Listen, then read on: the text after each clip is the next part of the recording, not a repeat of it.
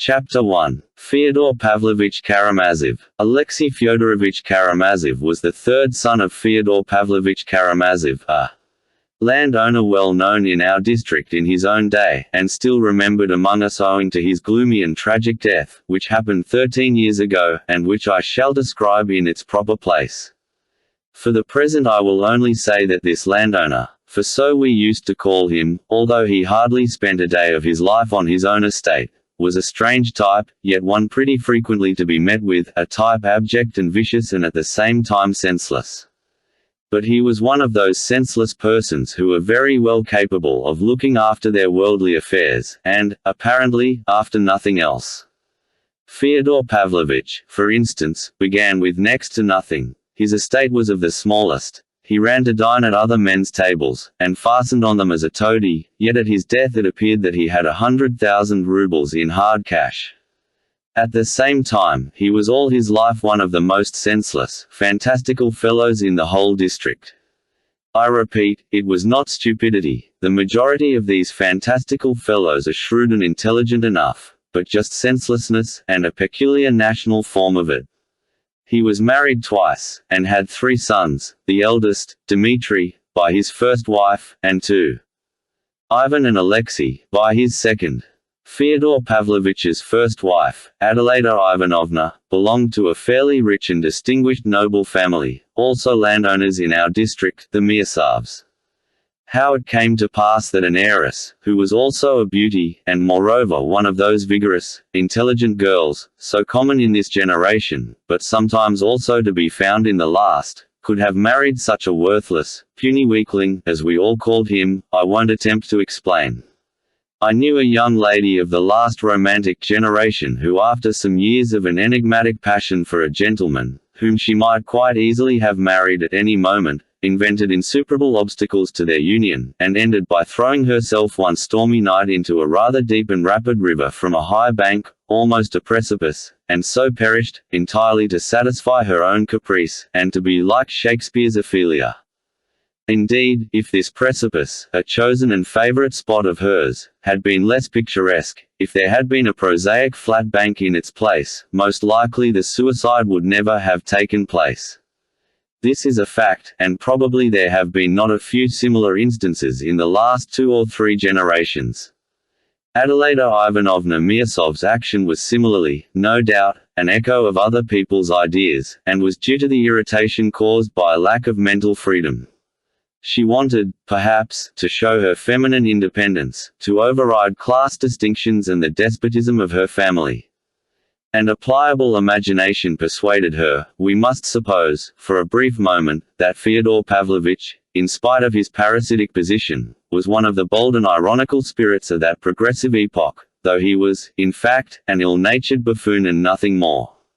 What gave the marriage piquancy was that it was preceded by an elopement, and this greatly captivated Adelaida Ivanovna's fancy. Fyodor Pavlovich's position at the time made him specially eager for any such enterprise, for he was passionately anxious to make a career in one way or another.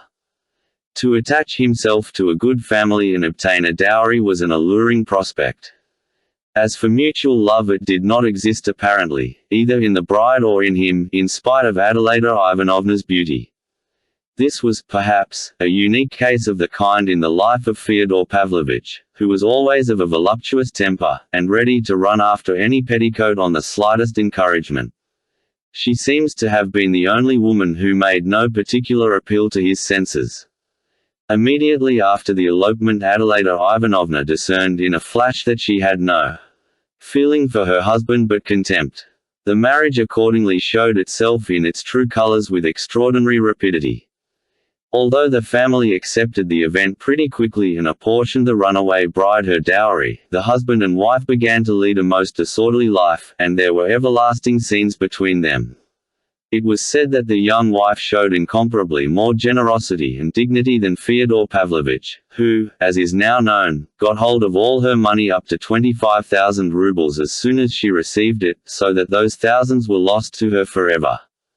The little village and the rather fine town house which formed part of her dowry he did his utmost for a long time to transfer to his name, by means of some deed of conveyance. He would probably have succeeded, merely from her moral fatigue and desire to get rid of him, and from the contempt and loathing he aroused by his persistent and shameless importunity. But, fortunately, Adelaida Ivanovna's family intervened and circumvented his greediness. It is known for a fact that frequent fights took place between the husband and wife, but rumor had it that Fyodor Pavlovich did not beat his wife but was beaten by her, for she was a hot-tempered, bold, dark-browed, impatient woman, possessed of remarkable physical strength. Finally, she left the house and ran away from Fyodor Pavlovich with a destitute divinity student, leaving Mitya, a child of 3 years old, in her husband's hands. Immediately Fyodor Pavlovich introduced a regular harem into the house, and abandoned himself to orgies of drunkenness. In the intervals he used to drive all over the province, complaining tearfully to each and all of Adelaida Ivanovna's having left him, going into details too disgraceful for a husband to mention in regard to his own married life. What seemed to gratify him and flatter his self-love most was to play the ridiculous part of the injured husband, and to parade his woes with embellishments. "One would think that you'd got a promotion, Fyodor Pavlovich, you seem so pleased in spite of your sorrow," scoffers said to him.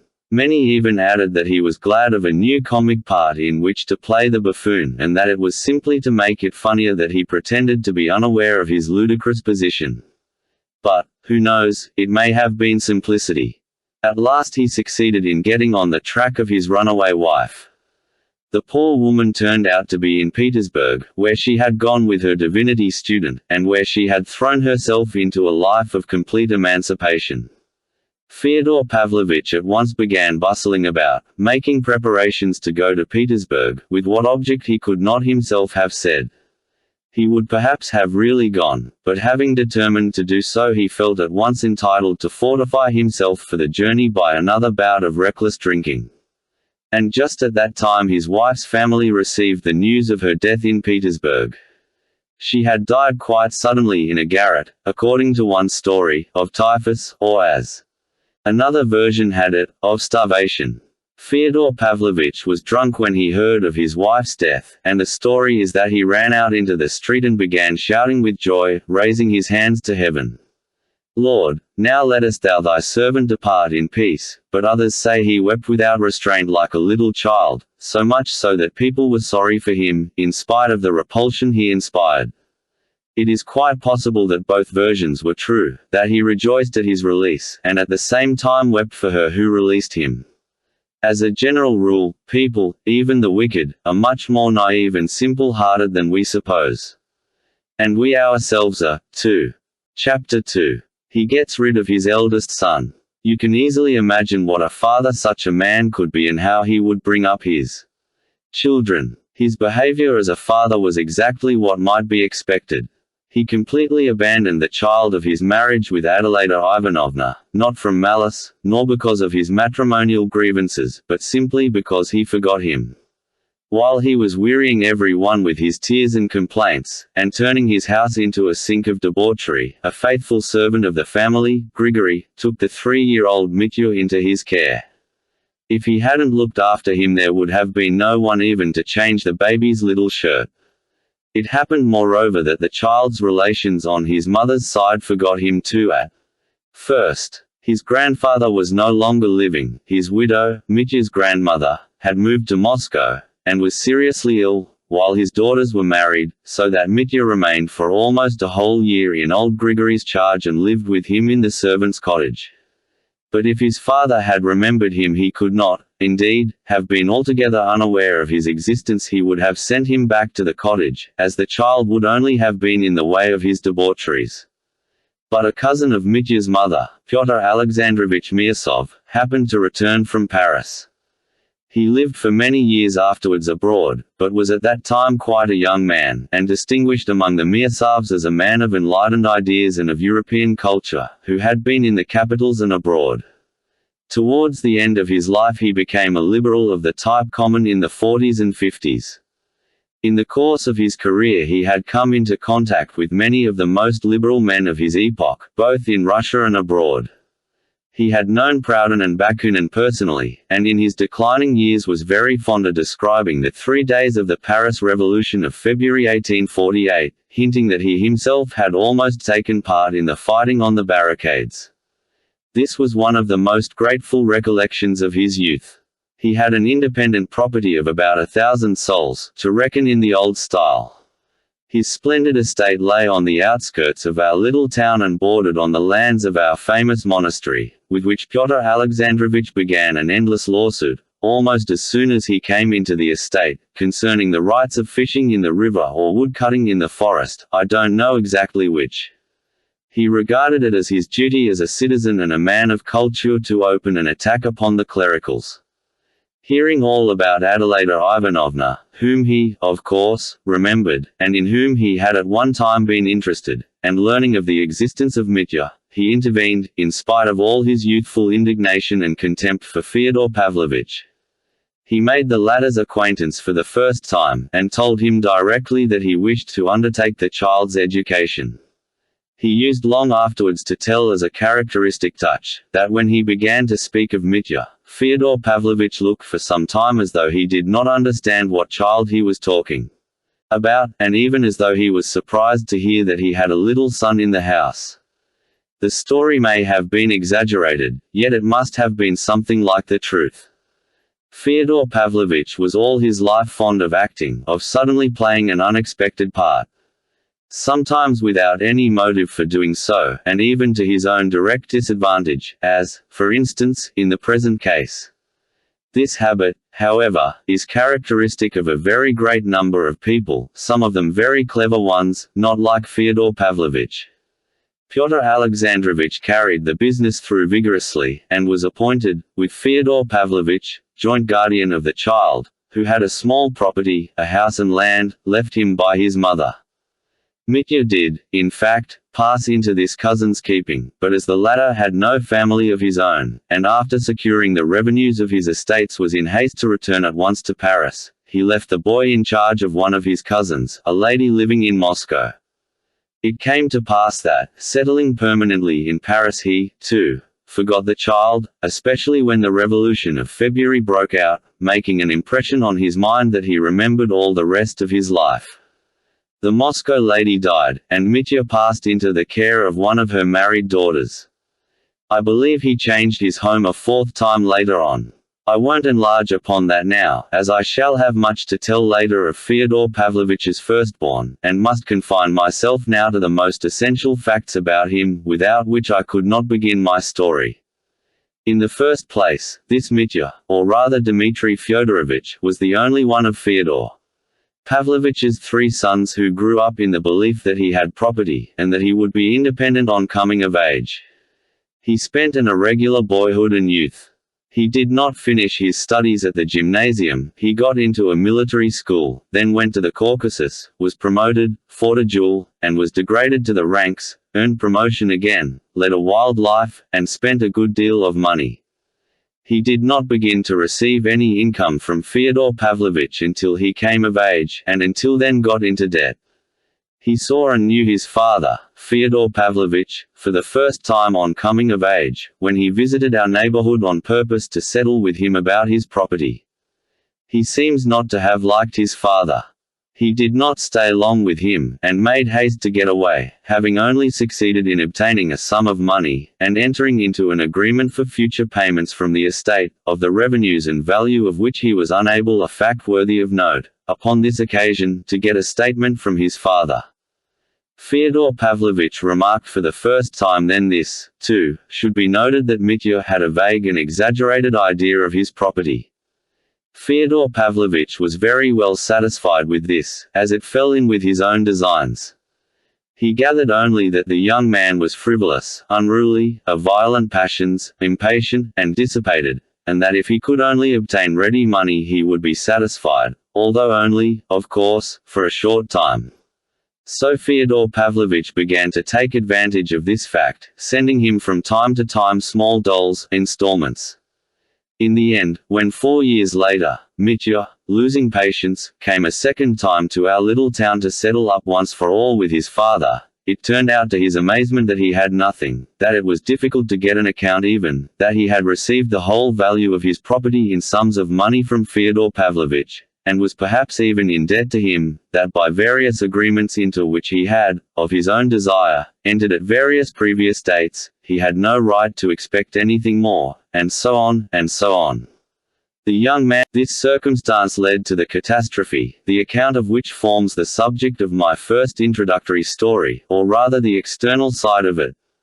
But before I pass to that story, I must say a little of Fyodor Pavlovich's other two sons, and of their Chapter 3. The second marriage and the second family. Very shortly after getting his 4-year-old Mitya off his hands, Fyodor Pavlovich married a second time. His second marriage lasted 8 years. He took this second wife, Sofya Ivanovna, also a very young girl, from another province, where he had gone upon some small piece of business in company with a Jew. Though Fyodor Pavlovich was a drunkard and a vicious debauchee, he never neglected investing his capital, and managed his business affairs very successfully, though, no doubt, not over-scrupulously. Sofya Ivanovna was the daughter of an obscure deacon, and was left from childhood an orphan without relations. She grew up in the house of a general's widow, a wealthy old lady of good position, who was at once her benefactress and tormentor. I do not know the details, but I have only heard that the orphan girl, a meek and gentle creature, was once cut down from a halter in which she was hanging from a nail in the loft, so terrible were her sufferings from the caprice and everlasting nagging of this old woman, who was apparently not bad-hearted but had become an insufferable tyrant through idleness. Fyodor Pavlovich made her an offer. Inquiries were made about him and he was refused. But again, as in his first marriage, he proposed an elopement to the orphan girl.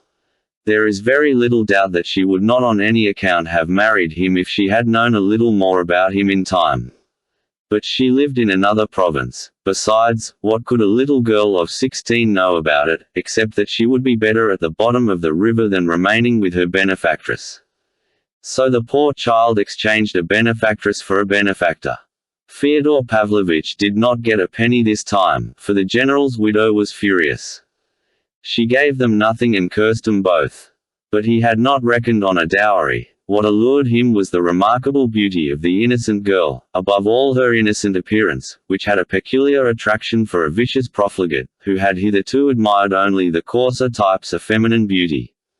"Those innocent eyes slit my soul up like a razor," he used to say afterwards, with his loathsome snigger. In a man so depraved this might, of course, mean no more than sensual attraction. As he had received no dowry with his wife, and had, so to speak, taken her from the halter, he did not stand on ceremony with her. Making her feel that she had wronged him, he took advantage of her phenomenal meekness and submissiveness to trample on the elementary decencies of marriage. He gathered loose women into his house, and carried on orgies of debauchery in his wife's presence. To show what a pass things had come to, I may mention that Grigory, the gloomy, stupid, obstinate, argumentative servant, who had always hated his first mistress, Adelaida Ivanovna, took the side of his new mistress.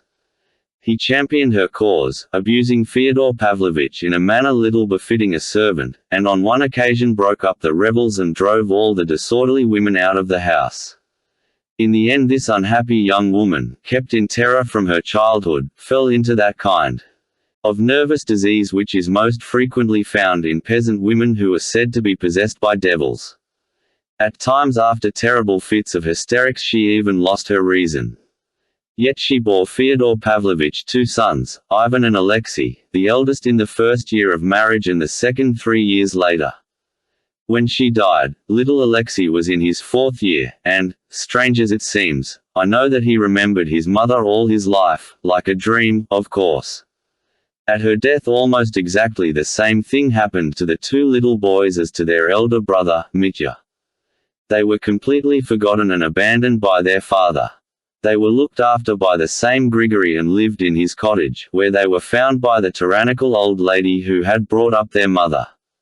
She was still alive, and had not, all those 8 years, forgotten the insult done her.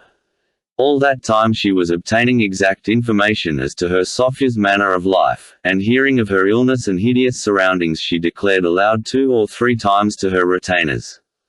It serves her right. God has punished her for her ingratitude.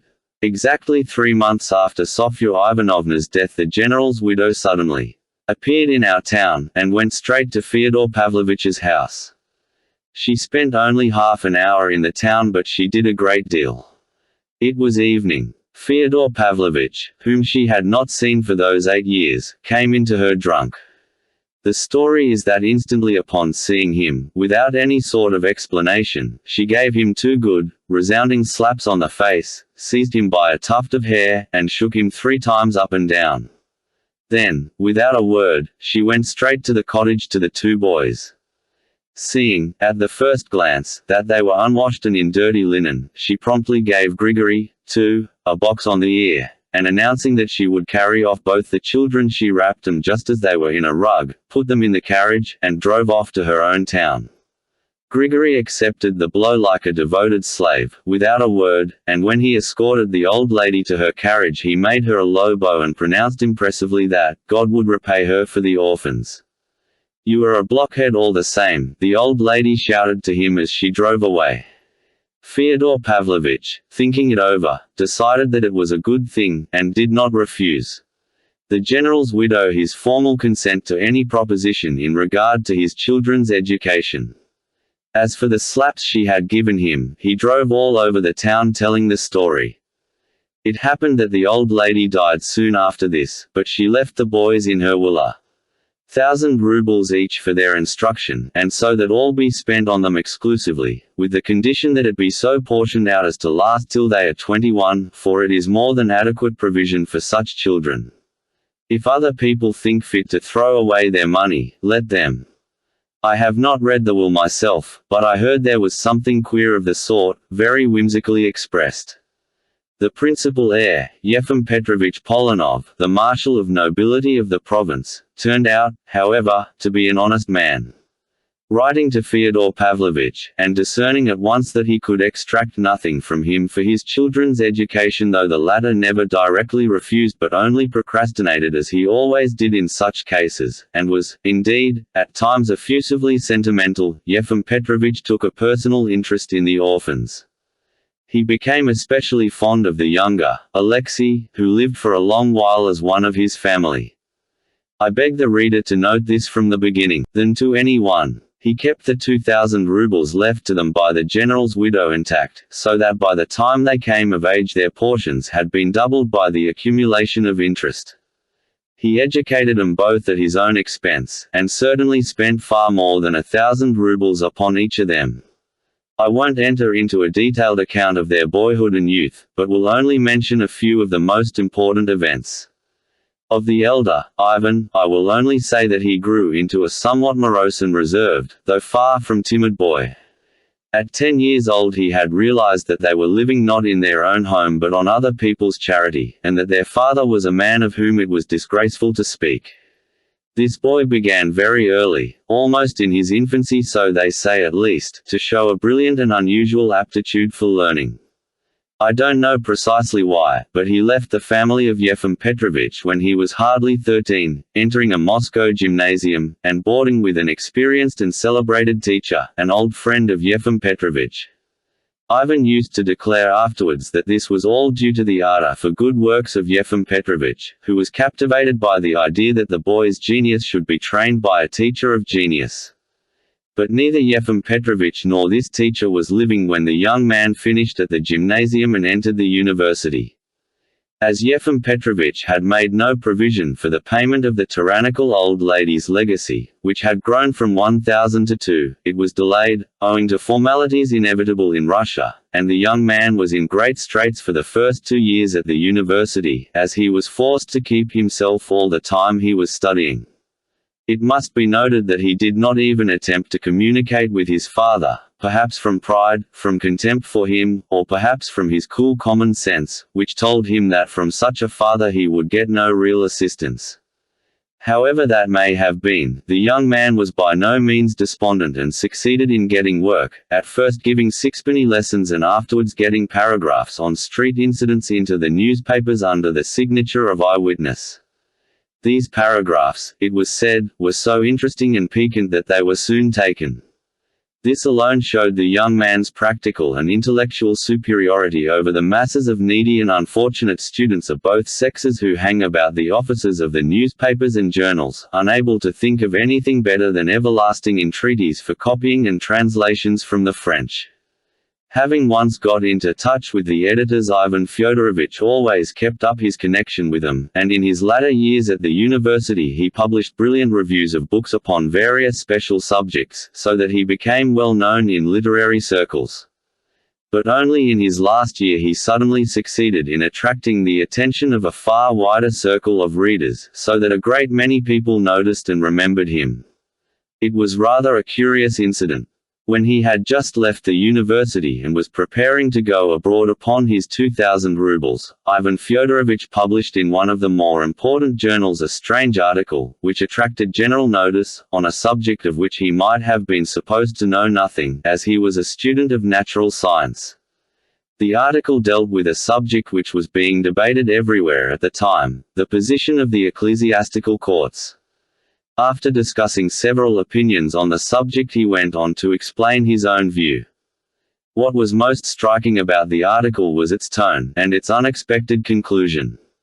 Many of the church party regarded him unquestioningly as on their side. And yet not only the secularists but even atheists joined them in their applause. Finally, some sagacious persons opined that the article character limit is exceeded. Incident particularly because this article penetrated into the famous monastery in our neighborhood, where the inmates, being particularly interested in the question of the ecclesiastical courts, were completely bewildered by it. Learning the author's name, they were interested in his being a native of the town and the son of that Fyodor Pavlovich. And just then it was that the author himself made his appearance among us. Why Ivan Fyodorovich had come amongst us I remember asking myself at the time with a certain uneasiness. This fateful visit, which was the first step leading to so many consequences, I never fully explained to myself. It seemed strange on the face of it that a young man so learned, so proud, and apparently so cautious, should suddenly visit such an infamous house, and a father who had ignored him all his life, hardly knew him, never thought of him, and would not under any circumstances have given him money, though he was always afraid that his sons Ivan and Alexei would also come to ask him for it. And here the young man was staying in the house of such a father, had been living with him for 2 months, and they were on the best possible terms. This last fact was a special cause of wonder to many others as well as to me. Pyotr Alexandrovich Miasov, of whom we have spoken already, the cousin of Fyodor Pavlovich's first wife, happened to be in the neighborhood again on a visit to his estate. He had come from Paris, which was his permanent home. I remember that he was more surprised than anyone when he made the acquaintance of the young man, who interested him extremely, and with whom he sometimes argued and not without an inner pang compared himself in acquirements. He is proud, he used to say, he will never be in want of pence, he has got money enough to go abroad now. What does he want here? Every one can see that he hasn't come for money, for his father would never give him any. He has no taste for drink and dissipation, and yet his father can't do without him. They get on so well together. That was the truth. The young man had an unmistakable influence over his father, who positively appeared to be behaving more decently and even seemed at times ready to obey his son, though often extremely and even spitefully perverse. It was only later that we learned that Ivan had come partly at the request of, and in the interests of, his elder brother, Dmitri, whom he saw for the first time on this very visit, though he had before leaving Moscow been in correspondence with him about an important matter of more concern to Dmitri than himself. What that business was the reader will learn fully in due time. Yet even when I did know of this special circumstance I still felt Ivan Fyodorovich to be an enigmatic figure, and thought his visit rather mysterious. I may add that Ivan appeared at the time in the light of a mediator between his father and His elder brother Dmitri, who was in open quarrel with his father and even planning to bring an action against him. The family, I repeat, was now united for the first time, and some of its members met for the first time in their lives. The younger brother, Alexei, had been a year already among us, having been the first of the three to arrive. It is of that brother Alexei I find it most difficult to speak in this introduction.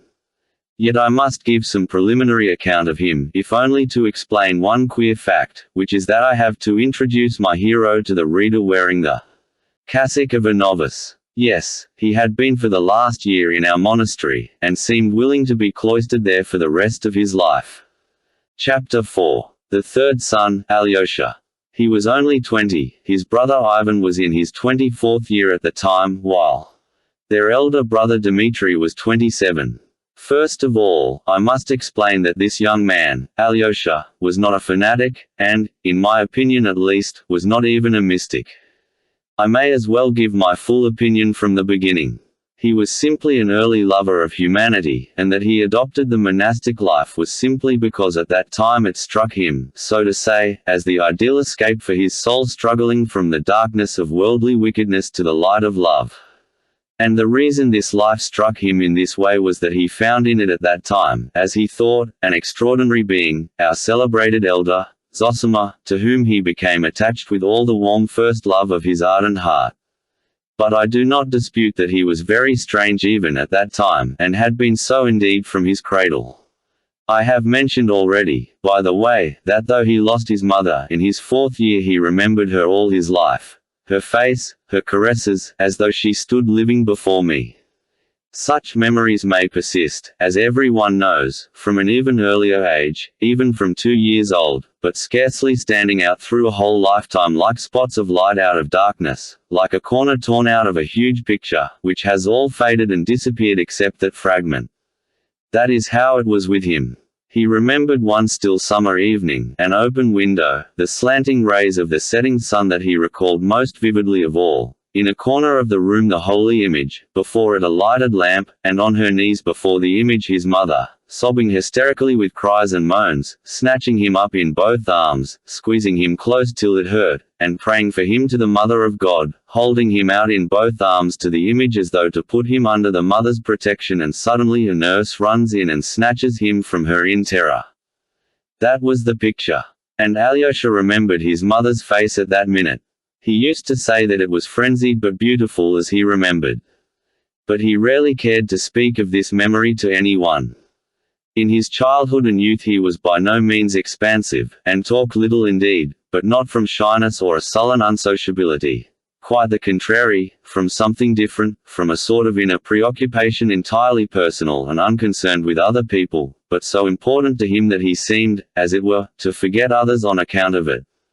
But he was fond of people, he seemed throughout his life to put implicit trust in people, yet no one ever looked on him as a simpleton or naive person.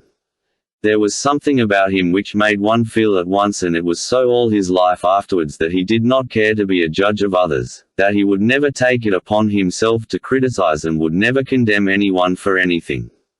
He seemed, indeed, to accept everything without the least condemnation, though often grieving bitterly. And this was so much so that no one could surprise or frighten him even in his earliest youth. Coming at 20 to his father's house, which was a very sink of filthy debauchery, he, chaste and pure as he was, simply withdrew. In silence when to look on was unbearable, but without the slightest sign of contempt or condemnation. His father, who had once been in a dependent position, and so was sensitive and ready to take offense, met him at first with distrust and sullenness. "He does not say much," he used to say, "and thinks the more." But soon, within a fortnight indeed, he took to embracing him and kissing him terribly often, with drunken tears, with sottish sentimentality, yet he evidently felt a real and deep affection for him, such as he had never been capable of feeling for anyone before. Everyone, indeed, loved this young man wherever he went, and it was so from his earliest childhood. When he entered the household of his patron and benefactor, Yefim Petrovich Polanov, he gained the hearts of all the family, so that they looked on him quite as their own child. Yet he entered the house at such a tender age that he could not have acted from design nor artfulness in winning affection. So that the gift of making himself loved directly and unconsciously was inherent in him, in his very nature, so to speak. It was the same at school, though he seemed to be just one of those children who are distrusted, sometimes ridiculed, and even disliked by their schoolfellows. He was dreamy, for instance, and rather solitary. From his earliest childhood he was fond of creeping into a corner to read, and yet he was a general favorite all the while he was at school. He was rarely playful or merry, but anyone could see at the first glance that this was not from any sullenness. On the contrary, he was bright and good-tempered. He never tried to show off among his schoolfellows. Perhaps because of this, he was never afraid of anyone, yet the boys immediately understood that he was not proud of his fearlessness and seemed to be unaware that he was bold and courageous. He never resented an insult. It would happen that an hour after the offense he would address the offender or answer some question with as trustful and candid an expression as though nothing had happened between them. And it was not that he seemed to have forgotten or intentionally forgiven the affront, but simply that he did not regard it as an affront, and this completely conquered and captivated the boys. He had one characteristic which made all his schoolfellows from the bottom class to the top want to mock at him, not from malice but because it amused them. This characteristic was a wild fanatical modesty and chastity. He could not bear to hear certain words and certain conversations about women. There are certain words and conversations unhappily impossible to eradicate in schools. Boys pure in mind and heart, almost children, are fond of talking in school among themselves, and even aloud, of things, pictures, and images of which even soldiers would sometimes hesitate to speak. More than that, much that soldiers have no knowledge or conception of is familiar to quite young children of our intellectual and higher classes. There is no moral depravity, no real corrupt inner cynicism in it, but there is the appearance of it, and it is often looked upon among them as something refined, subtle, daring, and worthy of imitation. Seeing that Alyosha Karamazov put his fingers in his ears when they talked to that, they used sometimes to crowd round him, pull his hands away, and shout nastiness into both ears, while he struggled, slipped to the floor, tried to hide himself without uttering one word of abuse, enduring their insults in silence. But at last they left him alone and gave up taunting him with being a regular girl, and what's more they looked upon it with compassion as a weakness. At the time of Yefim Petrovich's death Alyosha had 2 more years to complete at the provincial gymnasium. The inconsolable widow went almost immediately after his death for a long visit to Italy with her whole family, which consisted only of women and girls. Alyosha went to live in the house of 2 distant relations of Yefim Petrovich, ladies whom he had never seen before. On what terms he lived with them he did not know himself. It was very characteristic of him, indeed, that he never cared at whose expense he was living. In that respect he was a striking contrast to his elder brother Ivan, who struggled with poverty for his first 2 years in the university, maintained himself by his own efforts, and had from childhood been bitterly conscious of living at the expense of his benefactor. But this strange trait in Alyosha's character must not, I think, be criticized too severely, for at the slightest acquaintance with him anyone would have perceived that Alyosha was one of those youths, almost of the type of religious enthusiast, who, if they were suddenly to come into possession of a large fortune, would not hesitate to give it away for the asking, either for good works or perhaps to a clever rogue. In general he seemed scarcely to know the value of money, not, of course, in a literal sense. When he was given pocket money, which he never asked for, he was either terribly careless of it so that it was gone in a moment, or he kept it for weeks together, not knowing what to do with it.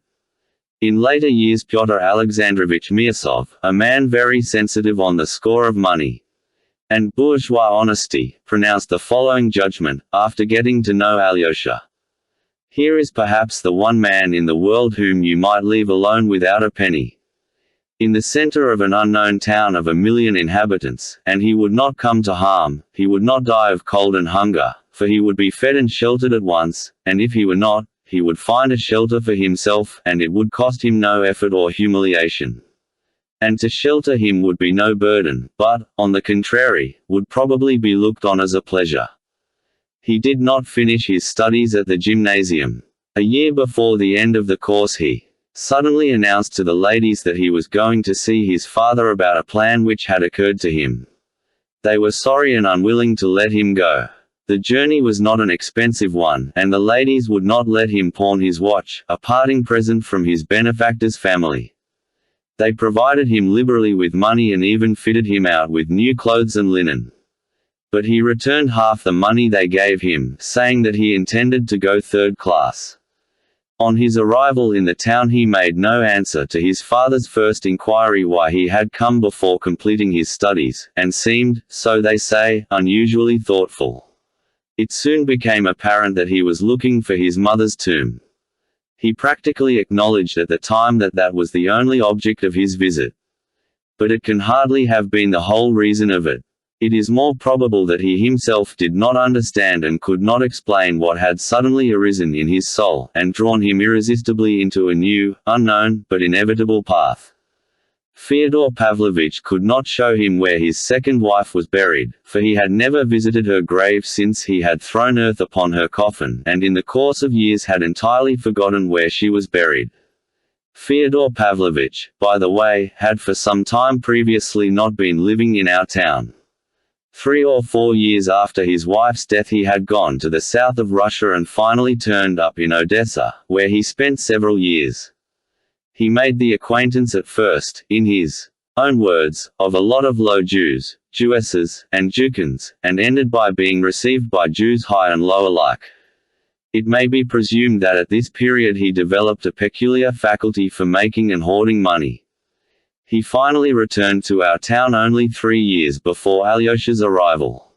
His former acquaintances found him looking terribly aged, although he was by no means an old man. He behaved not exactly with more dignity but with more effrontery. The former buffoon showed an insolent propensity for making buffoons of others. His depravity with women was not simply what it used to be, but even more revolting. In a short time he opened a great number of new taverns in the district. It was evident that he had perhaps 100,000 rubles or not much less. Many of the inhabitants of the town and district were soon in his debt, and, of course, had given good security. Of late, too, he looked somehow bloated and seemed more irresponsible, more uneven, had sunk into a sort of incoherence, used to begin one thing and go on with another, as though he were letting himself go altogether. He was more and more frequently drunk.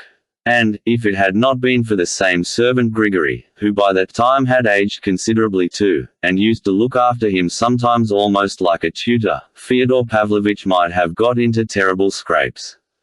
Alyosha's arrival seemed to affect even his moral side, as though something had awakened in this prematurely old man which had long been dead in his soul. "Do you know," he used often to say, looking at Alyosha, "that you are like her, the crazy woman." That was what he used to call his dead wife, Alyosha's mother. Grigory it was who pointed out the crazy woman's grave to Alyosha. He took him to our town cemetery and showed him in a remote corner a cast-iron tombstone, cheap but decently kept, on which were inscribed the name and age of the deceased and the date of her death, and below a 4-lined verse, such as are commonly used on old-fashioned middle-class tombs. To Alyosha's amazement this tomb turned out to be Grigory's doing. He had put it up on the poor crazy woman's grave at his own expense, after Fyodor Pavlovitch, whom he had often pestered about the grave, had gone to Odessa, abandoning the grave and all his memories. Alyosha showed no particular emotion at the sight of his mother's grave. He only listened to Grigory's minute and solemn account of the erection of the tomb. He stood with bowed head and walked away without uttering a word. It was perhaps a year before he visited the cemetery again. But this little episode was not without an influence upon Fyodor Pavlovitch, and a very original one. He suddenly took 1,000 rubles to our monastery to pay for requiems for the soul of his wife, but not for the second, Alyosha's mother, the crazy woman, but for the first, Adelaida Ivanovna, who used to thrash him. In the evening of the same day he got drunk and abused the monks to Alyosha. He himself was far from being religious. He had probably never put a penny candle before the image of a saint. Strange impulses of sudden feeling and sudden thought are common in such types. I have mentioned already that he looked bloated. His countenance at this time bore traces of something that testified unmistakably to the life he had led. Besides the long fleshy bags under his little, always insolent, suspicious, and ironical eyes, besides the multitude of deep wrinkles in his little fat face, the Adam's apple hung below his sharp chin like a great, fleshy goiter, which gave him a peculiar, repulsive, sensual appearance. Add to that a long rapacious mouth with full lips, between which could be seen little stumps of black decayed teeth. He slobbered every time he began to speak. He was fond indeed of making fun of his own face, though, I believe, he was well satisfied with it. He used particularly to point to his nose, which was not very large, but very delicate and conspicuously aquiline. A regular Roman nose, he used to say, with my goiter I've quite the countenance of an ancient Roman patrician of the decadent period. He seemed proud of it. Not long after visiting his mother's grave, Alyosha suddenly announced that he wanted to enter the monastery, and that the monks were willing to receive him as a novice. He explained that this was his strong desire, and that he was solemnly asking his consent as his father. The old man knew that the elder Zosima, who was living in the monastery hermitage, had made a special impression upon his gentle boy. That is the most honest monk among them, of course, he observed, after listening in thoughtful silence to Alyosha, and seeming scarcely surprised at his request. Hunnam, so that's where you want to be, my gentle boy. He was half drunk, and suddenly he grinned his slow half-drunken grin, which was not without a certain cunning and tipsy slyness. Hunnam, I had a presentiment that you would end in something like this. Would you believe it? You were making straight for it. Well, to be sure you have your own 2,000. That's a dowry for you. And I'll never desert you, my angel. And I'll pay what's wanted for you there, if they ask for it. But, of course, if they don't ask, why should we worry them? What do you say? You know, you spend money like a canary, 2 grains a week. Hunnam, do you know that near one monastery there's a place outside the town where every baby knows there are none but the monks' wives, living, as they are called. 30 women, I believe. I have been there myself. You know, it is interesting in its own way, of course, as a variety. The worst of it is awfully Russian. There are no French women there. Of course they could get 'em fast enough, they have plenty of money. If they get to hear of it they'll come along. Well, there's nothing of that sort here. No, monks, wives, and 200 monks. They're honest. They keep the fasts. I admit it. Hunnam, so you want to be a monk. And do you know I'm sorry to lose you, Alyosha, would you believe it, I've really grown fond of you. Well, it is a good opportunity. You'll pray for us sinners. We have sinned too much here. I've always been thinking who would pray for me, and whether there's anyone in the world to do it. My dear boy, I'm awfully stupid about that. You wouldn't believe it. Awfully. You see, however stupid I am about it, I keep thinking, from time to time, of course, not all the while. It's impossible, I think, for the devils to forget to drag me down to hell with their hooks when I die. Then I wonder, hooks. Where would they get them? What of iron hooks? Where do they forge them? Have they a foundry there of some sort? The monks in the monastery probably believe that there's a ceiling in hell, for instance. Now I'm ready to believe in hell, but without a ceiling. It makes it more refined, more enlightened, more Lutheran, that is. And, after all, what does it matter whether it has a ceiling or hasn't? But, do you know, there's a damnable question involved in it. If there's no ceiling there can be no hooks, and if there are no hooks it all breaks down, which is unlikely again, for then there would be none to drag me down to hell. Yes, only the shadows of hooks, I know. That's how a Frenchman described hell. Je vous l'ombre d'un coq qui avec l'ombre d'une brosse frottate l'ombre d'une carrosse. How do you know there are no hooks, darling? When you've lived with the monks you'll sing a different tune. But go and get at the truth there, and then come and tell me. Anyway, it is easier going to the other world if one knows what there is there. Besides, it will be more seemly for you with the monks than here with me, with a drunken old man and young harlots. Though you're like an angel, nothing touches you. And I dare say nothing will touch you there. That's why I let you go, because I hope for that. You've got all your wits about you. You will burn and you will burn out, you will be healed and come back again. And I will wait for you. I feel that you're the only creature in the world who has not condemned me. My dear boy, I feel it, you know. I can't help feeling it. And he even began blubbering. He was sentimental. He was wicked and sentimental. Chapter 5. Elders. Some of my readers may imagine that my young man was a sickly, ecstatic, poorly developed creature, a pale, consumptive dreamer. On the contrary, Alyosha was at this time a well-grown, red-cheeked, clear-eyed lad of 19, radiant with health. He was very handsome, too, graceful, moderately tall, with hair of a dark brown, with a regular, rather long, oval-shaped face, and wide-set dark grey, shining eyes. He was very thoughtful, and apparently very serene. I shall be told, perhaps, that red cheeks are not incompatible with fanaticism and mysticism, but I fancy that Alyosha was more of a realist than anyone. Oh, no doubt, in the monastery he fully believed in miracles, but, to my thinking, miracles are never a stumbling block to the realist. It is not miracles that dispose realists to belief. The genuine realist, if he is an unbeliever, will always find strength and ability to disbelieve in the miraculous, and if he is confronted with a miracle as an irrefutable fact, he would rather disbelieve his own senses than admit the fact.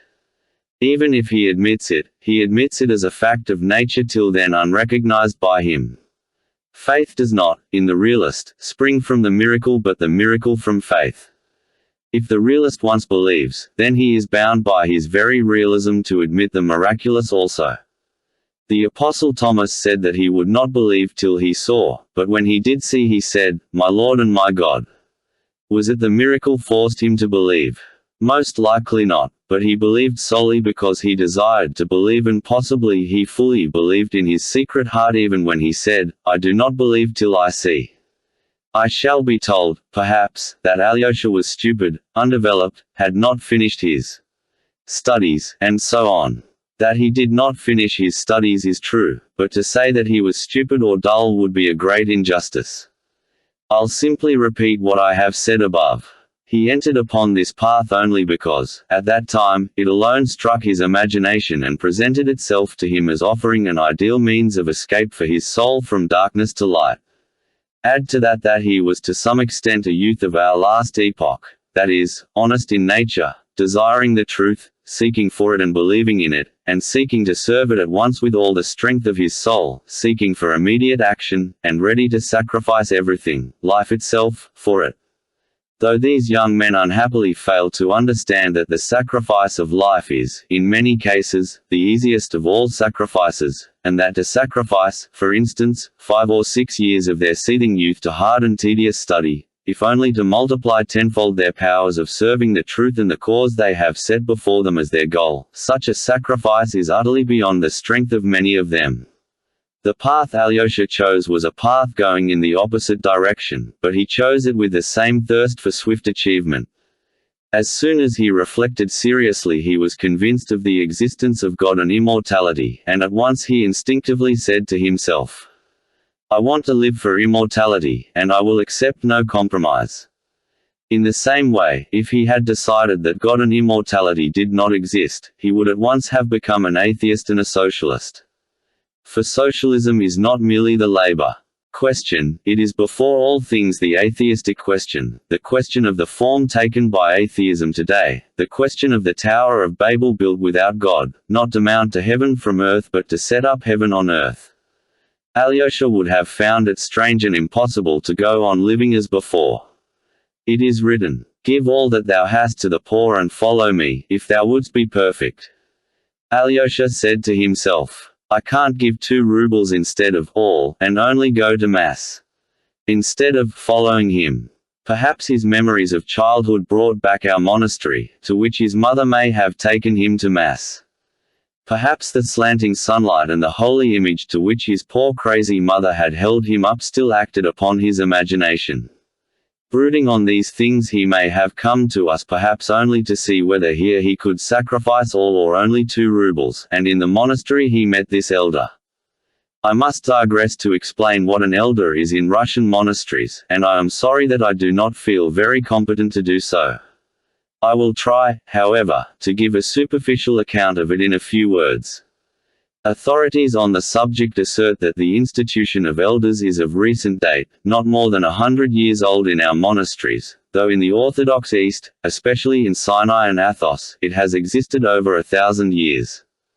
It is maintained that it existed in ancient times in Russia also, but through the calamities which overtook Russia, the Tatars, civil war, the interruption of relations with the East after the destruction of Constantinople, this institution fell into oblivion. It was revived among us towards the end of last century by one of the great ascetics, as they called him, Paisi Velichkovsky, and his disciples.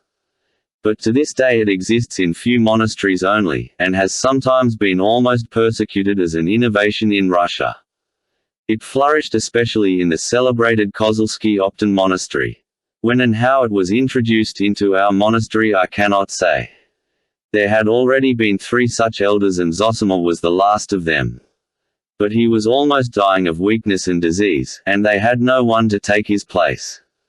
The question for our monastery was an important one, for it had not been distinguished by anything in particular till then. They had neither relics of saints, nor wonder-working icons, nor glorious traditions, nor historical exploits. It had flourished and been glorious all over Russia through its elders, to see and hear whom pilgrims had flocked for thousands of miles from all parts. What was such an elder? An elder was one who took your soul, your will, into his soul. And his will. When you choose an elder, you renounce your own will and yield it to him in complete submission, complete self-abnegation. This novitiate, this terrible school of abnegation, is undertaken voluntarily, in the hope of self-conquest, of self-mastery, in order, after a life of obedience, to attain perfect freedom, that is, from self, to escape the lot of those who have lived their whole life without finding their true selves in themselves. This institution of elders is not founded on theory, but was established in the East from the practice of 1,000 years. The obligations due to an elder are not the ordinary obedience which has always existed in our Russian monasteries. The obligation involves confession to the elder by all who have submitted themselves to him, and to the indissoluble bond between him and them. The story is told, for instance, that in the early days of Christianity one such novice, failing to fulfill some command laid upon him by his elder, left his monastery in Syria and went to Egypt. There, after great exploits, he was found worthy at last to suffer torture and a martyr's death for the faith. When the Church, regarding him as a saint, was burying him, suddenly, at the deacon's exhortation, "Depart all ye unbaptized," the coffin containing the martyr's body left its place and was cast forth from the church, and this took place 3 times. And only at last they learnt that this holy man had broken his vow of obedience and left his elder, and, therefore, could not be forgiven without the elder's absolution in spite of his great deeds. Only after this could the funeral take place. This, of course, is only an old legend. But here is a recent instance. A monk was suddenly commanded by his elder to quit Athos, which he loved as a sacred place and a haven of refuge, and to go first to Jerusalem to do homage to the holy places and then to go to the north to Siberia. "There is the place for thee and not here." The monk, overwhelmed with sorrow, went to the oecumenical patriarch at Constantinople and besought him to release him from his obedience. But the patriarch replied that not only was he unable to release him, but there was not and could not be on earth a power which could release him except the elder who had himself laid that duty upon him. In this way the elders are endowed in certain cases with unbounded and inexplicable authority. That is why in many of our monasteries the institution was at first resisted almost to persecution. Meantime the elders immediately began to be highly esteemed among the people. Masses of the ignorant people as well as men of distinction flocked, for instance, to the elders of our monastery to confess their doubts, their sins, and their sufferings, and ask for counsel and admonition. Seeing this, the opponents of the elders declared that the sacrament of confession was being arbitrarily and frivolously degraded, though the continual opening of the heart to the elder by the monk or the layman had nothing of the character of the sacrament. In the end, however, the institution of elders has been retained and is becoming established in Russian monasteries.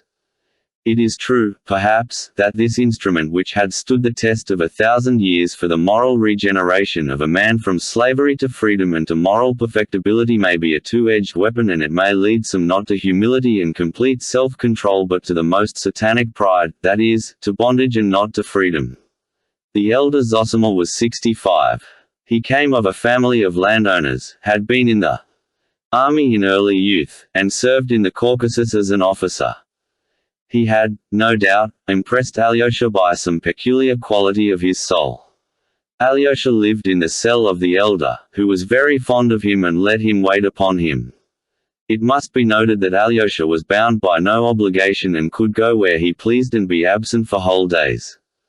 Though he wore the monastic dress, it was voluntarily, not to be different from others. No doubt he liked to do so. Possibly his youthful imagination was deeply stirred by the power and fame of his elder. It was said that so many people had for years past come to confess their sins to Father Zosima and to entreat him for words of advice and healing, that he had acquired the keenest intuition and could tell from an unknown face what a newcomer wanted, and what was the suffering on his conscience. He sometimes astounded and almost alarmed his visitors by his knowledge of their secrets before they had spoken a word. Alyosha noticed that many, almost all, went into the elder for the first time with apprehension and uneasiness, but came out with bright and happy faces. Alyosha was particularly struck by the fact that Father Zosima was not at all stern. On the contrary, he was always almost gay, more sinful, and the greater the sinner the more he loved him. There were, no doubt, up to the end of his life, among the monks some who hated and envied him, but they were few in number and they were silent, though among them were some of great dignity in the monastery, one, for instance, of the older monks distinguished for his strict keeping of fasts and vows of silence. But the majority were on Father Zosima's side, and very many of them loved him with all their hearts, warmly and sincerely. Some were almost fanatically devoted to him, and declared, though not quite aloud, that he was a saint, that there could be no doubt of it, and, seeing that his end was near, they anticipated miracles and great glory to the monastery in the immediate future from his relics. Alyosha had unquestioning faith in the miraculous power of the elder, just as he had unquestioning faith in the story of the coffin that flew out of the church. He saw many who came with sick children or relatives and besought the elder to lay hands on them and to pray over them, return shortly after, some the next day, and, falling in tears at the elder's feet, thank him for healing their sick. Whether they had really been healed or were simply better in the natural course of the disease was a question which did not exist for Alyosha, for he fully believed in the spiritual power of his teacher and rejoiced in his fame, in his glory, as though it were his own triumph.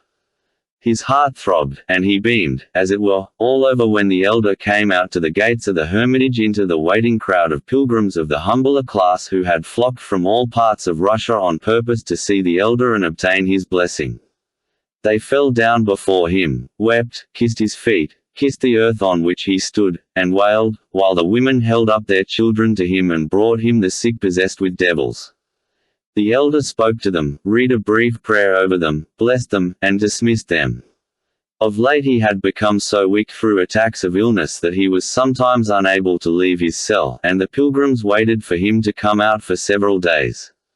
Alyosha did not wonder why they loved him so, why they fell down before him and wept with emotion merely at seeing his face. Oh! He understood that for the humble soul of the Russian peasant, worn out by grief and toil, and still more by the everlasting injustice and everlasting sin, his own and the world's, it was the greatest need and comfort to find someone or something holy to fall down before and worship. Among us there is sin, injustice, and temptation, but yet, somewhere on earth there is someone holy and exalted. He has the truth, he knows the truth, so it is not dead upon the earth. So it will come one day to us, too, and rule over all the earth according to the promise.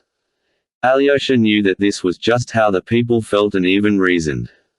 He understood it, but that the elder Zosima was this saint and custodian of God's truth, of that he had no more doubt than the weeping peasants and the sick women who held out their children to the elder.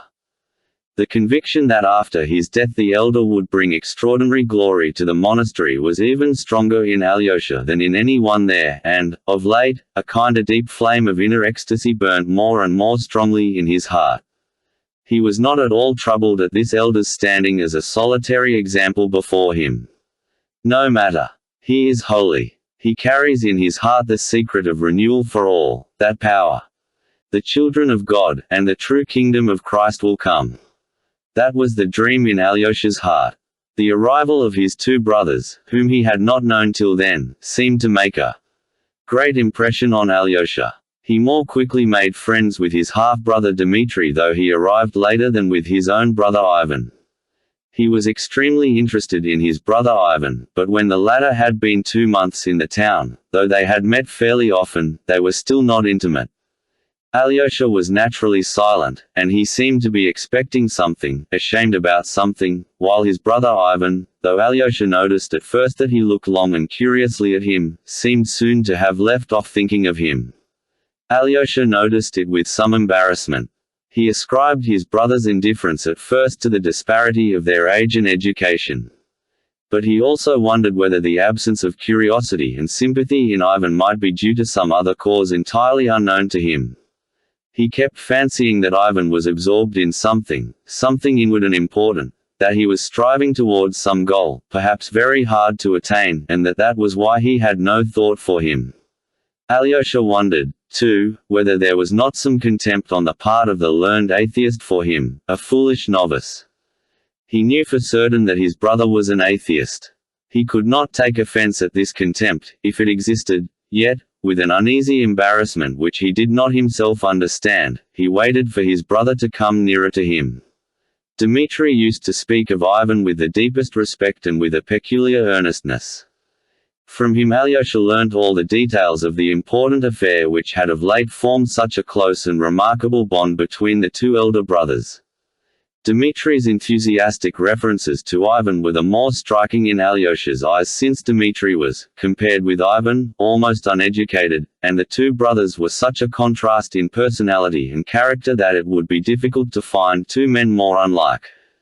It was at this time that the meeting, or, rather gathering of the members of this inharmonious family took place in the cell of the elder who had such an extraordinary influence on Alyosha. The pretext for this gathering was a false one. It was at this time that the discord between Dmitri and his father seemed at its acutest stage and their relations had become insufferably strained.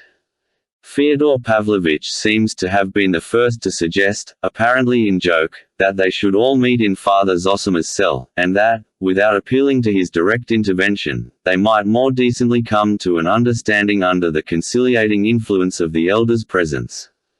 Dmitri, who had never seen the elder, naturally supposed that his father was trying to intimidate him, but, as he secretly blamed himself for his outbursts of temper with his father on several recent occasions, he accepted the challenge.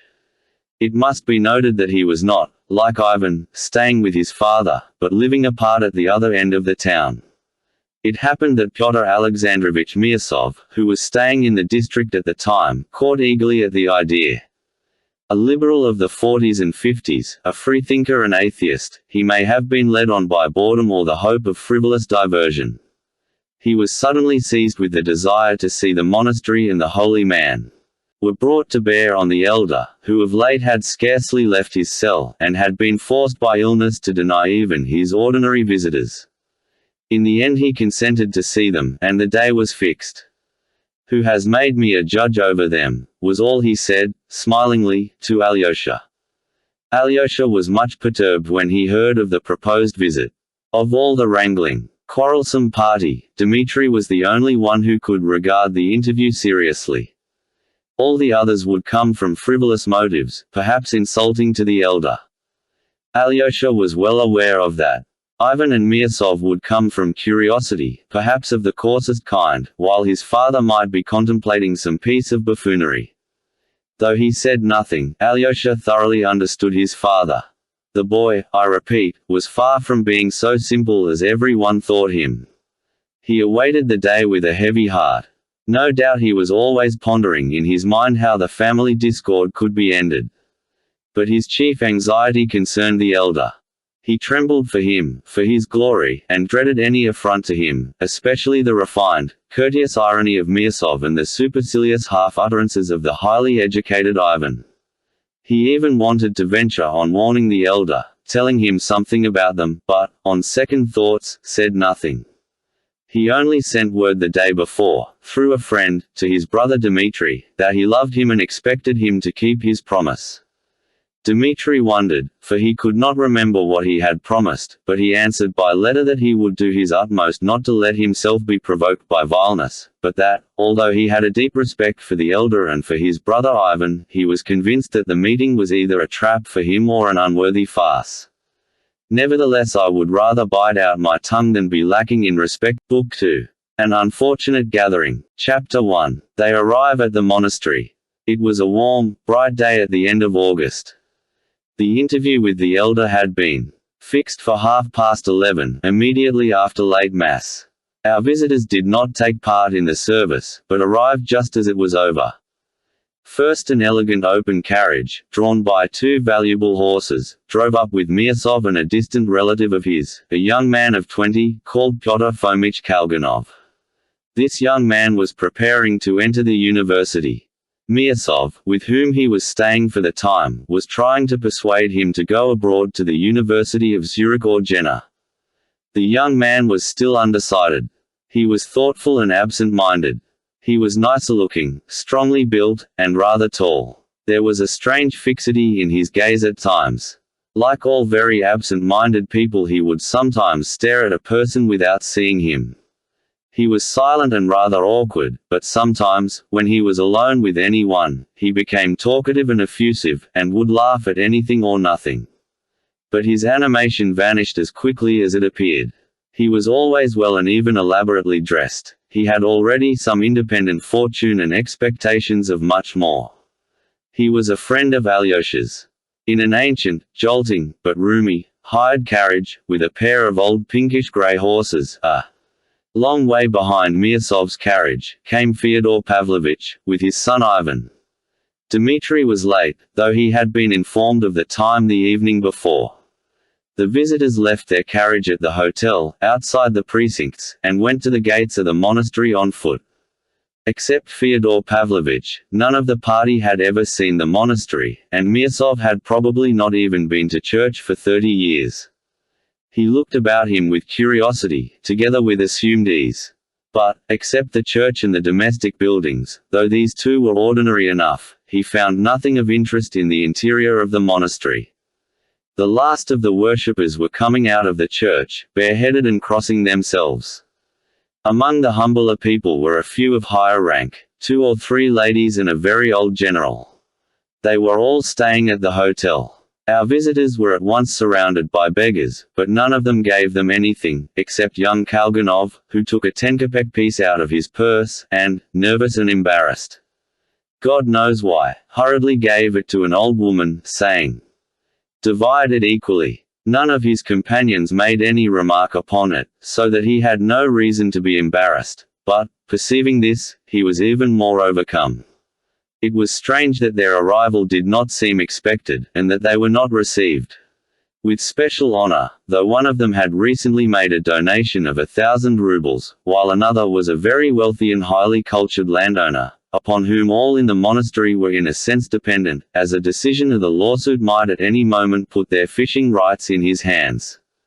Yet no official person. Miasov looked absent-mindedly at the tombstones round the church, and was on the point of saying that the dead buried here must have paid a pretty penny for the right of lying in this holy place, but refrained. His liberal irony was rapidly changing almost into anger. Who the devil is there to ask in this imbecile place? We must find out, for time is passing, he observed suddenly, as though speaking to himself. All at once there came up a bald-headed, elderly man with ingratiating little eyes, wearing a full, summer overcoat.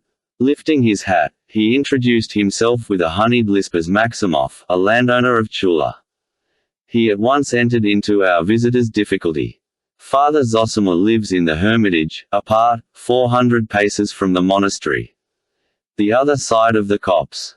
I know it is the other side of the copse, observed Fyodor Pavlovitch, but we don't Remember the way. It is a long time since we've been here. This way, by this gate, and straight across the copse. Come with me, won't you? I'll show you. I have to go. I am going myself. This way, this way. They came out of the gate and turned towards the copse. Maximov, a man of 60, ran. Rather than walked, turning sideways to stare at them all, with an incredible degree of nervous curiosity. His eyes looked starting out of his head. You see, we have come to the elder upon business of our own, observed Miasov severely. That personage has granted us an audience, so to speak, and so, though we thank you for showing us the way, we cannot ask you to accompany us. I've been there. I've been already. UN Chevalier Parfait, and Maximov snapped his fingers in the air. Who is a chevalier? Asked Miasov. The elder, the splendid elder, the elder. The honor and glory of the monastery, Zosima. Such an elder. But his incoherent talk was cut short by a very pale, wan-looking monk of medium height, wearing a monk's cap, who overtook them. Fyodor Pavlovich and Miasov stopped. The monk, with an extremely courteous, profound bow, announced, "The Father Superior invites all of you gentlemen to dine with him after your visit to the hermitage. At 1 o'clock, not later. And you also," he added, addressing Maximov. "That I certainly will, without fail," cried Fyodor Pavlovich, hugely delighted at the invitation. "And, believe me, we've all given our word to behave properly here."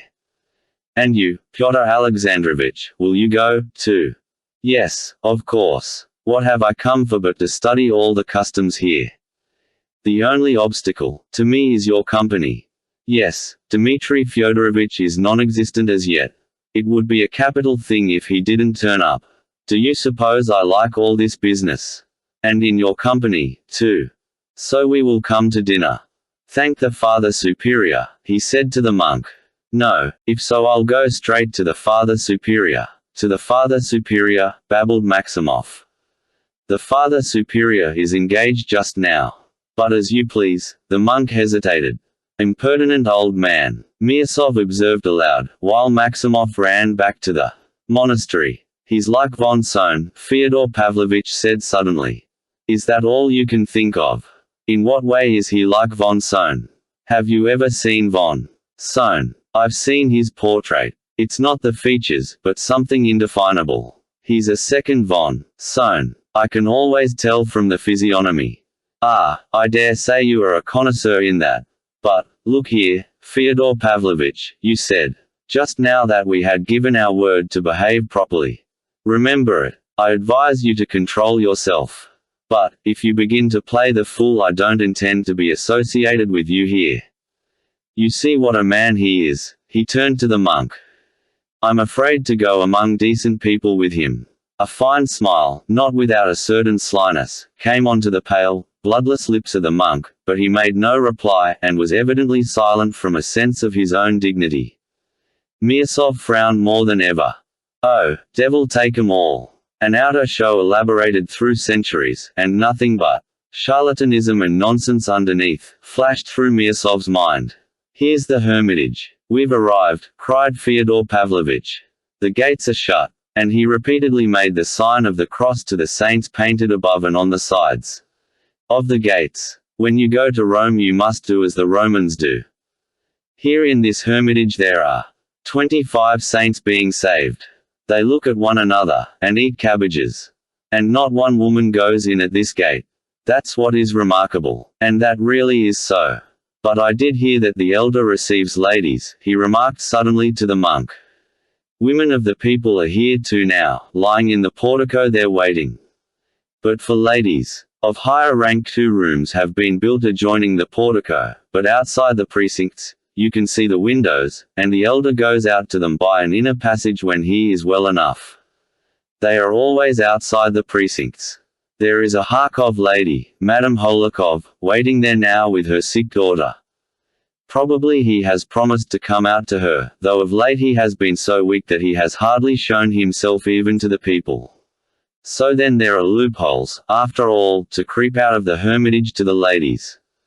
Don't suppose, Holy Father, that I mean any harm. But do you know that at Athos not only the visits of women are not allowed, but no creature of the female sex, no hens, nor turkey hens, nor cows. Fyodor Pavlovitch, I warn you I shall go back and leave you here. They'll turn you out. Though there were no roses now, there were numbers of rare and beautiful autumn flowers growing wherever there was space for them, and evidently tended by a skillful hand. There were flower beds round the church, and between the tombs, and the one-storied wooden house where the elder lived was also surrounded with flowers. And was it like this in the time of the last elder, Varsinofi? He didn't care for such elegance. They say he used to jump up and thrash even ladies with a stick, observed Fyodor Pavlovitch, as he went up the steps. The elder Varsinofi did sometimes seem rather strange, but a great deal that's told is foolishness. He never thrashed anyone, answered the monk. Now, gentlemen, if you will wait a minute I will announce you. Fyodor Pavlovitch, for the last time, your compact, do you hear? Behave properly or I will pay you out. Mirsov had time to mutter again. I can't think why you are so agitated, Fyodor Pavlovitch observed sarcastically. Ah, you uneasy about your sins. They say he can tell by one's eyes what one has come about. And what a lot you think of their opinion, you, a Parisian, and so advanced. I'm surprised at you.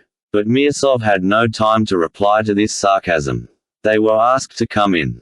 He walked in, somewhat irritated. Now, I know myself, I am annoyed, I shall lose my temper and begin to quarrel, and lower myself. Chapter 2. The old buffoon. They entered the room almost at the same moment that the elder came in from his bedroom. There were already in the cell, awaiting the elder, 2 monks of the hermitage, one the father librarian, and the other Father Pacy, a very learned man, so they said, in delicate health, though not old. There was also a tall young man, who looked about 22, standing in the corner throughout the interview. He had a broad, fresh face, and clever, observant, narrow brown eyes, and was wearing ordinary dress. He was a divinity student, living under the protection of the monastery. His expression was one of unquestioning, but self-respecting, reverence. Being in a subordinate and dependent position, and so not on an equality with the guests, he did not greet them with a bow. Father Zosima was accompanied by a novice, and by Alyosha. The 2 monks rose and greeted him with a very deep bow, touching the ground with their fingers, then kissed his hand. Blessing them, the elder replied with as deep a reverence to them, and asked their blessing. The whole ceremony was performed very seriously and with an appearance of feeling, not like an everyday rite. But Mirsov fancied that it was all done with intentional impressiveness. He stood in front of the other visitors. He had reflected upon it the evening before, from simple politeness, since it was the custom here, to have gone up to receive the elder's blessing, even if he did not kiss his hand. But when he saw all this bowing and kissing on the part of the monks he instantly changed his mind. With dignified gravity he made a rather deep, conventional bow, and moved away to a chair. Fyodor Pavlovitch did the same, mimicking Mirsov like an ape. Ivan bowed with great dignity and courtesy, but he too kept his hands at his sides, while Kalganov was so confused that he did not bow at all. The elder let fall the hand raised to bless them, and bowing to them again, asked them all to sit down. The blood rushed to Alyosha's cheeks. He was ashamed. His forebodings were coming true. Father Zosima sat down on a very old-fashioned mahogany sofa, covered with leather, and made his visitors sit down in a row along the opposite wall on 4 mahogany chairs, covered with shabby black leather. The monks sat, one at the door and the other at the window. The divinity student, the novice, and Alyosha remained standing. The cell was not very large and had a faded look. It contained nothing but the most necessary furniture, of coarse and poor quality. There were 2 pots of flowers in the window, and a number of holy pictures in the corner. Before one huge ancient icon of the Virgin a lamp was burning. Near it were 2 other holy pictures in shining settings, and, next them, carved cherubims, china eggs, a Catholic cross of ivory, with a Mater Dolorosa embracing it, and several foreign engravings from the great Italian artists of past centuries. Next to these costly and artistic engravings were several of the roughest Russian prints of saints and martyrs, such as are sold for a few farthings at all the fairs. On the other walls were portraits of Russian bishops, past and present. Miasov took a cursory glance at all these conventional surroundings and bent an intent look upon the elder. He had a high opinion of his own insight, a weakness excusable in him as he was 50, an age at which a clever man of the world of established position can hardly help taking himself rather seriously. At the first moment he did not like Zosima. There was, indeed, something in the elder's face which many people besides Miasov might not have liked. He was a short, bent, little man, with very weak legs, and though he was only 65, he looked at least 10 years older. His face was very thin and covered with a network of fine wrinkles, particularly numerous about his eyes, which were small, light-colored, quick, and shining like two bright points. He had a sprinkling of grey hair about his temples. His pointed beard was small and scanty, and his lips, which smiled frequently, were as thin as two threads. His nose was not long, but sharp, like a bird's beak. To all appearances a malicious soul, full of petty pride, thought Miasov. He felt altogether dissatisfied with his position. A cheap little clock on the wall struck 12 hurriedly, and served to begin the conversation. "Precisely to our time," cried Fyodor Pavlovitch, "but no sign of my son, Dmitri. I apologize for him, sacred elder." Alyosha shuddered all over at sacred elder. "I am always punctual myself, minute for minute, remembering that punctuality is the courtesy of kings." "But you are not a king, anyway," Miasov muttered, losing his self-restraint at once. "Yes, that's true. I'm not a king, and, would you believe it, Pyotr Alexandrovich, I was aware of that myself. But, there, I always say the wrong thing. Your Reverence," he cried, with sudden pathos, "you behold before you a buffoon in earnest. I introduce myself as such. It's an old habit, alas. And if I sometimes talk nonsense out of place it is with the object of amusing people and making myself agreeable. One must be agreeable, mustn't one? I was 7 years ago in a little town where I had business, and I made friends with some merchants there. We went to the captain of police because we had to see him about something and to ask him to dine with us. He was a tall, fat, fair, sulky man, the most dangerous type in such cases. It's their liver. I went straight up to him, and with the ease of a man of the world, "You know, Mr. Ispravnik," said I, "be our napravnik." "What do you mean by napravnik?" said he. I saw, at the first half-second, that it had missed fire. He stood there so glum. "I wanted to make a joke," said I, "for the general diversion, as Mr. Napravnik is our well-known Russian orchestra conductor and what we need for the harmony of our undertaking is someone of that sort." And I explained my comparison very reasonably, didn't I? "Excuse me," said he, "I am an ispravnik, and I do not allow puns to be made on my calling." He turned and walked away. I followed him, shouting, "Yes, yes, you are an ispravnik, not a napravnik." "No," he said, "since you called me a napravnik I am one. And would you believe it, it ruined our business. And I'm always like that, always like that. Always injuring myself with my politeness. Once, many years ago, I said to an influential person, 'Your wife is a ticklish lady, in an honorable sense, of the moral qualities, so to speak.' Help saying, 'Yes,' and he gave me a fine tickling on the spot. Only that happened long ago, so I'm not ashamed to tell the story. I'm always injuring myself like that." "You're doing it now," muttered Miasov, with disgust. Father Zosima scrutinized them both in silence. "Am I? Would you believe it, I was aware of that, too, Pyotr Alexandrovich, and let me tell you, indeed, I foresaw I should as soon as I began to speak. And do you know I foresaw, too, that you'd be the first to remark on it. The minute I see my joke isn't coming off, your reverence, both my cheeks feel as though they were drawn down to the lower jaw and there is almost a spasm in them. That's been so since I was young, when I had to make jokes for my living in noblemen's families. I am an inveterate buffoon, and have been from birth up, your reverence. It is as though it were a craze in me. I dare say it is a devil within me. But only a little one. A more serious one would have chosen another lodging. But not your soul, Pyotr Alexandrovich. You're not a lodging worth having either. But I do believe. I believe in God, though I have had doubts of late. But now I sit and await words of wisdom. I'm like the philosopher, Diderot, your reverence. Did you ever hear, most holy father, how Diderot went to see the Metropolitan Platon in the time of the Empress Catherine? He went in and said straight out, there is no God. To which the great bishop lifted up his finger and answered, the fool hath said in his heart there is no God. And he fell down at his feet on the spot. I believe, he cried, and will be christened. And so he was. Princess Dashkov was his godmother, and Potyomkin his godfather. Fyodor Pavlovitch, this is unbearable. You know you're telling lies and that's stupid. Anecdote isn't true. Why are you playing the fool? Cried Miasov in a shaking voice. I suspected all my life that it wasn't true, Fyodor Pavlovitch cried with conviction. But, I'll tell you the whole truth, gentlemen. Great elder. Forgive me, the last thing about Diderot's christening I made up just now. I never thought of it before.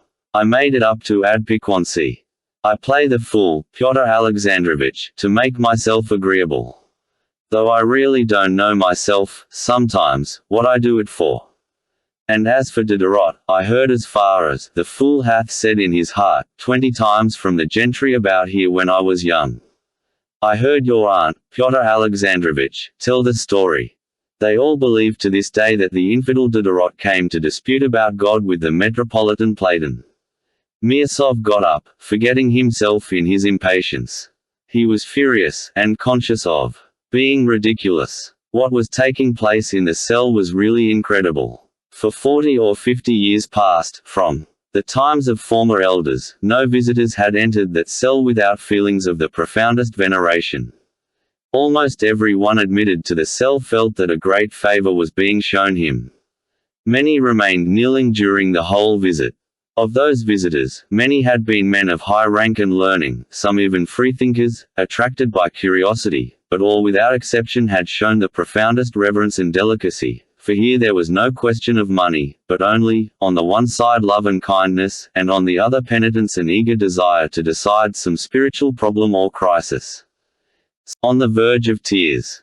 What seemed to him strangest of all was that his brother Ivan, on whom alone he had rested his hopes, and who alone had such influence on his father that he could have stopped him, sat now quite unmoved, with downcast eyes, apparently waiting with interest to see how it would end, as though he had nothing to do with it. Alyosha did not dare to look at Rakitin, the divinity student, whom he knew almost intimately. He alone in the monastery knew Rakitin's thoughts. Forgive me, began Miasov, addressing Father Zosima, for perhaps I seem to be taking part in this shameful foolery. I made a mistake in believing that even a man like Fyodor Pavlovitch would understand what was due on a visit to so honored a personage. I did not suppose I should have to apologize simply for having come with him. Pyotr Alexandrovich could say no more, and was about to leave the room, overwhelmed with confusion. Don't distress yourself, I beg. The elder got on to his feeble legs, and taking Pyotr Alexandrovich by both hands, made him sit down again. I beg you not to disturb yourself. I particularly beg you to be my guest. And with a bow he went back and sat down again on his little sofa. Great elder, speak. Do I annoy you by my vivacity? Fyodor Pavlovitch cried suddenly, clutching the arms of his chair in both hands, as though ready to leap up from it if the answer were unfavorable. I earnestly beg you, too, not to disturb yourself, and not to be uneasy, the elder said impressively. Do not trouble, make yourself quite at home. And, above all, do not be so ashamed of yourself, for that is at the root of it all. Quite at home. To be my natural self. Oh, that is much too much, but I accept it with grateful joy. Do you know, blessed Father, you'd better not invite me to be my natural self.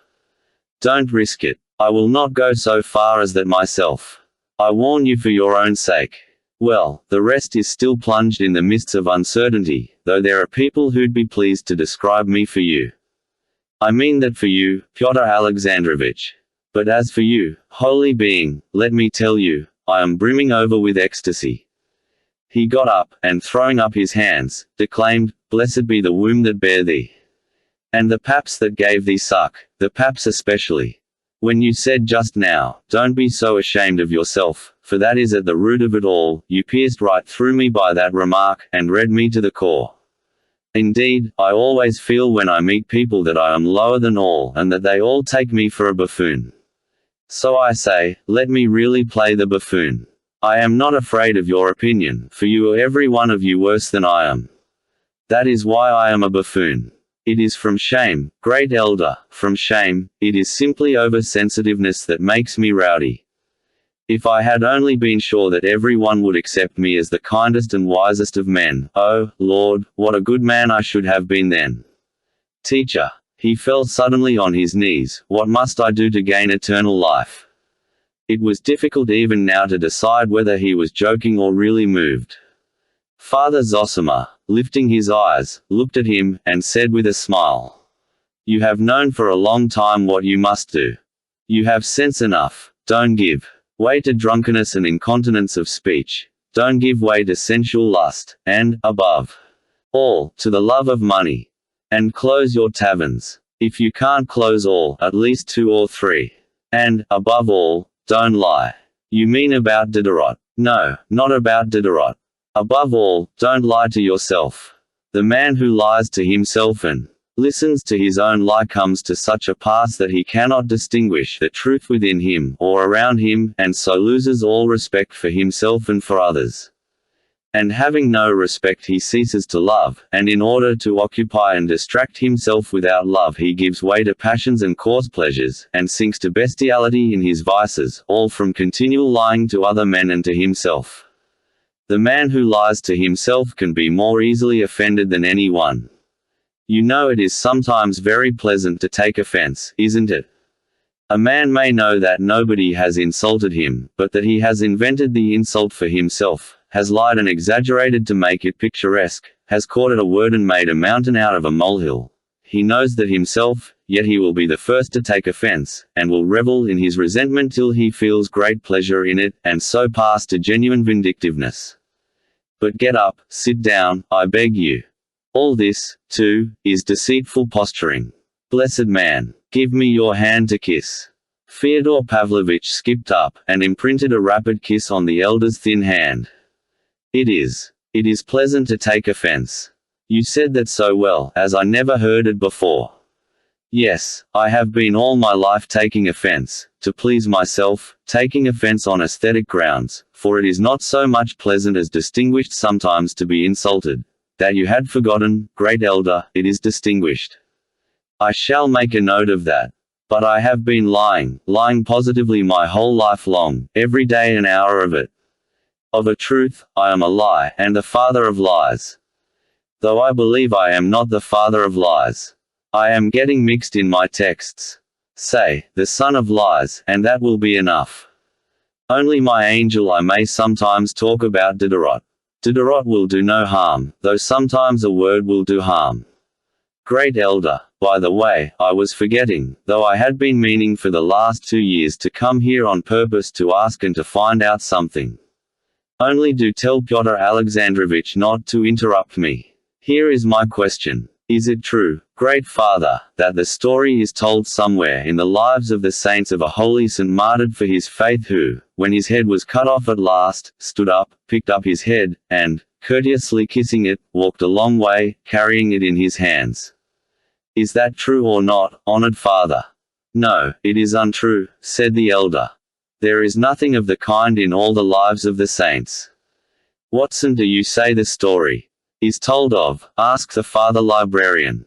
I do not know, Watson. I do not know, and can't tell. I was deceived. I was told the story. I had heard it, and do you know who told it? Pyotr Alexandrovich Mirsov here, who was so angry just now about Diderot. He it was who told the story. I have never told it you, I never speak to you at all. It is true you did not tell me, but you told it when I was present. It was 3 years ago.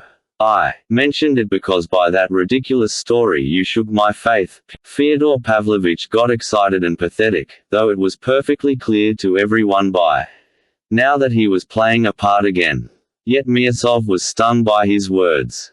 What nonsense, and it is all nonsense, he muttered. I may really have told it, some time or other, but not to you. I was told it myself.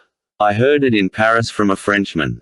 He told me it was read at our Mass from the Lives of the Saints. He was a very learned man who had made a special study of Russian statistics and had lived a long time in Russia.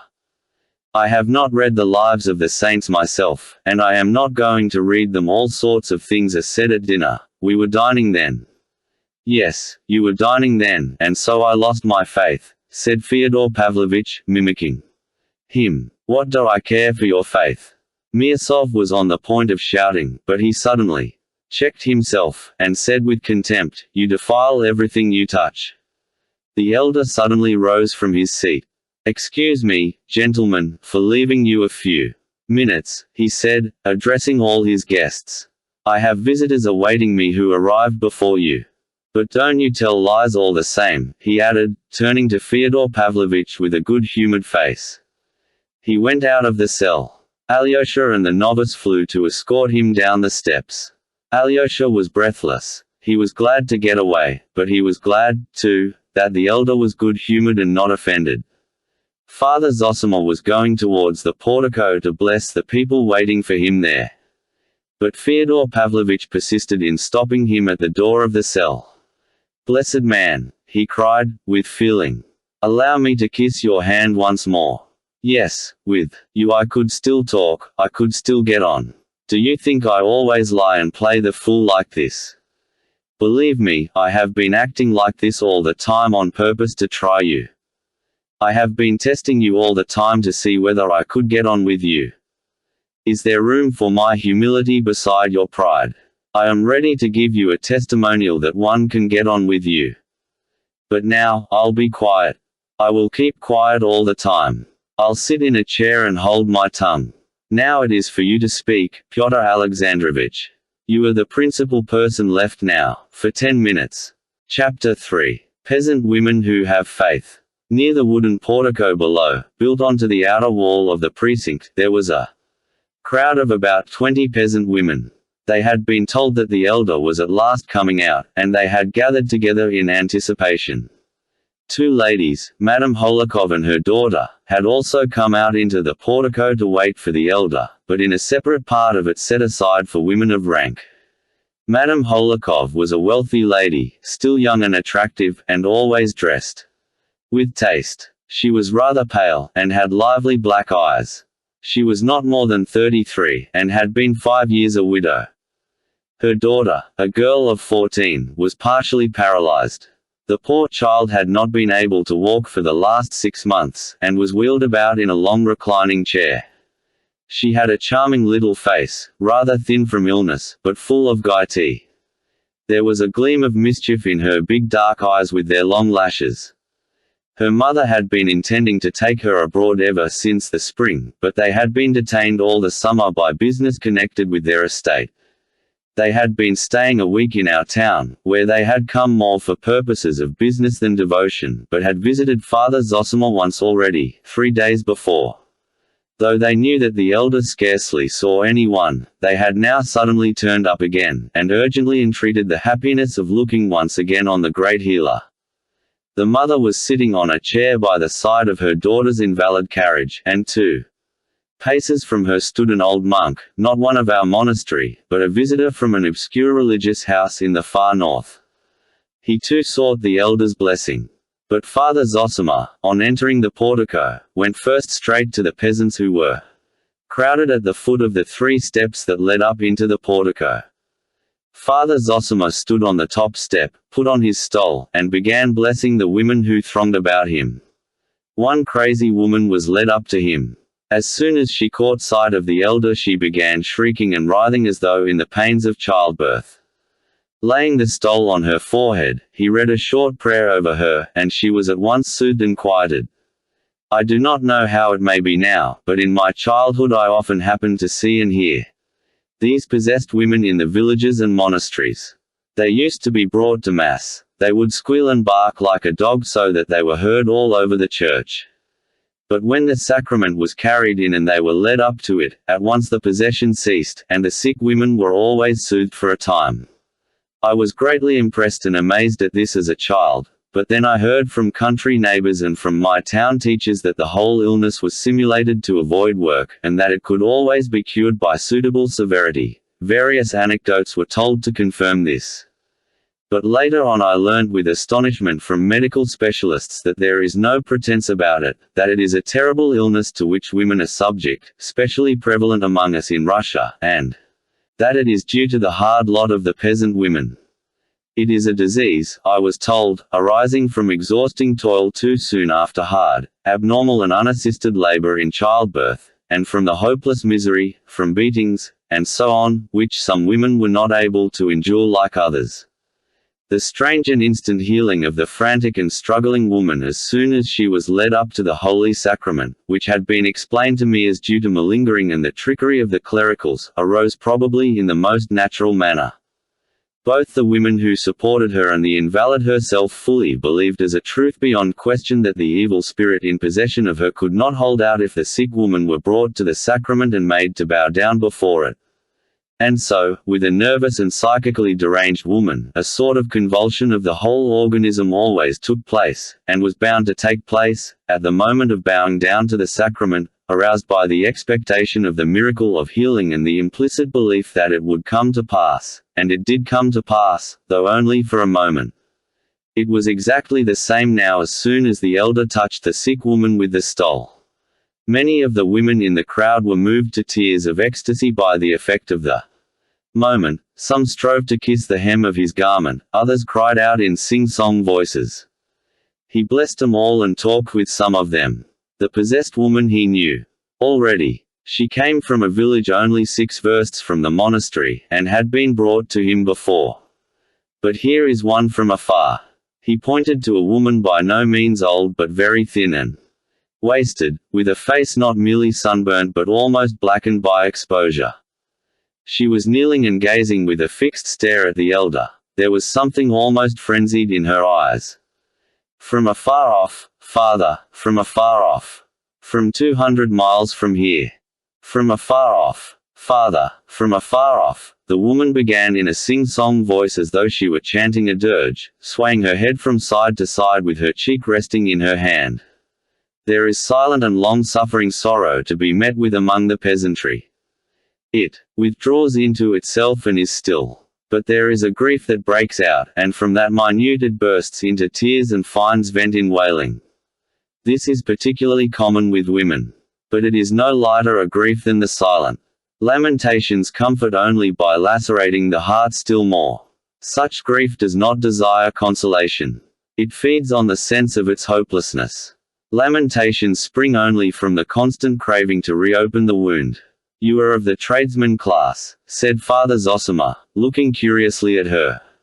Townfolk we are, father, townfolk. Yet we are peasants though we live in the town. I have come to see you, O father. We heard of you, father, we heard of you. I have buried my little son, and I have come on a pilgrimage. I have been in 3 monasteries, but they told me, go, Nastasia, go to them, that is to you. I have come. I was yesterday at the service, and today I have come to you. What are you weeping for? It's my little son I'm grieving for, father. He was 3 years old, 3 years all but 3 months. For my little boy, father, I'm in anguish, for my little boy. He was the last one left. We had 4, my Nikita and I, and now we've no children, our dear ones have all gone. I buried the first 3 without grieving over much, and now I have buried the last I can't forget him. He seems always standing before me. He never leaves me. He has withered my heart. I look at his little clothes, his little shirt, his little boots, and I wail. I lay out all that is left of him, all his little things. I look at him and wail. I say to Nikita, my husband, let me go on a pilgrimage, master. He is a driver. We're not poor people, father, not poor. He drives our own horse. It's all our own, the horse and the carriage. And what good is it all to us now? My Nikita has begun drinking while I am away. He's sure to. It used to be so before. As soon as I turn my back he gives way to it. But now I don't think about him. It's 3 months since I left home. I've forgotten him. I've forgotten everything. I don't want to remember. And what would our life be now together? I've done with him, I've done with them all. I don't care to look upon my house and my goods. I don't care to see anything at all. Listen, mother, said the elder. Once in olden times a holy saint saw in the temple a mother like you weeping for her little one, her only one, whom God had taken. Knowest thou not, said the saint to her, how bold these little ones are before the throne of God? Verily there are none bolder than they in the kingdom of heaven. Thou didst give us life, O Lord, they say, and scarcely had we looked upon it when thou didst take it back again. And so boldly they ask and ask again that God gives them at once the rank of angels. Therefore, said the saint, thou, too, O mother, rejoice and weep not, for thy little son is with the Lord in the fellowship of the angels. That's what the saint said to the weeping mother of old. He was a great saint and he could not have spoken falsely. Therefore you too, mother, know that your little one is surely before the throne of God, is rejoicing and happy, and praying to God for you, and therefore weep not, but rejoice. The woman listened to him, looking down with her cheek in her hand. She sighed deeply. My Nikita tried to comfort me with the same words as you. Foolish one, he said, why weep? Our son is no doubt singing with the angels before God. He says that to me, but he weeps himself. I see that he cries like me. I know, Nikita, said I. Where could he be if not with the Lord God? Only, here with us now he is not as he used to sit beside us before. And if only I could look upon him one little time, if only I could peep at him one little time, without going up to him, without speaking, if I could be hidden in a corner and only see him for one little minute, hear him playing in the yard, calling in his little voice, Mammy, where are you? If only I could hear him pattering with his little feet about the room just once, only once, for so often I remember how he used to run to me and shout and laugh. If only I could hear his little feet I should know him. But he's gone, father, he's gone, and I shall never hear him again. Here's his little sash, but him I shall never see or hear now. She drew out of her bosom her boy's little embroidered sash, and as soon as she looked at it she began shaking with sobs, hiding her eyes with her fingers through which the tears flowed in a sudden stream. It is Rachel of old, said the elder, weeping for her children, and will not be comforted. Because they are not. Such is the lot set on earth for you mothers. Be not comforted. Consolation is not what you need. Weep and be not consoled, but weep. Only every time that you weep be sure to remember that your little son is one of the angels of God, that he looks down from there at you and sees you, and rejoices at your tears, and points at them to the Lord, the end into quiet joy, and your bitter tears will be only tears of tender sorrow that purifies the heart and delivers it from sin. And I shall pray for the peace of your child's soul. What was his name? Alexei, father. A sweet name. After Alexei, the man of God. Yes, father. What a saint he was. I will remember him, mother, and your grief in my prayers, and I will pray for your husband's health. It is a sin for you to leave him. Your little one will see from heaven that you have forsaken his father, and will weep over you. Why do you trouble his happiness? He is living, for the soul lives forever, and though he is not in the house he is near you, unseen. How can he go into the house when you say that the house is hateful to you? To whom is he to go if he find you not together, his father and mother? He comes to you in dreams now, and you grieve. But then he will send you gentle dreams. Go to your husband, mother, go this very day. I will go, father, at your word. I will go. You've gone straight to my heart. My Nikita, you are waiting for me, the woman began in a sing-song voice. But the elder had already turned away to a very old woman, dressed like a dweller in the town, not like a pilgrim. Her eyes showed that she had come with an object, and in order to say something. She said she was the widow of a non-commissioned officer, and lived close by in the town. Her son Vasenka was in the commissariat service, and had gone to Irkutsk in Siberia. He had written twice from there, but now a year had passed since he had written. She did inquire about him, but she did not know the proper place to inquire. Only the other day Stepanida Ilyinishna, she's a rich merchant's wife, said to me, "You go, Prohorovna, and put your son's name down for prayer in the church, and pray for the peace of his soul as though he were dead. His soul will be troubled," she said, "and he will write you a letter." And Stepanida Ilyinishna told me it was a certain thing which had been many times tried. Only I am in doubt. Oh, you light of ours, is it true or false, and would it be right? Don't think of it. It's shameful to ask the question. How is it possible to pray for the peace of a living soul? And his own mother too. It's a great sin, akin to sorcery. Only for your ignorance it is forgiven you. Better pray to the Queen of Heaven, our swift defense and help, for his good health, and that she may forgive you for your error. And another thing I will tell you, Prohorovna. Either he will soon come back to you, your son, or he will be sure to send a letter. Go, and henceforward be in peace. Your son is alive, I tell you. Dear father, God reward you, our benefactor, who prays for all of us and for our sins. I am a widow these 3 years, she began in a half-whisper, with a sort of shudder. I had a hard life with my husband. He was an old man. He used to beat me cruelly. He lay ill. I thought, looking at him, if he were to get well, if he were to get up again, what then? And then the thought came to me. Stay, said the elder, and he put his ear close to her lips. The woman went on in a low whisper, so that it was almost impossible to catch anything.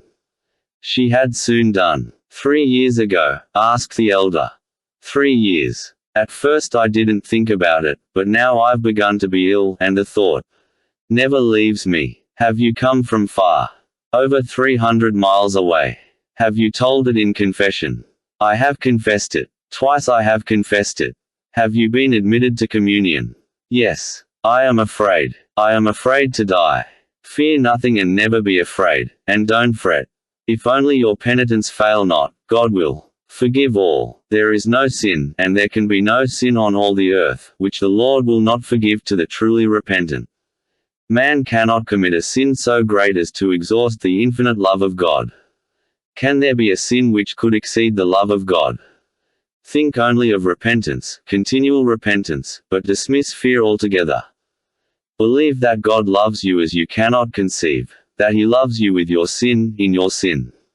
It has been said of old that over one repentant sinner there is more joy in heaven than over 10 righteous men. Go, and fear not. Be not bitter against men. Be not angry if you are wronged. Forgive the dead man in your heart what wrong he did you. Be reconciled with him in truth. If you are penitent, you love.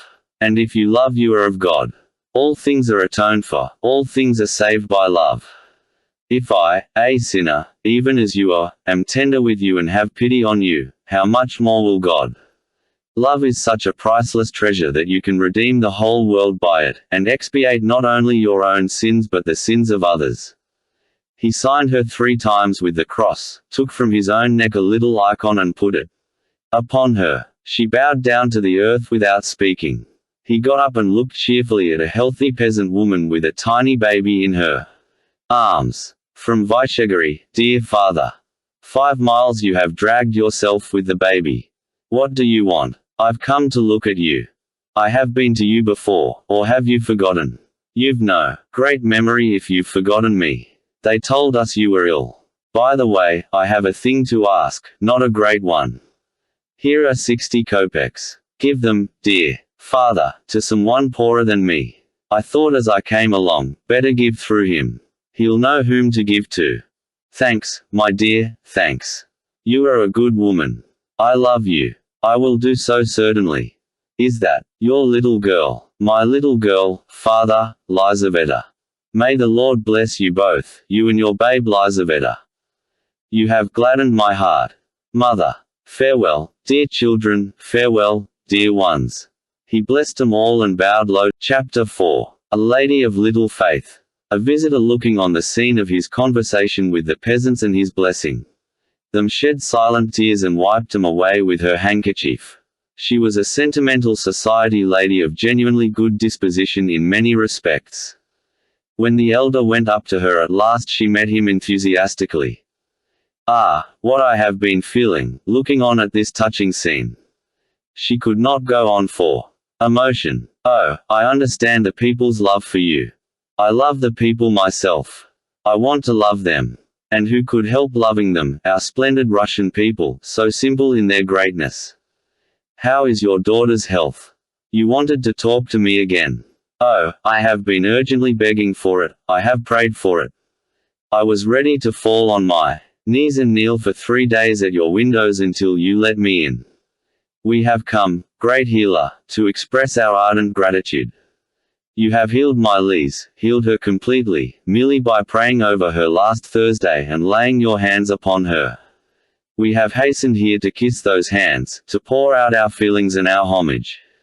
"What do you mean by healed?" "But she is still lying down in her chair. But her night fevers have entirely ceased ever since Thursday," said the lady with nervous haste. "And that's not all. Her legs are stronger. This morning she got up well, she had slept all night. Look at her rosy cheeks, her bright eyes. She used to be always crying, but now she laughs and is gay and happy. This morning she insisted on my letting her stand up, and she stood up for a whole minute without any support.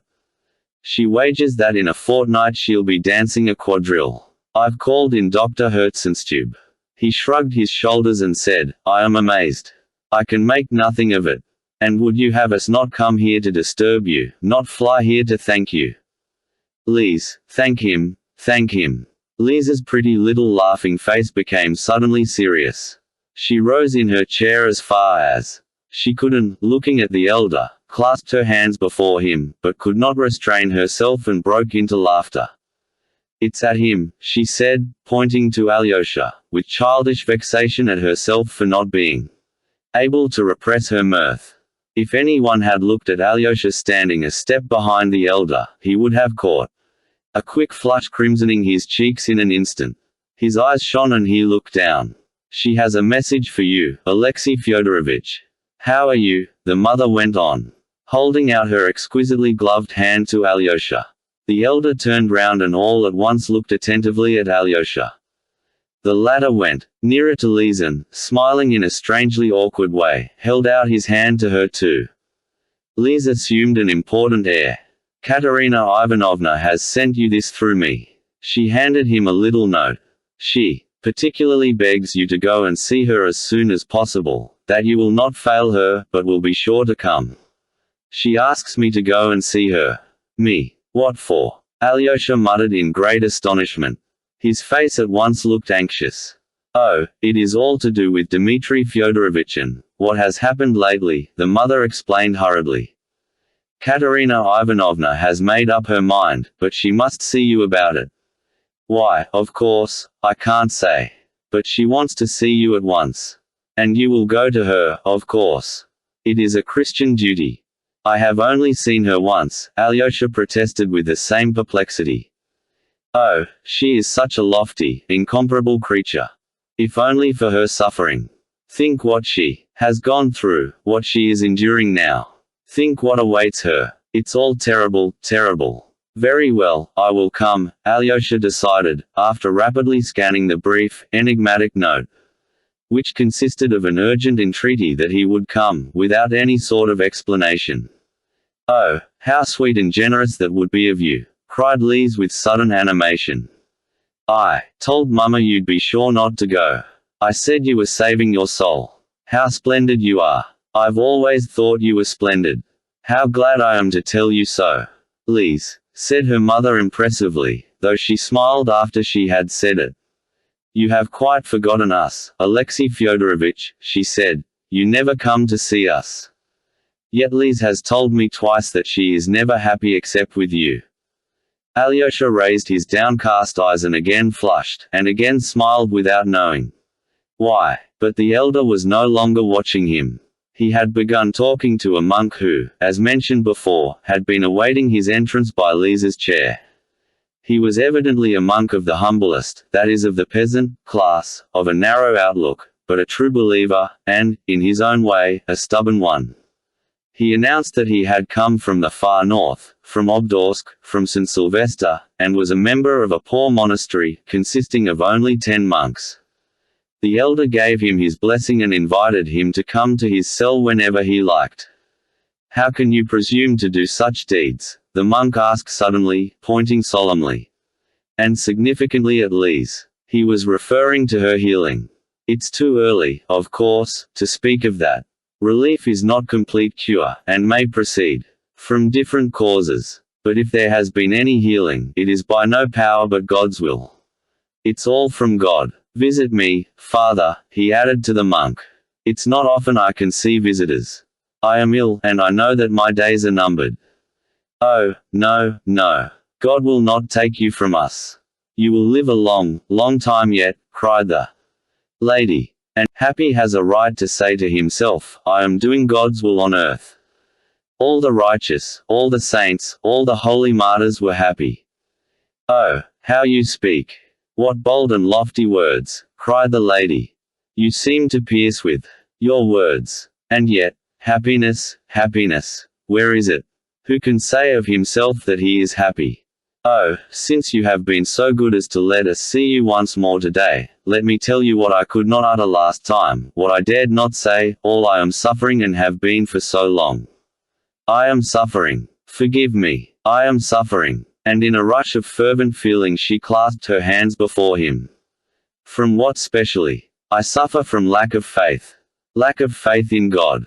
Oh, no, no. I dare not even think of that. But the future life, it is such an enigma. And no one can solve it.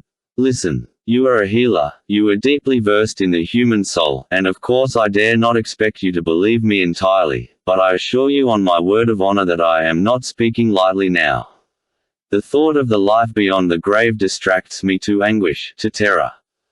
And I don't know to whom to appeal, and have not dared to all my life.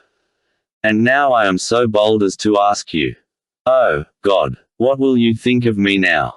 She clasped her hands. "Don't distress yourself about my opinion of you," said the elder.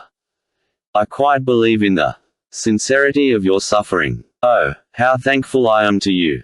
You see, I shut my eyes and ask myself if everyone has faith, where did it come from? And then they do say that it all comes from terror at the menacing phenomena of nature, and that none of it is real. And I say to myself, what if I've been believing all my life, and when I come to die there's nothing but the burdocks growing on my grave, as I read in some author. It's awful. How can I get back my faith? But I only believed when I was a little child, mechanically, without thinking of anything. How is one to prove it? I have come now to lay my soul before you and to ask you about it. If I let this chance slip, no one all my life will answer me. How can I prove it? How can I convince myself? Oh, how unhappy I am. I stand and look about me and see that scarcely anyone else cares. No one troubles his head about it, and I'm the only one who can't stand it. It's deadly, deadly, no doubt, but there's no proving it, though you can be convinced of it. How? By the experience of active love. Strive to love your neighbor actively and indefatigably. In as far as you advance in love you will grow surer of the reality of God and of the immortality of your soul. If you attain to perfect self-forgetfulness in the love of your neighbor, then you will believe without doubt, and no doubt can possibly enter your soul. This has been tried. This is certain. In active love, there's another question, and such a question. You see, I so could at that moment frighten me. I would bind them up and wash them with my own hands. I would nurse the afflicted. I would be ready to kiss such wounds. It is much, and well that your mind is full of such dreams and not others. Sometime, unawares, you may do a good deed in reality. Yes, but could I endure such a life for long? The lady went on fervently, almost frantically. That's the chief question. That's my most agonizing question. I shut my eyes and ask myself, would you persevere long on that path? And if the patient whose wounds you were washing did not meet you with gratitude, but worried you with his whims, without valuing or remarking your charitable services, began abusing you and rudely commanding you, and complaining to the superior authorities of you, which often happens when people are in great suffering, what then? Would you persevere in your love, or not? And do you know, I came with horror to the conclusion that, if anything could dissipate my love to humanity, it would be ingratitude. In short, I am a hired servant, I expect my payment at once, that is, praise, and the repayment of love with love. Otherwise I am incapable of loving anyone. She was in a very paroxysm of self-castigation, and, concluding, she looked with defiant resolution at the elder. It's just the same story as a doctor once told me, observed the elder. He was a man, getting on in years, and undoubtedly clever. He spoke as frankly as you, though in jest, in bitter jest. I love humanity, he said, but I wonder at myself. The more I love humanity in general, the less I love man in particular. In my dreams, he said, I have often come to making enthusiastic schemes for the service of humanity, and perhaps I might actually have faced crucifixion if it had been suddenly necessary. And yet I am incapable of living in the same room with anyone for 2 days together, as I know by experience. As soon as anyone is near me, his personality disturbs my self-complacency and restricts my freedom.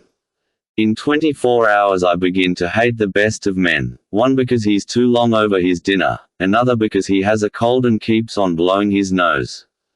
I become hostile to people the moment they come close to me.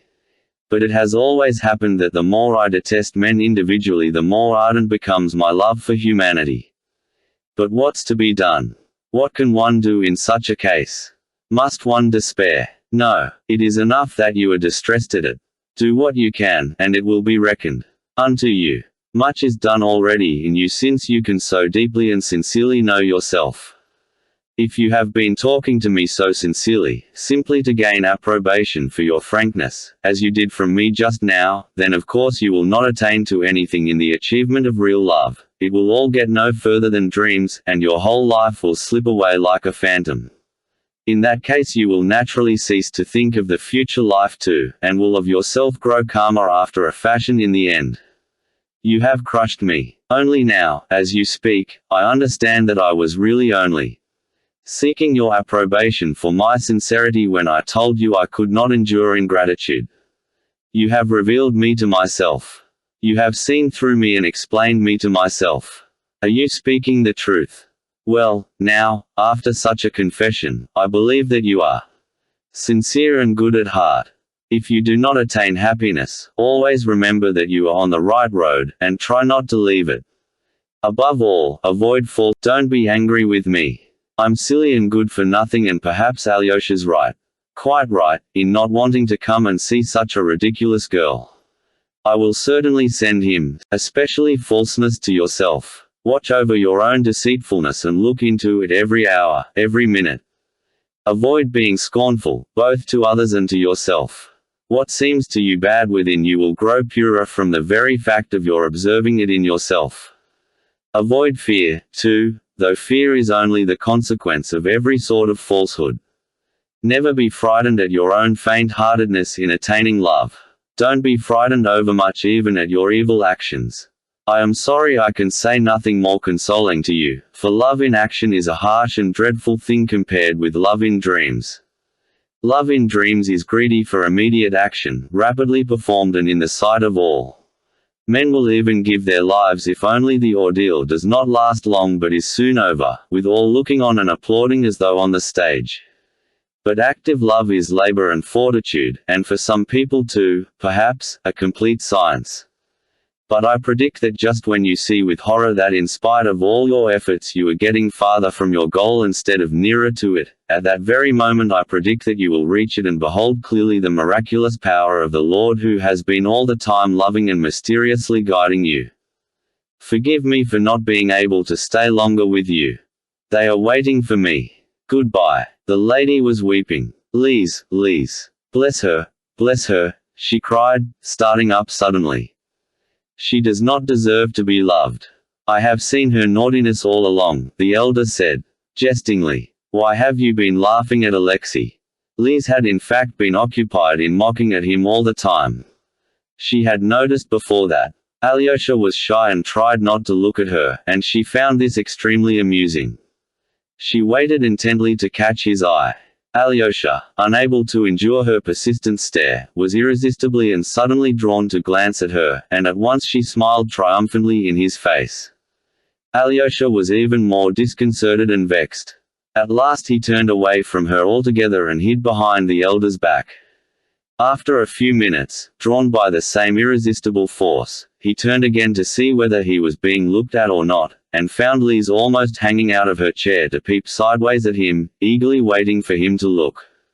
Catching his eye, she laughed so that the elder could not help saying, "Why do you make fun of him like that, naughty girl?" Liz suddenly and quite unexpectedly blushed. Her eyes flashed and her face became quite serious. She began speaking quickly and nervously in a warm and resentful voice. "Why has he forgotten everything, then? He used to carry me about when I was little. We used to play together. He used to come to teach me to read, do you know? 2 years ago, when he went away, he said that he would never forget me, that we were friends forever, forever, forever. And now he's afraid of me all at once. Am I going to eat him? Why doesn't he want to come near me? Why doesn't he talk? Why won't he come and see us? It's not that you won't let him. We know that he goes everywhere. It's not good manners for me to invite him. He ought to have thought of it first, if he hasn't forgotten me. No, now he's saving his soul. Why have you put that long gown on him? If he runs he'll fall." And suddenly she hid her face in her hand and went off into irresistible, prolonged, nervous, inaudible laughter. The elder listened to her with a smile, and blessed her tenderly. As she kissed his hand she suddenly pressed it to her eyes and began crying. Chapter 5. So be it. So be it. The elder's absence from his cell had lasted for about 25 minutes.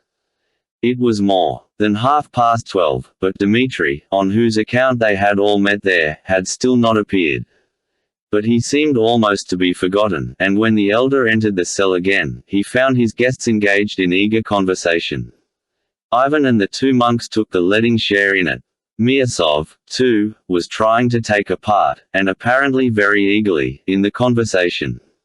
But he was unsuccessful in this also.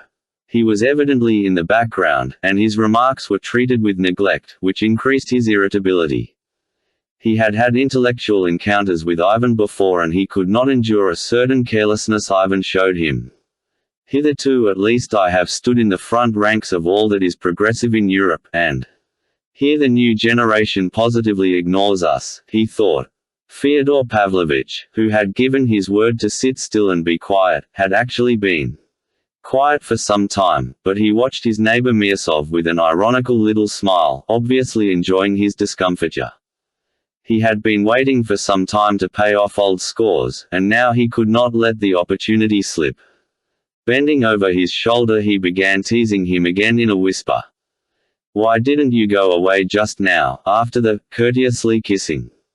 Why did you consent to remain in such unseemly company?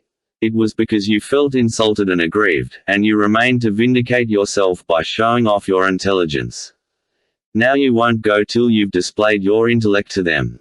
You again. On the contrary, I'm just going. You'll be the last of all to go." Fyodor Pavlovitch delivered him another thrust. Almost at the moment of Father Zosima's return. The discussion died down for a moment, but the elder, seating himself in his former place, looked at them all as though cordially inviting them to go on. Alyosha, who knew every expression of his face, saw that he was fearfully exhausted and making a great effort. Of late he had been liable to fainting fits from exhaustion. His face had the pallor that was common before such attacks, and his lips were white. But he evidently did not want to break up the party. He seemed to have some special object of his own in keeping them. What object? Alyosha watched him intently. "We are discussing this gentleman's most interesting article," said Father Yosef, the librarian, addressing the elder, and indicating Ivan. "He brings forward much that is new, but I think the argument cuts both ways. It is an article written in answer to a book by an ecclesiastical authority on the question of the ecclesiastical court and the scope of its jurisdiction.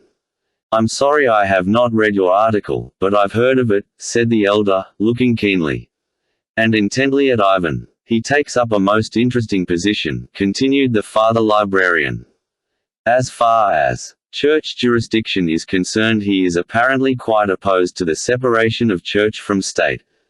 "That's interesting. But in what sense?" Father Zosima asked Ivan. The latter, at last, answered him, not condescendingly, as Alyosha had feared, but with modesty and reserve, with evident goodwill and apparently without the slightest arrière-pensée.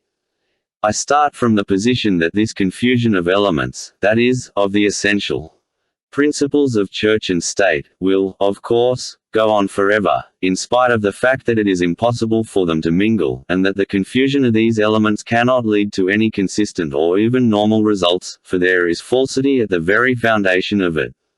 Compromise between the church and state in such questions as, for instance, jurisdiction, is, to my thinking, impossible in any real sense. My clerical opponent maintains that the church holds a precise and defined position in the state. I maintain, on the contrary, that the church ought to include the whole state, and not simply to occupy a corner in it, and, if this is, for some reason, impossible at present, then it ought, in reality, to be set up as the direct and chief aim of the future development of Christian society." "Perfectly true." Father Pacy, the silent and learned monk, assented with fervor and decision. "The purest ultramontanism," cried Miasov impatiently, crossing and recrossing his legs. "Oh, well, we have no mountains," cried Father Joseph, and turning to the elder he continued, "Observe the answer he makes to the following fundamental and essential propositions of his opponent, who is, you must note, an ecclesiastic. First, that no social organization can or ought to arrogate to itself power to dispose of the civic and political rights of its members.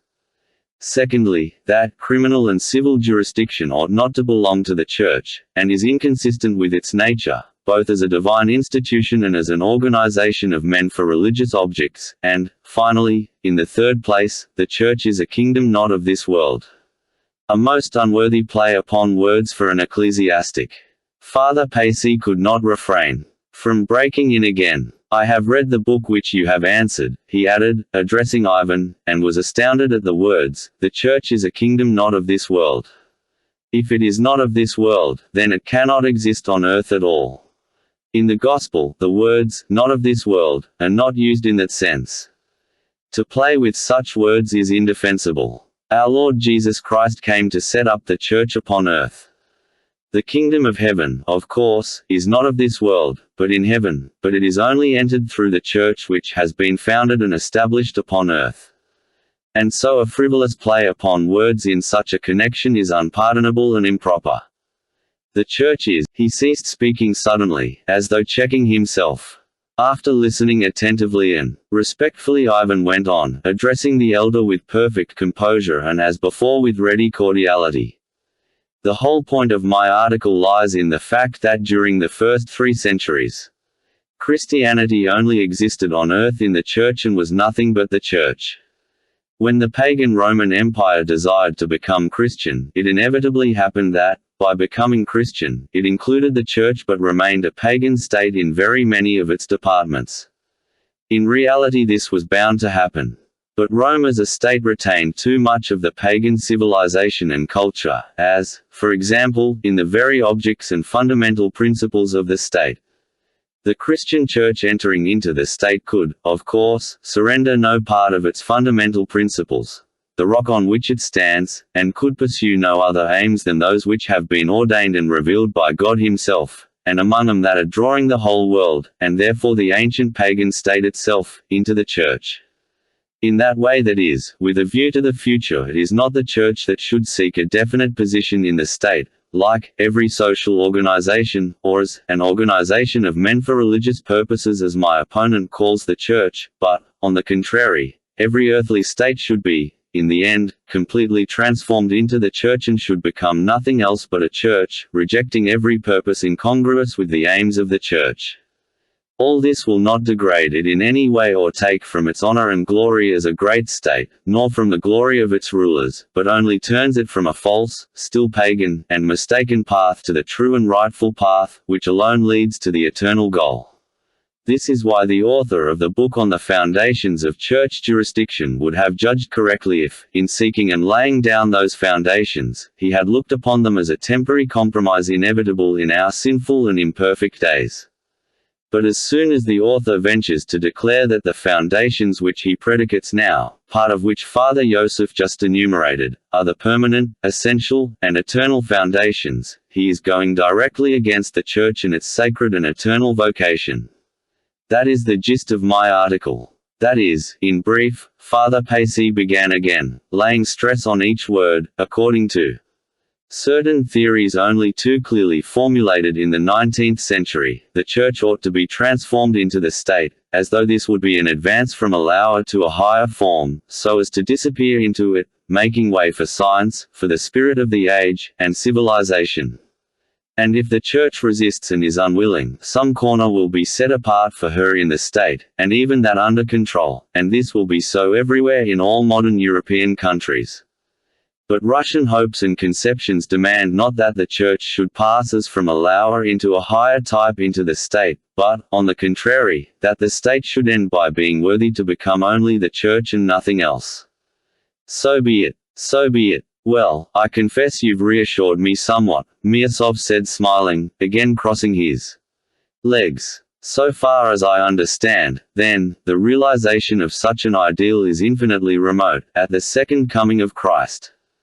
That's as you please. It's a beautiful utopian dream of the abolition of war, diplomacy, banks, and so on, but if there were none but the ecclesiastical court, the Church would not even now sentence a criminal to prison or to death. Crime and the way of regarding it would inevitably change, not all at once of course, but fairly soon, Ivan replied calmly, without flinching. Are you serious? Miasov glanced keenly at him. If everything became the Church would exclude all the criminal and disobedient, and would not cut off their heads, Ivan went on. I ask you, what would become of the excluded? He would be cut off then not only from men, as now, but from Christ. By his crime he would have transgressed not only against men but against the Church of Christ. This is so even now, of course, strictly speaking, but it is not clearly enunciated, and very, very often the criminal of today compromises with his conscience. I still, he says, but I don't go against the Church. I'm not an enemy of Christ. That's what the criminal of today is continually saying to himself, but when the Church takes the place of the State it will be difficult for him, in opposition to the Church all over the world, to say, all men are mistaken, all in error, all mankind are the false Church. I, a thief and murderer, am the only true Christian Church. It will be very difficult to say this to himself. It requires a rare combination of unusual circumstances.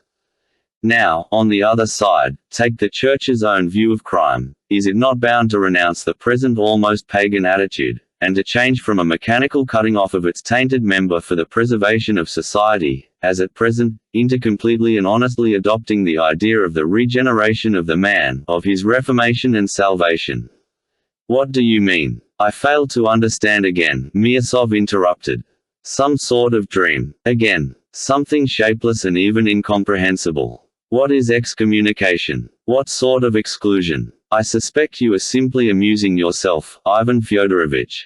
Yes, but you know, in reality it is so now, said the elder suddenly, and all turned to him at once. If it were not for the Church of Christ there would be nothing to restrain the criminal from evil doing, no real chastisement for it afterwards. None, that is, but the mechanical punishment spoken of just now, which in the majority of cases only embitters the heart, and not the real punishment, the only effectual one, the only deterrent and softening one, which lies in the recognition of sin by conscience. How is that, may one inquire? Asked Miasov, with lively curiosity. Why, began the elder, all these sentences to exile with hard labor, and formerly with flogging also, reform no one, and what's more, deter hardly a single criminal, and the number of crimes does not diminish but is continually on the increase. You must admit that. Consequently, the security of society is not preserved, for, although the obnoxious member is mechanically cut off and sent far away out of sight, another criminal always comes to take his place at once, and often two of them. If anything does preserve society, even in our time, and does regenerate and transform the criminal, it is only the law of Christ speaking in his conscience. It is only by recognizing his wrongdoing as a son of a Christian society, that is, of the Church, that he recognizes his sin against society, that is, against the Church. So that it is only against the Church, and not against the state, that the criminal of today can recognize that he has sinned. If society, as now the Church having no real jurisdiction, but only the power of moral condemnation, withdraws of her own accord from punishing the criminal actively, she does not excommunicate him but simply persists in motherly exhortation of him. What is more, the Church even tries to preserve all Christian communion with the criminal. She admits him to church services, to the Holy Sacrament, gives him alms, and treats him more as a captive than as a convict. And what would become of the criminal, O Lord, if even the Christian society, that is, the Church, were to reject him even as the civil law rejects him and cuts him off? What would become of him if the Church punished him with her excommunication as the direct consequence of the secular law? There could be no more terrible despair, at least for a Russian criminal, for Russian criminals still have faith.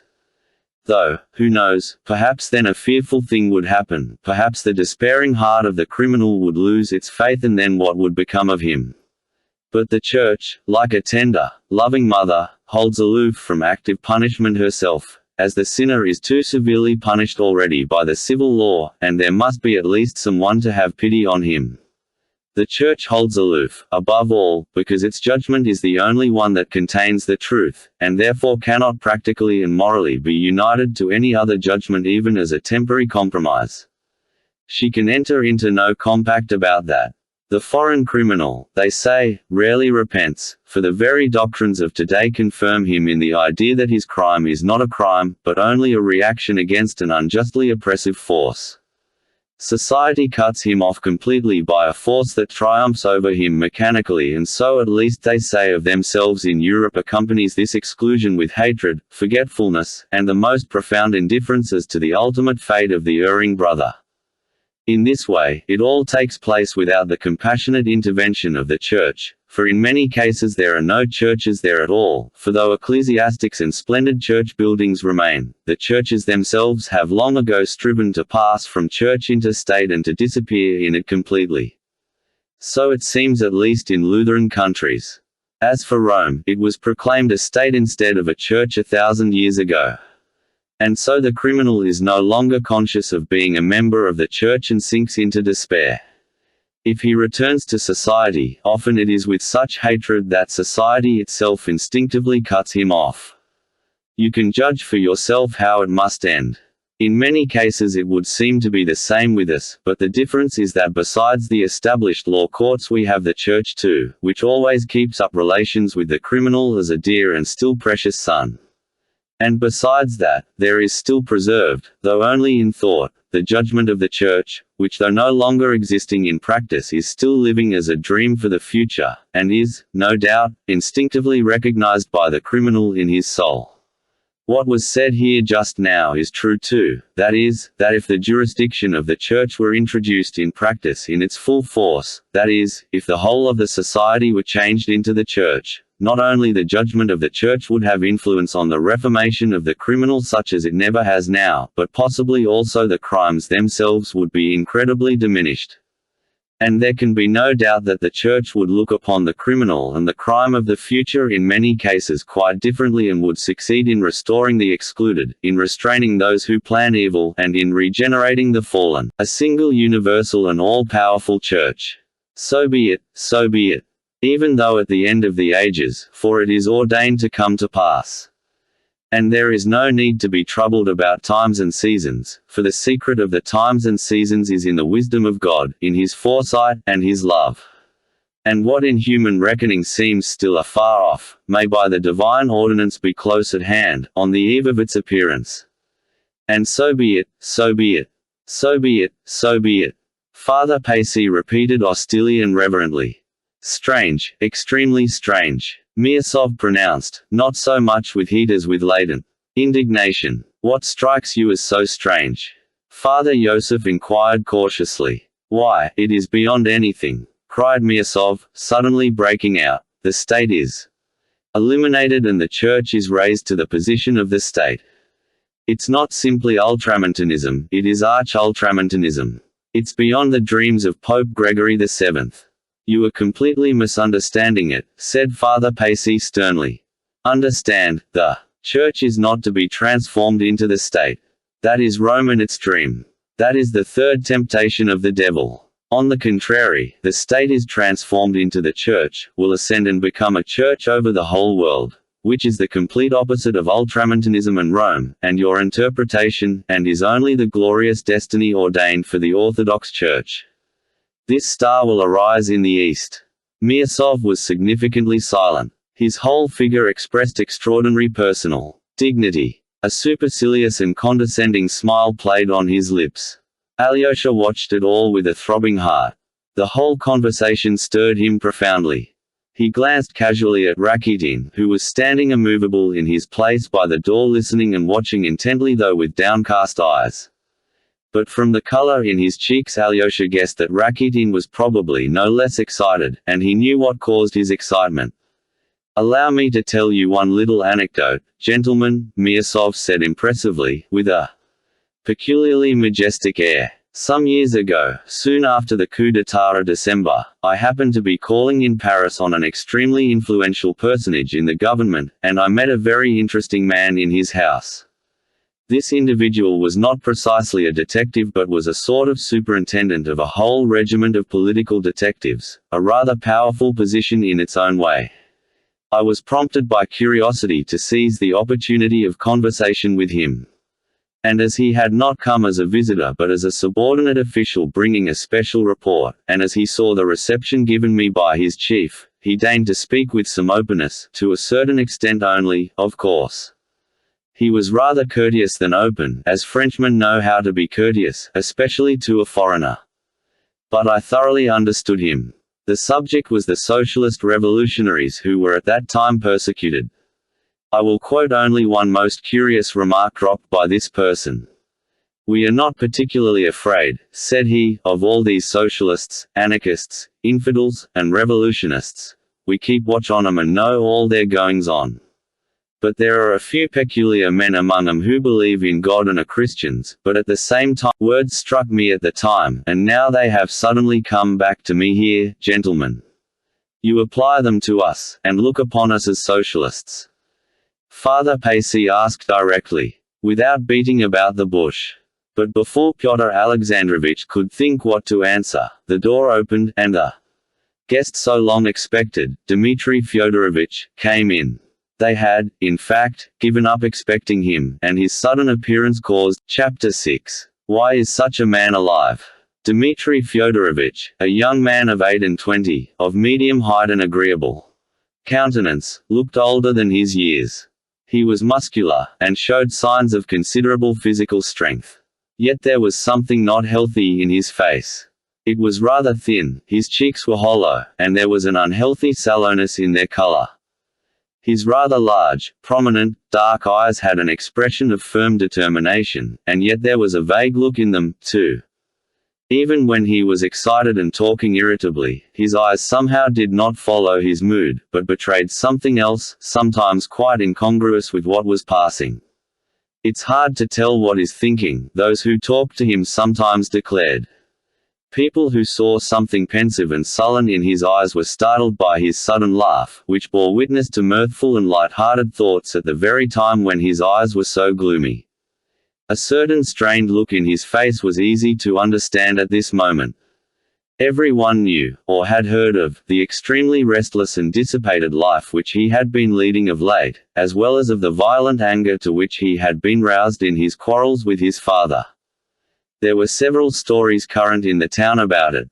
It is true that he was irascible by nature, of an unstable and unbalanced mind, as our Justice of the Peace, Kachalnov, happily described him. He was stylishly and irreproachably dressed in a carefully buttoned frockcoat. He wore black gloves and carried a top hat. Having only lately left the army, he still had moustaches and no beard.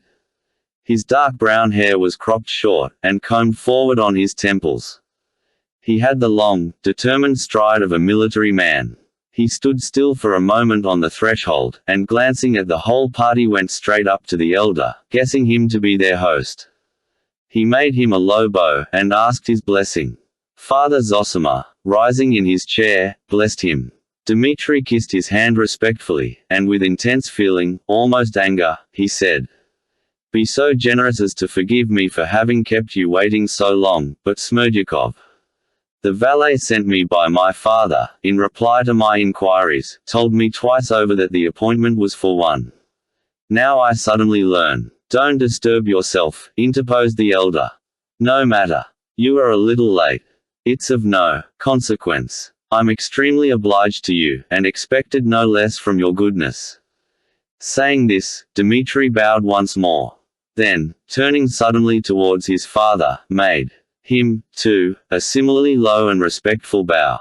He had evidently considered it beforehand, and made this bow in all seriousness, thinking it his duty to show his respect and good intentions. Although Fyodor Pavlovitch was taken unawares, he was equal to the occasion. In response to Dmitri's bow, he jumped up from his chair and made his son a bow as low in return. His face was suddenly solemn and impressive, which gave him a positively malignant look. Dmitri bowed generally to all present, and without a word walked to the window with his long, resolute stride, sat down on the only empty chair, near Father Pacy, and, bending forward, prepared to listen to the conversation he had interrupted. Dmitri's entrance had taken no more than 2 minutes, and the conversation was resumed. But this time Miasov thought it unnecessary to reply to Father Pacy's persistent and almost irritable question. "Allow me to withdraw from this discussion," he observed with a certain well-bred nonchalance. "It's a subtle question, too. Here Ivan Fyodorovitch is smiling at us. He must have something interesting to say about that also. Ask him." "Nothing special, except one little remark," Ivan replied at once. "European liberals in general, and even our liberal dilettanti, often mix up the final results of socialism with those of Christianity. This wild notion is, of course, a characteristic feature. But it is not only liberals and dilettanti who mix up socialism and Christianity, but, in many cases, it appears, the police, the foreign police, of course, do the same. Your Paris anecdote is rather to the point, Pyotr Alexandrovich. I ask your permission to drop this subject altogether," Miasov repeated. "I will tell you. Instead, gentlemen, another interesting and rather characteristic anecdote of Ivan Fyodorovitch himself. Only 5 days ago, in a gathering here, principally of ladies, he solemnly declared in argument that there was nothing in the whole world to make men love their neighbors. That there was no law of nature that man should love mankind, and that, if there had been any love on earth hitherto, it was not owing to a natural law, but simply because men have believed in immortality. Ivan Fyodorovitch added in parenthesis that the whole natural law lies in that faith, and that if you were to destroy in mankind the belief in immortality, not only love but every living force maintaining the life of the world would at once be dried up. Moreover, nothing then would be immoral, everything would be lawful, even cannibalism. That's not all. He ended by asserting that for every individual, like ourselves, who does not believe in God or immortality, the moral law of nature must immediately be changed into the exact contrary of the former religious law, and that egoism, even to crime, must become not only lawful but even recognized as the inevitable, the most rational, even honorable outcome of his position. From this paradox, gentlemen, you can judge of the rest of our eccentric and paradoxical friend Ivan Fyodorovitch's theories."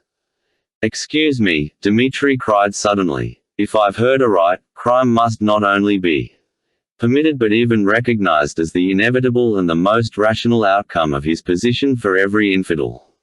Is that so or not?" "Quite so," said Father Pacy. "I'll remember it." Having uttered these words, Dmitri ceased speaking as suddenly as he had begun. Every one looked at him with curiosity. "Is that really your conviction as to the consequences of the disappearance of the faith in Immortality, the elder asked Ivan suddenly. Yes, that was my contention. There is no virtue if there is no immortality. You are blessed in believing that, or else most unhappy. Why unhappy? Ivan asked smiling. Because, in all probability you don't believe yourself in the immortality of your soul, nor in what you have written yourself in your article on church jurisdiction. Perhaps you are right, but I wasn't altogether joking, Ivan suddenly and strangely confessed, flushing quickly. You were not altogether joking. That's true. The question is still fretting your heart, and not answered. But the martyr likes sometimes to divert himself with his despair, as it were driven to it by despair itself. Meanwhile, in your despair, you, too, divert yourself with magazine articles, and discussions in society, though you don't believe your own arguments, and with an aching heart mock at them inwardly. That question you have not answered, and it is your great grief, for it clamors for an answer. But can it be answered by me? Answered in the affirmative. Ivan went on asking, strangely, still looking at the elder with the same inexplicable smile. If it can't be decided in the affirmative, it will never be decided in the negative. You know that that is the peculiarity of your heart, and all its suffering is due to it. But thank the Creator who has given you a lofty heart capable of such suffering, of thinking and seeking higher things, for our dwelling is in the heavens. God grant that your heart will attain the answer on earth, and may God bless your path. The elder raised his hand and would have made the sign of the cross over Ivan from where he stood. But the latter rose from his seat, went up to him, received his blessing, and kissing his hand went back to his place in silence. His face looked firm and earnest. This action and all the preceding conversation, which was so surprising from Ivan, impressed every one by its strangeness and a certain solemnity, so that all was silent for a moment, and there was a look almost of apprehension in Alyosha's face. But Miasov suddenly shrugged his shoulders. And at the same moment Fyodor Pavlovitch jumped up from his seat. Most pious and holy elder, he cried, pointing to Ivan, that is my son, flesh of my flesh. The dearest of my flesh. He is my most dutiful Karl Moor, so to speak, while this son who has just come in, Dmitri, against whom I am seeking justice from you, is the undutiful Franz Moor. They are both out of Schiller's robbers, and so I am the reigning Count von Moor. Judge and save us. We need not only your prayers but your prophecies. Speak without buffoonery, and don't begin by insulting the members of your family. Answered the elder, in a faint, exhausted voice. He was obviously getting more and more fatigued, and his strength was failing. An unseemly farce which I foresaw when I came here, cried Dmitri indignantly. He too leapt up. Forgive it, Reverend Father, he added, addressing the elder.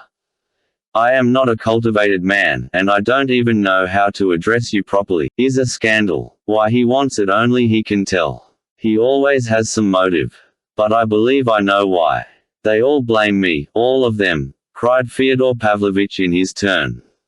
Pyotr Alexandrovich here blames me too. You have been blaming me, Pyotr Alexandrovich, you have. He turned suddenly to Miasov, although the latter was not dreaming of interrupting him. They all accuse me of having hidden the children's money in my boots, and cheated them, but isn't there a court of law? There they will reckon out for you, Dmitri Fyodorovich, from your notes, your letters, and your agreements, how much money you had, how much you have spent, and how much you have left. Why does Pyotr Alexandrovich refuse to pass judgment? Dmitri is not a stranger to him. Because they are all against me, while Dmitri Fyodorovich is in debt to me, and not a little, but some thousands of which I have documentary proof. The whole town is echoing with his debaucheries. And where he was stationed before, he several times spent 1,000 or 2 for the seduction of some respectable girl. We know all about that, Dmitri Fyodorovich, in its most secret details. I'll prove it. Would you believe it, Holy Father, he has captivated the heart of the most honorable of young ladies of good family and fortune, daughter of a gallant colonel, formerly his superior officer, who had received many honors and had the Anna Order on his breast. He compromised the girl by his promise of marriage. Now she is an orphan, and here she is betrothed to him, yet before her very eyes he is dancing attendance on a certain enchantress. And although this enchantress has lived in, so to speak, civil marriage with a respectable man, yet she is of an independent character, an unapproachable fortress for everybody, just like a legal wife, for she is virtuous, yes, holy fathers, she is virtuous.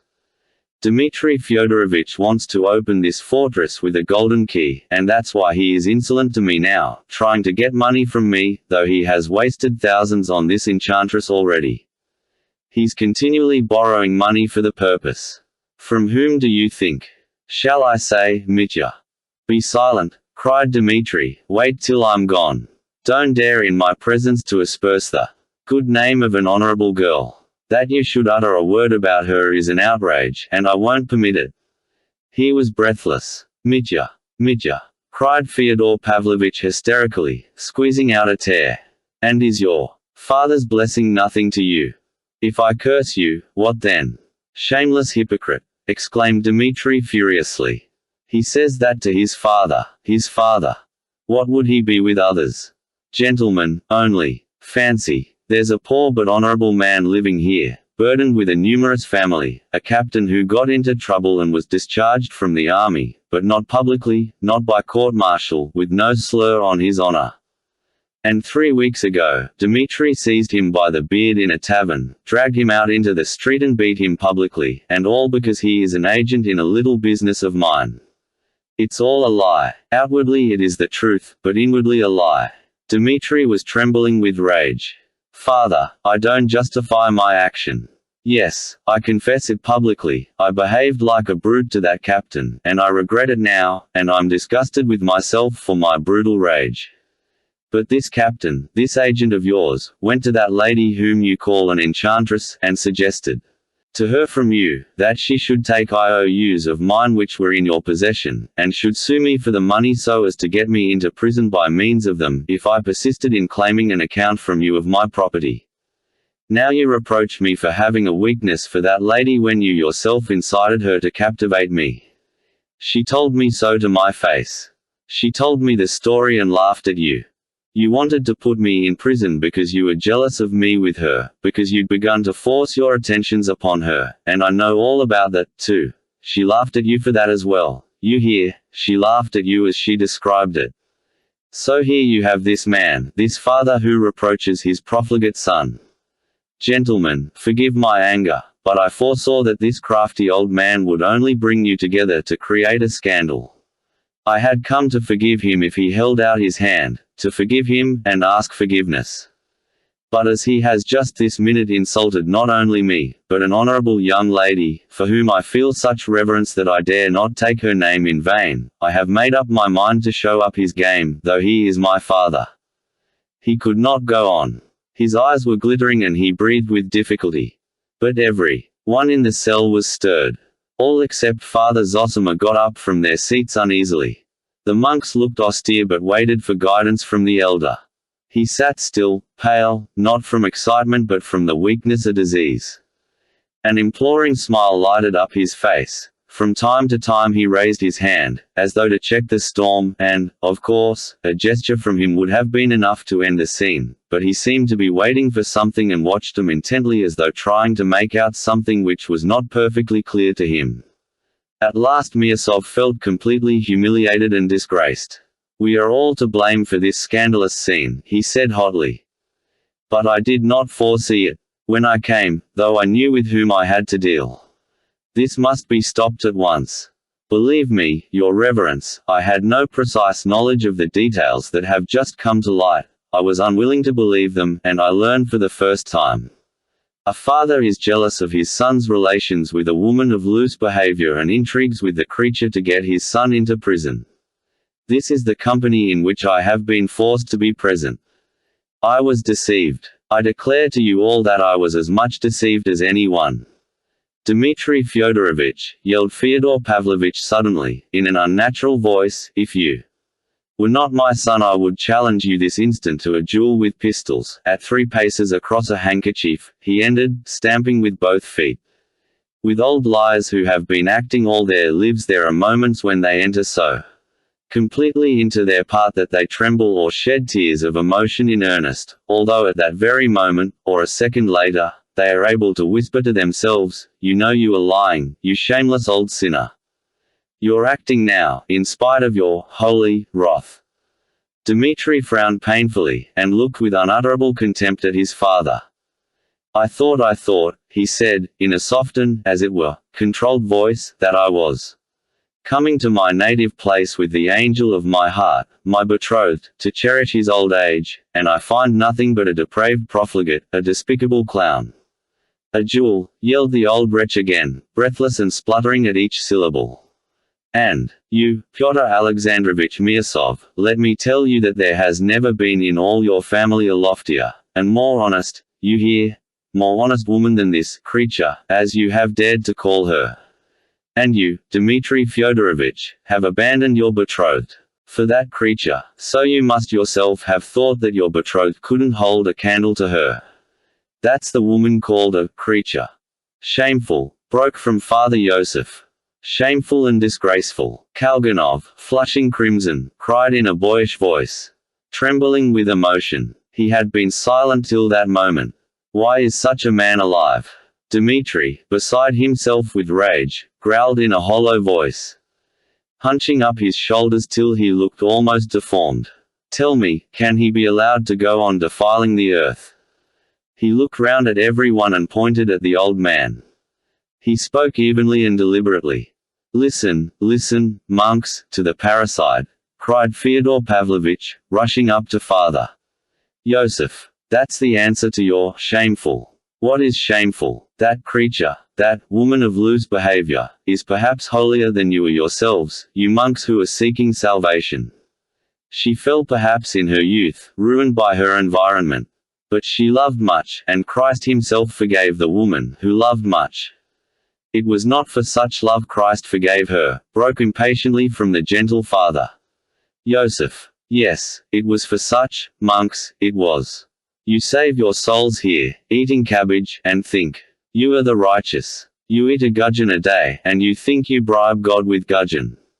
This is unendurable," was heard on all sides in the cell. But this unseemly scene was cut short in a most unexpected way. Father Zosima rose suddenly from his seat, almost distracted with anxiety for the elder and everyone else. Alyosha succeeded, however, in supporting him by the arm. Father Zosima moved towards Dmitri and reaching him sank on his knees before him. Alyosha thought that he had fallen from weakness, but this was not so. The elder distinctly and deliberately bowed down at Dmitri's feet till his forehead touched the floor. Alyosha was so astounded that he failed to assist him when he got up again. There was a faint smile on his lips.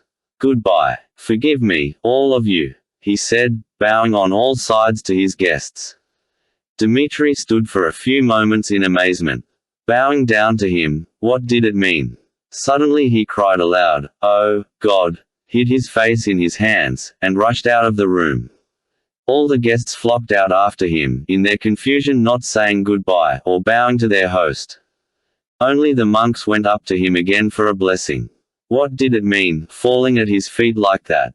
Was it symbolic or what? Said Fyodor Pavlovitch, suddenly quieted and trying to reopen conversation without venturing to address anybody in particular. They were all passing out of the precincts of the hermitage at the moment.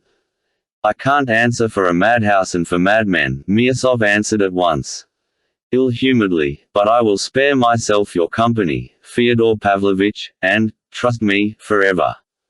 "Where's that monk?" That monk, that is, the monk who had invited them to dine with the superior, did not. "Reverend Father, kindly do me a favor.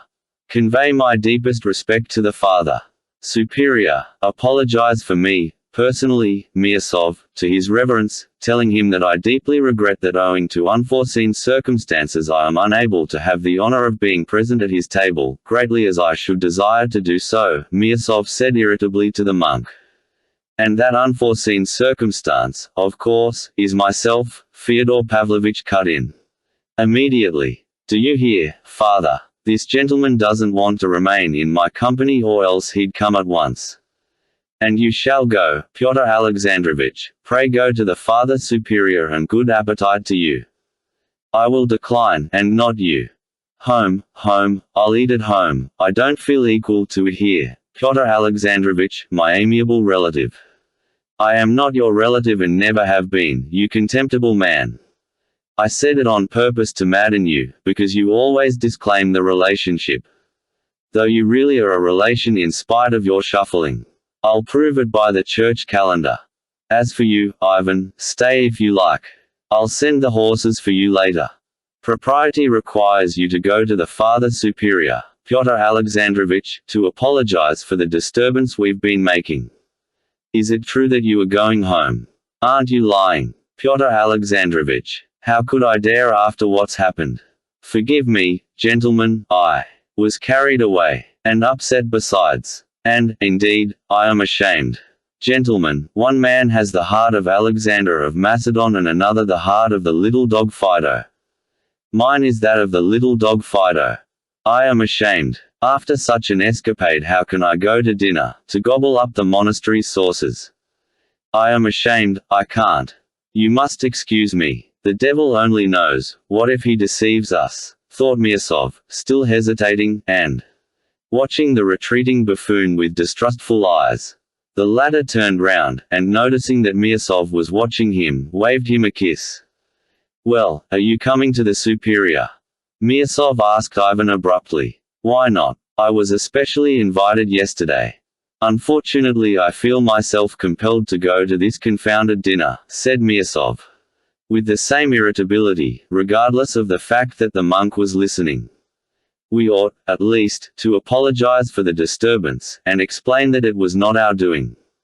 What do you think? Yes, we must explain that it wasn't our doing. Besides, father won't be there, observed Ivan. Well, I should hope not. Confound this dinner. They all walked on, however. The monk listened in silence. On the road through the copse he made one observation, however, that the Father Superior had been waiting a long time, and that they were more than half an hour late. He received no answer. Miasov looked with hatred at Ivan. Here he is, going to the dinner as though nothing had happened, he thought. A brazen face, and the conscience of a Karamazov. Chapter 7. A young man bent on a career. Alyosha helped Father Zosima to his bedroom and seated him on his bed. It was a little room furnished with the bare necessities. There was a narrow iron bedstead, with a strip of felt for a mattress. In the corner, under the icons, was a reading desk with a cross and the Gospel lying on it. The elder sank exhausted on the bed. His eyes glittered and he breathed hard. He looked intently at Alyosha, as though considering something. Go, my dear boy, go. Porphyry is enough for me. Make haste, you are needed there, go and wait at the Father Superior's table. Let me stay here, Alyosha entreated. You are more needed there. There is no peace there. You will wait, and be of service.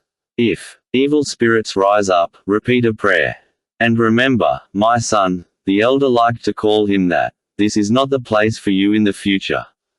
When it is God's will to call me, leave the monastery. Go away for good. Alyosha started. What is it? This is not your place for the time. I bless you for great service in the world. Yours will be a long pilgrimage. And you will have to take a wife, too. You will have to bear all before you come back. There will be much to do. But I don't doubt of you, and so I send you forth. Christ is with you. Do not abandon him and he will not abandon you. You will see great sorrow, and in that sorrow you will be happy. This is my last message to you. In sorrow seek happiness. Work, work unceasingly. Remember my words, for although I shall talk with you again, not only my days but my hours are numbered. Alyosha's face again betrayed strong emotion. The corners of his mouth quivered. What is it again? Father Zosima asked, smiling gently. The worldly may follow the dead with tears, but here we rejoice over the Father who is departing. We rejoice and pray for him. Leave me, I must pray. Go, and make haste. Be near your brothers. And not near one only, but near both. Father Zosima raised his hand to bless him. Alyosha could make no protest, though he had a great longing to remain. He longed, moreover, to ask the significance of his bowing to Dmitri. The question was on the tip of his tongue, but he dared not ask it. He knew that the elder would have explained it unasked if he had thought fit. But evidently it was not his will. That action had made a terrible impression on Alyosha. He believed blindly in its mysterious significance. Mysterious, and perhaps awful. As he hastened out of the hermitage precincts to reach the monastery in time to serve at the Father Superior's dinner, he felt a sudden pang at his heart, and stopped short. He seemed to hear again Father Zosima's words, foretelling his approaching end. What he had foretold so exactly must infallibly come to pass. Alyosha believed that implicitly. But how could he be left without him? How could he live without seeing and hearing him? Where should he go? He had told him not to weep, and to leave the monastery. Good God! It was long since Alyosha had known such anguish. He hurried through the copse that divided the monastery from the hermitage, and unable to bear the burden of his thoughts, he gazed at the ancient pines beside the path. He had not far to go, about 500 paces. He expected to meet no one at that hour, but at the first turn of the path he noticed Rakitin. He was waiting for someone. "Are you waiting for me?" asked Alyosha, overtaking him. "Yes," grinned Rakitin. "You are hurrying to the Father Superior. I know, he has a banquet. There's not been such a banquet since the Superior entertained the Bishop and General Parhatov, do you remember? I shan't be there, but you go and hand the saucers. Tell me one thing, Alexei, what does that vision mean?" "That's what I want to ask you." "What vision?" "That bowing to your brother, Dmitri. And didn't he tap the ground with his forehead, too?" "You speak of Father Zosima." "Yes, of Father Zosima. Tapped the ground. Ah, an irreverent expression. Well, what of it? Anyway, what does that vision mean?" "I don't know what it means, Misha. I knew he wouldn't explain it to you. There's nothing wonderful about it, of course, only the usual holy mummery. But there was an object in the performance. All the pious people in the town will talk about it and spread the story through the province, wondering what it meant. To my thinking the old man really has a keen nose. He sniffed a crime. Your house stinks of it." "What crime?" Rakitin evidently had something he was eager to speak of. "It'll be in your family, this crime. Between your brothers and your rich old father. So, Father Zosima flopped down to be ready for what may turn up. If something happens later on, it'll be, ah, the holy man foresaw it, prophesied it, though it is a poor sort of prophecy, flopping like that. Ah, but it was symbolic, they'll say, an allegory, and the devil knows what all. It'll be remembered to his glory. He predicted the crime and marked the criminal. That's always the way with these crazy fanatics. They cross themselves at the tavern and throw stones at the temple. Like your elder, he takes a stick to a just man and falls at the feet of a murderer." "What crime? What murderer? What do you mean?" Alyosha stopped dead. Rakitin stopped, too. "What murderer? As though you didn't know. I'll bet you've thought of it before." "That's interesting. What? Have you really?" he cried. I've not exactly thought it," muttered Alyosha, "but directly you began speaking so strangely, I fancied I had thought of it myself. You see. And how well you expressed it. Looking at your father and your brother. Mitya, today you thought of a crime. Then I'm not mistaken. But wait a minute," Alyosha broke in uneasily. "What has led you to see all this? Why does it interest you?" "That's the first question. Two questions, disconnected, but natural. I'll deal with them separately. What led me to see it? I shouldn't have seen it, if I hadn't suddenly understood your brother Dmitri, seen right into the very heart of him all at once. I caught the whole man from one trait. These very honest but passionate people have a line which mustn't be crossed. If it were, he'd run at your father with a knife. But your father's a drunken and abandoned old sinner, who can never draw the line. If they both let themselves go, they'll both come to grief. No, Misha, no. If that's all, you've reassured me. It won't come to that. But why are you trembling? Let me tell you. He may be honest, our Mitya, he is stupid. But honest, but he's a sensualist. That's the very definition and inner essence of him. It's your father has handed him on his low sensuality. Do you know, I simply wonder at you, Alyosha, how you can have kept your purity. You're a Karamazov too, you know. In your family sensuality is carried to a disease. But now, these three sensualists are watching one another, with their knives in their belts. The three of them are knocking their heads together, and you may be the fourth. You were mistaken about that woman. Dmitri despises her, said Alyosha, with a sort of shudder. Grushenka. No, brother, he doesn't despise her. Since he has openly abandoned his betrothed for her, he doesn't despise her. There's something here, my dear boy, that you don't understand yet. A man will fall in love with some beauty, with a woman's body, or even with a part of a woman's body. A sensualist can understand that, and he'll abandon his own children for her, sell his father and mother, and his country, Russia, too. If he's honest, he'll steal. If he's humane, he'll murder. If he's faithful, he'll deceive. Pushkin, the poet of women's feet, sung of their feet in his verse. Others don't sing their praises, but they can't look at their feet without a thrill, and it is not only their feet. Contempt's no help here, brother, even if he did despise Grushenka. He does, but he can't tear himself away. I understand that, Alyosha jerked out suddenly. Really? Well, I dare say you do understand, since you blurted out at the first word, said Rakitin, malignantly. That escaped you unawares, and the confession's the more precious. So it is a familiar subject. You've thought about it already, about sensuality, I mean. Oh, you virgin soul. You're a quiet one, Alyosha, you're a saint, I know, but the devil only knows what you've thought about, and what you know already. You are pure, but you've been down into the depths. I've been watching you a long time. You're a Karamazov yourself. You're a thorough Karamazov. No doubt birth and selection have something to answer for. You're a sensualist from your father, a crazy son from your mother. Why do you tremble? Is it true, then? Do you know, Grushenka has been begging me to bring you along. I'll pull off his cassock, she says. You can't think how she keeps begging me to bring you. I wondered why she took such an interest in you.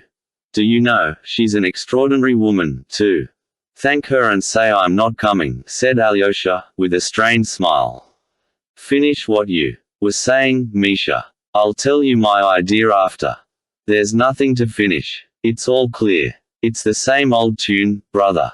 If even you are sensualist at heart, what of your brother, Ivan? He's a Karamazov, too. What is at the root of all you Karamazovs is that you're all sensual, grasping and crazy. Your brother Ivan writes theological articles in joke, for some idiotic, unknown motive of his own, though he's an atheist, and he admits it is a fraud himself. That's your brother Ivan. He's trying to get Mitya's betrothed for himself, and I fancy he'll succeed, too. And what's more, it is with Mitya's consent. For Mitya will surrender his betrothed to him to be rid of her and escape to Grushenka. And is ready to do that in spite of all his nobility and disinterestedness. Observe that. Those are the most fatal people. Who the devil can make you out. He recognizes his vileness and goes on with it. Let me tell you, too, the old man, your father, is standing in Mitya's way now. He has suddenly gone crazy over Grushenka. His mouth waters at the sight of her. It's simply on her account he made that scene in the cell just now, simply because Miasov called her an abandoned creature. He's worse than a tomcat in love. At first she was only employed by him in connection with his taverns and in some other shady business, but now he has suddenly realized all she is and has gone wild about her. He keeps pestering her with his offers, not honorable ones, of course. And they'll come into collision, the precious father and son, on that path. But Grushenka favors neither of them. She's still playing with them, and teasing them both, considering which she can get most out of. For though she could filch a lot of money from the papa, he wouldn't marry her, and maybe he'll turn stingy in the end, and keep his purse shut. That's where Mitya's value comes in. He has no money, but he's ready to marry her. Yes, ready to marry her. To abandon his betrothed, a rare beauty, Katerina Ivanovna, who's rich, and the daughter of a colonel, and to marry Grushenka, who has been the mistress of a dissolute old merchant, Samsonov, a coarse, uneducated, provincial mayor. Some murderous conflict may well come to pass from all this, and that's what your brother Ivan is waiting for. It would suit him down to the ground. He'll carry off Katerina Ivanovna, for whom he is languishing, and pocket her dowry of 60,000. That's very alluring to start with, for a man of no consequence and a beggar. And, take note, he won't be wronging Mitya, but doing him the greatest service. For I know as a fact that Mitya only last week, when he was with some gypsy girls drunk in a tavern, cried out aloud that he was unworthy of his betrothed, Katya, but that his brother Ivan, he was the man who deserved her. And Katerina Ivanovna will not in the end refuse such a fascinating man as Ivan. She's hesitating between the two of them already. And how has that Ivan won you all, so that you all worship him? He is laughing at you, and enjoying himself at your expense. How do you know? How can you speak so confidently? Alyosha asked sharply, frowning. Why do you ask? You don't like Ivan. Ivan wouldn't be tempted by money. Really. And the beauty of Katerina Ivanovna. It's not only the money, though a fortune of 60,000 is an attraction. Ivan is above that. He wouldn't make up to anyone for thousands. It is not money, it is not comfort Ivan is seeking. Perhaps it is suffering he is seeking. What wild dream now? Oh, you aristocrats. Ah, Misha, he has a stormy spirit. His mind is in bondage. He is haunted by a great, unsolved doubt. He is one of those who don't want millions, but an answer to their questions. That's plagiarism, Alyosha. You're quoting your elders' phrases. Ah, Ivan has set you a problem, cried Rakitin, with undisguised malice. His face changed, and his lips twitched. And the problem's a stupid one. It is no good guessing it. Rack your brains. You'll understand it. His article is absurd and ridiculous. And did you hear his stupid theory just now? If there's no immortality of the soul, then there's no virtue, and everything is lawful. And by the way, do you remember how your brother Mitya cried out? I will remember. An attractive theory for scoundrels. I'm being abusive, that's stupid. Not for scoundrels, but for pedantic poseurs, haunted by profound, unsolved doubts. He's showing off, and what it all comes to is, on the one hand we cannot but admit, and, on the other it must be confessed. His whole theory is a fraud. Humanity will find in itself the power to live for virtue even without believing in immortality. It will find it in love for freedom, for equality, for fraternity. Rakitin could hardly restrain himself in his heat, but, suddenly, as though remembering something, he stopped short. Well, that's enough, he said, with a still more crooked smile. Why are you laughing? Do you think I'm a vulgar fool? No, I never dreamed of thinking you a vulgar fool. You were clever, but never mind, I was silly to smile. I understand you're getting hot about it, Misha. I guess from your warmth that you are not indifferent to Katerina Ivanovna yourself. I've suspected that for a long time, brother, that's why you don't like my brother Ivan. Are you jealous of him? And jealous of her money, too? Won't you add that? I'll say nothing about money. I am not going to insult you. I believe it, since you say so, but confound you, and your brother Ivan with you. Don't you understand that one might very well dislike him, apart from Katerina Ivanovna? And why the devil should I like him? He condescends to abuse me, you know. Why haven't I a right to abuse him? I never heard of his saying anything about you, good or bad. He doesn't speak of you at all, but I heard that the day before yesterday at Katerina Ivanovna's he was abusing me for all he was worth. You see what an interest he takes in your humble servant. And which is the jealous one after that, brother, I can't say. He was so good as to express the opinion that, if I don't go in for the career of an archimandrite in the immediate future and don't become a monk, I shall be sure to go to Petersburg, that I shall write for the next 10 years, and in the end become the owner of the magazine, and bring it out on the liberal and atheistic side, with a socialistic tinge, with a tiny gloss of socialism, but keeping a sharp lookout all the time, that is, keeping in with both sides and hoodwinking the fools.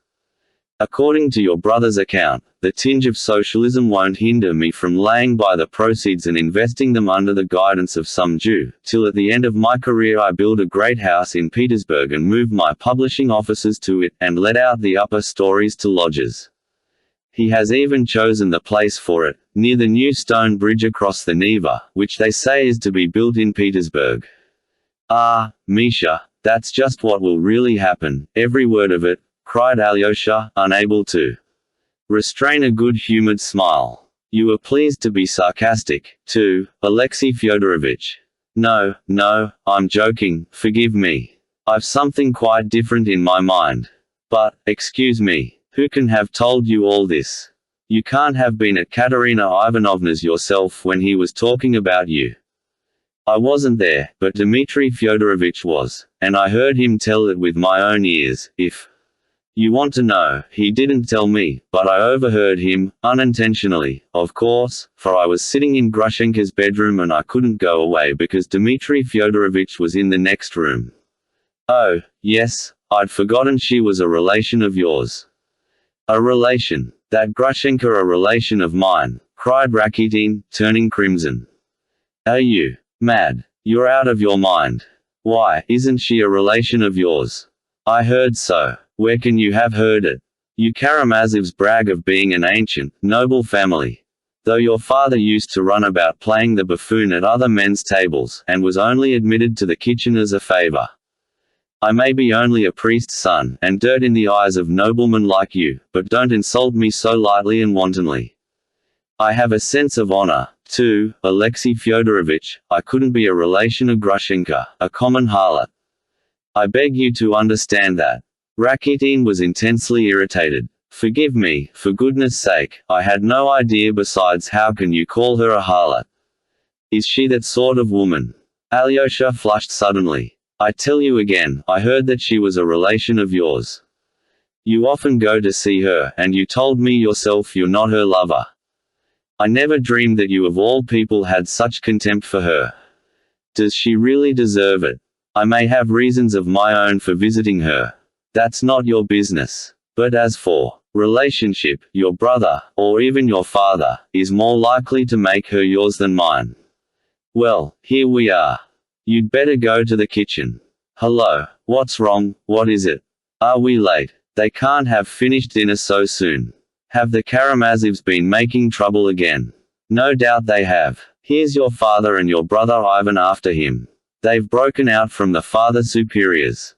And look, Father Isider's shouting out something after them from the steps. And your father's shouting and waving his arms. I expect he's swearing. BAH, and there goes Miasov driving away in his carriage. You see, he's going. And there's old Maximov running. There must have been a row. There can't have been any dinner. Surely they've not been beating the Father Superior. Or have they, perhaps, been beaten? It would serve them right. There was reason for Rakitin's exclamations. There had been a scandalous, and unprecedented scene. It had all come from the impulse of a Chapter 8. The scandalous scene. Miasov, as a man of breeding and delicacy, could not but feel some inward qualms, when he reached the Father Superiors with Ivan. He felt ashamed of having lost his temper. He felt that he ought to have disdained that despicable wretch, Fyodor Pavlovitch, too much to have been upset by him in Father Zosima's cell, and so to have forgotten himself. The monks were not to blame, in any case, he reflected, on the steps. And if they're decent people here and the Father Superior, I understand, is a nobleman, why not be friendly and courteous with them? I won't argue, I'll fall in with everything, I'll win them by politeness, and show them that I've nothing to do with that Aesop, that buffoon, that Piero, and have merely been taken in over this affair, just as they have. He determined to drop his litigation with the monastery, and relinquish his claims to the woodcutting and fishery rights at once. He was the more ready to do this because the rights had become much less valuable, and he had indeed the vaguest idea where the wood and river in question were. These excellent intentions were strengthened when he entered the Father Superior's dining room, though, strictly speaking, it was not a dining room, for the Father Superior had only 2 rooms altogether. They were, however, much larger and more comfortable than Father Zosima's. But there was no great luxury about the furnishing of these rooms either. The furniture was of mahogany, covered with leather, in the old-fashioned style of 1820. The floor was not even stained, but everything was shining with cleanliness, and there were many choice flowers in the windows. The most sumptuous thing in the room at the moment was, of course, the beautifully decorated table. The cloth was clean, the service shone. There were 3 kinds of well-baked bread, 2 bottles of wine, 2 of excellent mead, and a large glass jug of kvass, both the latter made in the monastery, and famous in the neighborhood. There was no vodka. Rakitin related afterwards that there were 5 dishes: fish soup made of stolets, served with little fish patties, then boiled fish served in a special way, then salmon cutlets, ice pudding and compote, and finally, blancmange. Rakitin found out about all these good things, for he could not resist peeping into the kitchen, where he already had a footing. He had a footing everywhere, and got information about everything. He was of an uneasy and envious temper. He was well aware of his own considerable abilities, and nervously exaggerated them in his self-conceit. He knew he would play a prominent part of some sort, but Alyosha, who was attached to him, was distressed to see that his friend Rakitin was dishonorable, and quite unconscious of being so himself, considering, on the contrary, that because he would not steal money left on the table he was a man of the highest integrity. Neither Alyosha nor anyone else could have influenced him in that. Rakitin, of course, was a person of too little consequence to be invited to the dinner, too, which Father Yosef, Father Paisi, and one other monk were the only inmates of the monastery invited. They were already waiting when Miasov, Kalganov, and Ivan arrived. The other guest, Maximov, stood a little aside, waiting also. The Father Superior stepped into the middle of the room to receive his guests. He was a tall, thin, but still vigorous old man, with black hair streaked with grey, and a long, grave, ascetic face. He bowed to his guests in silence. But this time they approached to receive his blessing. Miasov even tried to kiss his hand, but the Father Superior drew it back in time to avoid the salute. But Ivan and Kalganov went through the ceremony in the most simple-hearted and complete manner, kissing his hand as peasants do. "We must apologize most humbly, Your Reverence," began Miasov, simpering affably, and speaking in a dignified and respectful tone. "Pardon us for having come alone without the gentleman you invited, Fyodor Pavlovitch. He felt obliged to decline the honor of your hospitality, and not without reason. In the Reverend Father Zosima's cell he was carried away by the unhappy dissension with his son, and let fall words which were quite out of keeping, in fact, quite unseemly, as he glanced at the monks. Your Reverence is, no doubt, already aware." And therefore, recognizing that he had been to blame, he felt sincere regret and shame, and begged me, and his son Ivan Fyodorovich, to convey to you his apologies and regrets. In brief, he hopes and desires to make amends later. He asks your blessing, and begs you to forget what has taken place. As he uttered the last word of his tirade, Miasov completely recovered his self-complacency, and all traces of his former irritation disappeared. He fully and sincerely loved humanity again. The Father Superior listened to him with dignity, and, with a slight bend of the head, replied, "I sincerely deplore his absence. Perhaps at our table he might have learned to like us, and we him. Pray be seated, gentlemen." He stood before the holy image, and began to say grace, aloud. All bent their heads, reverently, and Maximov clasped his hands before him, with peculiar fervor. It was at this moment that Fyodor Pavlovitch played his last prank. It must be noted that he really had meant to go home, and really had felt the impossibility of going to dine with the Father Superior as though nothing had happened, after his disgraceful behavior in the elder's cell. Not that he was so very much ashamed of himself, quite the contrary perhaps. But still he felt it would be unseemly to go to dinner. Yet his creaking carriage had hardly been brought to the steps of the hotel, and he had hardly got into it, when he suddenly stopped short. He remembered his own words at the elders. "I always feel when I meet people that I am lower than all, and that they all take me for a buffoon. So I say let me play the buffoon, for you are, every one of you, stupider and lower than I." He longed to revenge himself on every. Remembering that now, he smiled quietly and malignantly, hesitating for a moment. His eyes gleamed, and his lips positively quivered. Well, since I have begun, I may as well go on, he decided. His predominant sensation at that moment might be expressed in the following words: well, there is no rehabilitating myself now. So let me shame 'em for all I am worth. I will show them I don't care what they think, that's all. He told the coachman to wait, while with rapid steps he returned to the monastery and straight to the Father Superior's. He had no clear idea what he would do, but he knew that he could not control himself, and that a touch might drive him to the utmost limits of obscenity, but only to obscenity, to nothing criminal, nothing for which he could be legally punished. In the last resort, he could always restrain himself, and had marveled indeed at himself, on that score, sometimes. He appeared in the Father Superior's dining room, at the moment when the prayer was over, and all were moving to the table. Standing in the doorway, he scanned the company, and laughing his prolonged, impudent, malicious chuckle, looked them all boldly in the face. They thought I had gone, and here I am again, he cried to the whole room. For one moment every one stared at him without a word, and at once every one felt that something revolting, grotesque, positively scandalous, was about to happen. Miasov passed immediately from the most benevolent frame of mind to the most savage. All the feelings that had subsided and died down in his heart revived instantly. "No, this I cannot endure," he cried. "I absolutely cannot, and I certainly cannot." The blood rushed to his head.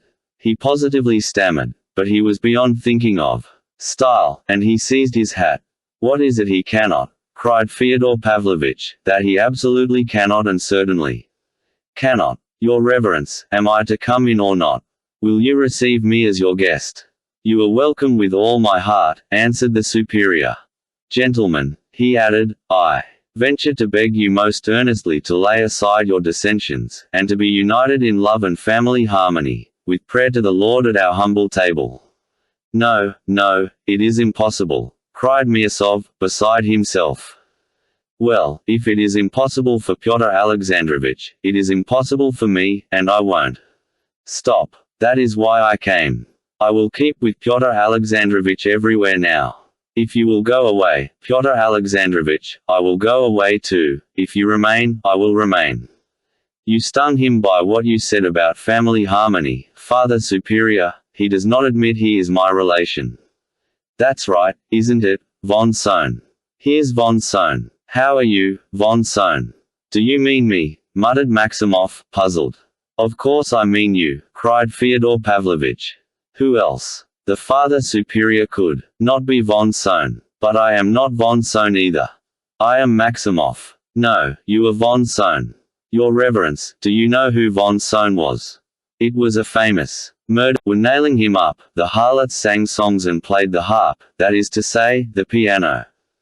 So this is that very von Sohn. He has risen from the dead, hasn't he, von Sohn? What is happening? What's this? Voices were heard in the group of monks. Let us go, cried Miasov, addressing Kalganov. No, excuse me, Fyodor Pavlovitch broke in shrilly, taking another step into the room. Allow me to finish. There in the cell you blamed me for behaving disrespectfully just because I spoke of eating gudgeon, Pyotr Alexandrovich. Miasov, my relation, prefers to have plus de noblesse que de sincérité in his words, but I prefer in mine plus de sincérité que de noblesse, and, damn the noblesse. That's right, isn't it, von Sohn? Allow me, Father Superior, though I am a buffoon and play the buffoon, yet I am the soul of honor, and I want to speak my mind. Yes, I am the soul of honor, while in Pyotr Alexandrovich there is wounded vanity and nothing else. I came here perhaps to have a look and speak my mind. My son, Alexei, is here, being saved. I am his father. I care for his welfare, and it is my duty to care. While I've been playing the fool, I have been listening and having a look on the sly, and now I want to give you the last act of the performance. You know how things are with us. As a thing falls, so it lies. As a thing once has fallen, so it must lie forever. Not a bit of it. I want to get up again. Holy Father, I am indignant with you. Confession is a great sacrament, before which I am ready to bow down reverently, but there in the cell, they all kneel down and confess aloud. Can it be right to confess aloud? It was ordained by the Holy Fathers to confess in secret, then only your confession will be a mystery, and so it was of old.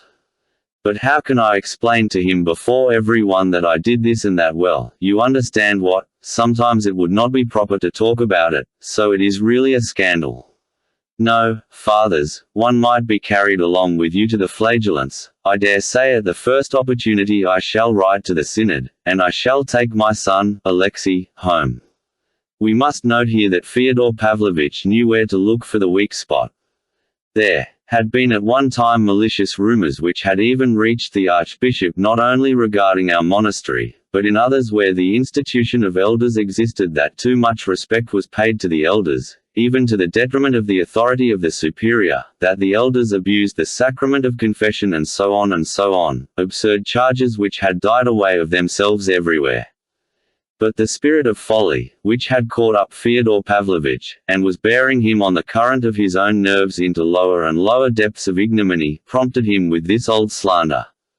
Fyodor Pavlovitch did not understand a word of it, and he could not even put it sensibly, for on this occasion no one had been kneeling and confessing aloud in the elder's cell, so that he could not have seen anything of the kind.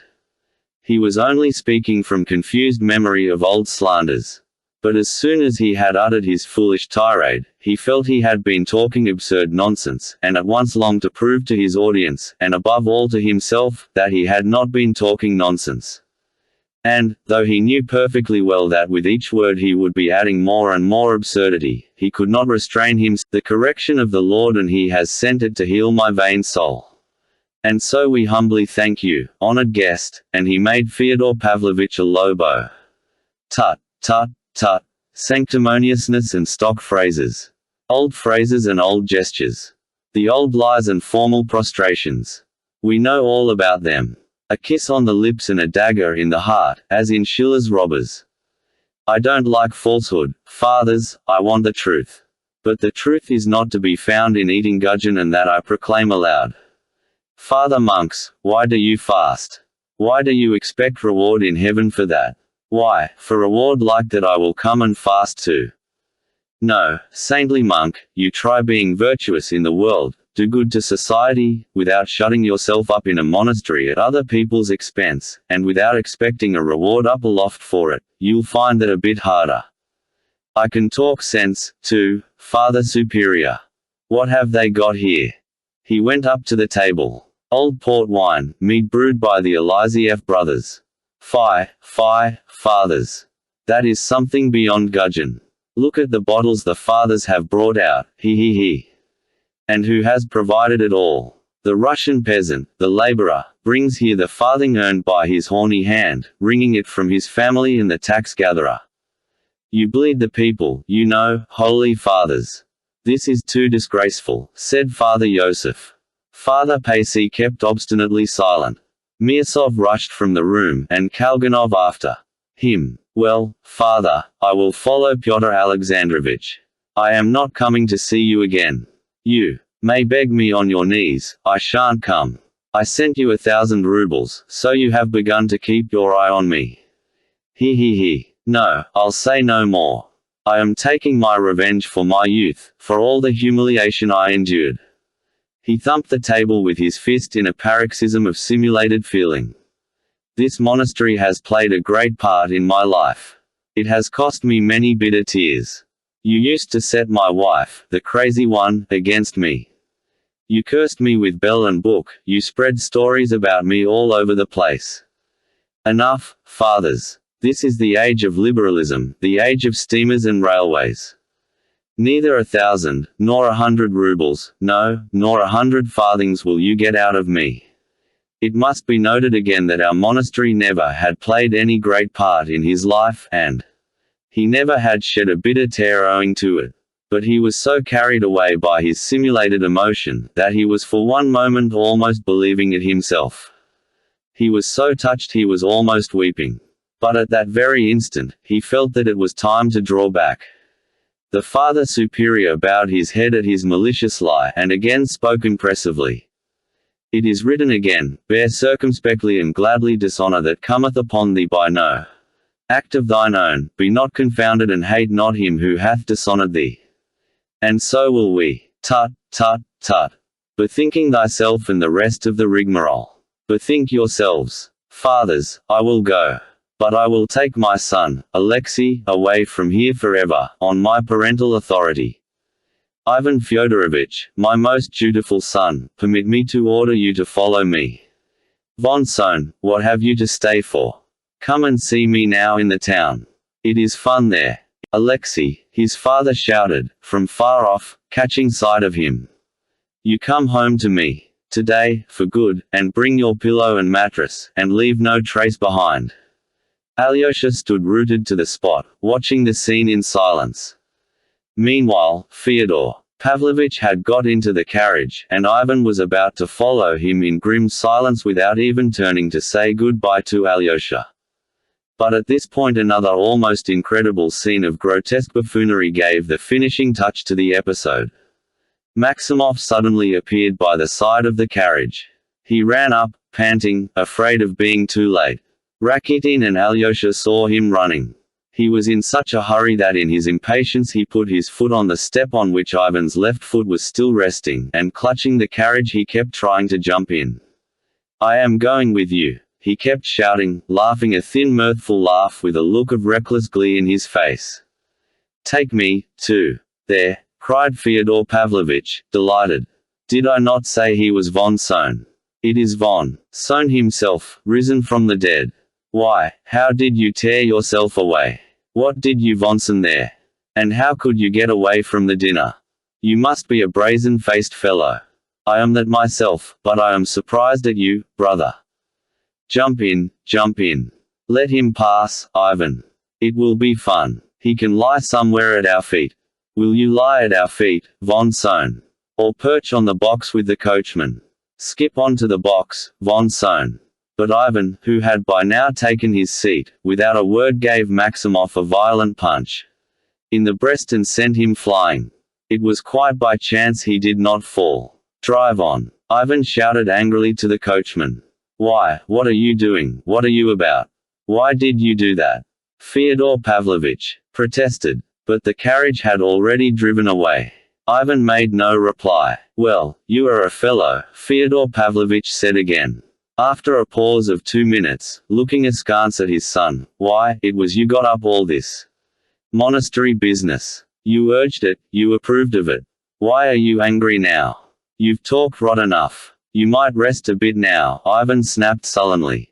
Fyodor Pavlovich was silent again for 2 minutes. A drop of brandy would be nice now, he observed sententiously, but Ivan made no response. You shall have some, too, when we get home. Ivan was still silent. Fyodor Pavlovich waited another 2 minutes. But I shall take Alyosha away from the monastery, though you will dislike it so much. Most honored Karl von Moore. Ivan shrugged his shoulders contemptuously, and turning away stared at the road. And they did not speak again all the way. Book 3. The Sensualists. Chapter 1. In the servants' quarters. The Karamazovs' house was far from being in the center of the town, but it was not quite outside it. It was a pleasant-looking old house of 2 stories, painted grey, with a red iron roof. It was roomy and snug, and might still last many years. There were all sorts of unexpected little cupboards and closets and staircases. There were rats in it, but Fyodor Pavlovich did not altogether dislike them. One doesn't feel so solitary when one's left alone in the evening, he used to say. It was his habit to send the servants away to the lodge for the night and to lock himself up alone. The lodge was a roomy and solid building in the yard. Fyodor Pavlovich used to have the cooking done there, although there was a kitchen in the house. He did not like the smell of cooking, and, winter and summer alike, the dishes were carried in across the courtyard. The house was built for a large family. There was room for 5 times as many, with their servants. But at the time of our story there was no one living in the house but Fyodor Pavlovich and his son Ivan. And in the lodge there were only 3 servants. old Grigory, and his old wife Marfa, and a young man called Smerdyakov. Of these three we must say a few words. Of old Grigory we have said something already. He was firm and determined and went blindly and obstinately for his object, if once he had been brought by any reasons, and they were often very illogical ones, to believe that it was immutably right. He was honest and incorruptible. His wife, Marfa Ignatievna, had obeyed her husband's will implicitly all her life, yet she had pestered him terribly after the emancipation of the serfs. She was set on leaving Fyodor Pavlovitch and opening a little shop in Moscow with their small savings. But Grigory decided then, once for all, that the woman's talking nonsense, for every woman is dishonest, and that they ought not to leave their old master, whatever he might be, for that was now their duty. "Do you understand what duty is?" he asked Marfa Ignatievna. "I understand what duty means, Grigory Vasilievich, but why it is our duty to stay here I never shall understand," Marfa answered firmly. "Well, don't understand then. But so it shall be. And you hold your tongue." And so it was. They did not go away, and Fyodor Pavlovitch promised them a small sum for wages, and paid it regularly. Grigory knew, too, that he had an indisputable influence over his master. It was true, and he was aware of it. Fyodor Pavlovitch was an obstinate and cunning buffoon, yet, though his will was strong enough in some of the affairs of life, as he expressed it, he found himself, to his surprise, extremely feeble in facing certain other emergencies. He knew his weaknesses and was afraid of them. There are positions in which one has to keep a sharp lookout. And that's not easy without a trustworthy man, and Grigory was a most trustworthy man. Many times in the course of his life Fyodor Pavlovitch had only just escaped a sound thrashing through Grigory's intervention, and on each occasion the old servant gave him a good lecture. But it wasn't only thrashings that Fyodor Pavlovitch was afraid of. There were graver occasions, and very subtle and complicated ones, when Fyodor Pavlovitch could not have explained the extraordinary craving for someone faithful and devoted, which sometimes unaccountably came upon him all in a moment. It was almost a morbid condition. Corrupt and often cruel in his lust, like some noxious insect, Fyodor Pavlovitch was sometimes, in moments of drunkenness, overcome by superstitious terror and a moral convulsion which took an almost physical form. "My soul's simply quaking in my throat at those times," he used to say. At such moments he liked to feel that there was near at hand, in the lodge if not in the room, a strong, faithful man, virtuous and unlike himself, who had seen all his debauchery and knew all his secrets, but was ready in his devotion to overlook all that, not to oppose him, above all, not to reproach him or threaten him with anything, either in this world or in the next, and, in case of need, to defend him, from whom? From somebody unknown, but terrible and dangerous. What he needed was to feel that there was another man, an old and tried friend, that he might call him in his sick moments merely to look at his face, or, perhaps, exchange some quite irrelevant words with him. And if the old servant were not angry, he felt comforted, and if he were angry, he was more dejected. It happened even very rarely however that Fyodor Pavlovitch went at night to the lodge to wake Grigory and fetch him for a moment. When the old man came, Fyodor Pavlovitch would begin talking about the most trivial matters, and would soon let him go again, sometimes even with a jest. And after he had gone, Fyodor Pavlovitch would get into bed with a curse and sleep the sleep of the just. Something of the same sort had happened to Fyodor Pavlovitch on Alyosha's arrival. Alyosha pierced his heart by living with him, seeing everything and blaming nothing.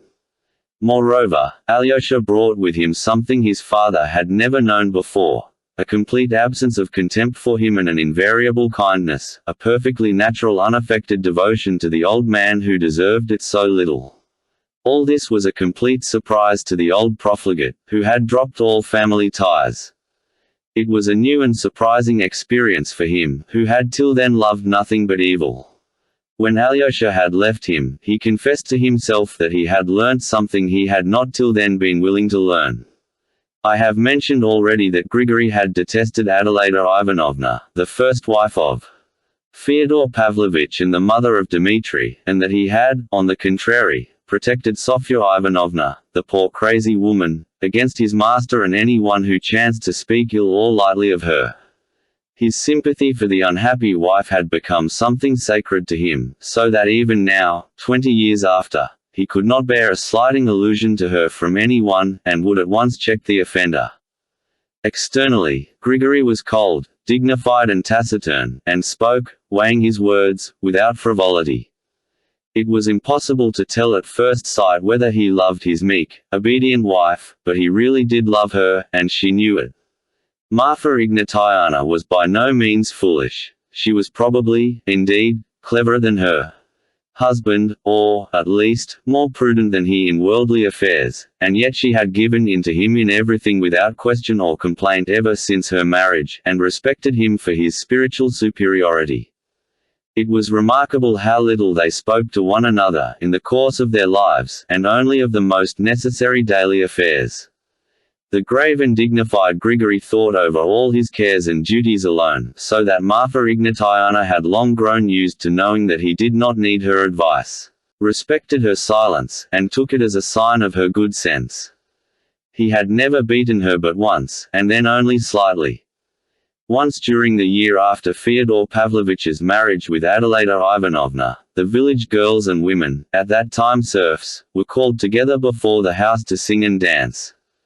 They were beginning in the green meadows, when Marfa, at that time a young woman, skipped forward and danced the Russian dance, not in the village fashion, but as she had danced it when she was a servant in the service of the rich Miasov family, in their private theatre, where the actors were taught to dance by a dancing master from Moscow. Grigory saw how his wife danced, and, an hour later, at home in their cottage he gave her a lesson, pulling her hair a little. But there it ended. The beating was never repeated, and Marfa Ignatievna gave up dancing. God had not blessed them with children. One child was born but it died. Grigory was fond of children, and was not ashamed of showing it. When Adelaida Ivanovna had run away, Grigory took Dmitri, then a child of 3 years old, combed his hair and washed him in a tub with his own hands, and looked after him for almost a year. Afterwards he had looked after Ivan and Alyosha, for which the general's widow had rewarded him with a slap in the face, but I have already related all that. The only happiness his own child had brought him had been in the anticipation of its birth. When it was born, he was overwhelmed with grief and horror. The baby had 6 fingers. Grigory was so crushed by this, that he was not only silent till the day of the christening, but kept away in the garden. It was spring, and he spent 3 days digging the kitchen garden. The 3rd day was fixed for christening the baby. Meantime Grigory had reached a conclusion. Going into the cottage where the clergy were assembled and the visitors had arrived, including Fyodor Pavlovich, who was to stand godfather, he suddenly announced that the baby ought not to be christened at all. He announced this quietly, briefly, forcing out his words, and gazing with dull intentness at the priest. "Why not?" asked the priest with good-humored surprise. "Because it is a dragon," muttered Grigory. "A dragon? What dragon?" Grigory did not speak for some time. "It's a confusion of nature," he muttered vaguely, but firmly, and obviously unwilling to say more. They laughed, and of course christened the poor baby. Grigory prayed earnestly at the font, but his opinion of the new-born child remained unchanged. Yet he did not interfere in any way. As long as the sickly infant lived he scarcely looked at it, tried indeed not to notice it, and for the most part kept out of the cottage. But when, at the end of a fortnight, the baby died of thrush, he himself laid the child in its little coffin, looked at it in profound grief, and when they were filling up the shallow little grave he fell on his knees and bowed down to the earth. He did not for years afterwards mention his child, nor did Marfa speak of the baby before him, and, even if Grigory were not present, she never spoke of it above a whisper. Marfa observed that, from the day of the burial, he devoted himself to religion, and took to reading the lives of the saints, for the most part sitting alone and in silence, and always putting on his big, round, silver-rimmed spectacles. He rarely read aloud, only perhaps in Lent. He was fond of the Book of Job, and had somehow got hold of a copy of the sayings and sermons of the God-fearing Father Isaac the Syrian, which he read. persistently for years together, understanding very little of it, but perhaps prizing and loving it the more for that. Of late he had begun to listen to the doctrines of the sect of flagellants settled in the neighborhood. He was evidently shaken by them, but judged it unfitting to go over to the new faith. His habit of theological reading gave him an expression of still greater gravity. He was perhaps predisposed to mysticism. And the birth of his deformed child, and its death, had, as though by special design, been accompanied by another strange and marvelous event, which, as he said later, had left a stamp upon his soul. It happened that, on the very night after the burial of his child, Martha was awakened by the wail of a newborn baby. She was frightened and waked her husband. He listened and said he thought it was more like someone groaning. It might be a woman. He got up and dressed. It was a rather warm night in May. As he went down the steps, he distinctly heard groans coming from the garden. But the gate from the yard into the garden was locked at night, and there was no other way of entering it, for it was enclosed all round by a strong, high fence. Going back into the house, Grigory lighted a lantern, took the garden key, and taking no notice of the hysterical fears of his wife, who was still persuaded that she heard a child crying, and that it was her own baby crying and calling for her, went into the garden in silence. There he heard at once that the groans came from the bath-house that stood near the garden gate, and that they were the groans of a woman. Opening the door of the bath-house, he saw a sight which petrified him. An idiot girl, who wandered about the streets and was known to the whole town by the nickname of Lizaveta Smerdyaschaya Stinking Lizaveta, had got into the bath-house and had just given birth to a child. She lay dying with the baby beside her. She said nothing, for she had never been able to speak. But, Chapter 2. Lizaveta. There was one circumstance which struck Grigory particularly, and confirmed a very unpleasant and revolting suspicion. This Lizaveta was a dwarfish creature, not 5 foot within a wee bit, as many of the pious old women said pathetically about her, after her death. Her broad, healthy, red face had a look of blank idiocy, and the fixed stare in her eyes was unpleasant, in spite of their meek expression. She wandered about, summer and winter alike, barefooted, wearing nothing but a hempen smock. Her coarse, almost black hair curled like lamb's wool, and formed a sort of huge cap on her head. It was always crusted with mud, and had leaves, bits of stick, and shavings clinging to it, as she always slept on the ground and in the dirt. Her father, a homeless, sickly drunkard, called Ilya, had lost everything and lived many years as a workman with some well-to-do tradespeople. Her mother had long been dead. Spiteful and diseased, Ilya used to beat Lizaveta inhumanely whenever she returned to him. But she rarely did so, for everyone in the town was ready to look after her as being an idiot, and so specially dear to God. Ilya's employers, and many others in the town, especially of the tradespeople, tried to clothe her better, and always rigged her out with high boots and sheepskin coat for the winter.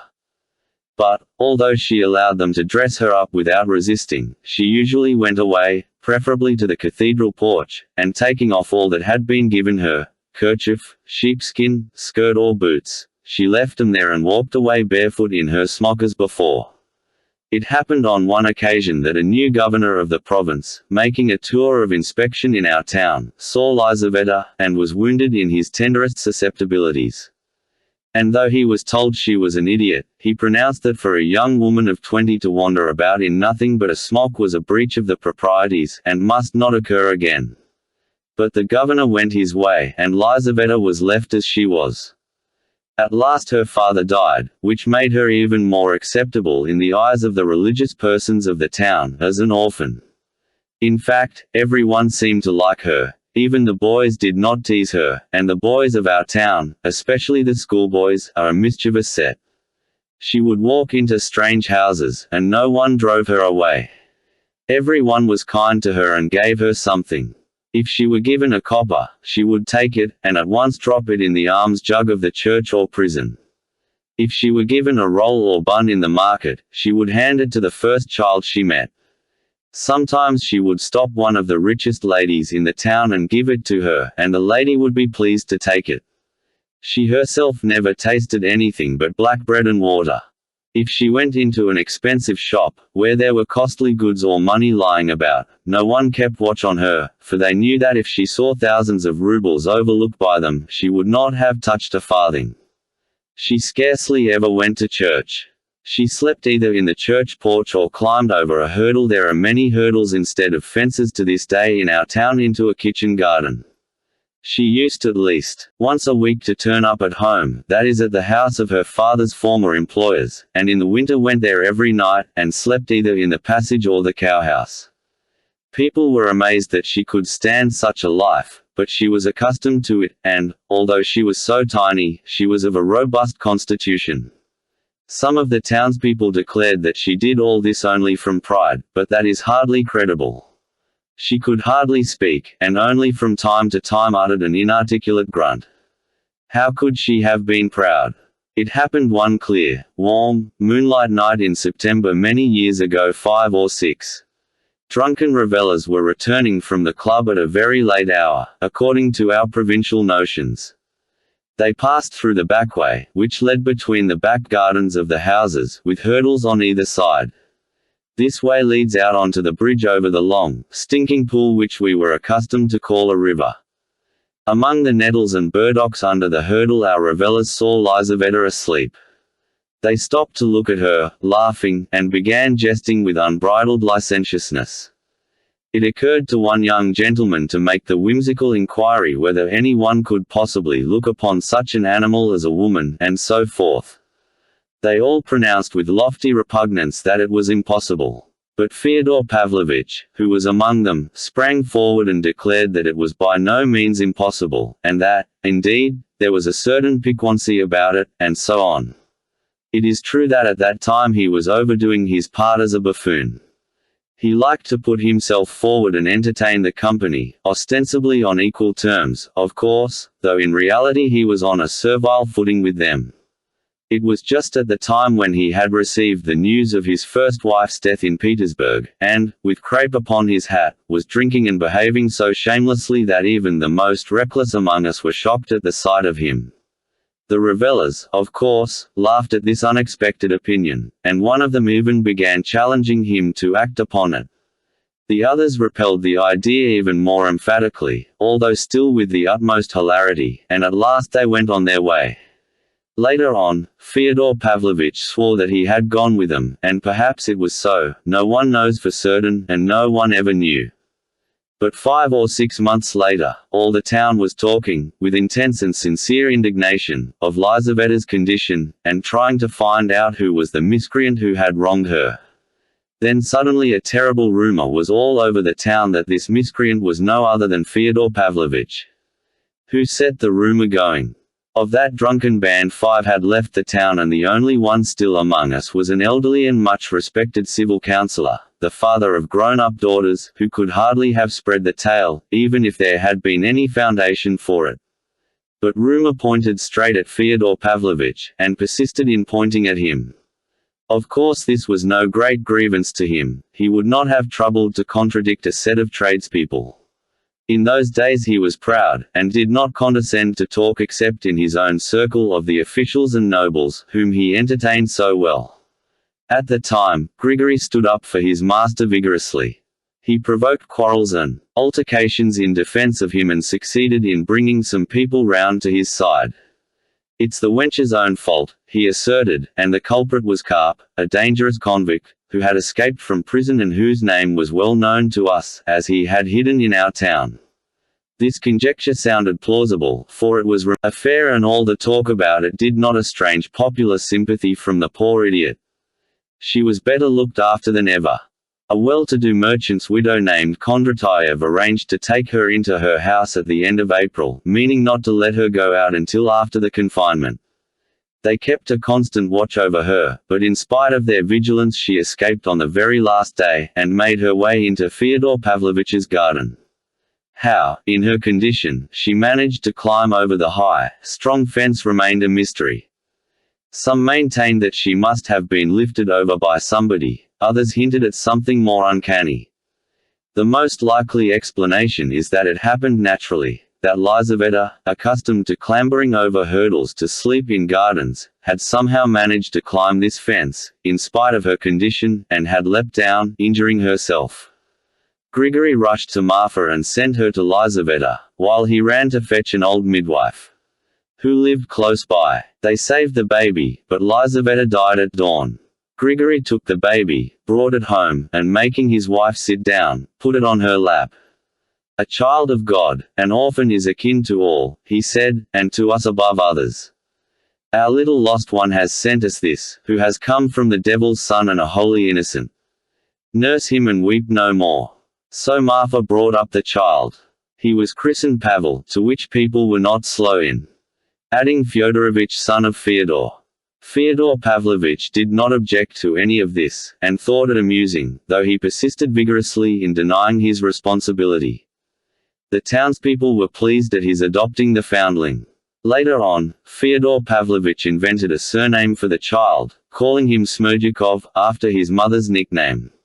So this Smerdyakov became Fyodor Pavlovich's second servant, and was living in the lodge with Grigory and Marfa at the time our story begins. He was employed as cook. I ought to say something of this Smerdyakov, but I am ashamed of keeping my readers' attention so long occupied with these common menials, and I will go back to my story, hoping to say more of Smerdyakov in the course of it. Chapter 3. The Confession of a Passionate Heart. In verse, Alyosha remained for some time irresolute after hearing the command his father shouted to him from the carriage. But in spite of his uneasiness he did not stand still. That was not his way. He went at once to the kitchen to find out what his father had been doing above. Then he set off, trusting that on the way he would find some answer to the doubt tormenting him. I hasten to add that his father's shouts, commanding him to return home with his mattress and pillow, did not frighten him in the least. He understood perfectly that those peremptory shouts were merely a flourish to produce an effect.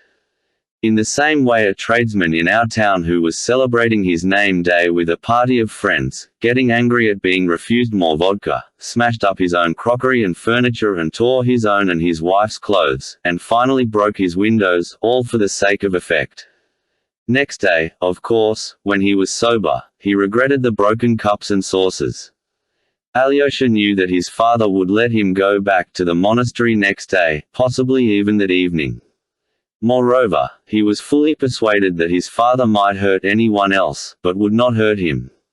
Alyosha was certain that no one in the whole world ever would want to hurt him, and, what is more, he knew that no one could hurt him. This was for him an axiom, assumed once for all without question, and he went his way without hesitation, relying on it.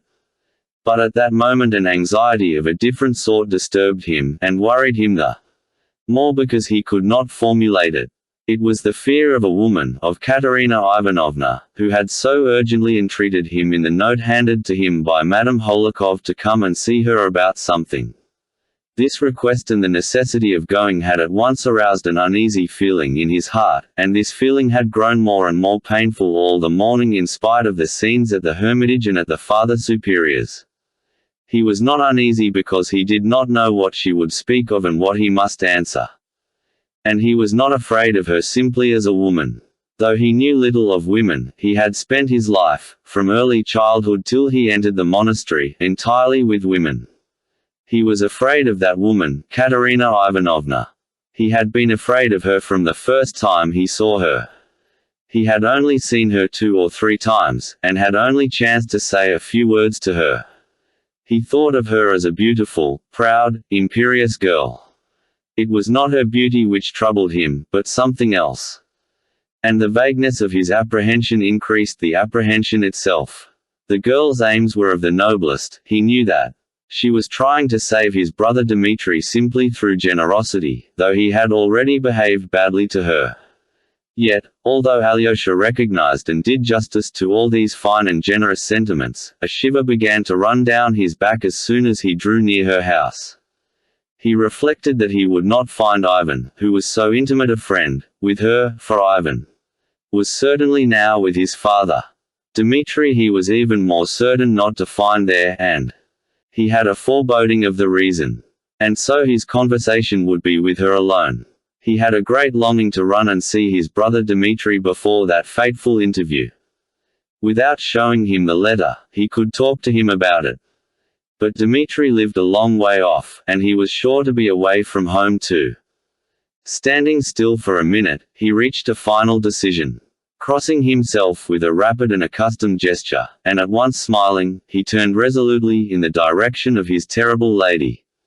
He knew her house. If he went by the high street and then across the marketplace, it was a long way round. Though our town is small, it is scattered, and the houses are far apart. And meanwhile his father was expecting him, and perhaps had not yet forgotten his command. He might be unreasonable, and so he had to make haste to get there and back. So he decided to take a short cut by the back way, for he knew every inch of the ground. This meant skirting fences, climbing over hurdles, and crossing other people's backyards, where everyone he met knew him and greeted him. In this way he could reach the high street in half the time. He had to pass the garden adjoining his father's, and belonging to a little tumbledown house with 4 windows. The owner of this house, as Alyosha knew, was a bedridden old woman, living with her daughter, who had been a genteel maid-servant in generals' families in Petersburg. Now she had been at home a year, looking after her sick mother. She always dressed up in fine clothes, though her old mother and she had sunk into such poverty that they went every day to Fyodor Pavlovitch's kitchen for soup and bread, which Marfa gave readily. Yet, though the young woman came up for soup, she had never sold any of her dresses, and one of these even had a long train, a fact which Alyosha had learned from Rakitin, who always knew everything that was going on in the town. He had forgotten it as soon as he heard it, but now, on reaching the garden, he remembered the dress with the train, raised his head, which had been bowed in thought, and came upon something quite unexpected. Over the hurdle in the garden, Dmitri, mounted on something, was leaning forward, gesticulating violently, beckoning to him, obviously afraid to utter a word for fear of being overheard. Alyosha ran up to the hurdle. "It's a good thing you looked up. I was nearly shouting to you," Mitya said in a joyful, hurried whisper. "Climb in here quickly. How splendid that you've come. I was just thinking of you." Alyosha was delighted too, but he did not know how to get over the hurdle. Mitya put his powerful hand under his elbow to help him jump. Tucking up his cassock, Alyosha leapt over the hurdle with the agility of a bare-legged street urchin. "Well done. Now come along," said Mitya in an enthusiastic whisper. "Where?" whispered Alyosha, looking about him and finding himself in a deserted garden, with no one near but themselves. The garden was small, but the house was at least 50 paces away. "There's no one here." "Why do you whisper?" asked Alyosha. "Why do I whisper? Deuce take it," cried Dmitri at the top of his voice. "You see what silly tricks nature. Knowing it is a secret, I began whispering like a fool, when there's no need. Let us go over there. Till then be quiet. I want to kiss you. Glory to God in the world. Glory to God in me." I was just repeating that, sitting here, before you came. The garden was about 3 acres in extent, and planted with trees only along the fence. At the 4 sides, there were apple trees, maples, limes and birch trees. The middle of the garden was an empty grass space, from which several hundredweight of hay was carried in the summer. The garden was let out for a few rubles for the summer. There were also plantations of raspberries and currants and gooseberries laid out along the sides. A kitchen garden had been planted lately near the house. Dmitri led his brother to the most secluded corner of the garden. There, in a thicket of lime trees and old bushes of blackcurrant, elder, snowball tree, and lilac, there stood a tumble-down green summer house, blackened with age. Its walls were of lattice-work, but there was still a roof which could give shelter. God knows when this summer house was built. There was a tradition that it had been put up some 50 years before by a retired colonel called von Schmidt, who owned the house at that time. It was all in decay, the floor was rotting, the planks were loose, the woodwork smelled musty. In the summer house there was a green wooden table fixed in the ground, and round it were some green benches upon which it was still possible to sit. Alyosha had at once observed his brother's exhilarated condition, and on entering the arbor he saw half a bottle of brandy and a wineglass on the table. "That's brandy," Mitya laughed. "I see your look. He's drinking again. Distrust the apparition. Distrust the worthless, lying crowd. And lay aside thy doubts. I'm not drinking, I'm only indulging, as that pig, your Rakitin, says. He'll be a civil councillor one day, but he'll always talk about indulging. Sit down. I could take you in my arms, Alyosha, and press you to my bosom till I crush you, for in the whole world, in reality, can you take it in? I love no one but you." He uttered the last words in a sort of exultation. "No one but you, and one, jade, I have fallen in love with, to my ruin. But being in love doesn't mean loving. You may be in love with a woman and yet hate her. Remember that. I can talk about it gaily still. Sit down here by the table and I'll sit beside you and look at you, and go on talking. You shall keep quiet and I'll go on talking, for the time has come. But on reflection, you know, I'd better speak quietly, for here, you can never tell what ears are listening. I will explain everything. As they say, the story will be tomorrow. Life is ending and beginning. Have you ever dreamt of falling down a precipice into a pit? That's just how I'm falling, but not in a dream. And I'm not afraid, and don't you be afraid. At least, I am afraid, but I enjoy it. It's not enjoyment though, but ecstasy. Damn it all, whatever it is. A strong spirit, a weak spirit, a womanish spirit, whatever it is. Let us praise nature. You see what sunshine, how clear the sky is, the leaves are all green, it is still summer, 4 o'clock in the afternoon and the stillness. Where were you going? I was going to father's, but I meant to go to Katerina Ivanovna's first. To her, and to father. Ooh, what a coincidence. Why was I waiting for you? Hungering and thirsting for you in every cranny of my soul and even in my ribs. Why, to send you to father and to her, Katerina Ivanovna, so as to have done with her and with father. To send an angel. I might have sent any one, but I wanted to send an angel. And here you are on your way to see father and her.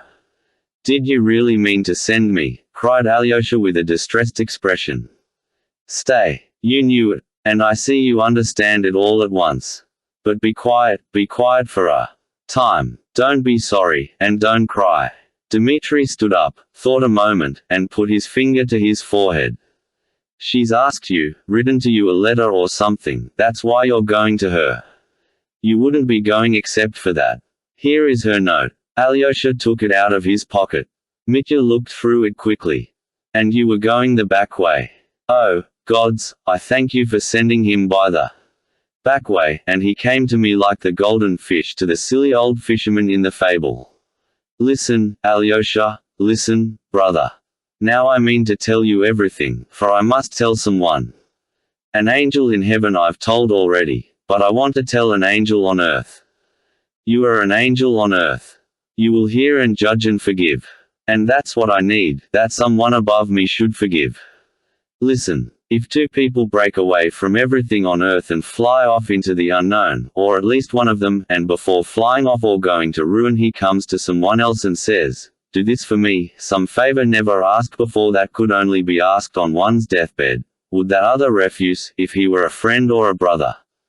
I will do it, but tell me what it is, and make haste, said Alyosha. Make haste. Hunnam, don't be in a hurry, Alyosha, you hurry and worry yourself. There's no need to hurry now. Now the world has taken a new turning. Ah, Alyosha, what a pity you can't understand ecstasy. But what am I saying to him? As though you didn't understand it. What an ass I am. What am I saying? Be noble, oh man. Who says that? Alyosha made up his mind to wait. He felt that, perhaps, indeed, his work lay here. Mitya sank into thought for a moment, with his elbow on the table and his head in his hand. Both were silent. Alyosha, said Mitya, you're the only one who won't laugh. I should like to begin my confession with Schiller's Hymn to Joy and Die Freude. I don't know German, I only know it is called that. Don't silliness with his rosy fits. Upon his stumbling ass. But I've not drunk a quarter of a bottle, and I'm not silliness. I'm not silliness, though I am strong, for I've made a decision once for all. Forgive me the pun, you'll have to forgive me a lot more than puns today. Don't be uneasy. I'm not spinning it out. I'm talking sense, and I'll come to the point in a minute. I won't keep you in suspense. Stay, how does it go? He raised his head, thought a minute, and began with enthusiasm. Wild and fearful in his cavern, hid the naked troglodyte, and the homeless nomad wandered, laying waste the fertile plain, menacing with spear and arrow. In the woods the hunter strayed. Woe to all poor wretches stranded on those cruel and hostile shores. From the peak of high Olympus came the mother Ceres down, seeking in those savage regions her lost daughter Proserpine. But the goddess found no refuge, found no kindly welcome there, and no temple bearing witness to the worship of the gods. From the fields and from the vineyards came no fruits to deck the feasts, only flesh of bloodstained victims, smoldered on the altar fires. And where the grieving goddess turns her melancholy gaze, sunk in vilest degradation, man his loathsomeness displays. Mitya broke into sobs and seized Alyosha's hand. My dear, in degradation now, too. There's a terrible amount of suffering for man on earth, a terrible lot of trouble. Don't think I'm only a brute in an officer's uniform, wallowing in dirt and drink. I hardly think of anything but of that degraded man, if only I'm not lying. I pray God I'm not lying and showing off. I think about he must turn and cling forever to his ancient Mother Earth. But the difficulty is, how am I to cling forever to Mother Earth? I don't kiss her. I don't cleave to her bosom. Am I to become a peasant or a shepherd? I go on and I don't know whether I'm going to shame or to light and joy. That's the trouble, for everything in the world is a riddle. And whenever I've happened to sink into the vilest degradation, and it is always been happening, I always read that poem about Ceres and man. Has it reformed me? Never. For I'm a Karamazov. For when I do leap into the pit, I go headlong with my heels up, and am pleased to be falling in that degrading attitude, and pride myself upon it. And in the very depths of that degradation I begin a hymn of praise. Let me be accursed. Let me be vile and base, only let me kiss the hem of the veil in which my God is shrouded. Though I may be following the devil, I am thy son, O Lord, and I love thee, and I feel the joy without which the world cannot stand. Joy everlasting fostereth the soul of all creation. It is her secret ferment fires the cup of life with flame. 'Tis at her beck the grass hath turned each blade towards the light, and solar systems have evolved from chaos and dark night, filling the realms of boundless space, beyond the sage's sight. At bounteous nature's kindly breast, all things that breathe drink joy, and birds and beasts and creeping things, all follow where she leads. Her gifts to man are friends in need, the wreath, the foaming must. 2 angels, vision of God's throne.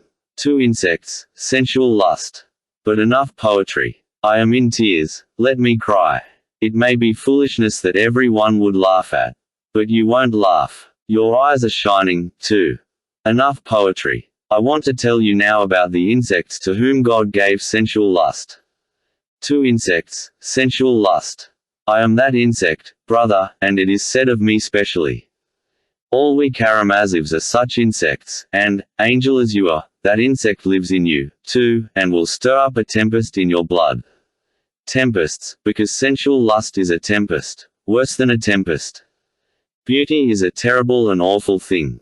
It is terrible because it has not been fathomed and never can be fathomed, for God sets us nothing but riddles. Here the boundaries meet and all contradictions, side by side. I am not a cultivated man, brother, but I've thought a lot about this. It's terrible what mysteries there are. Too many riddles weigh men down on earth. We must solve them as we can, and try to keep a dry skin in the water. Beauty. I can't endure the thought that a man of lofty mind and heart begins with the ideal of the Madonna and ends with the ideal of Sodom. What's still more awful is that a man with the ideal of Sodom in his soul does not renounce the ideal of the Madonna, and his heart may be on fire with that ideal, genuinely on fire, just as in his days of youth and innocence. Yes, man is broad, too broad, indeed. I'd have him narrower. The devil only knows what to make of it. What to the mind is shameful is beauty and nothing else to the heart. Is there beauty in Sodom? Believe me, that for the immense mass of mankind beauty is found in Sodom. Did you know that secret? The awful thing is that beauty is mysterious as well as terrible. God and the devil are fighting there and the battlefield is the heart of man. But a man always talks of his own ache. Listen, now to come to facts. Chapter 4. The Confession of a Passionate Heart. In anecdote, I was leading a wild life then. Father said just now that I spent several thousand rubles in seducing young girls. That's a swinish invention, and there was nothing of the sort. And if there was, I didn't need money simply for that. With me money is an accessory, the overflow of my heart, the framework. Today she would be my lady, tomorrow a wench out of the streets in her place. I entertained them both. I threw away money by the handful on music, rioting, and gypsies. Sometimes I gave it to the ladies, too, for they'll take it greedily, that must be admitted, and be pleased and thankful for it. Ladies used to be fond of me, not all of them, but it happened. But I always liked side paths, little dark back alleys behind the main road. There one finds adventures and surprises, and precious metal in the dirt. I am speaking figuratively, brother. In the town I was in, there were no such back alleys in the literal sense, but morally there were. If you were like me, you'd know what that means. I loved vice, I loved the ignominy of vice. I loved cruelty. Am I not a bug? Am I not a noxious insect? In fact, to Karamazov. Once we went, a whole lot of us, for a picnic, in 7 sledges. It was dark, it was winter, and I began squeezing a girl's hand, and forced her to kiss me. She was the daughter of an official, a sweet, gentle, submissive creature. She allowed me much in the dark. She thought, poor thing, that I should come next day to make her an offer. I was looked upon as a good match, too. But I didn't say a word to her for 5 months. I used to see her in a corner at dances. We were always having dances, her eyes watching me. I saw how they glowed with fire, a fire of gentle indignation. This game only tickled that insect lust I cherished in my soul. 5 months later she married an official and left the town, still angry, and still, perhaps, in love with me.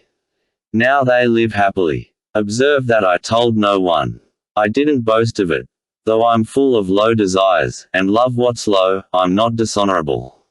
You're blushing, your eyes flashed. Enough of this filth with you. And all this was nothing much. Wayside blossoms à la Paul de Kock, though the cruel insect had already grown strong in my soul. I've a perfect album of reminiscences, brother. God bless them, the darlings. I tried to break it off without quarreling. And I never gave them away. I never bragged of one of them. But that's enough. You can't suppose I brought you here simply to talk of such nonsense. No, I'm going to tell you something more curious. And don't be surprised that I'm glad to tell you, instead of being ashamed. You say that because I blushed, Alyosha said suddenly. I wasn't blushing at what you were saying or at what you've done. I blushed because I am the same as you are. You. Come, that's going a little too far. No, it is not too far, said Alyosha warmly. Obviously the idea was not a new one. The ladder's the same. I'm at the bottom step, and you're above, somewhere about the 13th. That's how I see it. But it is all the same. Absolutely the same in kind. Anyone on the bottom step is bound to go up to the top one. Then one ought not to step on at all. Anyone who can help it had better not. But can you? I think not. Hush, Alyosha, hush, darling. I could kiss your hand, you touch me so. That rogue, Grushenka, has an eye for men. She told me once that she'd devour you one day. There, I won't. From this field of corruption fouled by flies, let's pass to my tragedy, also befouled by flies, that is by every sort of vileness. Although the old man told lies about my seducing innocence, there really was something of the sort in my tragedy, though it was only once, and then it did not come off. The old man who has reproached me with what never happened does not even know of this fact. I never told anyone about it. You're the first, except Ivan, of course. Ivan knows everything. He knew about it long before you. But Ivan's a tomb. Ivan's a tomb. Yes. Alyosha listened with great attention. I was lieutenant in a line regiment, but still I was under supervision, like a kind of convict. Yet I was awfully well received in the little town. I spent money right and left. I was thought to be rich. I thought so myself. But I must have pleased them in other ways as well. Although they shook their heads over me, they liked me. My colonel, who was an old man, took a sudden dislike to me. He was always down upon me, but I had powerful friends, and, moreover, all the town was on my side, so he couldn't do me much harm. I was in fault myself for refusing to treat him with proper respect. I was proud. This obstinate old fellow, who was really a very good sort, kind-hearted and hospitable, had had 2 wives, both dead. His first wife, who was of a humble family, left a daughter as unpretentious as herself. She was a young woman of 24 when I was there, and was living with her father and an aunt, her mother's sister. The aunt was simple and illiterate. The niece was simple but lively. I like to say nice things about people. I never knew a woman of more charming character than Agafya. Fancy, her name was Agafya Ivanovna. And she wasn't bad-looking either, in the Russian style, tall, stout, with a full figure, and beautiful eyes, though a rather coarse face. She had not married, although she had had 2 suitors. She refused them, but was as cheerful as ever. I was intimate with her, not in that way, it was pure friendship. I have often been friendly with women quite innocently. I used to talk to her with shocking frankness, and she only laughed. Many women like such freedom, and she was a girl too, which made it very amusing. Another thing, one could never think of her as a young lady. She and her aunt lived in her father's house with a sort of voluntary humility, not putting themselves on an equality with other people. She was a general favorite, and of use to everyone, for she was a clever dressmaker. She had a talent for it. She gave her services freely without asking for payment, but if anyone offered her payment, she didn't refuse. The colonel, of course, was a very different matter. He was one of the chief personages in the district. He kept open house, entertained the whole town, gave suppers and dances. At the time I arrived and joined the battalion, all the town was talking of the expected return of the colonel's second daughter, a great beauty, who had just left a fashionable school in the capital. This second daughter is Katerina Ivanovna, and she was the child of the second wife, who belonged to a distinguished general's family, although, as I learnt on good authority, she too brought the colonel no money. She had connections, and that was all. There may have been expectations, but they had come to nothing. Yet, when the young lady came from boarding school on a visit, the whole town revived. Our most distinguished ladies, 2 excellencies, and a colonel's wife, and all the rest following their lead, at once took her up and gave entertainments in her honor. She was the belle of the balls and picnics, and they got up tableaux vivants in aid of distressed governesses. I took no notice, I went on as wildly as before, and one of my exploits at the time set all the town talking. I saw her eyes taking my measure one evening at the battery commander's, but I didn't go up to her, as though I disdained her acquaintance. I did go up and speak to her at an evening party not long after. She scarcely looked at me, and compressed her lips scornfully. Wait a bit, I'll have my revenge, thought I. I behaved like an awful fool on many occasions at that time, and I was conscious of it myself. What made it worse was that I felt that Katenka was not an innocent boarding school miss, but a person of character, proud and really high-principled. Above all, she had education and intellect, and I had neither. You think I meant to make her an offer? No, I simply wanted to revenge myself, because I was such a hero and she didn't seem to feel it. Meanwhile, I spent my time in drink and riot, till the lieutenant colonel put me under arrest for 3 days. Just at that time father sent me 6,000 rubles in return for my sending him a deed giving up all claims upon him, settling our accounts, so to speak, and saying that I wouldn't expect anything more. I didn't understand a word of it at the time. Until I came here, Alyosha, till the last few days, indeed, perhaps even now, I haven't been able to make head or tail of my money affairs with father. But never mind that, we'll talk of it later. Just as I received the money, I got a letter from a friend telling me something that interested me immensely. The authorities, I learned, were dissatisfied with our lieutenant colonel. He was suspected of irregularities. In fact, his enemies were preparing a surprise for him. And then the commander of the division arrived, and kicked up the devil of a shindy. Shortly afterwards he was ordered to retire. I won't tell you how it all happened. He had enemies certainly. Suddenly there was a marked coolness in the town towards him and all his family. His friends all turned their backs on him. Then I took my first step. I met Agafya Ivanovna, with whom I'd always kept up a friendship, and said, "Do you know there's a deficit of 4,500 rubles of government money in your father's accounts?" "Don't be uneasy," I said, "I won't tell anyone. You know I'm as silent as the tomb. I only wanted, in view of possibilities, to add, that when they demand that 4,500 rubles from your father, and he can't produce it, he'll be tried, and made to serve as a common soldier in his old age, unless you like to send me your young lady secretly. I've just had money paid me. I'll give her 4,000, if you like, and keep the secret religiously." "Ah, you scoundrel," that's what she said. "You wicked scoundrel, how dare you?" She went away furiously indignant, while I shouted after her once more that the secret should be kept sacred. Those two simple creatures, Agafya and her aunt, I may as well say at once, behaved like perfect angels all through this business. They genuinely adored their Katya, thought her far above them, and waited on her, hand and foot. But Agafya told her of our conversation. I found that out afterwards. She didn't keep it back, and of course that was all I wanted. Suddenly the new major arrived to take command of the battalion. The old lieutenant colonel was taken ill at once, couldn't leave his room for 2 days, and didn't hand over the government money. Kravchenko declared that he really was ill. But I knew for a fact, and had known for a long time, that for the last 4 years the money had never been in his hands except when the commander made his visits of inspection. He used to lend it to a trustworthy person, a merchant of our town called Trifonov, an old widower, with a big beard and gold-rimmed spectacles. He used to go to the fair, do a profitable business with the money, and return the whole sum to the colonel, bringing with it a present from the fair, as well as interest on the loan.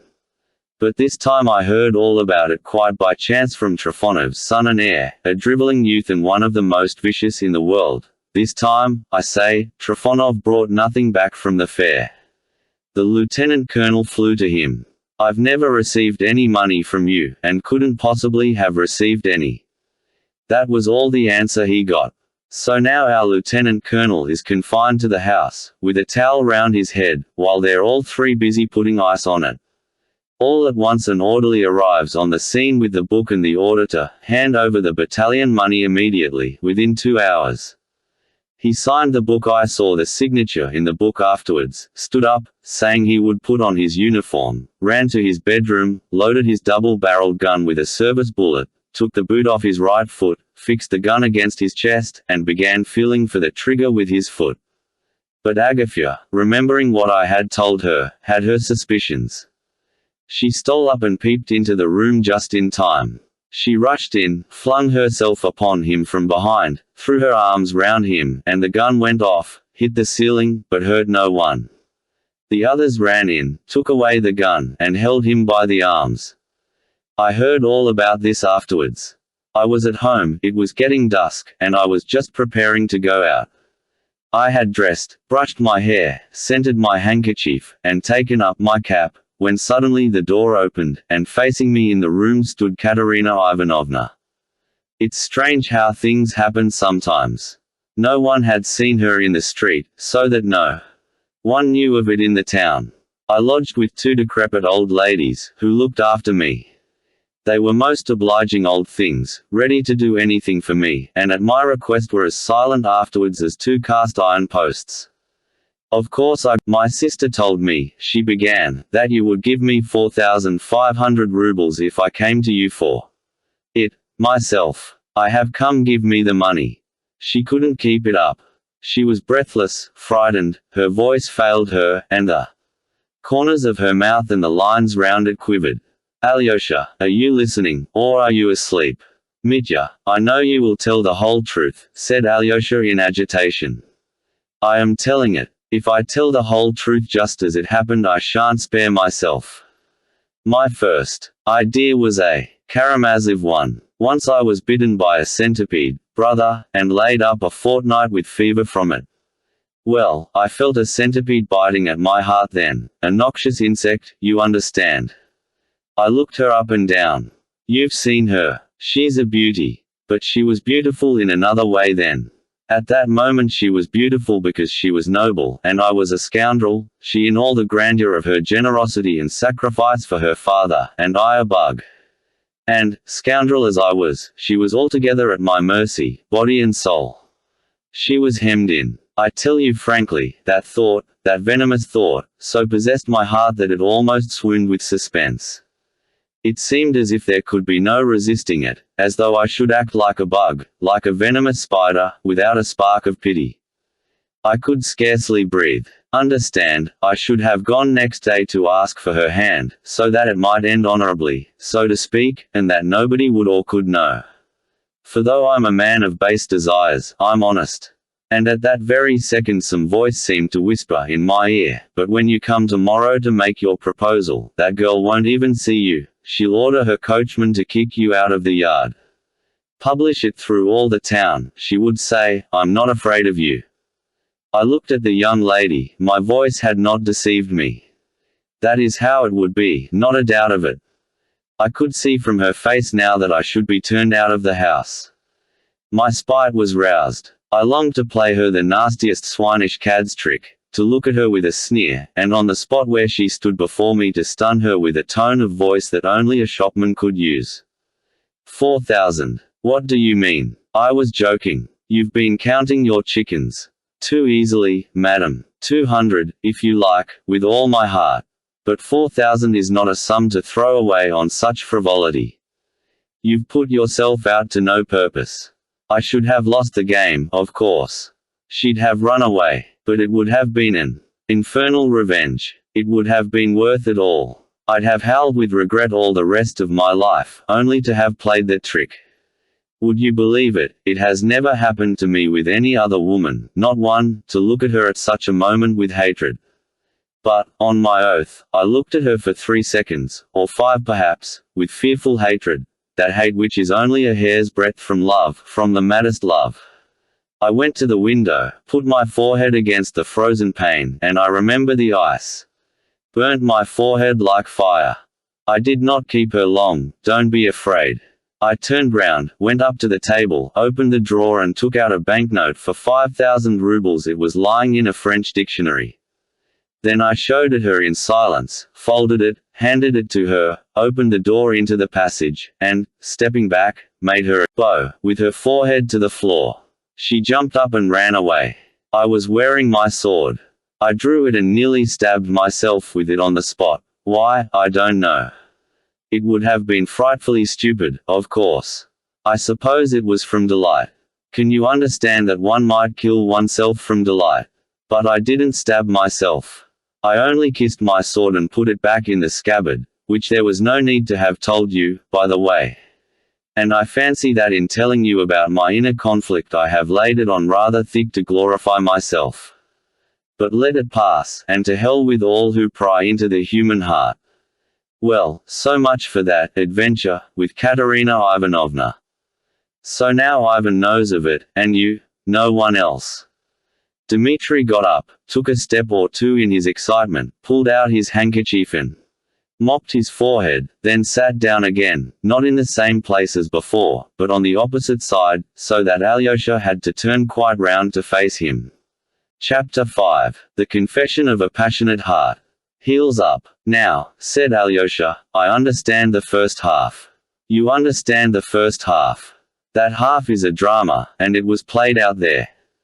The second half is a tragedy, and it is being acted here. And I understand nothing of that second half so far, said Alyosha. And do you suppose I understand it? Stop, Dmitri. There's one important question. Tell me, you were betrothed, you are betrothed still. We weren't betrothed at once, not for 3 months after that adventure. The next day I told myself that the incident was closed, concluded that there would be no sequel. It seemed to me caddish to make her an offer.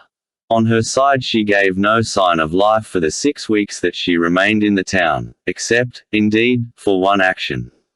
The day after her visit the maid-servant slipped round with an envelope addressed to me. I tore it open. It contained the change out of the banknote. Only 4,500 rubles was needed, but there was a discount of about 200 on changing it. She only sent me about 260. I don't remember exactly, but not a note, not a word of explanation. I searched the packet for a pencil mark, and nothing. Well, I spent the rest of the money on such an orgy that the new major was obliged to reprimand me.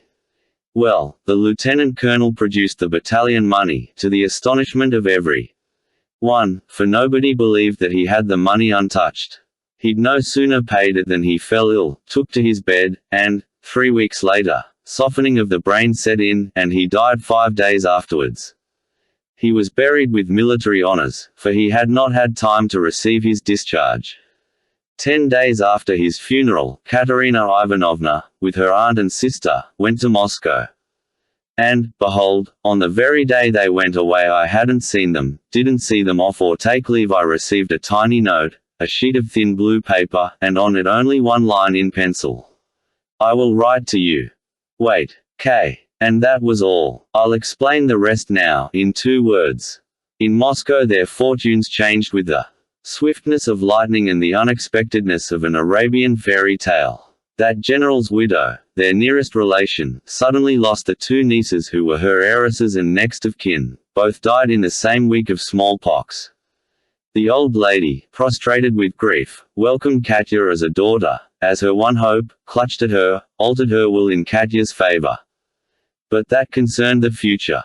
Meanwhile she gave her, for present use, 80,000 rubles, as a marriage portion, to do what she liked with.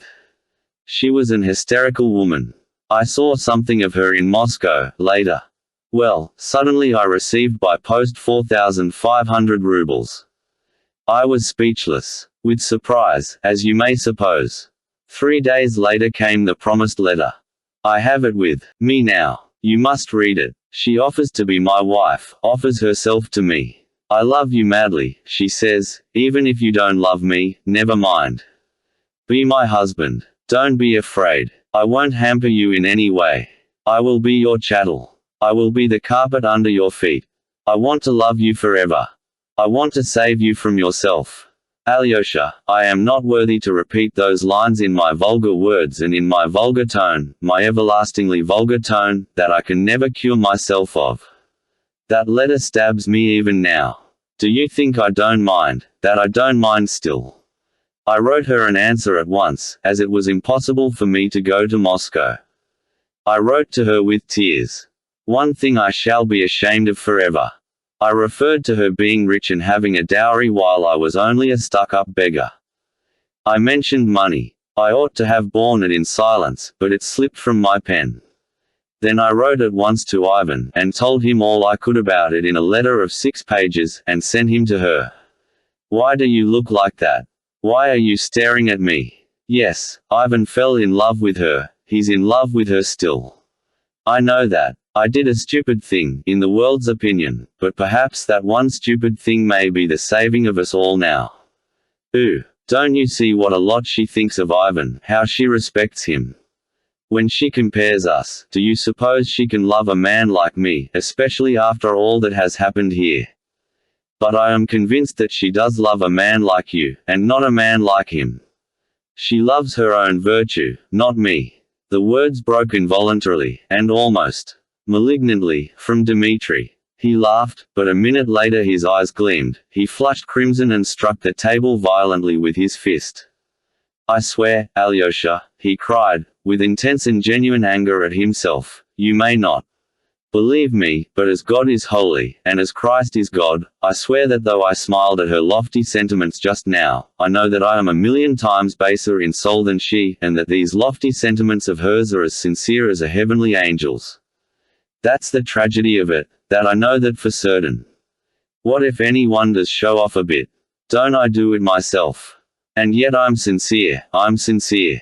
As for Ivan, I can understand how he must be cursing nature now, with his intellect, too. To see the preference given, to whom, to what? To a monster who, though he is betrothed and all eyes are fixed on him, can't restrain his debaucheries, and before the very eyes of his betrothed. And a man like me is preferred, while he is rejected. And why? Because a girl wants to sacrifice her life and destiny out of gratitude. It's ridiculous. I've never said a word of this to Ivan, and Ivan of course has never dropped a hint of the sort to me. But destiny will be accomplished, and the best man will hold his ground while the undeserving one will vanish into his back alley forever. His filthy back alley, his beloved back alley, where he is at home and where he will sink in filth and stench at his own free will and with enjoyment. I've been talking foolishly. I've no words left. I use them at random, but it will be as I have said. I shall drown in the back alley, and she will marry Ivan. Stop, Dmitri, Alyosha interrupted again with great anxiety. There's one thing you haven't made clear yet. You are still betrothed all the same, aren't you? How can you break off the engagement if she, your betrothed, doesn't want to? Yes, formally and solemnly betrothed. It was all done on my arrival in Moscow, with great ceremony, with icons, all in fine style. The general's wife blessed us, and, would you believe it, congratulated Katya. You've made a good choice, she said, I see right through him. And, would you believe it, she didn't like Ivan, and hardly greeted him. I had a lot of talk with Katya in Moscow. I told her about myself, sincerely, honorably. She listened to everything. There was sweet confusion. There were tender words, though there were proud words, too. She wrung out of me a mighty promise to reform. I gave my promise, and here. What? Why, I called to you and brought you out here today, this very day, remember it, to send you, this very day again, to Katerina Ivanovna, and what? To tell her that I shall never come to see her again. Say, he sends you his compliments. But is that possible? That's just the reason I'm sending you, in my place, because it is impossible. And, how could I tell her myself? And where are you going? To the back alley. To Grushenka, then. Alyosha exclaimed mournfully, clasping his hands. Can Rakitin really have told the truth? I thought that you had just visited her, and that was all. Can a betrothed man pay such visits? Is such a thing possible, and with such a betrothed? And before the eyes of all the world? Confound it, I have some honor. As soon as I began visiting Grushenka, I ceased to be betrothed, and to be an honest man. I understand that. Why do you look at me? You see, I went in the first place to beat her. I had heard, and I know for a fact now, that that captain, father's agent, had given Grushenka an IOU of mine for her to sue me for payment, so as to put an end to me. They wanted to scare me. I went to beat her. I had had a glimpse of her before. She doesn't strike one at first sight. I knew about her old merchant, who's lying ill now, paralyzed, but he's leaving her a decent little sum. I knew, too, that she was fond of money, that she hoarded it, and lent it at a wicked rate of interest, that she's a merciless cheat and swindler. I went to beat her, and I stayed. The storm broke. It struck me down like the plague. I'm plague-stricken still, and I know that everything is over, that there will never be anything more for me. The cycle of the ages is accomplished. That's my position. And though I'm a beggar, as fate would have it, I had 3,000 just then in my pocket.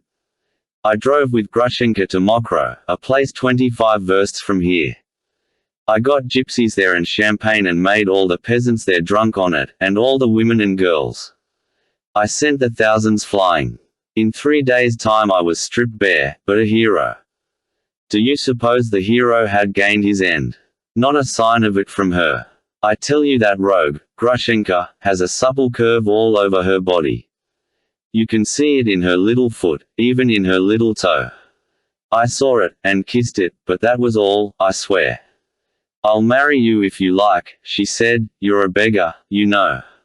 Say that you won't beat me, and will let me do anything I choose, and perhaps I will marry you. She laughed, and she's laughing still. Dmitri leapt up with a sort of fury. He seemed all at once as though he were drunk. His eyes became suddenly bloodshot. And do you really mean to marry her? At once, if she will. And if she won't, I shall stay all the same. I'll be the porter at her gate.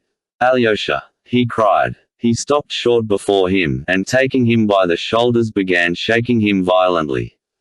Do you know, you innocent boy, that this is all delirium, senseless delirium, for there's a tragedy here. Let me tell you, Alexei, that I may be a low man, with low and degraded passions, but a thief and a pickpocket Dmitri Karamazov never can be. Well, then, let me tell you that I am a thief and a pickpocket.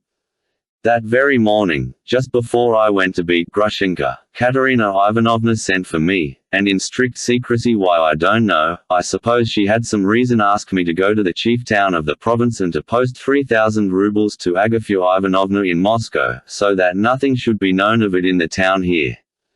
So I had that 3,000 rubles in my pocket when I went to see Grushenka, and it was that money we spent at Mokro. Afterwards I pretended I had been to the town, but did not show her the post office receipt. I said I had sent the money and would bring the receipt, and so far I haven't brought it. I've forgotten it. Now what do you think you're going to her today to say? He sends his compliments, and she'll ask you, what about the money? You might still have said to her, he's a degraded sensualist, and a low creature, with uncontrolled passions. He didn't send your money then, but wasted it, because, like a low brute, he couldn't control himself. But still you might have added, he isn't a thief though. Here is your 3,000, he sends it back. Send it yourself to Agafya Ivanovna. But he told me to say he sends his compliments. But, as it is, she will ask, but where is the money? Mitya, you are unhappy, yes. But not as unhappy as you think. Don't worry yourself to death with despair. What, do you suppose I'd shoot myself because I can't get 3,000 to pay back? That's just it. I shan't shoot myself. I haven't the strength now. Afterwards, perhaps. But now I'm going to Grushenka. I don't care what happens. And what then? I'll be her husband if she deigns to have me, and when lovers come, I'll go into the next room. I'll clean her friends' galoshes, blow up their samovar, run their errands. Katerina Ivanovna will understand it all, Alyosha said solemnly. She'll understand how great this trouble is and will forgive. She has a lofty mind, and no one could be more. And when would you get it, your 3,000? You're not of age, besides, and you must. You absolutely must. Take my farewell to her today, with the money or without it, for I can't drag on any longer, things have come to such a pass. Tomorrow is too late. I shall send you to father. To father. Yes, to father first. Ask him for 3,000. But, Mitya, he won't give it. As though he would. I know he won't. Do you know the meaning of despair, Alexei? Yes. Listen. Legally he owes me nothing. I've had it all from him, I know that. But morally he owes me something, doesn't he? You know he started with 28,000 of my mother's money and made 100,000 with it. Let him give me back only 3 out of the 28,000, and he'll draw my soul out of hell, and it will atone for many of his sins. For that 3,000, I give you my solemn word. I'll make an end of everything, and he shall hear nothing more of me. For the last time I give him the chance to be a father. Tell him God himself sends him this chance. Mitya, he won't give it for anything. I know he won't. I know it perfectly well. Now, especially. That's not all. I know something more. Now, only a few days ago, perhaps only yesterday, he found out for the first time in earnest, underline in earnest, that Grushenka is really perhaps not joking, and really means to marry me. He knows her nature. He knows the cat. And do you suppose he's going to give me money to help to bring that about when he's crazy about her himself? And that's not all, either. I can tell you more than that. I know that for the last 5 days he has had 3,000 drawn out of the bank, changed into notes of 100 rubles, packed into a large envelope, sealed with 5 seals, and tied across with red tape. You see how well I know all about it. On the envelope is written, "To my angel, Grushenka, when she will come to me." He scrawled it himself in silence and in secret, and no one knows that the money's there except the valet, Smerdyakov, whom he trusts like himself. So now he has been expecting Grushenka for the last 3 or 4 days. He hopes she'll come for the money. He has sent her word of it, and she has sent him word that perhaps she'll come. And if she does go to the old man, can I marry her after that? You understand now why I'm here in secret and what I'm on the watch for. For her. Yes, for her. Foma has a room in the house of these sluts here. Foma comes from our parts. He was a soldier in our regiment. He does jobs for them. He's watchman at night and goes grouse shooting in the daytime, and that's how he lives. I've established myself in his room. Neither he nor the women of the house know the secret, that is, that I am on the watch here. No one but Smerdyakov knows, then. No one else. He will let me know if she goes to the old man. It was he told you about the money, then? Yes. It's a dead secret. Even Ivan doesn't know about the money, or anything. The old man is sending Ivan to Chemashnya on a 2 or 3 days journey. A purchaser has turned up for the copse. He'll give 8,000 for the timber. So the old man keeps asking Ivan to help him by going to arrange it. It will take him 2 or 3 days. That's what the old man wants, so that Grushenka can come while he's away. Then he's expecting Grushenka today. No, she won't come today, there are signs. She's certain not to come, cried Mitya. Suddenly. Smerdyakov thinks so, too. Father's drinking now. He's sitting at table with Ivan. Go to him, Alyosha, and ask for the 3,000. Mitya, dear, what's the matter with you? Cried Alyosha, jumping up from his place, and looking keenly at his brother's frenzied face. For one moment the thought struck him that Dmitri was mad. What is it? I'm not insane, said Dmitri, looking intently and earnestly at him. No fear. I am sending you to father, and I know what I'm saying. I believe in miracles. In miracles. In a miracle of divine providence. God knows my heart. He sees my despair. He sees the whole picture. Surely he won't let something awful happen. Alyosha, I believe in miracles. Go. I am going. Tell me, will you wait for me here? Yes. I know it will take some time. You can't go at him point blank. He's drunk now. I'll wait 3 hours. 4, 5, 6, 7. Only remember you must go to Katerina Ivanovna today, if it has to be at midnight, with the money or without the money, and say, he sends his compliments to you. I want you to say that verse to her. He sends his compliments to you. Mitya. And what if Grushenka comes today, if not today, tomorrow, or the next day? Grushenka. I shall see her. I shall rush out and prevent it. And if there's an if, it will be murder. I couldn't endure it. Who will be murdered? The old man. I shan't kill her. Brother, what are you saying? Oh, I don't know. I don't know. Perhaps I shan't kill, and perhaps I shall. I'm afraid that he will suddenly become so loathsome to me with his face at that moment. I hate his ugly throat, his nose, his eyes, his shameless snigger. I feel a physical repulsion. That's what I'm afraid of. That's what may be too much for me. I'll go, Mitya. I believe that God will order things for the best, that nothing awful may happen. And I will sit and wait for the miracle. And if it doesn't come to pass. Alyosha went thoughtfully towards his father's house. Chapter 6. Smerdyakov. He did in fact find his father still at table. Though there was a dining room in the house. The table was laid as usual in the drawing room, which was the largest room, and furnished with old-fashioned ostentation. The furniture was white and very old, upholstered in old, red, silky material. In the spaces between the windows there were mirrors in elaborate white and gilt frames, of old-fashioned carving. On the walls, covered with white paper, which was torn in many places, there hung two large portraits, one of some prince who had been governor of the district 30 years before, and the other of some bishop, also long since dead. In the corner opposite the door there were several icons, before which a lamp was lighted at nightfall, not so much for devotional purposes as to light the room. Fyodor Pavlovitch used to go to bed very late, at 3 or 4 o'clock in the morning, and would wander about the room at night or sit in an armchair, thinking. This had become a habit with him. He often slept quite alone in the house, sending his servants to the lodge, but usually Smerdyakov remained, sleeping on a bench in the hall. When Alyosha came in, dinner was over, but coffee and preserves had been served. Fyodor Pavlovitch liked sweet things with brandy after dinner. Ivan was also at table, sipping coffee. The servants, Grigory and Smerdyakov, were standing by. Both the gentleman and the servants seemed in singularly good spirits. Fyodor Pavlovitch was roaring with laughter. Before he entered the room, Alyosha heard the shrill laugh he knew so well, and could tell from the sound of it that his father had only reached the good-humored stage, and was far from being completely drunk. "Here he is! Here he is!" yelled Fyodor Pavlovitch, highly delighted at seeing Alyosha. "Join us. Sit down. Coffee is a Lenten dish, but it is hot and good.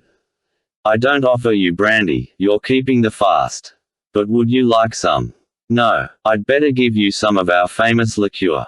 Smerdyakov, go to the cupboard, the second shelf on the right. Here are the keys. Look sharp." Alyosha began refusing the liqueur. "Never mind. If you won't have it, we will," said Fyodor Pavlovitch, beaming. "But stay, have you dined?" "Yes," answered Alyosha, who had in truth only eaten a piece of bread and drunk a glass of kvass in the Father Superior's kitchen. "Though I should be pleased to have some hot coffee." "Bravo, my darling. He'll have some coffee. Does it want warming?" "No, it is boiling. It's capital coffee. Smerdyakov's making. My Smerdyakov's an artist at coffee and at fish patties, and at fish soup, too. You must come one day and have some fish soup. Beforehand. But, stay, didn't I tell you this morning to come home with your mattress and pillow and all? Have you brought your mattress?" He. "No, I haven't," said Alyosha, smiling, too. "Ah, but you were frightened this morning, weren't you? There, my darling, I couldn't do anything to vex you. Do you know, Ivan, I can't resist the way he looks one straight in the face and laughs. It makes me laugh all over. I'm so fond of him. Alyosha, let me give you my blessing, a father's blessing." Alyosha rose, but Fyodor Pavlovitch had already changed his mind. No, he said. "I'll just make the sign of the cross over you, for now. Sit still. Now, we've a treat for you, in your own line, too. It'll make you laugh. Balaam's ass has begun talking to us here, and how he talks. How he talks. Balaam's ass, it appeared, was the valet, Smerdyakov. He was a young man of about 24, remarkably unsociable and taciturn. Not that he was shy or bashful. On the contrary, he was conceited and seemed to despise everybody. But we must pause to say a few words about him now. He was brought up by Grigory and Marfa, but the boy grew up with no sense of gratitude. As Grigory expressed it, he was an unfriendly boy, and seemed to look at the world mistrustfully. In his childhood he was very fond of hanging cats, and burying them with great ceremony. He used to dress up in a sheet as though it were a surplice, and sang, and waved some object over the dead cat as though it were a censer. All this he did on the sly, with the greatest secrecy. Grigory caught him once at this diversion and gave him a sound beating. He shrank into a corner and sulked there for a week. "He doesn't care for you or me, the monster," Grigory used to say to Marfa, "and he doesn't care for anyone. Are you a human being?" he said, addressing the boy directly. "You're not a human being. You grew from the mildew in the bathhouse. That's what you are." Smerdyakov, it appeared afterwards, could never forgive him those words. Grigory taught him to read and write, and when he was 12 years old, began teaching him the scriptures. But this teaching came to nothing. At the second or third lesson the boy suddenly grinned. "What's that for?" asked Grigory, looking at him threateningly from under his spectacles. "Oh, nothing. God created light on the first day, and the sun, moon, and stars on the fourth day. Where did the light come from on the first day?" Grigory was thunderstruck. The boy looked sarcastically at his teacher. There was something positively condescending in his expression. Grigory could not restrain himself. "I'll show you where," he cried, and gave the boy a violent slap on the cheek.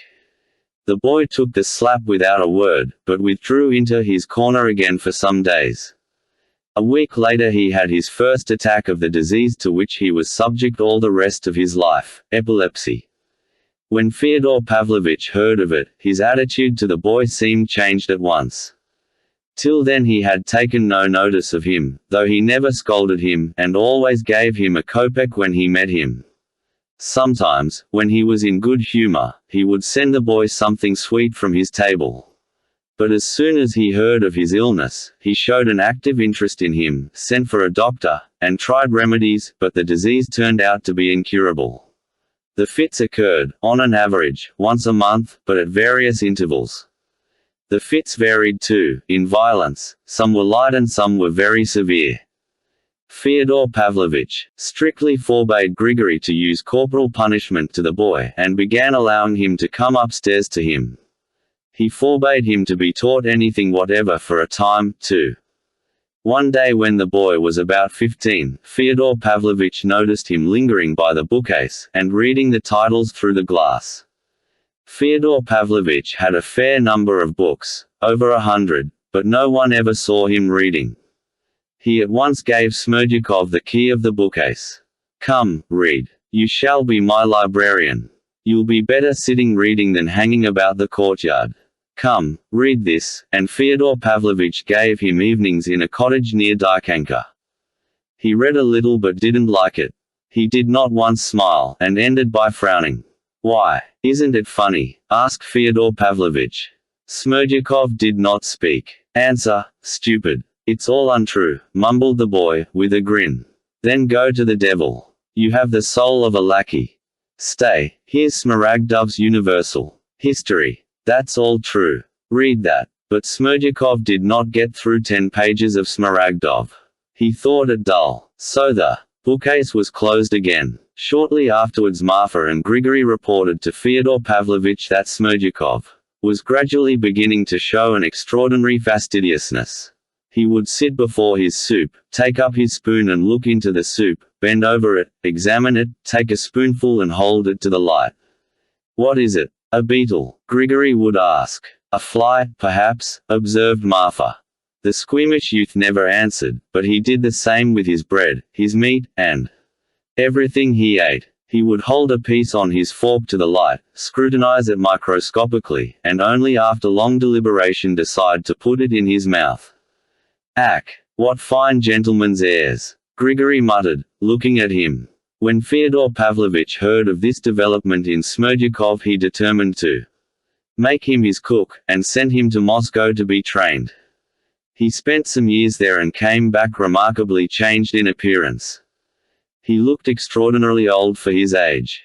His face had grown wrinkled, yellow, and strangely emasculate. In character he seemed almost exactly the same as before he went away. He was just as unsociable, and showed not the slightest inclination for any companionship. In Moscow, too, as we heard afterwards, he had always been silent.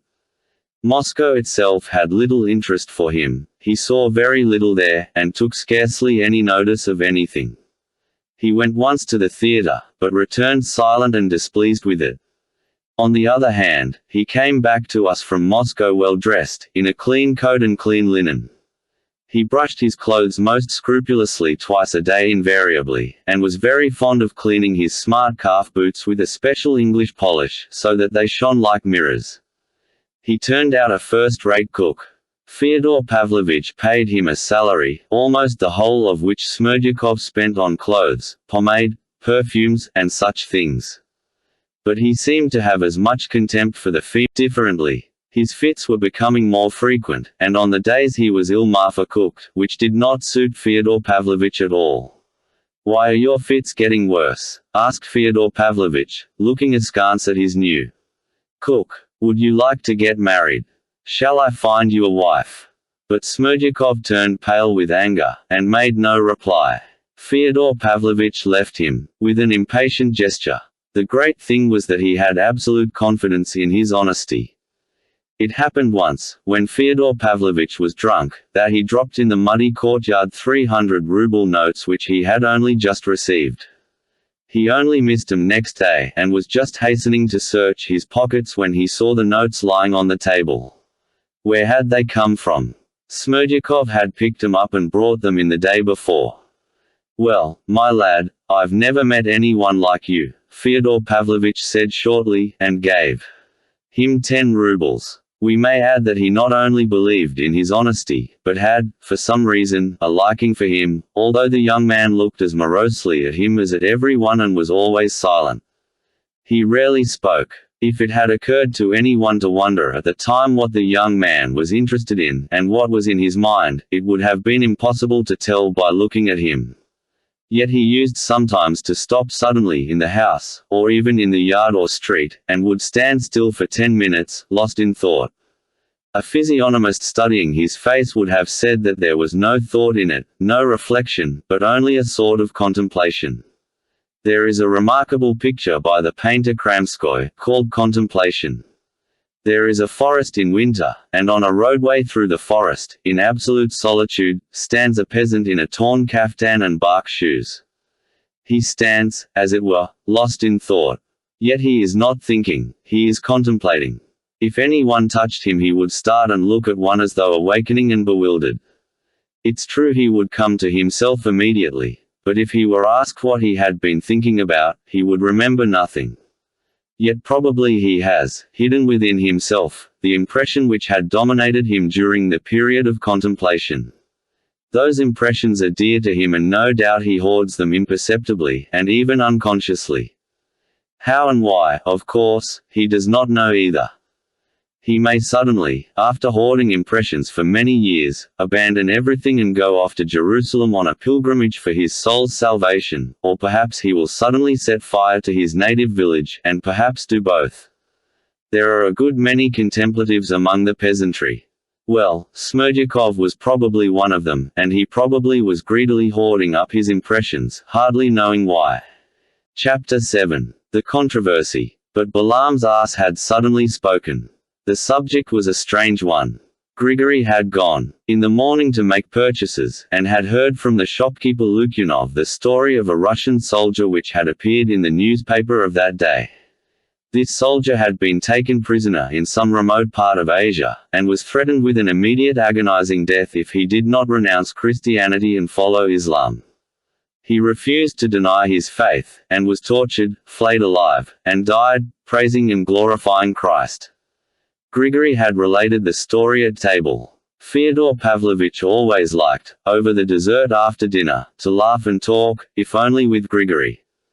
This afternoon he was in a particularly good-humored and expansive mood. Sipping his brandy and listening to the story, he observed that they ought to make a saint of a soldier like that, and to take his skin to some monastery. That would make the people flock, and bring the money in.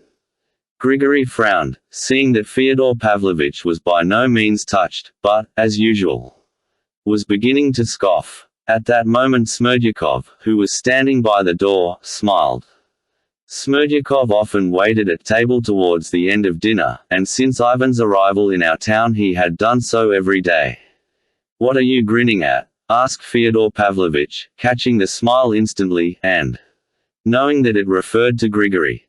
"Well, my opinion is," Smerdyakov began suddenly and unexpectedly in a loud voice, "that if that laudable soldier's exploit was so very great there would have been, to my thinking, no sin in it if he had on such an emergency renounced, so to speak, the name of Christ and his own christening, to save by that same his life, for good deeds, by which, in the course of years to expiate his cowardice. How could it not be a sin? You're talking nonsense. For that you'll go straight to hell and be roasted there like mutton," put in Fyodor Pavlovich. It was at this point that Alyosha came in, and Fyodor Pavlovich, as we have seen, was highly delighted at his appearance. "We're on your subject, he chuckled gleefully, making Alyosha sit down too.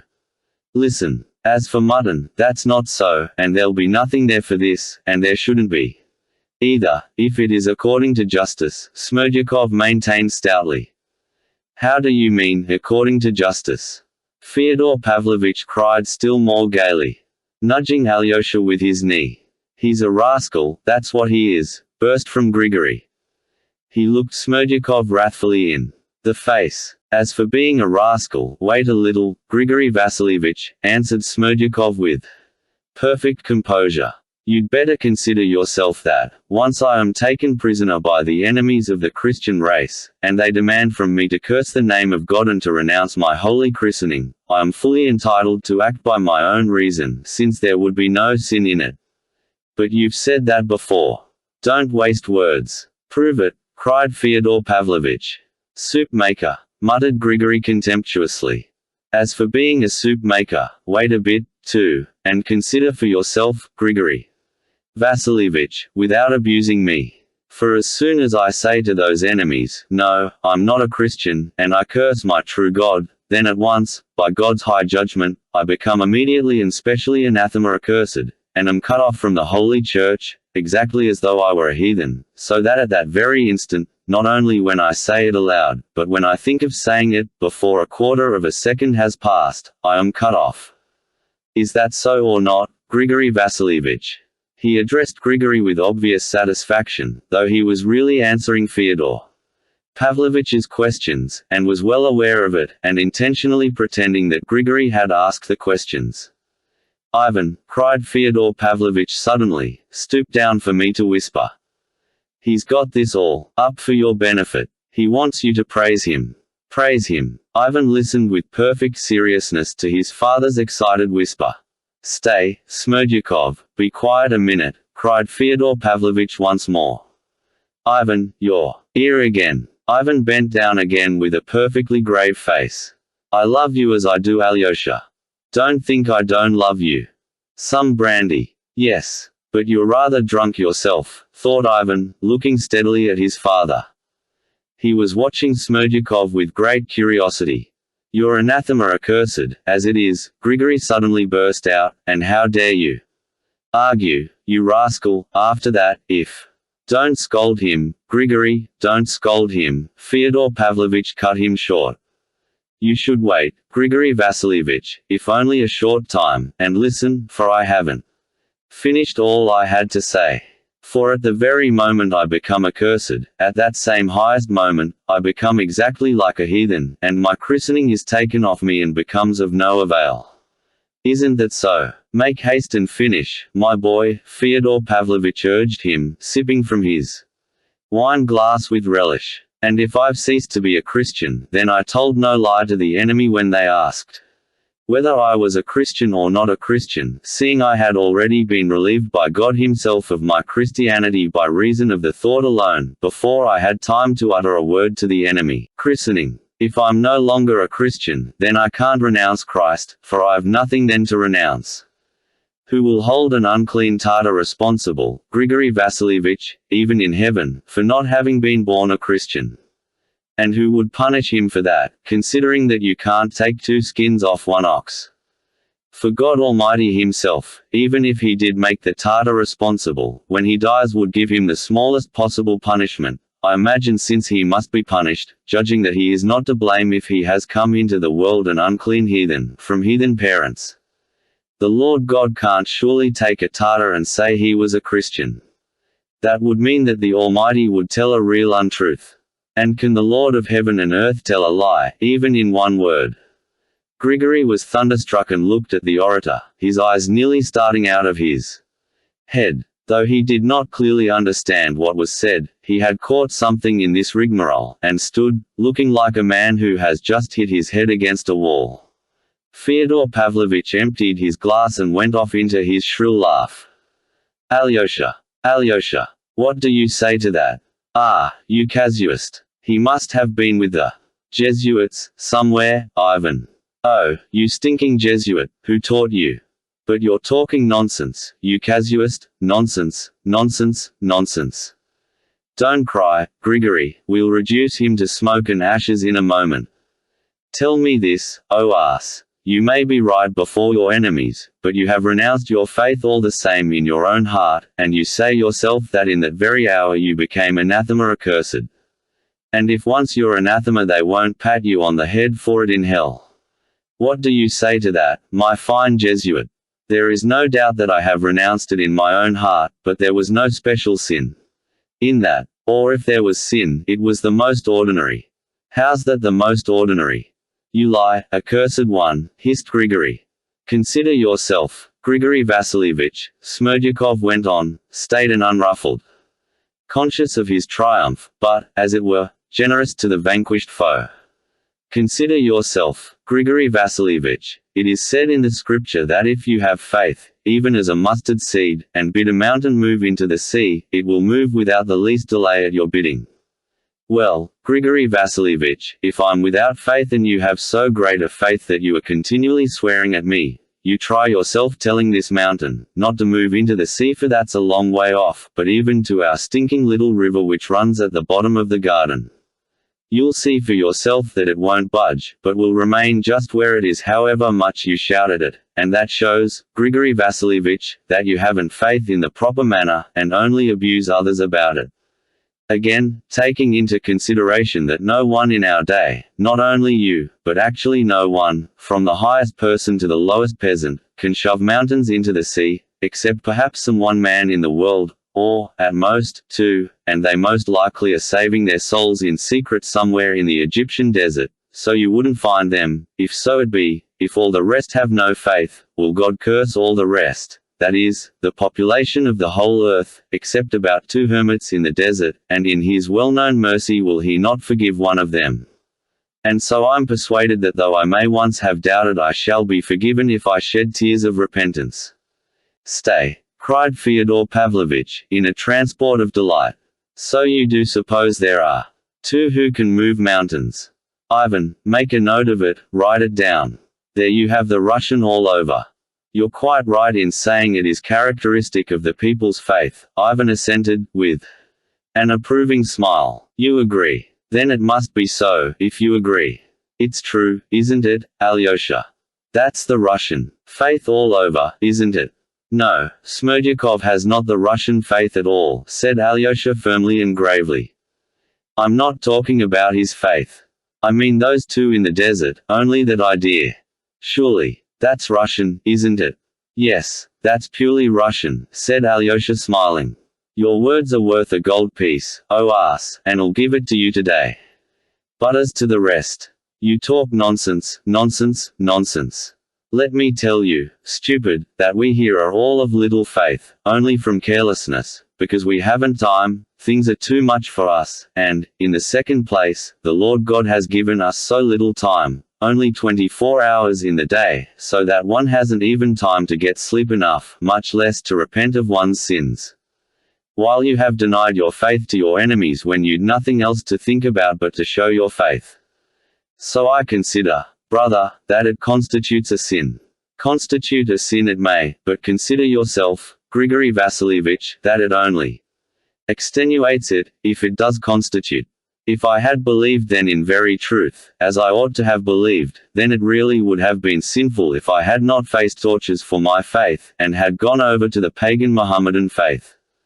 But, of course, it wouldn't have come to torture then, because I should only have had to say at that instant to the mountain, move and crush the tormentor, and it would have moved and at the very instant have crushed him like a black beetle, and I should have walked away as though nothing had happened, praising and glorifying God. But, suppose at that very moment I had tried all that, and cried to that mountain, crush these tormentors, and it hadn't crushed them, how could I have helped doubting, pray, at such a time, and at such a dread hour of mortal terror? And apart from that, I should know already that I could not attain to the fullness of the kingdom of heaven, for since the mountain had not moved at my word, they could not think very much of my faith up aloft, and there could be no very great reward awaiting me in the world to come. So why should I let 'em flay the skin off me as well, and to no good purpose? For, even though they had flayed my skin half off my back, even then the mountain would not have moved at my word or at my cry. And at such a moment not only doubt might come over one, but one might lose one's reason from fear, so that one would not be able to think at all. And, therefore, how should I be particularly to blame if not seeing my advantage or reward there or here, I should, at least, save my skin. And so trusting fully in the grace of the Lord I should cherish the hope that I might be altogether forgiven. Chapter 8. Over the brandy. The controversy was over. But, strange to say, Fyodor Pavlovitch, who had been so gay, suddenly began frowning. He frowned and gulped brandy, and it was already a glass too much. "Get along with you, Jesuits," he cried to the servants. "Go away, Smerdyakov. I'll send you the gold piece I promised you today, but be off. Don't cry, Grigory. Go to Marfa. She'll comfort you and put you to bed. The rascals won't let us sit in peace after dinner," he snapped peevishly, as the servants promptly withdrew at his word. "Smerdyakov always pokes himself in now, after dinner. It's you he's so interested in. What have you done to fascinate him?" he added to Ivan. "Nothing whatever," answered Ivan. "He's pleased to have a high opinion of me. He's a lackey and a mean soul. Raw material for revolution, however, when the time comes. For revolution. There will be others and better ones. But there will be some like him as well. His kind will come first, and better ones after. And when will the time come? The rocket will go off and fizzle out, perhaps. The peasants are not very fond of listening to these soup makers, so far. Ah, brother, but a Balaam's ass like that thinks and thinks, and the devil knows where he gets to. He's storing up ideas," said Ivan, smiling. "You see, I know he can't bear me, nor anyone else, even you, though you fancy that he has a high opinion of you. Worse still with Alyosha, he despises Alyosha. But he doesn't steal, that's one thing, and he's not a gossip, he holds his tongue, and doesn't wash our dirty linen in public. He makes capital fish pasties too. But, damn him, is he worth talking about so much? Of course he isn't. And as for the ideas he may be hatching, the Russian peasant, generally speaking, needs thrashing. That I've always maintained. Our peasants are swindlers, and don't deserve to be pitied, and it is a good thing they're still flogged sometimes. Russia is rich in birches. If they destroyed the forests, it would be the ruin of Russia. I stand up for the clever people. We've left off thrashing the peasants, we've grown so clever, but they go on thrashing themselves. And a good thing too. For with what measure ye mete it shall be measured to you again, or how does it go? Anyhow, it will be measured. But Russia's all swinishness. My dear, if you only knew how I hate Russia. That is, not Russia, but all this vice. But maybe I mean Russia. Tout cela c'est de la cochonnerie. Do you know what I like? I like wit. You've had another glass. That's enough. Wait a bit. I'll have one more, and then another, and then I'll stop. No, stay, you interrupted me. At Mokroe I was talking to an old man, and he told me, there's nothing we like so much as sentencing girls to be thrashed, and we always give the lads the job of thrashing them. And the girl he has thrashed today, the young man will ask in marriage tomorrow. So it quite suits the girls, too, he said. There's a setter de charades for you. But it is clever, anyway. Shall we go over and have a look at it, eh? Alyosha, are you blushing? Don't be bashful, child. I'm sorry I didn't stay to dinner at the superior's and tell the monks about the girls at Mokroe. Alyosha, don't be angry that I offended your superior this morning. I lost my temper. If there is a God, if he exists, then, of course, I'm to blame, and I shall have to answer for it. But if there isn't a God at all, what do they deserve, your fathers? It's not enough to cut their heads off, for they keep back progress. Would you believe it, Ivan, that lacerates my sentiments? No, you don't believe it as I see from your eyes. You believe what people say, that I'm nothing but a buffoon. Alyosha, do you believe that I'm nothing but a buffoon? No, I don't believe it. And I believe you don't, and that you speak the truth. You look sincere and you speak sincerely. But not Ivan. Ivan's supercilious. I'd make an end of your monks, though, all the same. I'd take all that mystic stuff and suppress it, once for all over Russia, so as to bring all the fools to reason. And the gold and the silver that would flow into the mint. But why suppress it? Asked Ivan. That truth may prevail, that's why. Well, if truth were to prevail, you'd be the first to be robbed and suppressed. Ah, I dare say you're right. Ah, I'm an ass, burst out Fyodor Pavlovitch, striking himself lightly on the forehead. Well, your monastery may stand then, Alyosha, if that's how it is. And we clever people will sit snug and enjoy our brandy. You know, Ivan, it must have been so ordained by the Almighty himself. Ivan, speak, is there a God or not? Stay, speak the truth, speak seriously. Why are you laughing again? I'm laughing that you should have made a clever remark just now about Smerdykov's belief in the existence of two saints who could move mountains.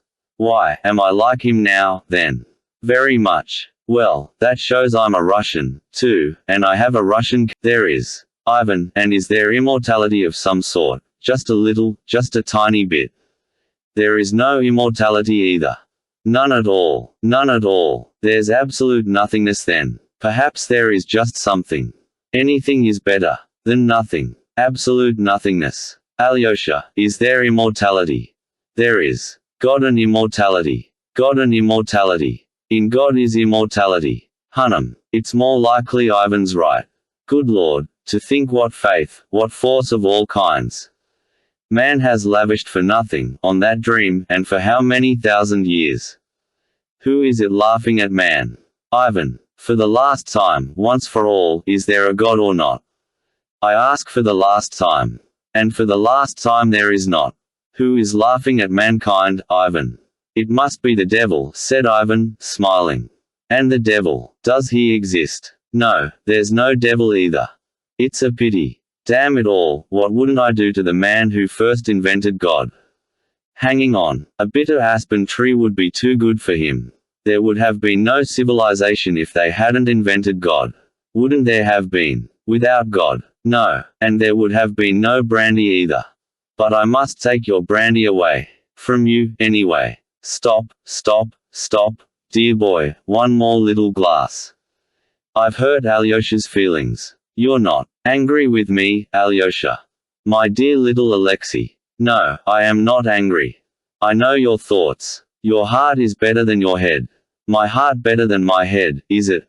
Oh, Lord. And that from you. Ivan, do you love Alyosha? Yes. You must love him. Fyodor Pavlovitch was by this time very drunk. Listen, Alyosha, I was rude to your elder this morning. But I was excited. But there's wit in that elder, don't you think, Ivan? Very likely. There is. Il y a du pain la dedans. He's a Jesuit, a Russian one, that is. As is an honorable person, there's a hidden indignation boiling within him at having to pretend and affect holiness. But, of course, he believes in God. Not a bit of it. Didn't you know? Why, he tells everyone so, himself. That is, not every one, but all the clever people who come to him. He said straight out to Governor Schultz not long ago. Credo, but I don't know in what. Really. He really did. But I respect him. There's something of Mephistopheles about him, or rather of the hero of our time, Arbenin, or what's his name. You see, he's a sensualist. He's such a sensualist that I should be afraid for my daughter or my wife if she went to confess to him. You know, when he begins telling stories. The year before last he invited us to tea with liqueur. The ladies sent him liqueur, and began telling us about old times till we nearly split our sides. Especially how he once cured a paralyzed woman. If my legs were not bad I know a dance I could dance you, he said. What do you say to that? I've plenty of tricks in my time, said he. He did Donadov, the merchant, out of 60,000. What, he stole it. He brought him the money as a man he could trust, saying, take care of it for me, friend. There'll be a police search at my place tomorrow. And he kept it. You have given it to the church, he declared. I said to him, you're a scoundrel, I said. No, said he, I'm not a scoundrel, but I'm broad-minded. But that wasn't he, that was someone else. I've muddled him with someone else without noticing it. Come, another glass and that's enough. Take away the bottle, Ivan. I've been telling lies. Why didn't you stop me, Ivan, and tell me I was lying? I knew you'd stop of yourself. That's a lie. You did it from spite, from simple spite against me. You despise me. You have come to me and despised me in my own house. Well, I'm going away. You've had too much brandy. I've begged you for Christ's sake to go to Chemashnya for a day or two, and you don't. Go. I'll go tomorrow if you're so set upon it. You won't go. You want to keep an eye on me. That's what you want, spiteful fellow. That's why you won't go. The old man persisted. He had reached that state of drunkenness when the drunkard, who has till then been inoffensive, tries to pick a quarrel and to assert himself. Why are you looking at me? Why do you look like that? Your eyes look at me and say, "You ugly drunkard." Your eyes are mistrustful. They're contemptuous. You've come. Don't be ill-tempered with my brother. Leave off attacking him, Alyosha said emphatically. Oh, all right. Ugh, my head aches. Take away the brandy, Ivan. It's the third time I've told you. He mused, and suddenly a slow, cunning grin spread over his face. Don't be angry with a feeble old man, Ivan. I know you don't love me, but don't be angry. All the same, you've nothing to love me for. You go to Chemashnya. I'll come to you myself and bring you a present. I'll show you a little wench there. I've had my eye on her a long time. She's still running about barefoot. Don't be afraid of barefooted wenches. Don't despise them, they're pearls. And he kissed his hand with a smack. To my thinking, he revived at once, seeming to grow sober the instant he touched on his favorite topic. To my thinking you boys. You children, little sucking pigs. To my thinking I never thought a woman ugly in my life. That's been my rule. Can you understand that? How could you understand it? You've milk in your veins, not blood. You're not out of your shells yet. My rule has been that you can always find something devilishly interesting in every woman that you wouldn't find in any other. Only, one must know how to find it, that's the point. That's a talent. To my mind there are no ugly women. The very fact that she is a woman is half the battle, but how could you understand that? Even in Veal's fees, even in 'em you may discover something that makes you simply wonder that men have been such fools as to let them grow old without noticing them. Barefooted girls or unattractive ones, you must take by surprise. Didn't you know that? You must astound them till they're fascinated, upset, ashamed that such a gentleman should fall in love with such a little slut. It's a jolly good thing that there always are and will be masters and slaves in the world, so there always will be a little maid of all work and her master, and you know, that's all that's needed for happiness. Stay, listen, Alyosha, I always used to surprise your mother, but in a different way. I paid no attention to her at all, but all at once, when the minute came, I'd be all devotion to her, crawl on my knees, kiss her feet, and I always. I remember it as though it were today, reduced her to that tinkling, quiet, nervous, queer little laugh. It was peculiar to her. I knew her attacks always used to begin like that. The next day she would begin shrieking hysterically, and this little laugh was not a sign of delight, though it made a very good counterfeit. That's the great thing, to know how to take every one. Once Belevsky, he was a handsome fellow, and rich, used to like to come here and hang about her, suddenly gave me a slap in the face in her presence. And she, such a mild sheep, why, I thought she would have knocked me down for that blow. How she set on me. You're beaten now, she said. You've taken a blow from him. You have been trying to sell me to him, she said. And how dared he strike you in my presence? Don't dare come near me again, never, never. Run at once, challenge him to a duel. I took her to the monastery then to bring her to her senses. The Holy Fathers prayed her back to reason. But I swear, by God, Alyosha, I never insulted the poor crazy girl. Only once, perhaps, in the first year. Then she was very fond of praying. Take it down. You believe it is miraculous, but here, I'll spit on it directly and nothing will happen to me for it. When she saw it, good Lord. I thought she would kill me. But she only jumped up, wrung her hands, then suddenly hid her face in them, began trembling all over and fell on the floor, fell all of a heap. "Alyosha, Alyosha, what's the matter?" The old man jumped up in alarm. From the time he had begun speaking about his mother, a change had gradually come over Alyosha's face. He flushed crimson, his eyes glowed, his lips quivered. The old sot had gone spluttering on, noticing nothing, till the moment when something very strange happened to Alyosha. Precisely what he was describing in The Crazy Woman was suddenly repeated with Alyosha. He jumped up from his seat exactly as his mother was said to have done, wrung his hands, hid his face in them, and fell back in his chair, shaking all over in an hysterical paroxysm of sudden violent, silent weeping. His extraordinary resemblance to his mother particularly impressed the old man. "Ivan, Ivan, water, quickly. It's like her, exactly as she used to be then, his mother. Spurt some water on him from your mouth, that's what I used to do to her. He's upset about his mother, he muttered to Ivan. But she was my mother, too, I believe, his mother. Was she not?" said Ivan, with uncontrolled anger and contempt. The old man shrank before his flashing eyes. But something very strange had happened, though only for a second. It seemed really to have escaped the old man's mind that Alyosha's mother actually was the mother of Ivan too. "Your mother," he muttered, not understanding. "What do you mean? What mother are you talking about? Was she? Why, damn it, of course she was yours too. Damn it, my mind has never been so darkened before. Excuse me, why, I was thinking, Ivan." He stopped. A broad, drunken, half-senseless grin overspread his face.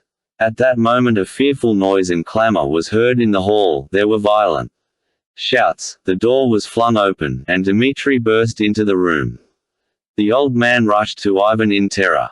He'll kill me, don't let him get at me," he screamed, clinging to the skirt of Ivan's coat. Chapter 9. The Sensualists. Grigory and Smerdyakov ran into the room after Dmitri.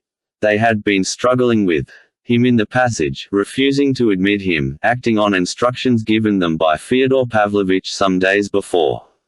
Taking advantage of the fact that Dmitri stopped a moment on entering the room to look about him, Grigory ran round the table, closed the double doors on the opposite side of the room leading to the inner apartments, and stood before the closed doors, stretching wide his arms, prepared to defend the entrance, so to speak, with the last drop of his blood. Seeing this, Dmitri uttered a scream rather than a shout and rushed at Grigory. "Then she's there. She's hidden there. Out of the way, scoundrel." He tried to pull Grigory away, but the old servant pushed him back. Beside himself with fury, Dmitri struck out, and hit Grigory with all his might. The old man fell like a log, and Dmitri, leaping over him, broke in the door.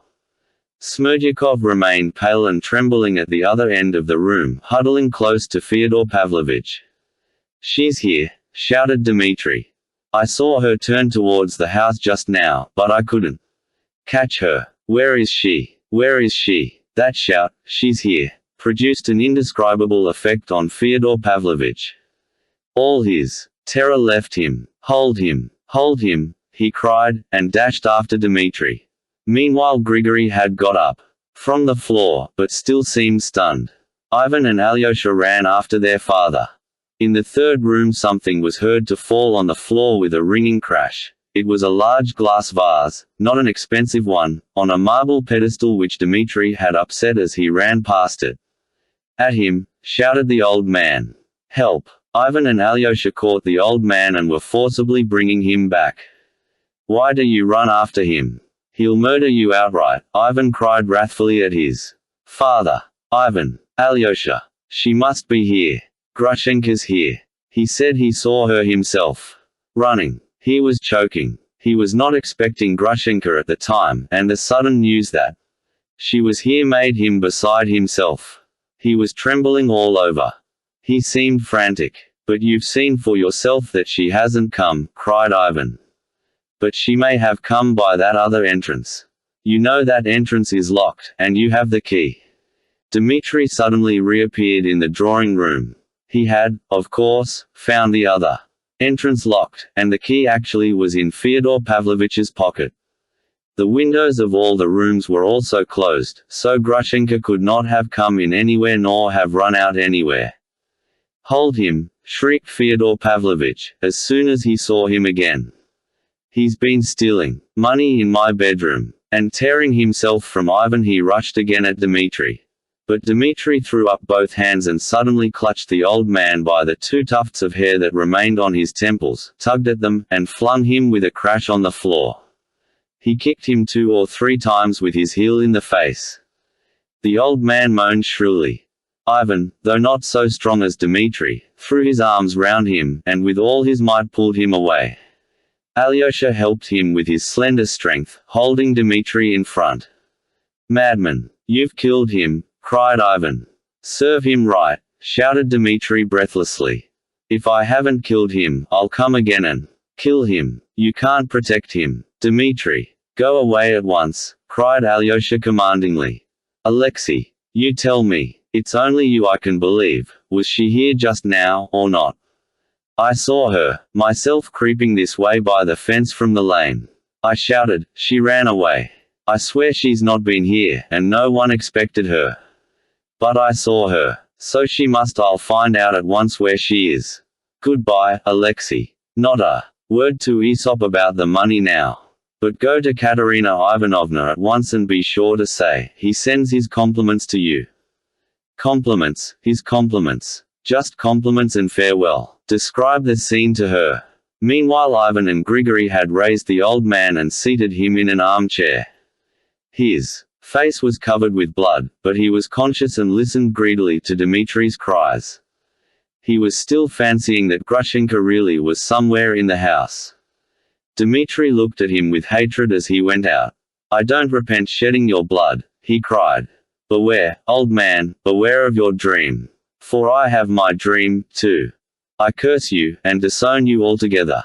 He ran out of the room. "She's here. She must be here.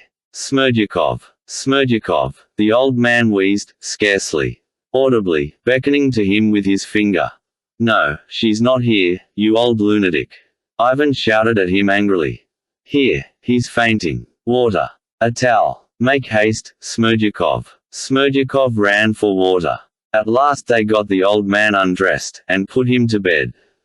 They wrapped a wet towel round his head. Exhausted by the brandy, by his violent emotion, and the blows he had received, he shut his eyes and fell asleep as soon as his head touched the pillow. Ivan and Alyosha went back to the drawing room.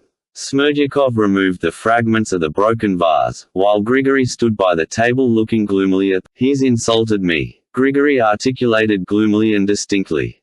"He's insulted his father, not only you," observed Ivan with a forced smile. "I used to wash him in his tub." "He's insulted me," repeated Grigory. "Damn it all, if I hadn't pulled him away perhaps he'd have murdered him." "It wouldn't take much to do for Aesop, would it?" whispered Ivan to Alyosha. "God forbid," cried Alyosha. "Why should he forbid?" Ivan went on in the same whisper, with a malignant grimace. "One reptile will devour the other. And serve them both right, too." Alyosha shuddered. "Of course I won't let him be murdered as I didn't just now. Stay here, Alyosha, I'll go for a turn in the yard. My head's begun to ache." Alyosha went to his father's bedroom and sat by his bedside behind the screen for about an hour. The old man suddenly opened his eyes and gazed for a long while at Alyosha, evidently remembering and meditating. All at once his face betrayed extraordinary excitement. "Alyosha," he whispered apprehensively, "where's Ivan?" "In the yard. He's got a headache. He's on the watch. Give me that looking glass. It stands over there. Give it me." Alyosha gave him a little round folding looking glass which stood on the chest of drawers. The old man looked at himself in it. His nose was considerably swollen, and on the left side of his forehead there was a rather large crimson bruise. "What does Ivan say?" "Alyosha, my dear, my only son, I'm afraid of Ivan. I'm more afraid of Ivan than the other. You're the only one I'm not afraid of. Don't be afraid of Ivan either. He is angry, but he'll defend you." "Alyosha, and what of the other?" "He's run to Grushenka." My angel, tell me the truth, was she here just now or not? No one has seen her. It was a mistake. She has not been here. You know Mitya wants to marry her, She won't marry him. She won't. She won't. She won't. She won't on any account. The old man fairly fluttered with joy, as though nothing more comforting could have been said to him. In his delight he seized Alyosha's hand and pressed it warmly to his heart. Tears positively glittered in his eyes. That image of the Mother of God of which I was telling you just now, he said. Take it home and keep it for yourself. And I'll let you go back to the monastery. I was joking this morning, don't be angry with me. My head aches, Alyosha. Alyosha, comfort my heart.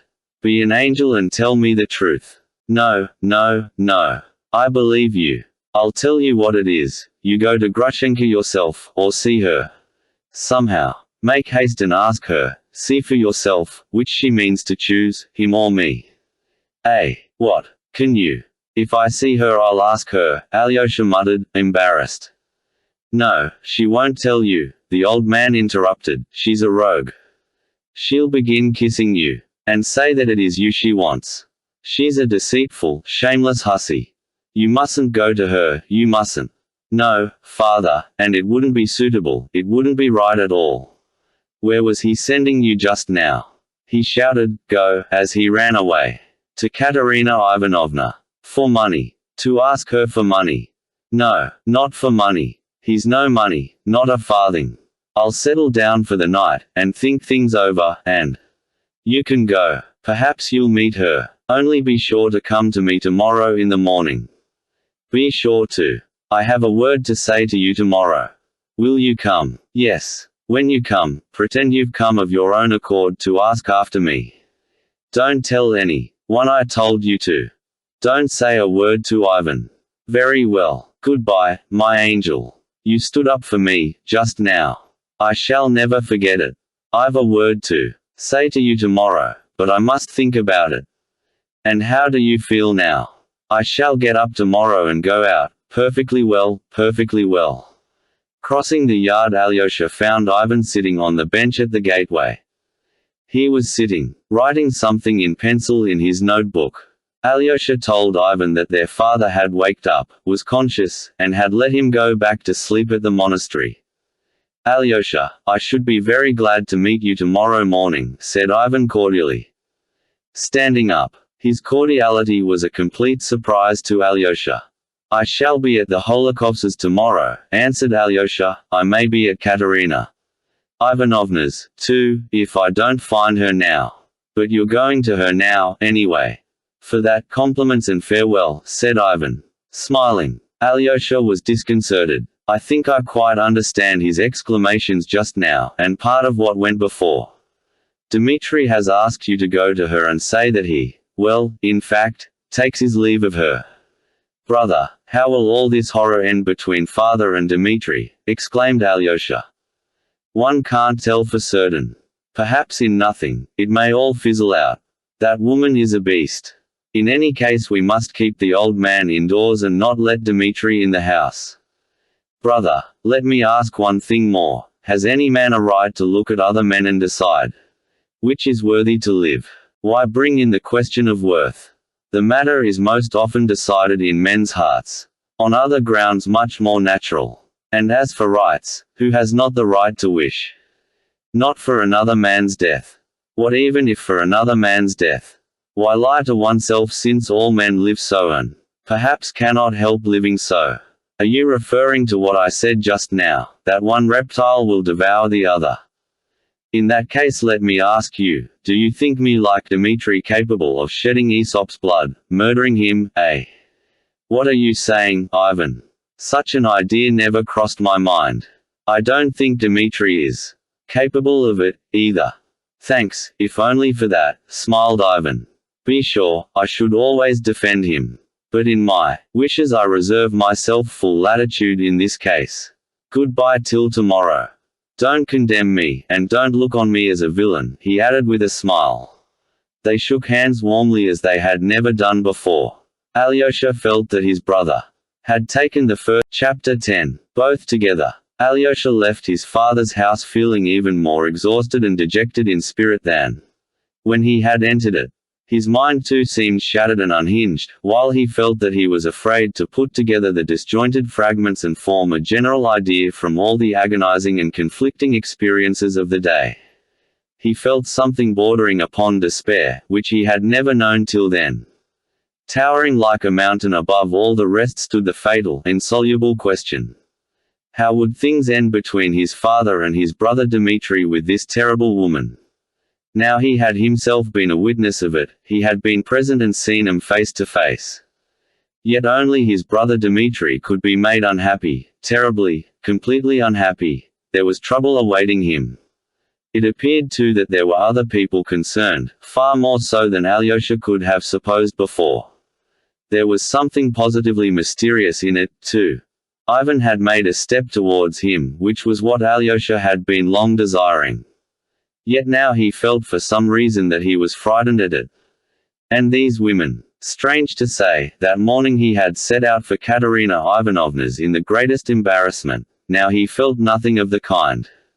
On the contrary, he was hastening there as though expecting to find guidance from her. Yet to give her this message was obviously more difficult than before. The matter of the 3,000 was decided irrevocably, and Dmitri, feeling himself dishonored and losing his last hope, might sink to any depth. He had, moreover, told him to describe to Katerina Ivanovna the scene which had just taken place with his father.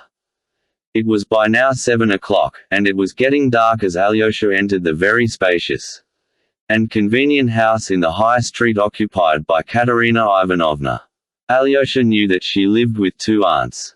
One of them, a woman of little education, was that aunt of her half-sister Agafya Ivanovna who had looked after her in her father's house when she came from boarding school. The other aunt was a Moscow lady of style and consequence, though in straitened circumstances. It was said that they both gave way in everything to Katerina Ivanovna, and that she only kept them with her as chaperones.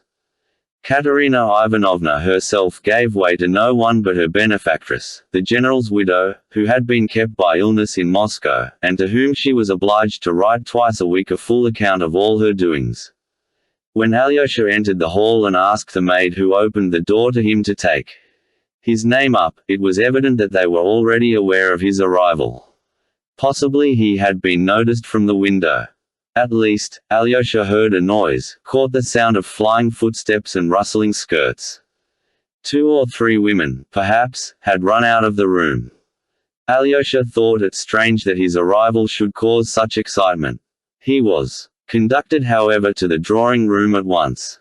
It was a large room, elegantly and amply furnished, not at all in provincial style. There were many sofas, lounges, settees, big and little tables. There were pictures on the walls, vases and lamps on the tables, masses of flowers, and even an aquarium in the window. It was twilight and rather dark. Alyosha made out a silk mantle thrown down on the sofa, where people had evidently just been sitting, and on a table in front of the sofa were 2 unfinished cups of chocolate, cakes, a glass saucer with blue raisins, and another with sweetmeats. Alyosha saw that he had interrupted visitors, and frowned.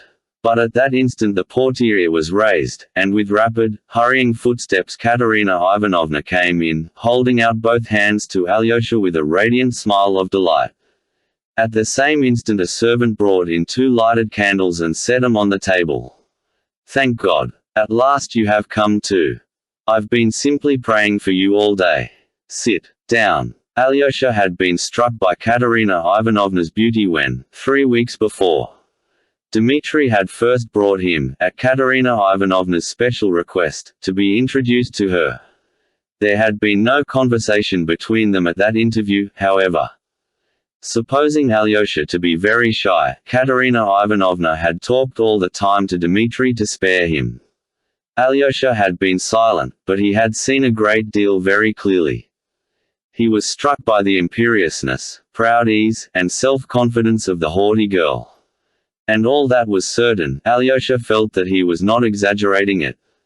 He thought her great glowing black eyes were very fine, especially with her pale, even rather sallow, longish face. But in those eyes and in the lines of her exquisite lips there was something with which his brother might well be passionately in love, but which perhaps could not be loved for long. He expressed this thought almost plainly to Dmitri when, after the visit, his brother besought and insisted that he should not conceal his impressions on seeing his betrothed. "You'll be happy with her, but perhaps, not tranquilly happy." "Quite so, brother. Such people remain always the same. They don't yield to fate. So you think I shan't love her forever?" "No, perhaps you will love her forever. But perhaps you won't always be happy with her." Alyosha had given his opinion at the time, blushing, and angry with himself for having yielded to his brother's entreaties and put such foolish ideas into words. For his opinion had struck him as awfully foolish immediately after he had uttered it. He felt ashamed too of having given so confident an opinion about a woman. It was with the more amazement that he felt now, at the first glance at Katerina Ivanovna as she ran into him, that he had perhaps been utterly mistaken. This time her face was beaming with spontaneous good-natured kindliness, and direct warm-hearted sincerity. The pride and haughtiness, which had struck Alyosha so much before, was only betrayed now in a frank, generous energy and a sort of bright, strong faith in herself. Alyosha realized at the first glance, at the first word, that all the tragedy of her position in relation to the man she loved so dearly was no secret to her, that she perhaps already knew everything, positively everything. And yet, in spite of that, there was such brightness in her face, such faith in the future. Alyosha felt at once that he had gravely wronged her in his thoughts. He was conquered and captivated immediately. Besides all this, he noticed at her first words that she was in great excitement, an excitement perhaps quite exceptional and almost approaching ecstasy. "I was so eager to see you, because I can learn from you the whole truth, from you and no one else. I have come," muttered Alyosha confusedly. He sent me." "Ah, he sent you. I foresaw that. Now I know everything, everything," cried Katerina Ivanovna, her eyes flashing. "Wait a moment, Alexei Fyodorovich, I'll tell you why I've been so longing to see you. You see, I know perhaps far more than you do yourself, and there's no need for you to tell me anything. I'll tell you what I want from you. I want to know your own last impression of him. I want you to tell me most directly, plainly, coarsely even as coarsely as you like, what you thought of him just now and of his position after your meeting with him today. That will perhaps be better than if I had a personal explanation with him, as he does not want to come to me. Do you understand what I want from you? Now, tell me simply, tell me every word of the message he sent you with. I knew he would send you. He told me to give you his compliments, and to say that he would never come again, but to give you his compliments." His compliments. Was that what he said, his own expression? Yes. Accidentally perhaps he made a mistake in the word, perhaps he did not use the right word. No, he told me precisely to repeat that word. He begged me 2 or 3 times not to forget to say so. Katerina Ivanovna flushed hotly. "Help me now, Alexei Fyodorovich. Now I really need your help. I'll tell you what I think. And you must simply say whether it is right or not. Listen. If he had sent me his compliments in passing, without insisting on your repeating the words, without emphasizing them, that would be the end of everything. But if he particularly insisted on those words, if he particularly told you not to forget to repeat them to me, then perhaps he was in excitement, beside himself. He had made his decision and was frightened at it. He wasn't walking away from me with a resolute step, but leaping headlong." The emphasis on that phrase may have been simply bravado. "Yes, yes," cried Alyosha warmly. "I believe that is it. And, if so, he's not altogether lost. I can still save him. Stay, did he not tell you anything about money, about 3,000 rubles? He did speak about it, and it is that more than anything that's crushing him. He said he had lost his honor and that nothing matters now," Alyosha answered warmly, feeling a rush of hope in his heart and believing that there really might be a way of escape and salvation for his brother. "But do you know about the money?" he added, and suddenly broke off. I've known of it a long time. Weak, trying to think how to prevent him from being ashamed to face me because he spent that 3,000. Let him feel ashamed of himself, let him be ashamed of other people's knowing, but not of my knowing. He can tell God everything without shame. Why is it he still does not understand how much I am ready to bear for his sake? Why doesn't he know me? How dare he not know me after all that has happened? I want to save him forever. Let him forget me as his betrothed. And here he fears that he is dishonored in my eyes. Why, he wasn't afraid to be open with you, Alexei Fyodorovich. How is it that I don't deserve the same? The last words she uttered in tears.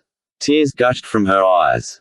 I must tell you, Alyosha began, his voice trembling too, what happened just now. Between him and my father. And he described the whole scene, how Dmitri had sent him to get the money, how he had broken in, knocked his father down, and after that had again specially and emphatically begged him to take his compliments and farewell. He went to that woman, Alyosha added softly. And do you suppose that I can't put up with that woman? Does he think I can't? But he won't marry her, she suddenly laughed nervously. Could such a passion last forever in a Karamazov? It's passion, not love. He won't marry her because she won't marry him. Again Katerina Ivanovna laughed strangely. He may marry her, said Alyosha mournfully, looking down. He won't marry her, I tell you. That girl is an angel. Do you know that? Do you know that? Katerina Ivanovna exclaimed suddenly with extraordinary warmth. She is one of the most fantastic of fantastic creatures.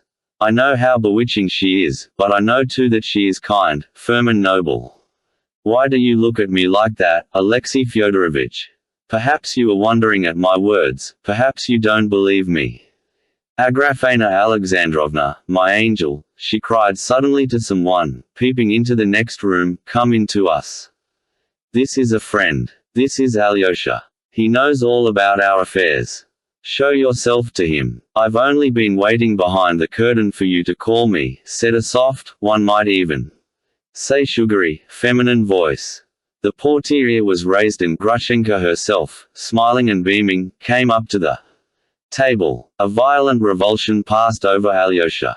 He fixed his eyes on her and could not take them off. Here she was, that awful woman, the beast, as Ivan had called her half an hour before. And yet one would have thought the creature standing before him most simple and ordinary, a good-natured, kind woman, handsome certainly, but so like other handsome ordinary women. It is true she was very, very good-looking with that Russian beauty so passionately loved by many men. She was a rather tall woman, though a little shorter than Katerina Ivanovna, who was exceptionally tall. She had a full figure, with soft, as it were, noiseless, movements, softened to a peculiar over-sweetness, like her voice. She moved, not like Katerina Ivanovna, with a vigorous, bold step, but noiselessly. Her feet made absolutely no sound on the floor. She sank softly into a low chair, softly rustling her sumptuous black silk dress, and delicately nestling her milk-white neck and broad shoulders in a costly cashmere shawl. She was 22 years old, and her face looked exactly that age. She was very white in the face, with a pale pink tint on her cheeks. The modeling of her face might be said to be too broad, and the lower jaw was set a trifle forward. Her upper lip was thin, but the slightly prominent lower lip was at least twice as full, and looked pouting. But her magnificent, abundant dark brown hair, her sable-colored eyebrows and charming grey-blue eyes with their long lashes would have made the most indifferent person, meeting her casually in a crowd in the street, stop at the sight of her face and remember it long after. What struck Alyosha most in that face was its expression of childlike good nature. There was a childlike look in her eyes, a look of childish delight. She came up to the table, beaming with delight and seeming to expect something with childish, impatient, and confiding curiosity.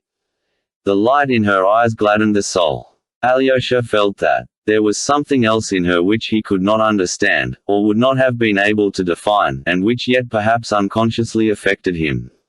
It was that softness, that voluptuousness of her bodily movements, that cat-like noiselessness. Yet it was a vigorous, ample body.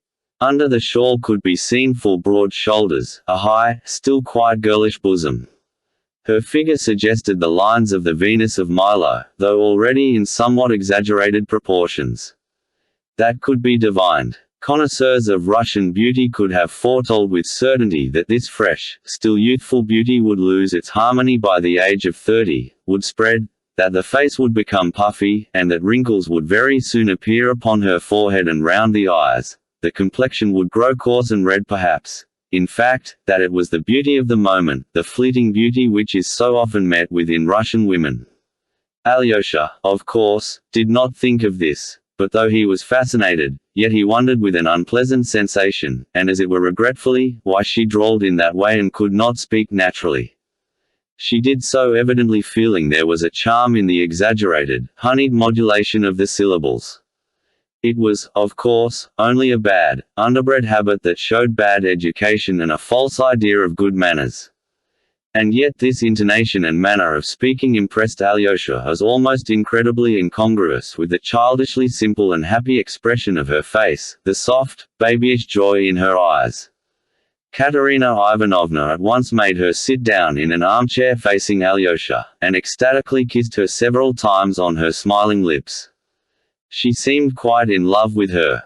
"This is the first time we've met, Alexei Fyodorovich," she said rapturously. "I wanted to know her, to see her. I wanted to go to her, but I'd no sooner expressed the wish than she came to me. I knew we should settle everything together, everything. My heart told me so. I was begged not to take the step, but I foresaw it would be a way out of the difficulty, and I was not mistaken. Grushenka has explained everything to me, told me all she means to do. She flew here like an angel of goodness and brought us peace and joy. You did not disdain me, sweet, excellent young lady," drawled Grushenka in her sing-song voice, still with the same charming smile of delight. "Don't dare to speak to me like that, you sorceress, you witch.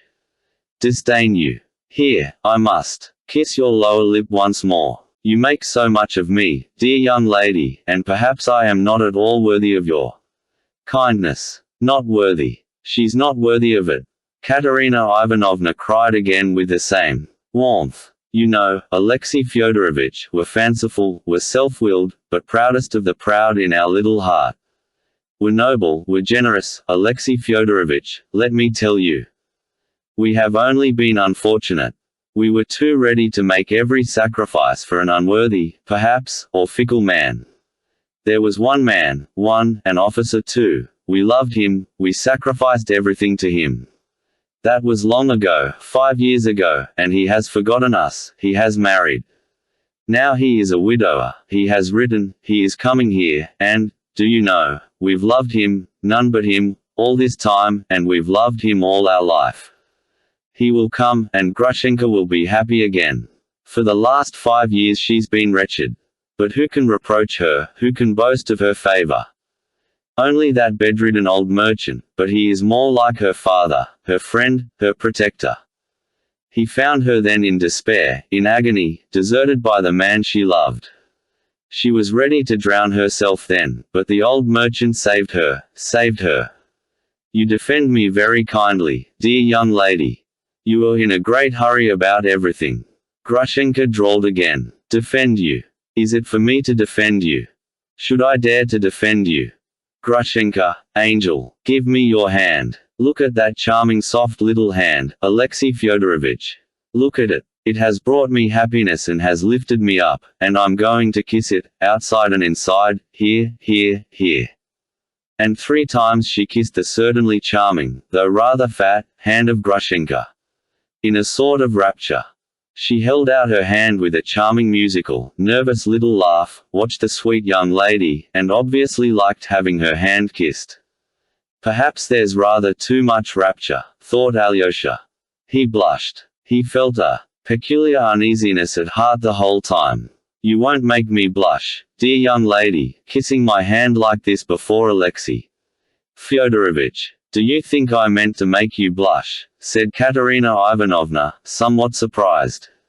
"Ah, my dear, how little you understand me. Yes, and you too perhaps quite misunderstand me, dear young lady. Maybe I'm not so good as I seem to you. I've a bad heart. I will have my own way. I fascinated poor Dmitri Fyodorovich that day simply for fun. But now you'll save him. You've given me your word. You'll explain it all to him. You'll break to him that you have long loved another man, who is now offering you his hand. Promise just now. But now again I'm thinking. I may take to Mitya again.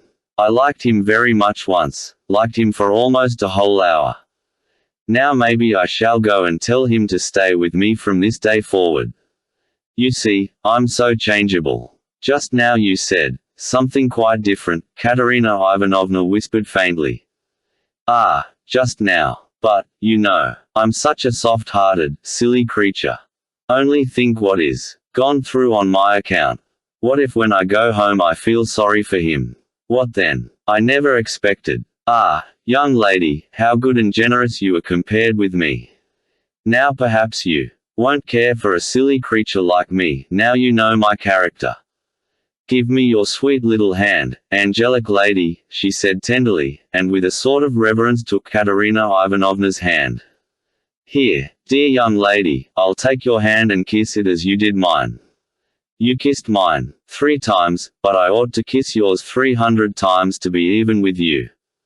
Well, but let that pass. And then it shall be as God wills. Perhaps I shall be your slave entirely and want to do your bidding like a slave. Let it be as God wills, without any agreements and promises. What a sweet hand you have. You sweet young lady, you incredible beauty. She slowly raised the hands to her lips, with the strange object indeed of being even with her in kisses. Katerina Ivanovna did not take her hand away. She listened with timid hope to the last words, though Grushenka's promise to do her bidding like a slave was very strangely expressed. She looked intently into her eyes. She still saw in those eyes the same simple-hearted, confiding expression, the same bright gaiety. She's perhaps too naive, thought Katerina Ivanovna, with a gleam of hope. Grushenka meanwhile seemed enthusiastic over the sweet hand. She raised it, deliberately to her lips. But she held it for 2 or 3 minutes near her lips, as though reconsidering something. Do you know, angel lady, she suddenly drawled in an even more soft and sugary voice. Do you know, after all, I think I won't kiss your hand. And she laughed a little merry laugh. As you please. What's the matter with you? Said Katerina Ivanovna, starting suddenly. So that you may be left to remember that you kissed my hand, but I didn't kiss yours. There was a sudden gleam in her eyes. She looked with awful intentness at Katerina. Ah, for shame, young lady. Ah, for shame. That's unbecoming for you, dear young lady. Word like that. Go away. You're a creature for sale, screamed Katerina Ivanovna. Every feature was working in her utterly distorted face. For sale indeed. You used to visit gentlemen in the dusk for money once. You brought your beauty for sale. You see, I know. Katerina Ivanovna shrieked, and would have rushed at her, but Alyosha held her with all his strength. Not a step, not a word. Don't speak, don't answer her. She'll go away, she'll go at once.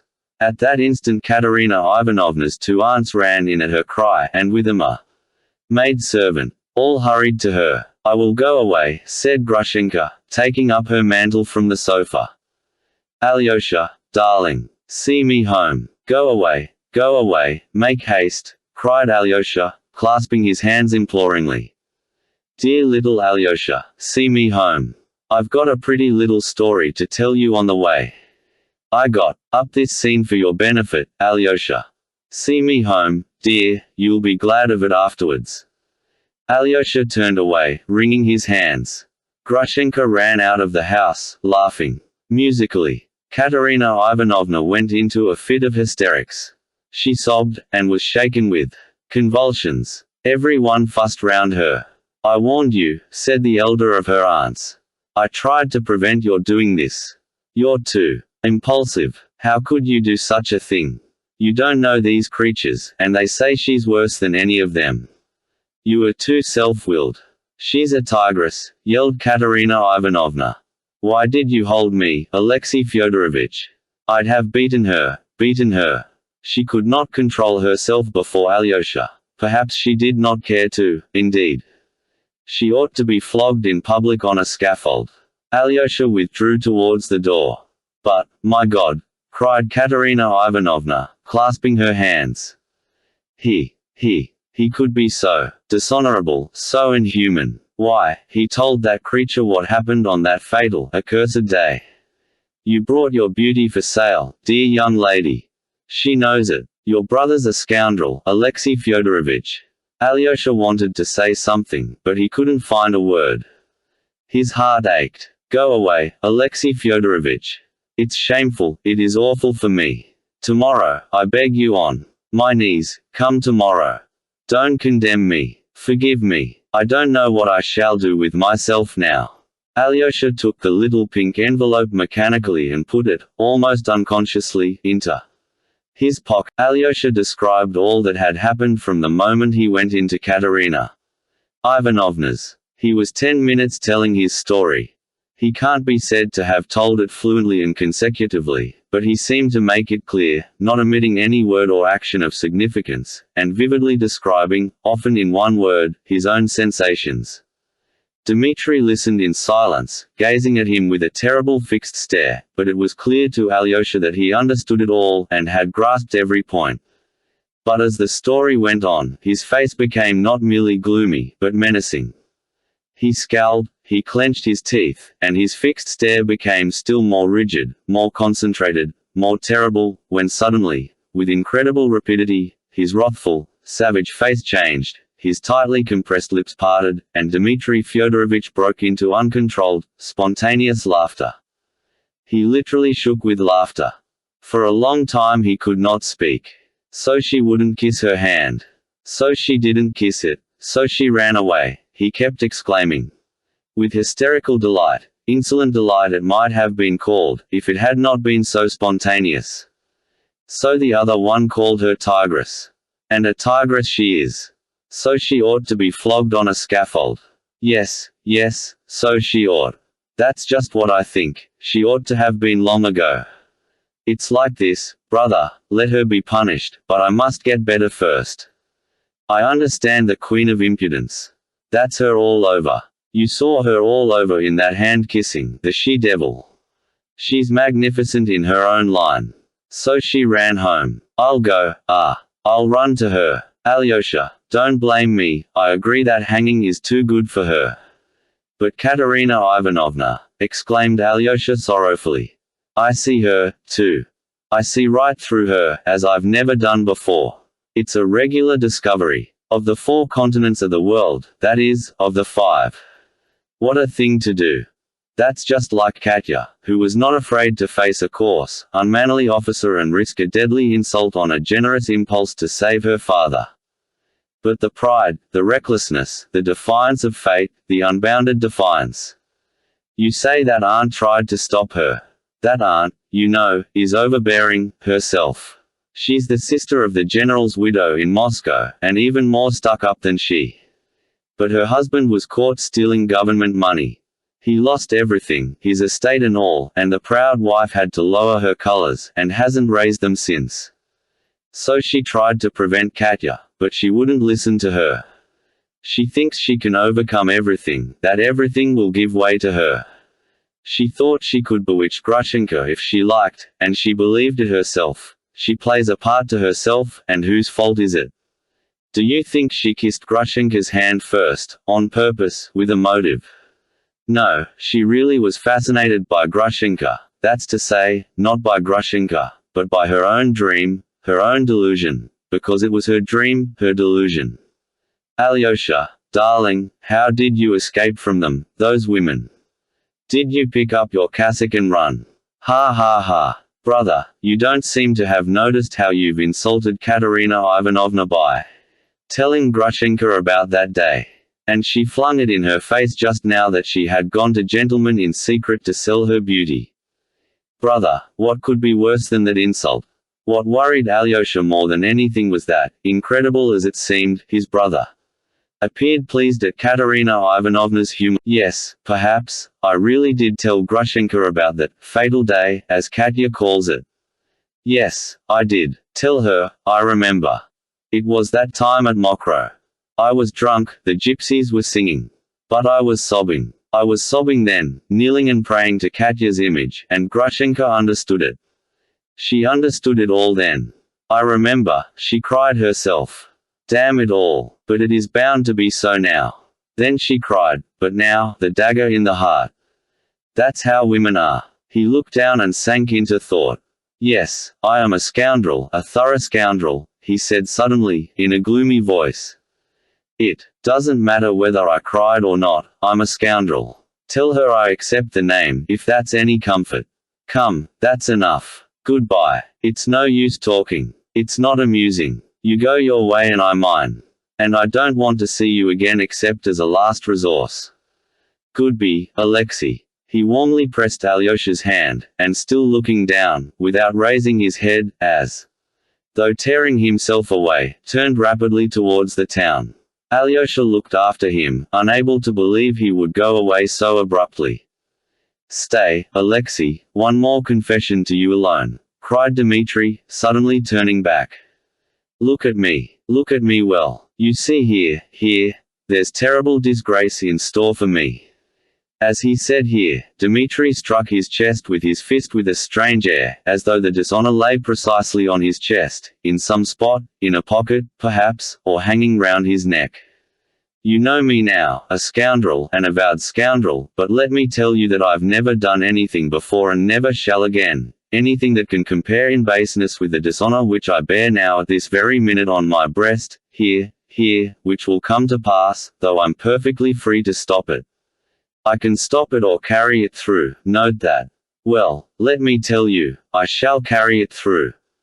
I shan't stop it. I told you everything just now, but I didn't tell you this, because even I had not brass enough for it. I can still pull up. If I do, I can give back the full half of my lost honor tomorrow. But I shan't pull up. I shall carry out my base plan, and you can bear witness that I told you so beforehand. Darkness and destruction. No need to explain. You'll find out in due time.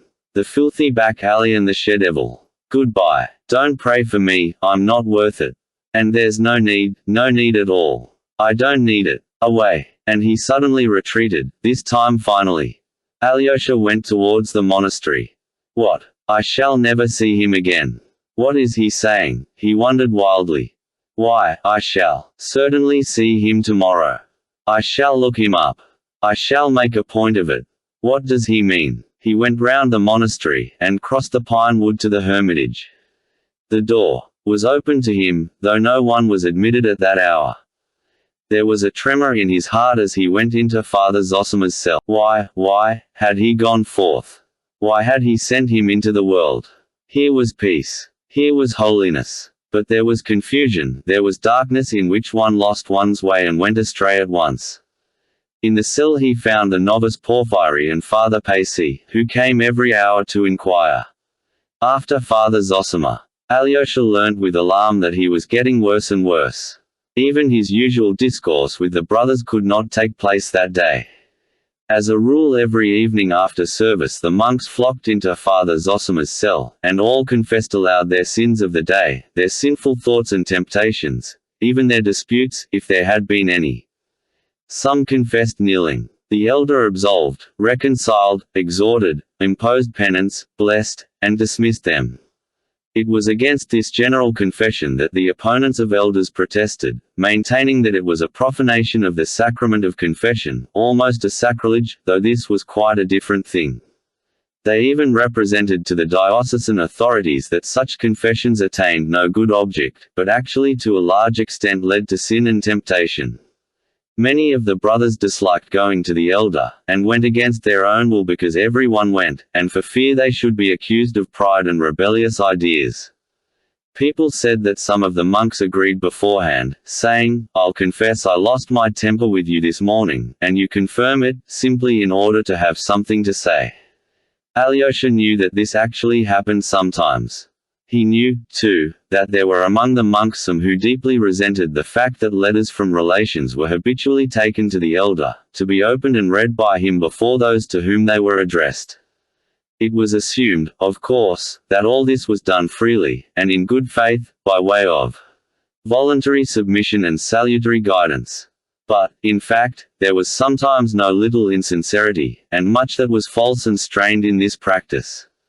Yet the older and more experienced of the monks adhered to their opinion, arguing that for those who have come within these walls sincerely seeking salvation, such obedience and sacrifice will certainly be salutary and of great benefit. Those, on the other hand, who find it irksome, and repine, are no true monks, and have made a mistake in entering the monastery. Their proper place is in the world.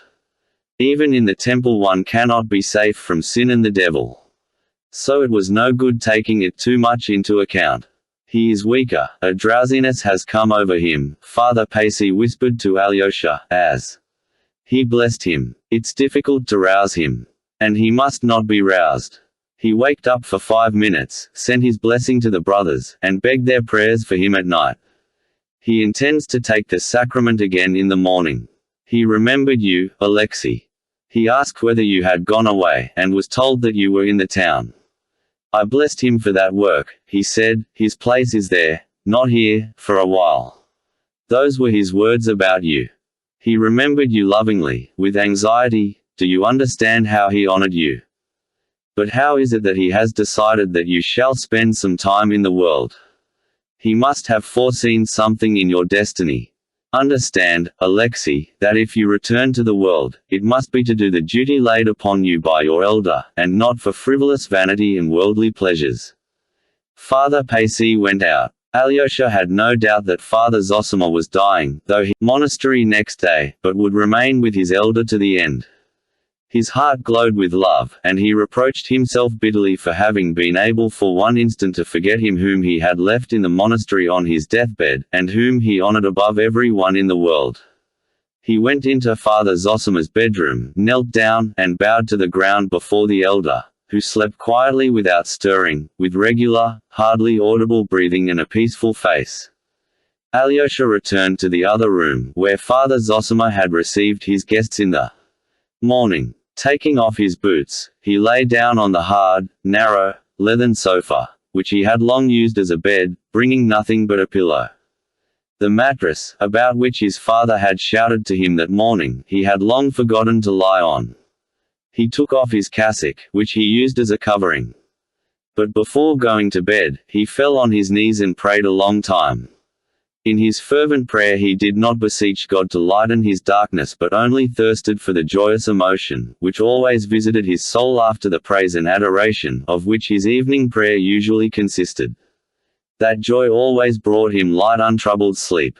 As he was praying, he suddenly felt in his pocket the little pink note the servant had handed him as he left Katerina Ivanovna's. He was disturbed, but finished his prayer. Then, after some hesitation, he opened the envelope. In it was a letter to him, signed by Lise, the young daughter of Madame Holikov, who had laughed at him before the elder in the morning. Alexei Fyodorovich, she wrote, I am writing to you without anyone's knowledge.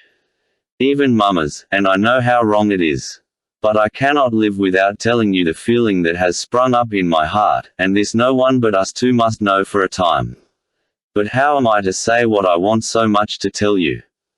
Paper, they say, does not blush, but I assure you it is not true and that it is blushing just as I am now, all over. Dear Alyosha, I love you, I've loved you from my childhood, since our Moscow days, when you were very different from what you are now, and I shall love you all my life. My heart has chosen you, to unite our lives, and pass them together till our old age. Of course, on condition that you will leave the monastery. As for our age we will wait for the time fixed by the law. By that time I shall certainly be quite strong, I shall be walking and dancing. There can be no doubt of that. You see how I've thought of everything. There's only one thing I can't imagine, what you'll think of me when you read this. I'm always laughing and being naughty. I made you angry this morning, but I assure you before I took up my pen, I prayed before the image of the Mother of God, and now I'm praying, and almost crying. My secret is in your hands. When you come tomorrow, I don't know how I shall look at you. Ah, Alexey Fyodorovitch, what if I can't restrain myself like a silly and laugh when I look at you as I did today? You'll think I'm a nasty girl making fun of you, and you won't believe my letter. And so I beg you, dear one, if you P.S. Alyosha, you must come. Please. Alyosha read the note in amazement, read it through twice, thought a little, and suddenly laughed a soft, sweet laugh. He started. That laugh seemed to him sinful. But a minute later he laughed again just as softly and happily. He slowly replaced the note in the envelope, crossed himself and lay down. The agitation in his heart passed at once. God, have mercy upon all of them, have all these unhappy and turbulent souls in thy keeping, and set them in the right path. All ways are thine. Save them according to thy wisdom. Thou art love. Thou wilt send joy to all. Alyosha murmured, crossing himself, and falling into peaceful sleep. Part 2. Book 4. Lacerations. Chapter 1. Father Ferapont. Alyosha was roused early, before daybreak. Father Zosima woke up feeling very weak, though he wanted to get out of bed and sit up in a chair. His mind was quite clear, his face looked very tired, yet bright and almost joyful. It wore an expression of gaiety, kindness and cordiality. Maybe I shall not live through the coming day, he said to Alyosha. Then he desired to confess and take the sacrament at once. He always confessed to Father Pacy. After taking the communion, the service of extreme unction followed. The monks assembled and the cell was gradually filled up by the inmates of the hermitage. Meantime it was daylight. People began coming from the monastery. After the service was over the elder desired to kiss and take leave of everyone. As the cell was so small the earlier visitors withdrew to make room for others. Alyosha stood beside the elder, who was seated again in his armchair. He talked as much as he could. Though his voice was weak, it was fairly steady. I've been teaching you so many years, and therefore I've been talking aloud so many years, that I've got into the habit of talking, and so much so that it is almost more difficult for me to hold my tongue than to talk. Even now, in spite of my weakness, dear fathers and brothers, he jested, looking with emotion at the group round him. Alyosha remembered afterwards something of what he said to them. But though he spoke out distinctly and his voice was fairly steady, his speech was somewhat disconnected. He spoke of many things. He seemed anxious before the moment of death to say everything he had not said in his life, and not simply for the sake of instructing them, but as though thirsting to share with all men and all creation his joy and ecstasy, and once more in his life to open his whole heart. Love one another, fathers, said Father Zosima, as far as Alyosha could remember. Afterwards, love God's people, because we have come here and shut ourselves within these walls. We are no holier than those that are outside, but on the contrary, from the very fact of coming here, each of us has confessed to himself that he is worse than others, than all men on earth. And the longer the monk lives in his seclusion, the more keenly he must recognize that. Else he would have had no reason to come here. When he realizes that he is not only worse than others, but that he is responsible to all men for all and everything, for all human sins, national and individual, only then the aim of our seclusion is attained. For know, dear ones, that every one of us is undoubtedly responsible for all men and everything on earth, not merely through the general sinfulness of creation, but each one personally for all mankind and every individual man. This knowledge is the crown of life for the monk and for every man. For monks are not a special sort of men, but only what all men ought to be. Only through that knowledge, our heart grows soft with infinite, universal, inexhaustible love. Then every one of you will have the power to win over the whole world. By love and to wash away the sins of the world with your tears. Each of you keep watch over your heart and confess your sins to yourself unceasingly. Be not afraid of your sins, even when perceiving them, if only there be penitence, but make no conditions with God. Again I say, be not proud. Be proud neither to the little nor to the great. Hate not those who reject you, who insult you, who abuse and slander you.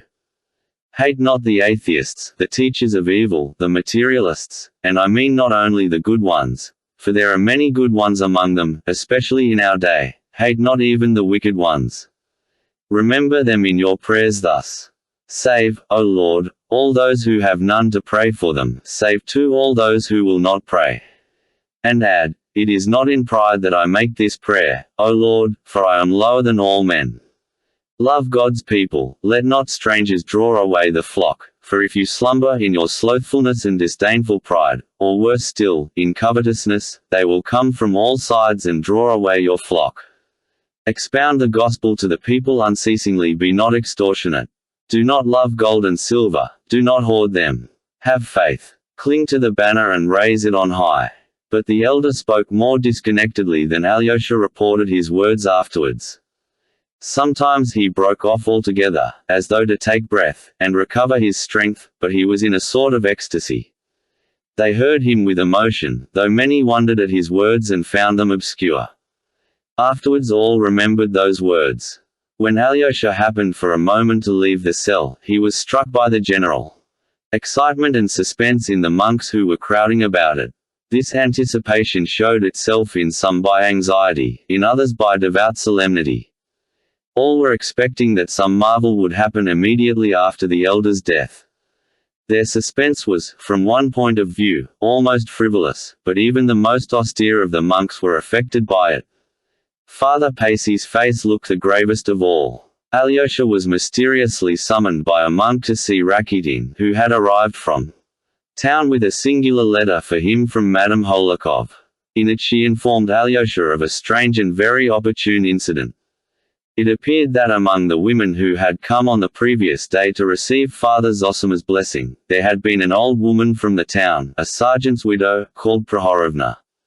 She had inquired whether she might pray for the rest of the soul of her son, Vasenka, who had gone to Irkutsk, and had sent her no news for over a year.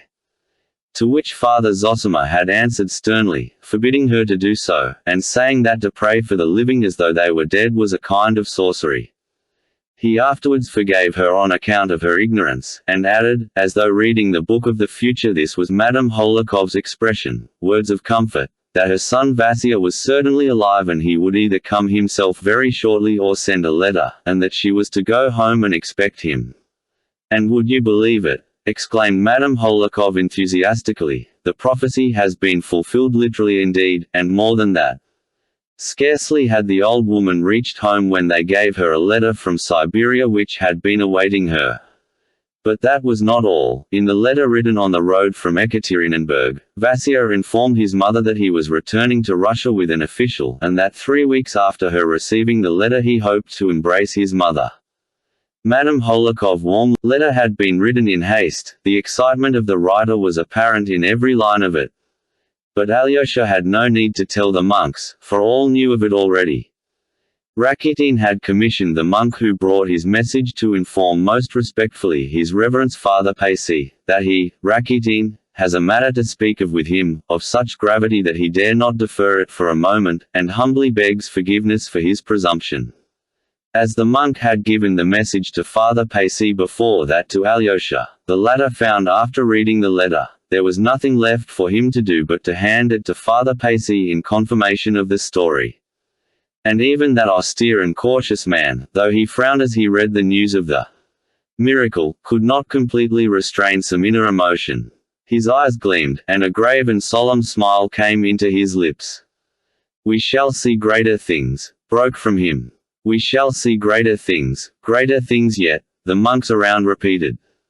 But Father Pacey, frowning again, begged all of them, at least for a time, not to speak of the matter till it be more fully confirmed, seeing there is so much credulity among those of this world, and indeed this might well have chanced naturally, he added, prudently, as it were to satisfy his conscience, though scarcely believing his own disavowal, a fact his listeners very clearly perceived. Within the hour the miracle was of course known to the whole monastery, and many visitors who had come for the Mass. No one seemed more impressed by it than the monk who had come the day before from St. Sylvester, from the little monastery of Obdorsk in the far north. It was he who had been standing near Madame Holikov the previous day and had asked Father Zosima earnestly, referring to the healing of the lady's daughter, "How can you presume to do such things?" He was now somewhat puzzled and did not know whom to believe. The evening before, he had visited Father Ferapont in his cell apart, behind the apiary, and had been greatly impressed and overawed by the visit. This Father Ferapont was that aged monk so devout in fasting and observing silence who has been mentioned already, as antagonistic to Father Zosima and the whole institution of elders, which he regarded as a pernicious and frivolous innovation. He was a very formidable opponent, although from his practice of silence he scarcely spoke a word to anyone. What made him formidable was that a number of monks fully shared his feeling, and many of the visitors looked upon him as a great saint and ascetic, although they had no doubt that he was crazy. But it was just his craziness attracted them. Father Ferapont never went to see the elder. Though he lived in the hermitage, they did not worry him to keep its regulations, and this too because he behaved as though he were crazy. He was 75 or more, and he lived in a corner beyond the apiary in an old decaying wooden cell which had been built long ago for another great ascetic, Father Iona, who had lived to be 105, and of whose saintly doings many curious stories were still extant in the monastery and the neighborhood.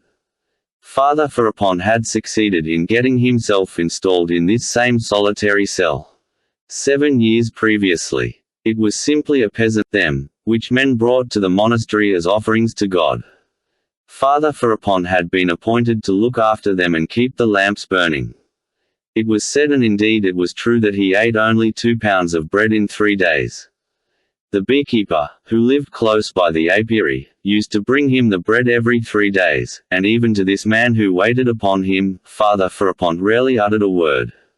The 4 pounds of bread, together with the sacrament bread, regularly sent him on Sundays after the late Mass by the Father Superior, made up his weekly rations. The water in his jug was changed every day. He rarely appeared at Mass. Visitors who came to do him homage saw him sometimes kneeling all day long at prayer without looking round. If he addressed them, he was brief, abrupt, strange, and almost always rude. On very rare occasions, however, he would talk to visitors, but for the most part he would utter some one strange saying which was a complete riddle, and no entreaties would induce him to pronounce a word in explanation. He was not a priest, but a simple monk. There was a strange belief, chiefly however among the most ignorant, that Father Ferapont had communication with heavenly spirits and would only converse with them, and so was silent with men. The monk from Obdorsk, having been directed to the apiary by the beekeeper, who was also a very silent and surly monk, went to the corner where Father Ferapont's cell stood. "Maybe he will speak as you are a stranger, and maybe you'll get nothing out of him," the beekeeper had warned him. The monk, as he related afterwards, approached in the utmost apprehension. It was rather late in the evening. Father Ferapont was sitting at the door of his cell on a low bench. A huge old elm was lightly rustling overhead. There was an evening freshness in the air. The monk from Obdorsk bowed down before the saint and asked his blessing. "Do you want me to bow down to you, monk?" said Father Ferapont. "Get up." The monk got up. "Blessing, be blessed. Sit beside me. Where have you come from?" What most struck the poor monk was the fact that in spite of his strict fasting and great age, Father Ferapont still looked a vigorous old man. He was tall, held himself erect, and had a thin, but fresh and healthy face. There was no doubt he still had considerable strength. He was of athletic build. In spite of his great age he was not even quite grey, and still had very thick hair and a full beard, both of which had once been black. His eyes were grey, large and luminous, but strikingly prominent. He spoke with a broad accent. He was dressed in a peasant's long reddish coat of coarse convict cloth, as it used to be called, and had a stout rope round his waist. His throat and chest were bare. Beneath his coat, his shirt of the coarsest linen showed almost black with dirt, not having been changed for months. They said that he wore irons weighing 30 pounds under his coat. His stockingless feet were thrust in old slippers almost dropping to pieces. "From the little Obdorsk monastery, from St. Sylvester," the monk answered humbly. Whilst he's keen and inquisitive, but rather our dietary is according to the ancient conventual rules. During Lent there are no meals. Provided for Monday, Wednesday, and Friday. For Tuesday and Thursday we have white bread, stewed fruit with honey, wild berries, or salt cabbage and wholemeal stirabout. On Saturday, white cabbage soup, noodles with peas, kasha, all with hemp oil. On weekdays we have dried fish and kasha with the cabbage soup. From Monday till Saturday evening, 6 whole days in Holy Week, nothing is cooked, and we have only bread and water, and that sparingly, if possible not taking food every day, just the same as is ordered for first week in Lent. On Good Friday nothing is eaten. In the same way on the Saturday we have to fast till 3 o'clock, and then take a little bread and water and drink a single cup of wine.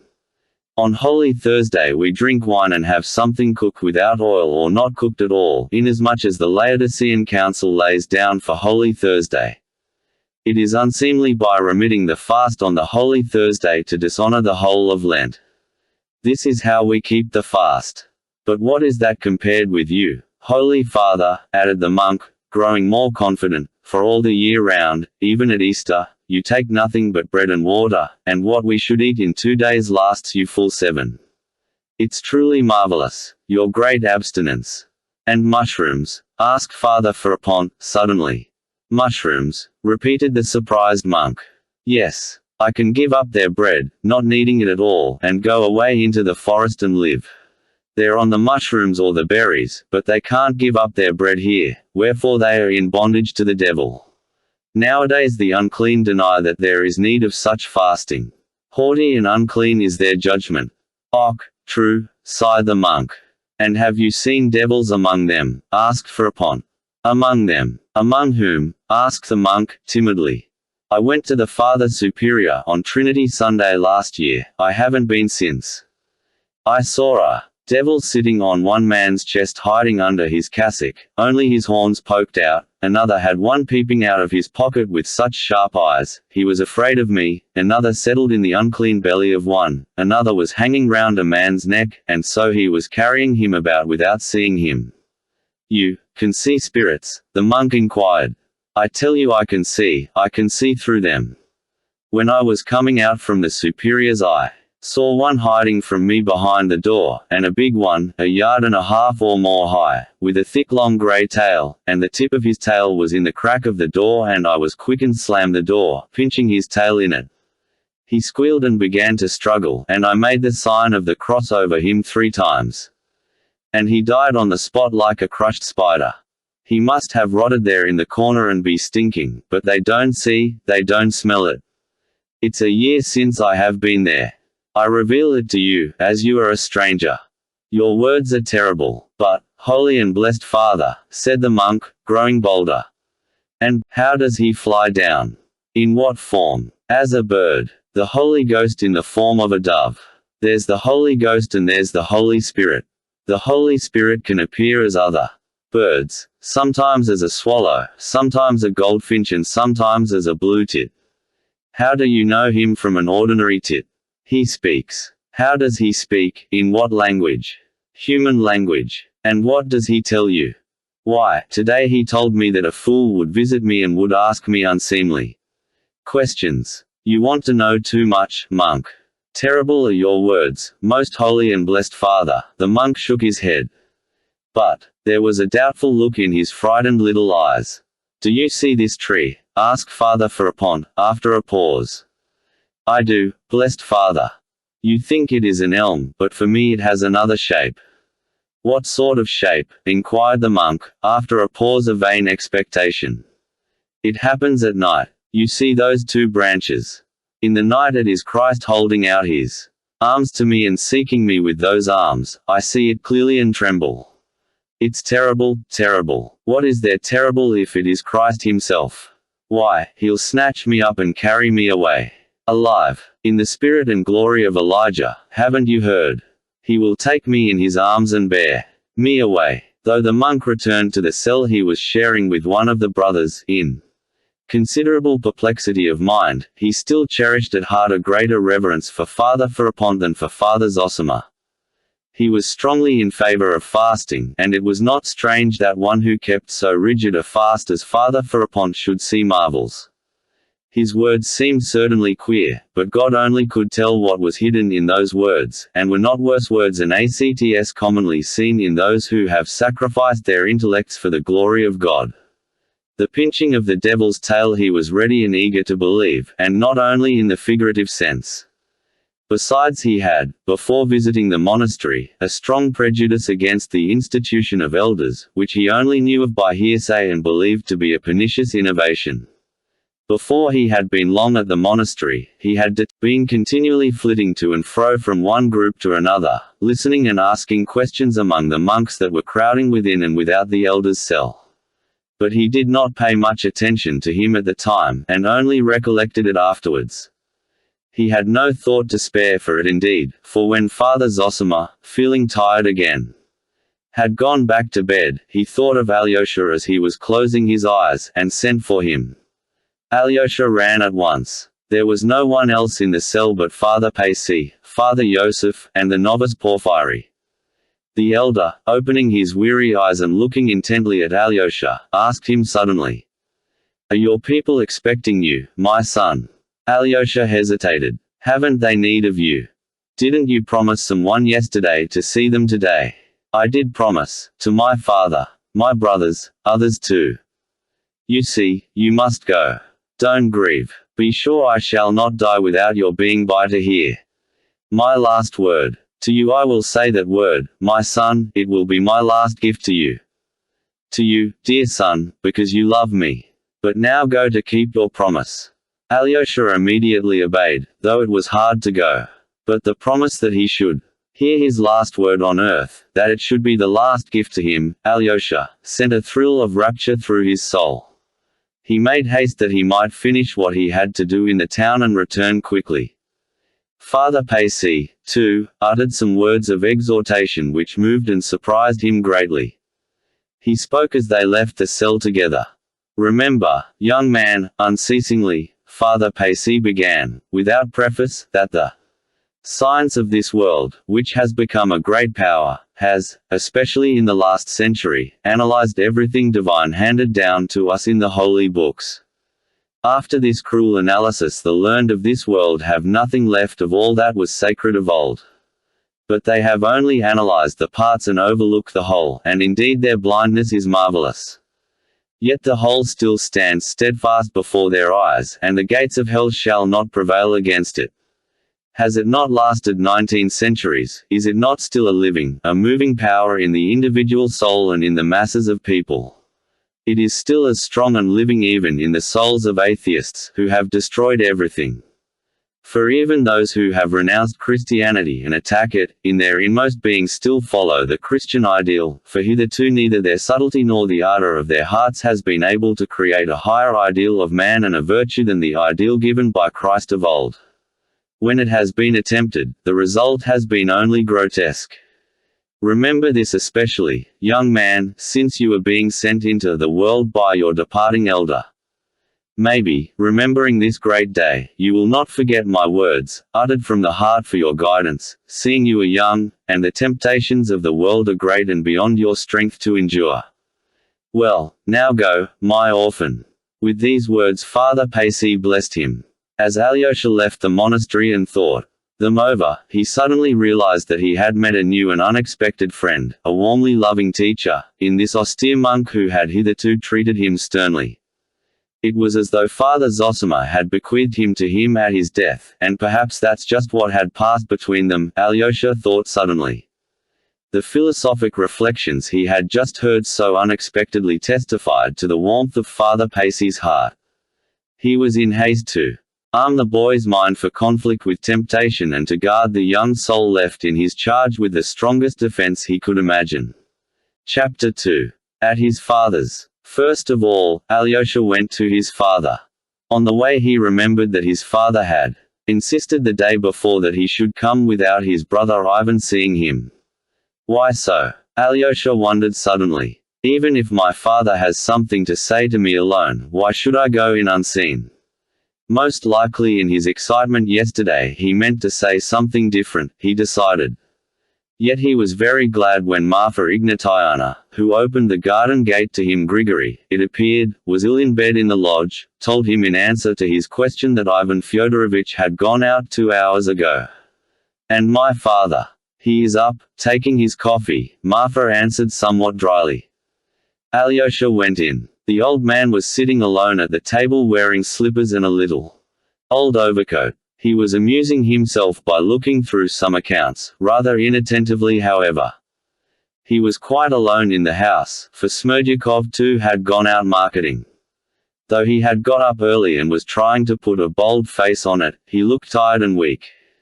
His forehead, upon which huge purple bruises had come out during the night, was bandaged with a red handkerchief. His nose too had swollen terribly in the night, and some smaller bruises covered it in patches, giving his whole face a peculiarly spiteful and irritable look. The old man was aware of this, and turned a hostile glance on Alyosha as he came in. "The coffee is cold," he cried harshly. "I won't offer you any. I've ordered nothing but a Lenten fish soup today, and I don't invite anyone to share it." "Why have you come?" "To find out how you are," said Alyosha. "Yes. Besides, I told you to come yesterday. It's all of no consequence. You need not have troubled. But I knew you'd come poking in directly." He said this with almost hostile feeling. At the same time he got up and looked anxiously in the looking-glass perhaps for the 40th time that morning at his nose. He began, too, binding his red handkerchief more becomingly on his forehead. "Red's better. It's just like the hospital in a white one," he observed sententiously. "Well, how are things over there? How is your elder?" "He is very bad. He may die today," answered Alyosha. But his father had not listened, and had forgotten his own question at once. "Ivan's gone out," he said suddenly. "He is doing his utmost to carry off Mitya's betrothed. That's what he is staying here for," he added maliciously, and, twisting his mouth, looked at Alyosha. "Surely he did not tell you so?" asked Alyosha. "Yes, he did, long ago. Would you believe it? He told me 3 weeks ago." "You don't suppose he too came to murder me, do you? He must have had some object in coming." "What do you mean? Why do you say such things?" said Alyosha, troubled. "He doesn't ask for money, it is true, but yet he won't get a farthing from me. I intend living as long as possible, you may as well know, my dear Alexey Fyodorovitch, and so I need every farthing, and the longer I live, the more I shall need it," he continued, pacing from one corner of the room to the other, keeping his hands in the pockets of his loose greasy overcoat made of yellow cotton material. "I can still pass for a man at 55, but I want to pass for one for another 20 years. As I get older, you know, I shan't be a pretty object. The wenches won't come to me of their own accord, so I shall want my money. So I am saving up more and more, simply for myself, my dear son Alexey Fyodorovitch. You may as well know. For I mean to go on in my sins to the end, let me tell you. For sin is sweet. All abuse it, but all men live in it, only others do it on the sly, and I openly. And so all the other sinners fall upon me for being so simple. And your paradise, Alexey Fyodorovitch, is not to my taste, let me tell you that. And it is not the proper place for a gentleman, your paradise, even if it exists. I believe that I fall asleep and don't wake up again, and that's all. You can pray for my soul if you like. And if you don't want to, don't, damn you.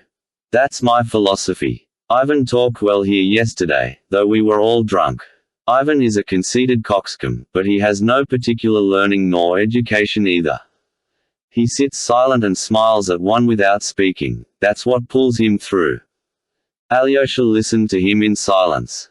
"Why won't he talk to me? If he does speak, he gives himself airs. Your Ivan is a scoundrel, and I'll marry Grushenka in a minute if I want to. For if you've money, Alexey Fyodorovitch, you have only to want a thing and you can have it. That's what Ivan is afraid of. He is on the watch to prevent me getting married, and that's why he is egging on Mitya to marry Grushenka himself. He hopes to keep me from Grushenka by that, as though I should leave him my money if I don't marry her. Besides, if Mitya marries Grushenka, Ivan will carry off his rich betrothed, that's what he's reckoning on. He is a scoundrel, your Ivan. How cross you are. It's because of yesterday. You had better lie down," said Alyosha. "There, you say that," the old man observed suddenly, as though it had struck him for the first time, "and I am not angry with you. But if Ivan said it, I should be angry with him. It is only with you I have good moments, else you know I am an ill-natured man. You are not ill-natured, but distorted, said Alyosha with a smile. Listen, I meant this morning to get that ruffian Mitya locked up and I don't know now what I shall decide about it.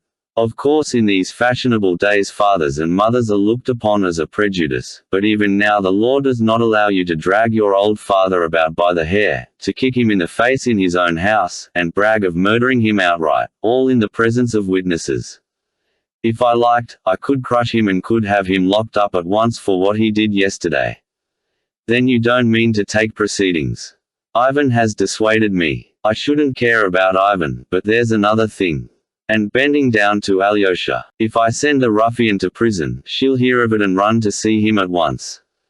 But if she hears that he has beaten me, a weak old man, within an inch of my life, she may give him up and come to me.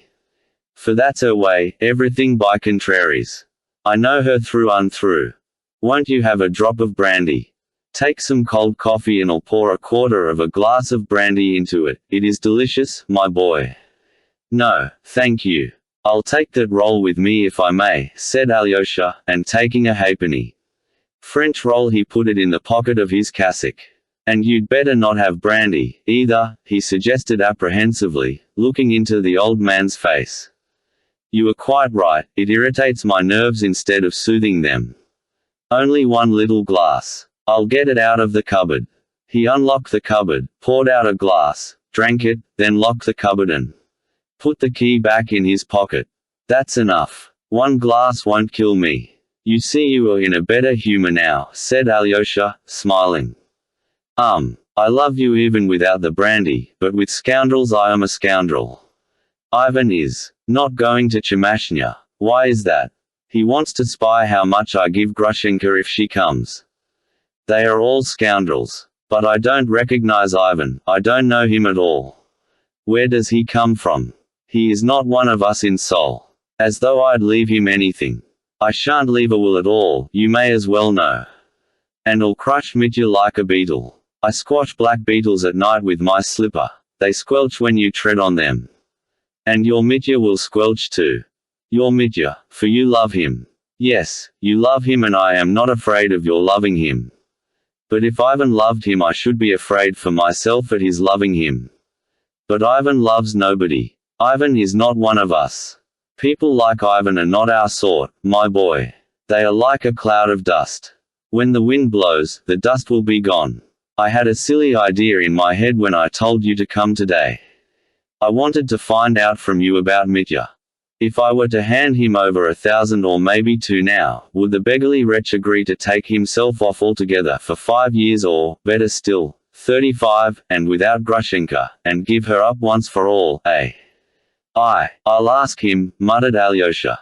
If you would give him 3,000, perhaps he. That's nonsense. You needn't ask him now, no need. I've changed my mind. It was a nonsensical idea of mine. I won't give him anything, not a penny, I want my money myself, cried the old man, waving his hand. I'll crush him like a beetle without it.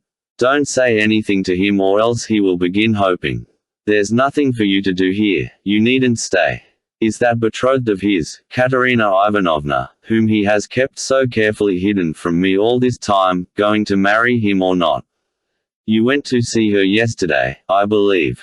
Nothing will induce her to abandon him. There you see how dearly these fine young ladies love a rake and a scoundrel. Been a conquering hero just as he is. He is a low cad. But he shan't have Grushenka, anyway, he shan't. I'll crush him. His anger had returned with the last words. You can go. There's nothing for you to do here today, he snapped harshly. Alyosha went up to say goodbye to him, and kissed him on the shoulder. What's that for? The old man was a little surprised. We shall see each other again, or do you think we shan't? Not at all, I didn't mean anything. Nor did I did not mean anything, said the old man, looking at him. Listen, listen, he shouted after him, make haste and come again and I'll have a fish soup for you, a fine one, not like today. Be sure to come. Come tomorrow, do you hear, tomorrow.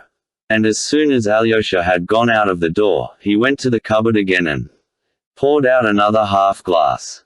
"I won't have more," he muttered, clearing his throat, and again he locked the Chapter 3. A meeting with the schoolboys. "Thank goodness he did not ask me about Grushenka," thought Alyosha, as he left his father's house and turned towards Madame Holokov's, "or I might have to tell him of my meeting with Grushenka yesterday." Alyosha felt painfully that since yesterday both combatants had renewed their energies, and that their hearts had grown hard again. Father is spiteful and angry, he's made some plan and will stick to it. And what a Dmitri! He too will be harder than yesterday, he too must be spiteful and angry, and he too, no doubt, has made some plan. Oh, I must succeed in finding him today, whatever happens. But Alyosha had not long to meditate. An incident occurred on the road, which, though apparently of little consequence, made a great impression on him. Just after he had crossed the square and turned the corner coming out into Mihailovsky Street, which is divided by a small ditch from the high street, our whole town is intersected by ditches, he saw a group of schoolboys between the ages of 9 and 12, at the bridge. They were going home from school, some with their bags on their shoulders, others with leather satchels slung across them, some in short jackets, others in little overcoats. Some even had those high boots with creases round the ankles, such as little boys spoiled by rich fathers love to wear. The whole group was talking eagerly about something, apparently holding a council. Alyosha had never from his Moscow days been able to pass children without taking notice of them, and although he was particularly fond of children of 3 or thereabout, he liked schoolboys of 10 and 11 too. And so, anxious as he was today, he wanted at once to turn aside to talk to them. He looked into their excited rosy faces, and noticed at once that all the boys had stones in their hands. Behind the ditch some 30 paces away, there was another schoolboy standing by a fence. He too had a satchel at his side. He was about 10 years old, pale, delicate-looking and with sparkling black eyes. He kept an attentive and anxious watch on the other 6, obviously his schoolfellows with whom he had just come out of school, but with whom he had evidently had a feud. Alyosha went up and, addressing a fair, curly-headed, rosy boy in a black jacket, observed, "When I used to wear a satchel like yours, I always used to carry it on my left side, so as to have my right hand free, but you've got yours on your right side. So it will be awkward for you to get at it." Alyosha had no art or premeditation in beginning with this practical remark. But it is the only way for a grown-up person to get at once into confidential relations with a child, or still more with a group of children. One must begin in a serious, businesslike way so as to be on a perfectly equal footing. Alyosha understood it by instinct. "But he is left-handed," another, a fine healthy-looking boy of 11, answered promptly. All the others stared at Alyosha. "He even throws stones with his left hand," observed a third. At that instant a stone flew into the group, but only just grazed the left-handed boy, though it was well and vigorously thrown by the boy standing the other side of the ditch. "Give it him, hit him back, Smorov," they all shouted.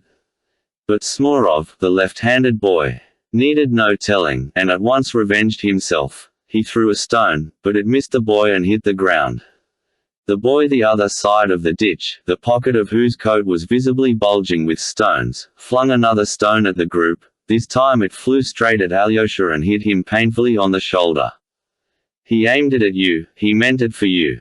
You are Karamazov, Karamazov," the boys shouted, laughing. "Come, all throw at him at once," and 6 stones flew at the boy. One struck the boy on the head and he fell down, but at once leapt up and began ferociously returning their fire. Both sides threw stones incessantly.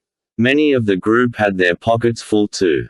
"What are you about? Aren't you ashamed? 6 against 1. Why, you'll kill him," cried Alyosha. He ran forward and met the flying stones to screen the solitary boy.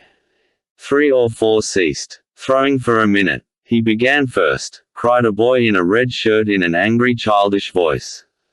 "He is a beast, he stabbed Krasotkin in class the other day with a penknife. It bled. Krasotkin wouldn't tell tales, but he must be thrashed. But what for? I suppose you tease him.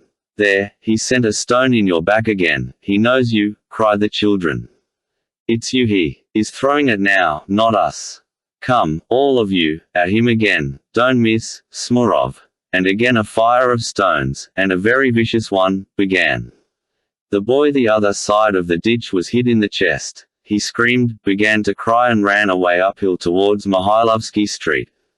They all shouted, "Aha, he is funking, he is running away.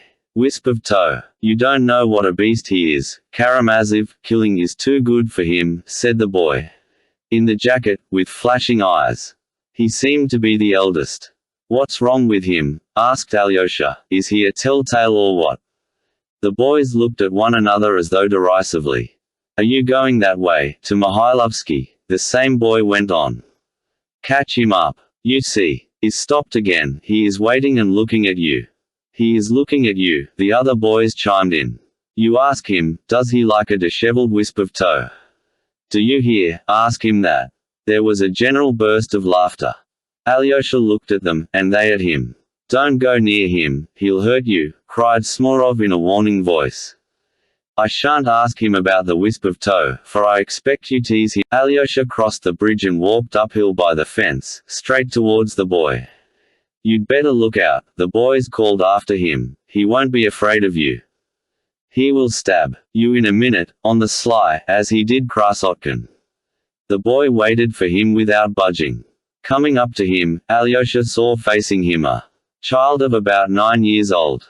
He was an undersized weakly boy with a thin pale face, with large dark eyes that gazed at him vindictively. He was dressed in a rather shabby old overcoat, which he had monstrously outgrown. His bare arms stuck out beyond his sleeves. There was a large patch on the right knee of his trousers, and in his right boot just at the toe there was a big hole in the leather, carefully blackened with ink. Both the pockets of his greatcoat were weighed down with stones. Alyosha stopped 2 steps in front of him, looking inquiringly at him. The boy, seeing at once from Alyosha's eyes that he wouldn't beat him, became less defiant, and addressed him first. "I am alone, and there are 6 of them. I'll beat 'em all, alone," he said suddenly, with flashing eyes. "I think one of the stones must have hurt you badly," observed Alyosha. "But I hit Smurov on the head," cried the boy. "They told me that you know me, and that you threw a stone at me on purpose," said Alyosha. The boy looked darkly at him. "I don't know you. Do you know me?" Alyosha continued. "Let me alone," the boy cried irritably. But he did not move, as though he were expecting something, and again there was a vindictive light in his eyes. "Very well, I am going," said Alyosha, "only I don't know you and I don't tease you. They told me how they tease you, but I don't want to tease you. Goodbye, monk in silk trousers," cried the boy, following Alyosha with the same vindictive and defiant expression, and he threw himself into an attitude of defense, feeling sure that now Alyosha would fall upon him. But Alyosha turned, looked at him, and walked away. He had not gone 3 steps before the biggest stone the boy had in his pocket hit him a painful blow in the back. "So you'll hit a man from behind. They tell the truth, then, when they say that you attack on the sly," said Alyosha, turning round again. This time the boy threw a stone savagely right into Alyosha's face, but Alyosha just had time to guard himself, and the stone struck him on the elbow. "Aren't you ashamed? What have I done to you?" he cried. The boy waited in silent defiance, certain that now Alyosha would attack him. Seeing that, even now he would not, his rage was like a little wild beast's. He flew at Alyosha himself, and before Alyosha had time to move, the spiteful child had seized his left hand with both of his and bit his middle finger. He fixed his teeth in it and it was 10 seconds before he let go. Alyosha cried out with pain and pulled his finger away with all his might, tightly round his injured hand. He was a full minute bandaging it. The boy stood waiting all the time. At last Alyosha raised his gentle eyes and looked at him. "Very well," he said, "you see how badly you've bitten me. That's enough, isn't it? Now tell me, what have I done to you?" The boy stared in amazement. "Though I don't know you and it is the first time I've seen you," Alyosha went on with the Same serenity, yet I must have done something to you. You wouldn't have hurt me like this for nothing. So what have I done? How have I wronged you? Tell me. Instead of answering, the boy broke into a loud tearful wail and ran away. Alyosha walked slowly after him towards Mihailovsky Street, and for a long time he saw the child running in the distance as fast as ever, not turning his head, and no doubt still keeping up his tearful wail. He made up his mind to find him out as Chapter 4. At the Holokovs'. Alyosha soon reached Madame Holokov's house, a handsome stone house of 2 stories, one of the finest in our town. Though Madame Holokov spent most of her time in another province where she had an estate, or in Moscow, where she had a house of her own, yet she had a house in our town too, inherited from her forefathers. The estate in our district was the largest of her 3 estates, yet she had been very little in our province before this time. She ran out to Alyosha in the hall. "Did you get my letter about the new miracle?" She spoke rapidly and nervously. "Yes. Did you show it to everyone?" "He restored the son to his mother." "He is dying today," said Alyosha. "I have heard, I know, oh, how I long to talk to you or someone, about all this." "No, to you. And how sorry I am I can't see him. The whole town is in excitement, they are all suspense. But now, do you know Katerina Ivanovna is here now?" "Ah, that's lucky," cried Alyosha. "Then I shall see her here. She told me yesterday to be sure to come and see her today.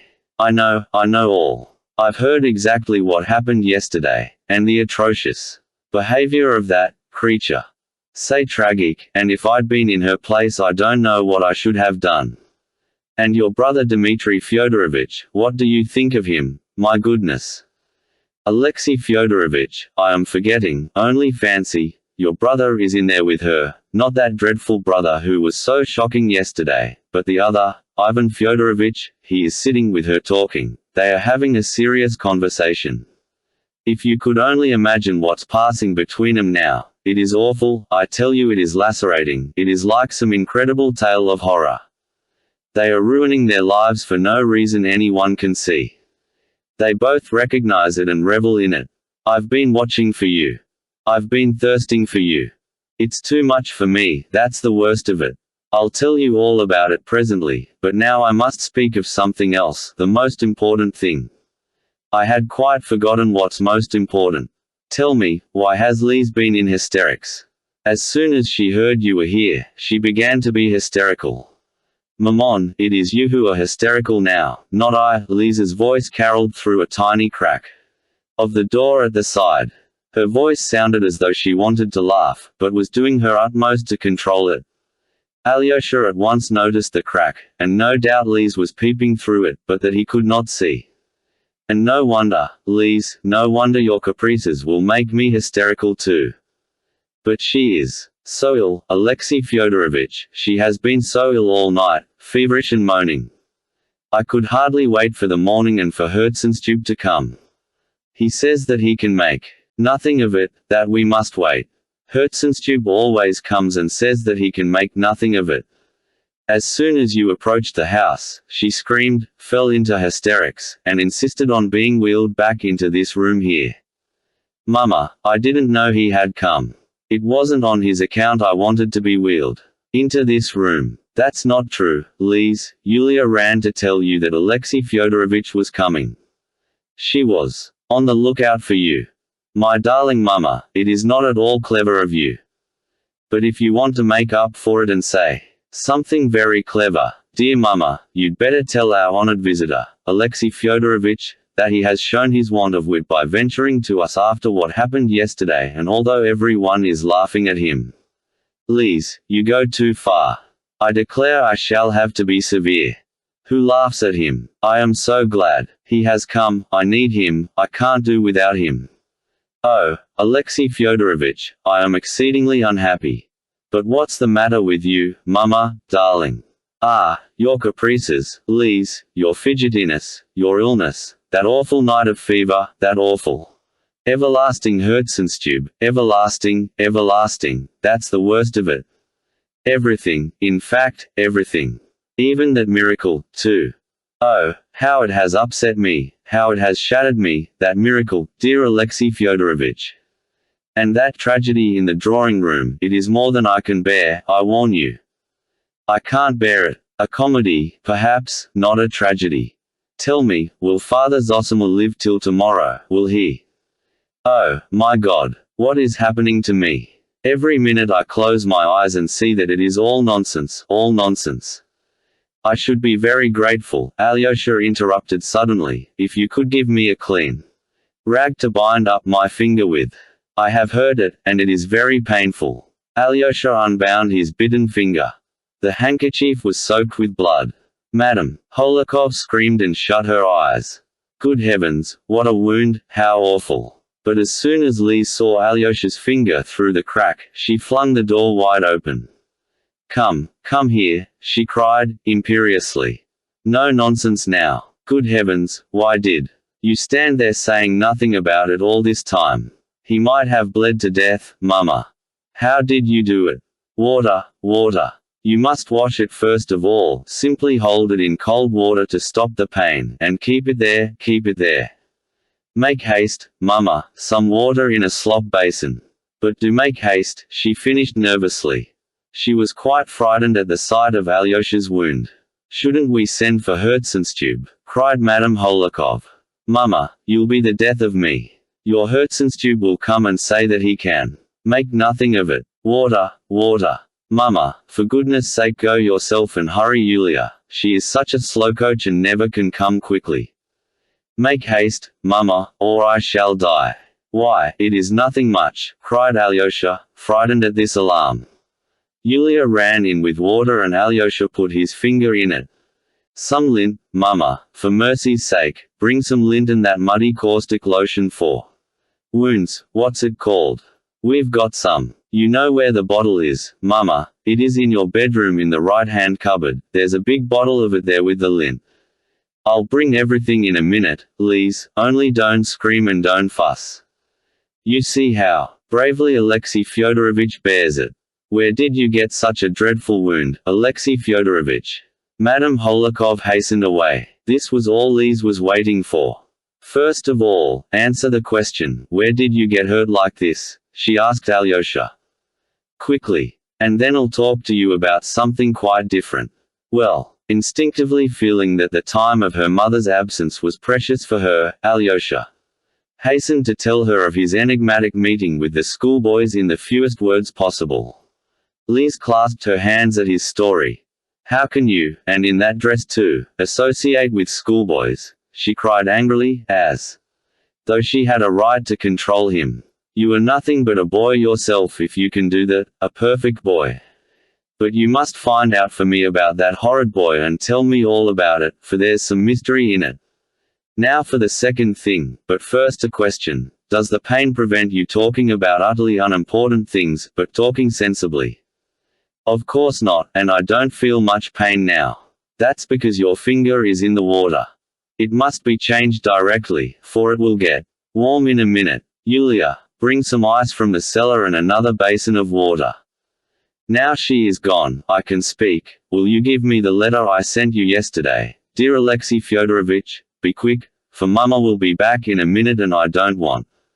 I haven't got the letter. That's not true, you have. I knew you would say that. You've got it in that pocket. I've been regretting that joke all night. Give me back the letter at once, give it me. I've left it at home. But you can't consider me as a child, a little girl, after that silly joke. I beg your pardon for that silliness, but you must bring me the letter. If you really haven't got it, bring it today. You must, you must. Today I can't possibly, for I am going back to the monastery and I shan't come and see you for the next 2 days, 3 or 4 perhaps, for Father Zosima. 4 days, what nonsense. Listen, did you laugh at me very much? I didn't laugh at all. Why not? Because I believed all you said. You are insulting me. Not at all. As soon as I read it, I thought that all that would come to pass, for as soon as Father Zosima dies, I am to leave the monastery. Then I shall go back and finish my studies, and when you reach the legal age we will be married. I shall love you. Though I haven't had time to think about it, I believe I couldn't find a better wife than you, and Father Zosima tells me I must marry. But I am a cripple, wheeled about in a chair, laughed Lise, flushing crimson. I'll wheel you about myself, but I'm sure you'll get well by then. But you are mad, said Lise, nervously, to make all this nonsense out of a joke. Here's Mama, very apropos, perhaps. Mama, how slow you always are, how can you be so long? And here's Yulia with the ice. Oh, Lise, don't scream, above all things don't scream. That scream drives me. How can I help it when you put the lint in another place? I've been hunting and hunting. I do believe you did it on purpose. But I couldn't tell that he would come with a bad finger, or else perhaps I might have done it on purpose. My darling Mama, you begin to say really witty things. Never mind my being witty, but I must say you show nice feeling for Alexei Fyodorovich's sufferings. Oh, my dear Alexei Fyodorovich, what's killing me is no one thing in particular, not Herzenstube, but everything together. That's what is too much for me. That's enough, Mama, enough about Herzenstube, Lise laughed gaily. Make haste with the lint and the lotion, Mama.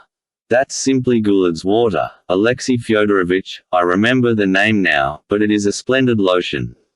Would you believe it, Mama, on the way here he had a fight with the boys in the street, and it was a boy bit his finger. Isn't he a child himself? Is he fit to be married after that? For only fancy, he wants to be married, Mama. Just think of him married, wouldn't it be funny, wouldn't it be awful? And Lise kept laughing her thin hysterical giggle, looking slyly at Alyosha. But why married, Lise? What makes you talk of such a thing? It's quite out of place, and perhaps the boy was rabid. Why, Mama? As though there were rabid boys. Why not, Lise, as though I had said something stupid? Your boy might have been bitten by a mad dog and he would become mad and bite anyone near him. How well she has bandaged it, Alexei Fyodorovich. I couldn't have done it. Do you still feel the pain? It's nothing much now. You don't feel afraid of water? Asked Lise. Come, that's enough, Lise. Perhaps I really was rather too quick talking of the boy being rabid, and you pounced upon it at once. Katerina Ivanovna has only just heard that you are here, Alexei Fyodorovich. She simply rushed at me. She's dying to see you, dying. Ack, Mama, go to them yourself. He can't go just now, he is in too much pain. Not at all, I can go quite well, said Alyosha. What? You are going away? Is that what you say? Well, when I've seen them, I'll come back here and we can talk as much as you like. But I should like to see Katerina Ivanovna at once, for I am very anxious to be back at the monastery as soon as I can. Mama, take him away quickly. Ah, Lise, you are only making fun, but how I wish you would sleep, cried Madame Holikov. I don't know what I've done. I'll stay another 3 minutes, 5 if you like, muttered Alyosha. Even 5. Do take him away quickly, Mama, he is a monster. Lise, you are crazy. Let us go, Alexei Fyodorovich, she is too capricious today.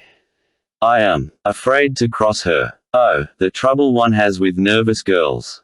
Perhaps she really will be able to sleep after seeing you. How quickly you have made her sleepy, and how fortunate it is. Ah, Mama, how sweetly you talk. I must kiss you for it, Mama. And I kiss you too, Lise. Listen, Alexei Fyodorovich, Madame Holikov began, mysteriously and importantly, speaking in a rapid whisper.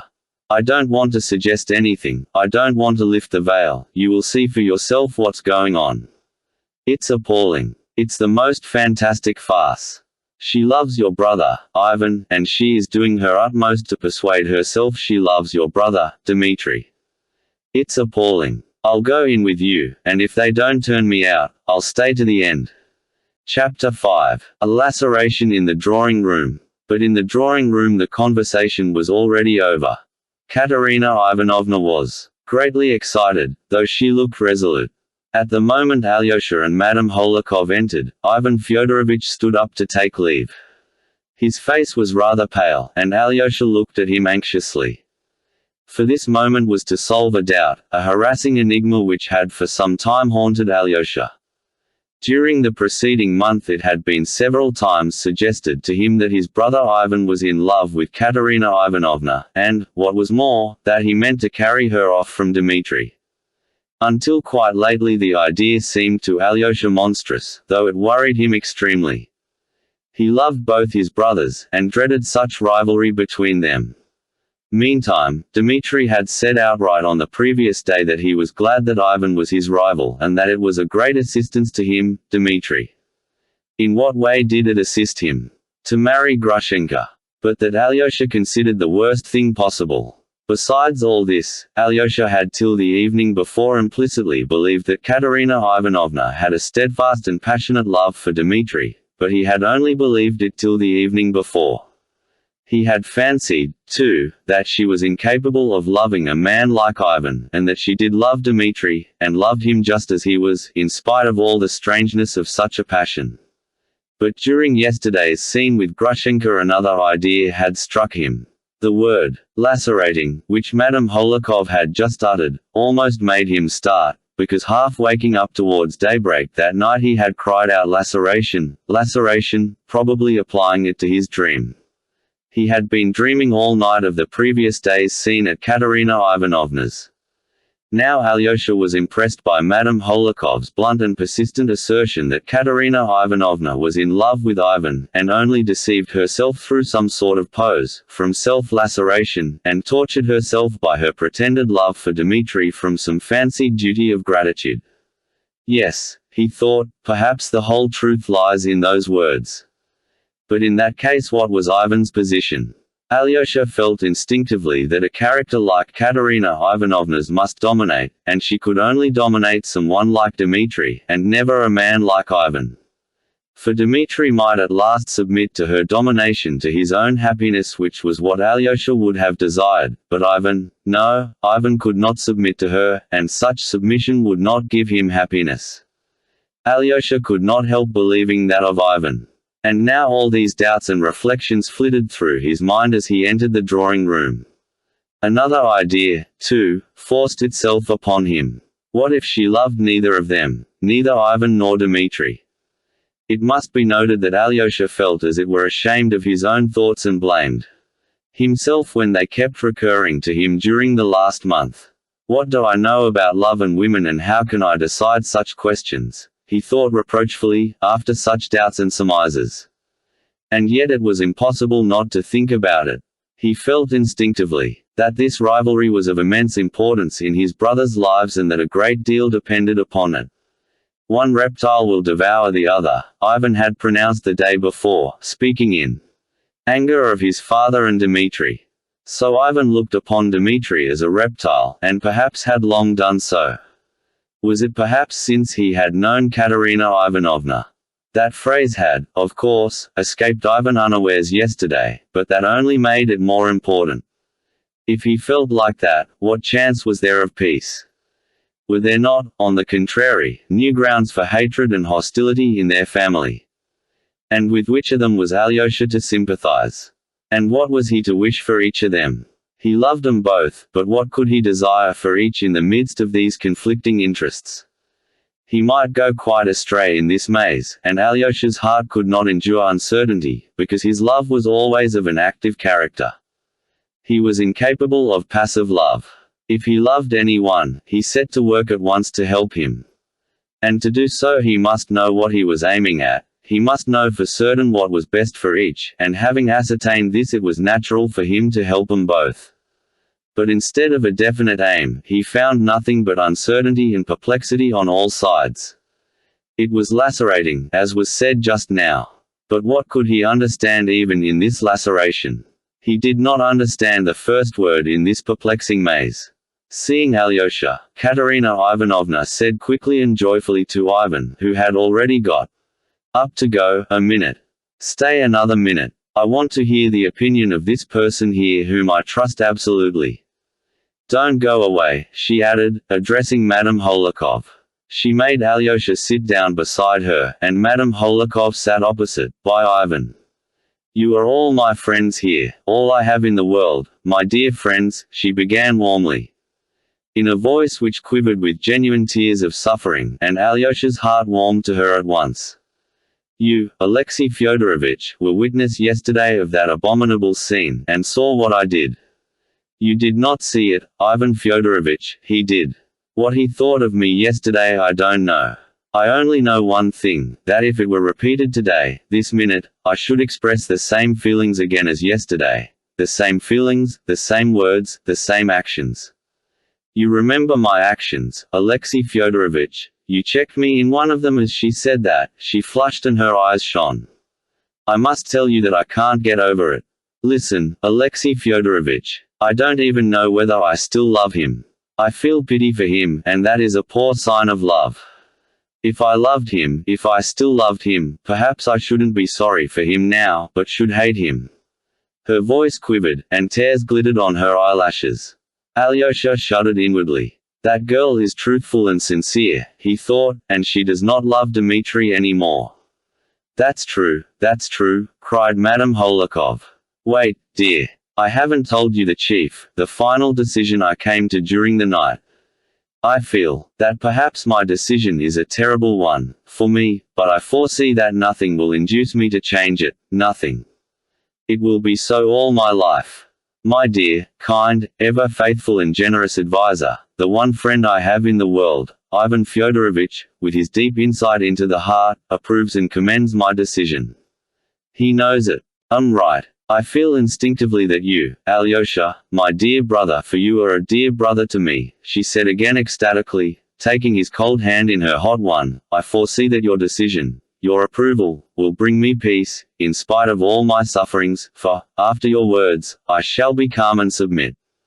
I feel that. I don't know what you are asking me, said Alyosha, flushing. I only know that I love you and at this moment wish for your happiness more than my own. But I know nothing about such affairs, something impelled him to add hurriedly. In such affairs, Alexei Fyodorovich, in such affairs, the chief thing is honor and duty. And something higher. I don't know what, but higher perhaps even than duty.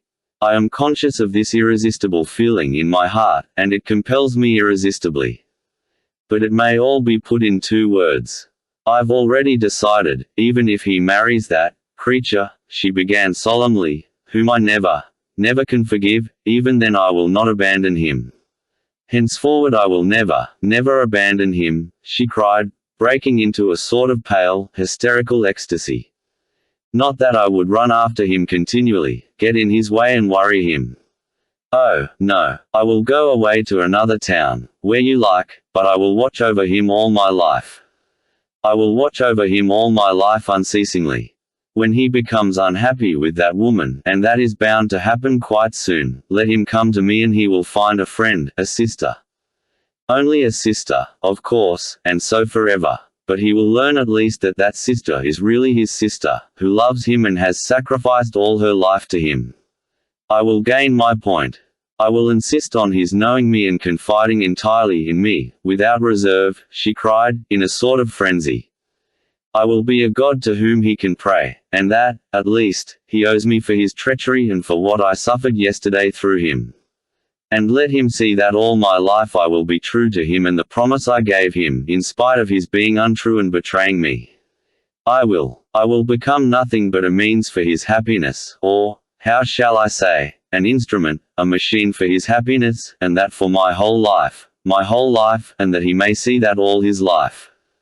That's my decision. Ivan Fyodorovich fully approves me. She was breathless. She had perhaps intended to express her idea with more dignity, art, and naturalness, but her speech was too hurried and crude. It was full of youthful impulsiveness, it betrayed that she was still smarting from yesterday's insult, and that her pride craved satisfaction. She felt this herself. Her face suddenly darkened, an unpleasant look came into her eyes. Alyosha at once saw it and felt a pang of sympathy. His brother Ivan made it worse by adding, "I've only expressed my own view," he said. "From anyone else, this would have been affected and overstrained, but from you, no. Any other woman would have been wrong, but you are right. I don't know how to explain it, but I see that you are absolutely genuine and, therefore, you are right. But that's only for the moment. And what does this moment stand for? Nothing but yesterday's insult. Madame Holikov obviously had not intended to interfere, but she could not refrain from this very just comment. Quite so, cried Ivan, with peculiar eagerness, obviously annoyed at being interrupted. In anyone else this moment would be only due to yesterday's impression and would be only a moment. But with Katerina Ivanovna's character, that moment will last all her life. What for anyone else would be only a promise is for her an everlasting burdensome, grim perhaps, but unflagging duty. And she will be sustained by the feeling of this duty being fulfilled. Your life, Katerina Ivanovna, will henceforth be spent in painful brooding over your own feelings, your own heroism, and your own suffering, but in the end that suffering will be softened and will pass into sweet contemplation of the fulfillment of a bold and proud design. Yes, proud it certainly is, and desperate in any case, but a triumph for you. And the consciousness of it will at last be a source of complete satisfaction and will make you resigned to everything else. This was unmistakably said with some malice and obviously with intention, even. Perhaps with no desire to conceal that he spoke ironically and with intention. Oh, dear, how mistaken it all is! Madame Holikov cried again. Alexei Fyodorovitch, you speak. I want dreadfully to know what you will say, cried Katerina Ivanovna, and burst into tears. Alyosha got up from the sofa. It's nothing, she went on through her tears. I'm upset, I didn't sleep last night. But by the side of two such friends as you and your brother I still feel strong, for I know, you two will never desert me.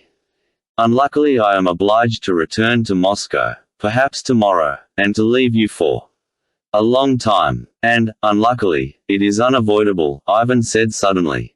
Tomorrow, to Moscow. Her face was suddenly contorted. But, dear me, how fortunate, she cried in a voice suddenly changed. In one instant there was no trace left of her tears. She underwent an instantaneous transformation, which amazed Alyosha. Instead of a poor, insulted girl, weeping in a sort of laceration, he saw a woman completely self-possessed and even exceedingly pleased, as though something agreeable had just happened. Oh, not fortunate that I am losing you, of course not, she corrected herself suddenly. With a charming society smile. Such a friend as you are could not suppose that. I am only too unhappy at losing you. She rushed impulsively at Ivan, and seizing both his hands, pressed him warmly. But what is fortunate is that you will be able in Moscow to see Auntie and Agafya and to tell them all the horror of my present position. You can speak with complete openness to Agafya, but spare dear Auntie. You will know how to do that. You can't think how wretched I was yesterday and this morning, wondering how I could write them that dreadful letter, for one can never tell such things in a letter. Now it will be easy for me to write, for you will see them and explain everything. Oh, how glad I am! But I am only glad of that, believe me. Of course, no one can take your place. I will run at once to write the letter, she finished suddenly, and took a step as though to go out of the room. And what about Alyosha and his opinion, which you were so desperately anxious to hear? Cried Madame Holikov. There was a sarcastic, angry note in her voice. I had not forgotten that, cried Katerina Ivanovna, coming to a sudden standstill, and why are you so antagonistic at such a moment? She added, with warm and bitter reproachfulness. What I said, I repeat. I must have his opinion. More than that, I must have his decision. As he says, so it shall be. You see how anxious I am for your words, Alexei Fyodorovitch. But what's the matter? I couldn't have believed it. I can't understand it. Alyosha cried suddenly in distress. What? He is going to Moscow, and you cry out that you are glad. You said that on purpose. And you begin explaining that you are not glad of that but sorry to be losing a friend. But that was acting, too. You were playing a part, as in a theater. In a theater. What do you mean? Exclaimed Katerina Ivanovna, profoundly astonished, flushing crimson, and frowning.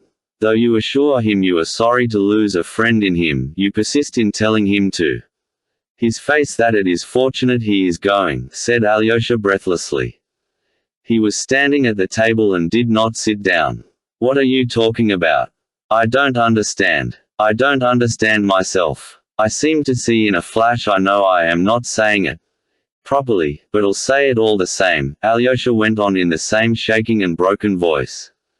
What I see is that perhaps you don't love Dmitri at all and never have, from the beginning. And Dmitri, too, has never loved you and only esteems you.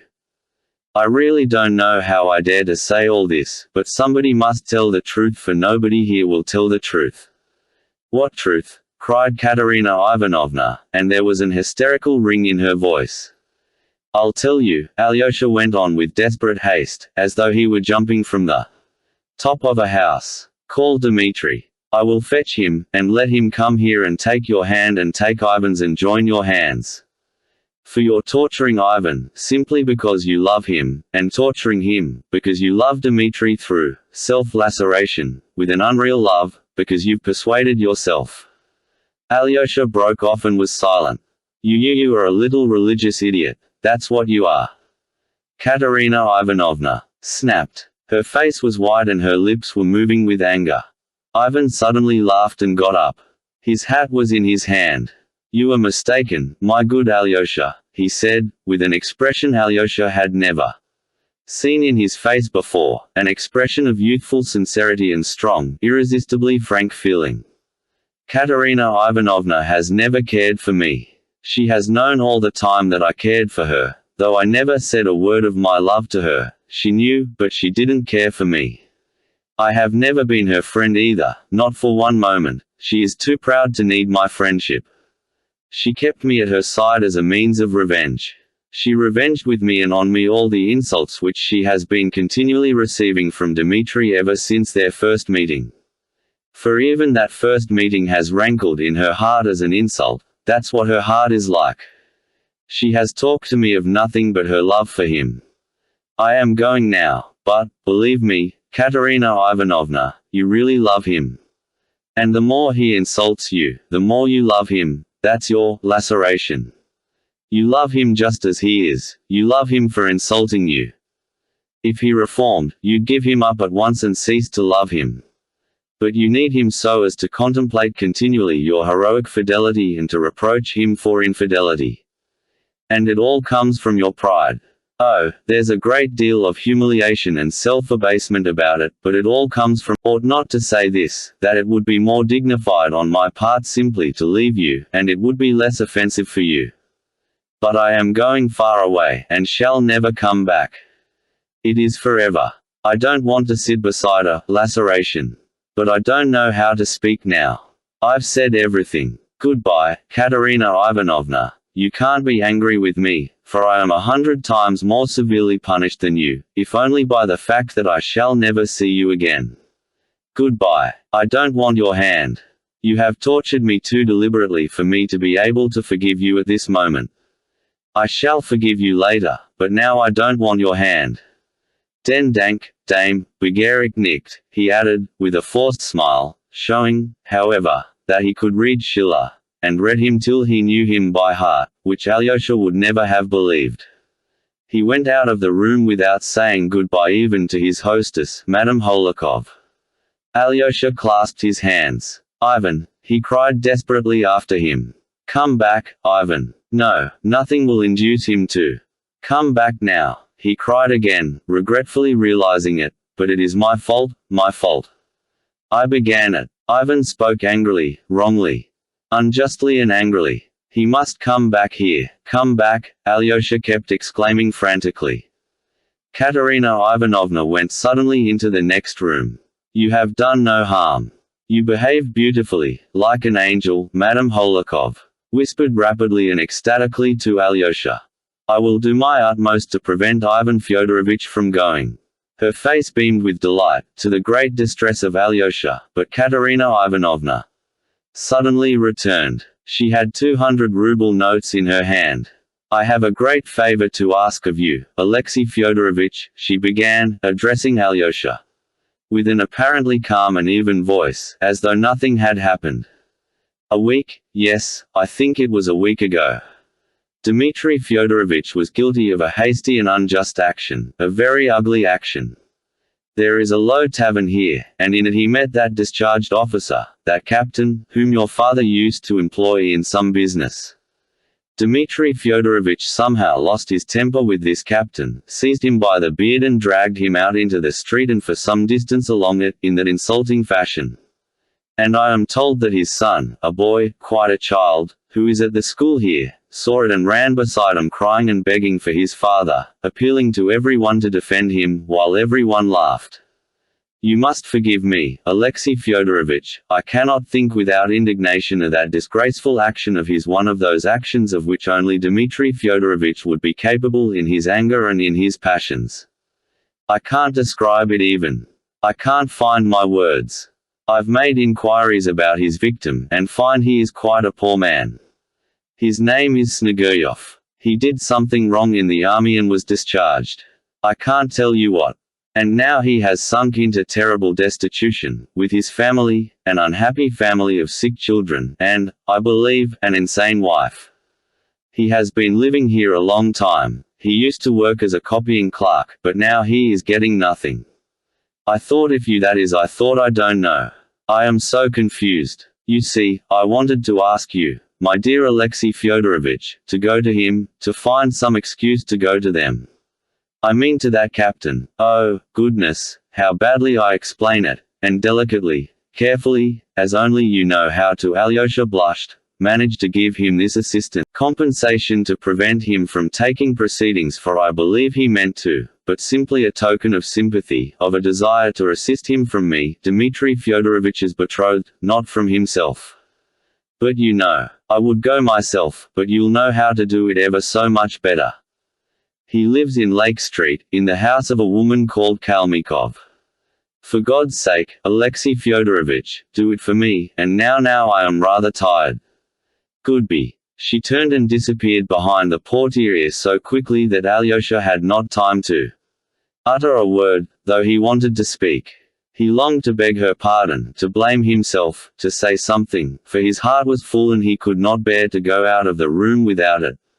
But Madame Holikov took him by the hand and drew him along with her. In the hall she stopped him again as before. She is proud, she is struggling with herself, but kind, charming, generous, she exclaimed, in a half-whisper. Oh, how I love her, especially sometimes, and how glad I am again of everything. Dear Alexei Fyodorovich, you didn't know, but I must tell you, that we all, both her aunts, I and all of us, Lise, even, have been hoping and praying for nothing for the last month but that she may give up your favorite Dmitri, who takes no notice of her and does not care for her, and may marry Ivan Fyodorovich, such an excellent and cultivated young man, who loves her more than anything in the world. We are in a regular plot to bring it about, and I am even staying on here perhaps on that account. But she has been crying, she has been wounded again, cried Alyosha. Never trust a woman's tears, Alexei Fyodorovich. I am never for the women in such cases. I am always on the side of the men. Mama, you are spoiling him, Lisa's little voice cried from behind the door. No, it was all my fault. I am horribly to blame, Alyosha repeated unconsoled, hiding his face in his hands in an agony of remorse for his indiscretion. Quite the contrary. You behaved like an angel, like an angel. I am ready to say so 1,000 times over. Mama, how has he behaved like an angel? Lisa's voice was heard again. I somehow fancied all at once, Alyosha went on as though he had not heard Lise, that she loved Ivan, and so I said that stupid thing. What will happen now? To whom, cried Lise. Mama, you really want to be the death of me? I ask you and you don't answer. At the moment the maid ran in. Katerina Ivanovna is ill. She is crying, struggling hysterics. What is the matter? Cried Lise, in a tone of real anxiety. Mama, I shall be having hysterics, and not she. Lise, for mercy's sake, don't scream, don't persecute me. At your age one can't know everything that grown-up people know. I'll come and tell you everything you ought to know. Oh, mercy on us. I am coming, I am coming. Hysterics is a good sign, Alexei Fyodorovich. It is an excellent thing that she is hysterical. That's just as it ought to be. In such cases I am always against the woman, against all these feminine tears and hysterics. Run and say, Yulia, that I'll fly to her. As for Ivan, her own fault, but he won't go away. Lise, for mercy's sake, don't scream. Oh, yes, you are not screaming. It's I am screaming. Forgive your mama, but I am delighted, delighted, delighted. Did you notice, Alexei Fyodorovich, how young Ivan Fyodorovich was just now when he went out, when he said all that and went out? I thought he was so learned, such a savant, and all of a sudden he behaved so warmly, openly, and youthfully, with such youthful inexperience, and it was all so fine, like you. And the way he repeated that German verse, it was just like you. But I must fly, I must fly. Alexei Fyodorovich, make haste to carry out her commission, and then make haste back. Lise, do you want anything now? For mercy's sake, don't keep Alexei Fyodorovich a minute. He will come back to you at once. Madame Holikov at last ran off. Before leaving, Alyosha would have opened the door to see Lise. On no account, cried Lise. On no account now. Speak through the door. How have you come to be an angel? That's the only thing I want to know. For an awful piece of stupidity, Lise. Goodbye. Don't dare to go away like that. Lise was beginning. Lise, I have a real sorrow. I'll be back directly, but I have a great, great sorrow. And he ran out of the room. Chapter 6. A laceration in the cottage. He certainly was really grieved in a way he had seldom been before. He had rushed in, like a fool, and meddled in what? In a love affair. But what do I know about it? What can I tell about such things? He repeated to himself for the 100th time, flushing crimson. Oh, being ashamed would be nothing. Shame is only the punishment I deserve. The trouble is I shall certainly have caused more unhappiness. And Father Zosima sent me to reconcile and bring 'em together. Is this the way to bring 'em together? Then he suddenly remembered how he had tried to join their hands, and he felt fearfully ashamed again.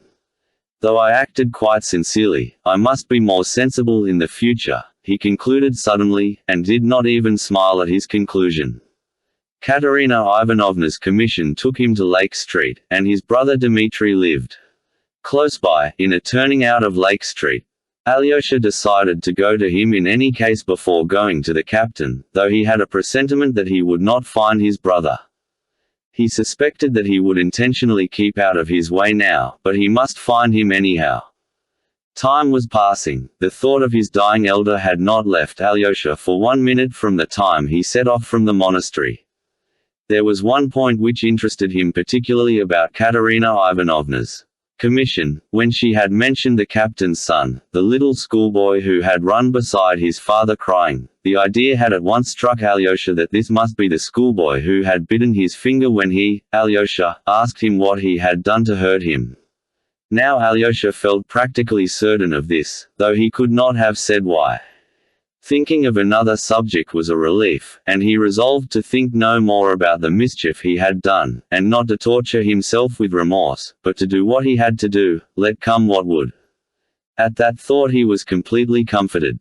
Turning to the street where Dmitri lodged, he felt hungry, and taking out of his pocket the roll he had brought from his father's, he ate it. It made him feel stronger. Dmitri was not at home. The people of the house, an old cabinet maker, his son, and his old wife, looked with positive suspicion at Alyosha. He hasn't slept here for the last 3 nights. Maybe he has gone away, the old man said in answer to Alyosha's persistent inquiries. Alyosha saw that he was answering in accordance with instructions. When he asked whether he were not at Grushenka's or in hiding at Foma's, Alyosha spoke so freely on purpose, all 3 looked at him in alarm. They are fond of him, they are doing their best for him, thought Alyosha. That's good. At last he found the house in Lake Street. It was a decrepit little house, sunk on one side, with 3 windows looking into the street, and with a muddy yard, in the middle of which stood a solitary cow. He crossed the yard and found the door opening into the passage. On the left of the passage lived the old woman of the house with her old daughter. Both seemed to be deaf. In answer to his repeated inquiry for the captain, one of them at last understood that he was asking for their lodgers, and pointed to a door across the passage. The captain's lodging turned out to be a simple cottage room. Alyosha had his hand on the iron latch to open the door, when he was struck by the strange hush within. Yet he knew from Katerina Ivanovna's words that the man had a family. Either they are all asleep or perhaps they have heard me coming and are waiting for me to open the door. I'd better knock first, and he knocked. An answer came, but not at once, after an interval of perhaps 10 seconds. "Who's there?" shouted someone in a loud and very angry voice. Then Alyosha opened the door and crossed the threshold. He found himself in a regular peasant's room. Though it was large, it was cumbered up with domestic belongings of all sorts, and there were several people in it. On the left was a large Russian stove. From the stove to the window on the left was a string running across the room, and on it there were rags hanging. There was a bedstead against the wall on each side, right and left, covered with knitted quilts. On the one on the left was a pyramid of 4 print-covered pillows, each smaller than the one beneath. On the other there was only one very small pillow. The opposite corner was screened off by a curtain or a sheet hung on a string. Behind this curtain could be seen a bed made up on a bench and a chair. The rough square table of plain wood had been moved into the middle window. The 3 windows, which consisted each of 4 tiny greenish mildewy panes, gave little light, and were close shut, so that the room was not very light and rather stuffy. On the table was a frying pan with the remains of some fried eggs, a half-eaten piece of bread, and a small bottle with a few drops of vodka. A woman of genteel appearance, wearing a cotton gown, was sitting on a chair by the bed. On the left, her face was thin and yellow, and her sunken cheeks betrayed at the first glance that she was ill. But what struck Alyosha most was the expression in the poor woman's eyes, a look of surprised inquiry and yet of haughty pride. And while he was talking to her husband, her big brown eyes moved from one speaker to the other with the same haughty and questioning expression. Beside her at the window stood a young girl, rather plain, with scanty reddish hair, pulley but very neatly dressed. She looked disdainfully at Alyosha as he came in. Beside the other bed was sitting another female figure. She was a very sad sight, a young girl of about 20, but hunchback and crippled with withered legs, as Alyosha was told afterwards. Her crutches stood in the corner close by. The strikingly beautiful and gentle eyes of this poor girl looked with mild serenity at Alyosha. A man of 45 was sitting at the table, finishing the fried eggs. He was spare, small and weakly built. He had reddish hair and a scanty light-colored beard, very much like a wisp of tow. This comparison and the phrase "a wisp of tow" flashed at once into Alyosha's mind for some reason. He remembered it afterwards. It was obviously this gentleman who had shouted to him, as there was no other man in the room. But when Alyosha went in, he leapt up from the bench on which he was sitting, and, hastily wiping his mouth with a ragged napkin, darted up to Alyosha. "It's a monk come to beg for the monastery. A nice place to come to," the girl standing in the left corner said aloud. The man spun round instantly towards her and answered, "No, Varvara, you are wrong. Allow me to ask," he turned again to Alyosha, "what has brought you to our retreat?" Alyosha looked attentively at him. It was the first time he had seen him. There was something angular, flurried and irritable about him. Though he had obviously just been drinking, he was not drunk. There was extraordinary impudence in his expression, and yet, strange to say, at the same time there was fear. He looked like a man who had long been kept in subjection and had submitted to it, and now had suddenly turned and was trying to assert himself. Or, better still, like a man who wants dreadfully to hit you but is horribly afraid you will hit him. In his words and in the intonation of his shrill voice there was a sort of crazy humor, at times spiteful and at times cringing, and continually shifting from one tone to another. The question about our retreat he had asked as it were quivering all over, rolling his eyes, and skipping up so close to Alyosha that he instinctively drew back a step. He was dressed in a very shabby dark cotton coat, patched and spotted. He wore check trousers of an extremely light color, long out of fashion, and a very thin material.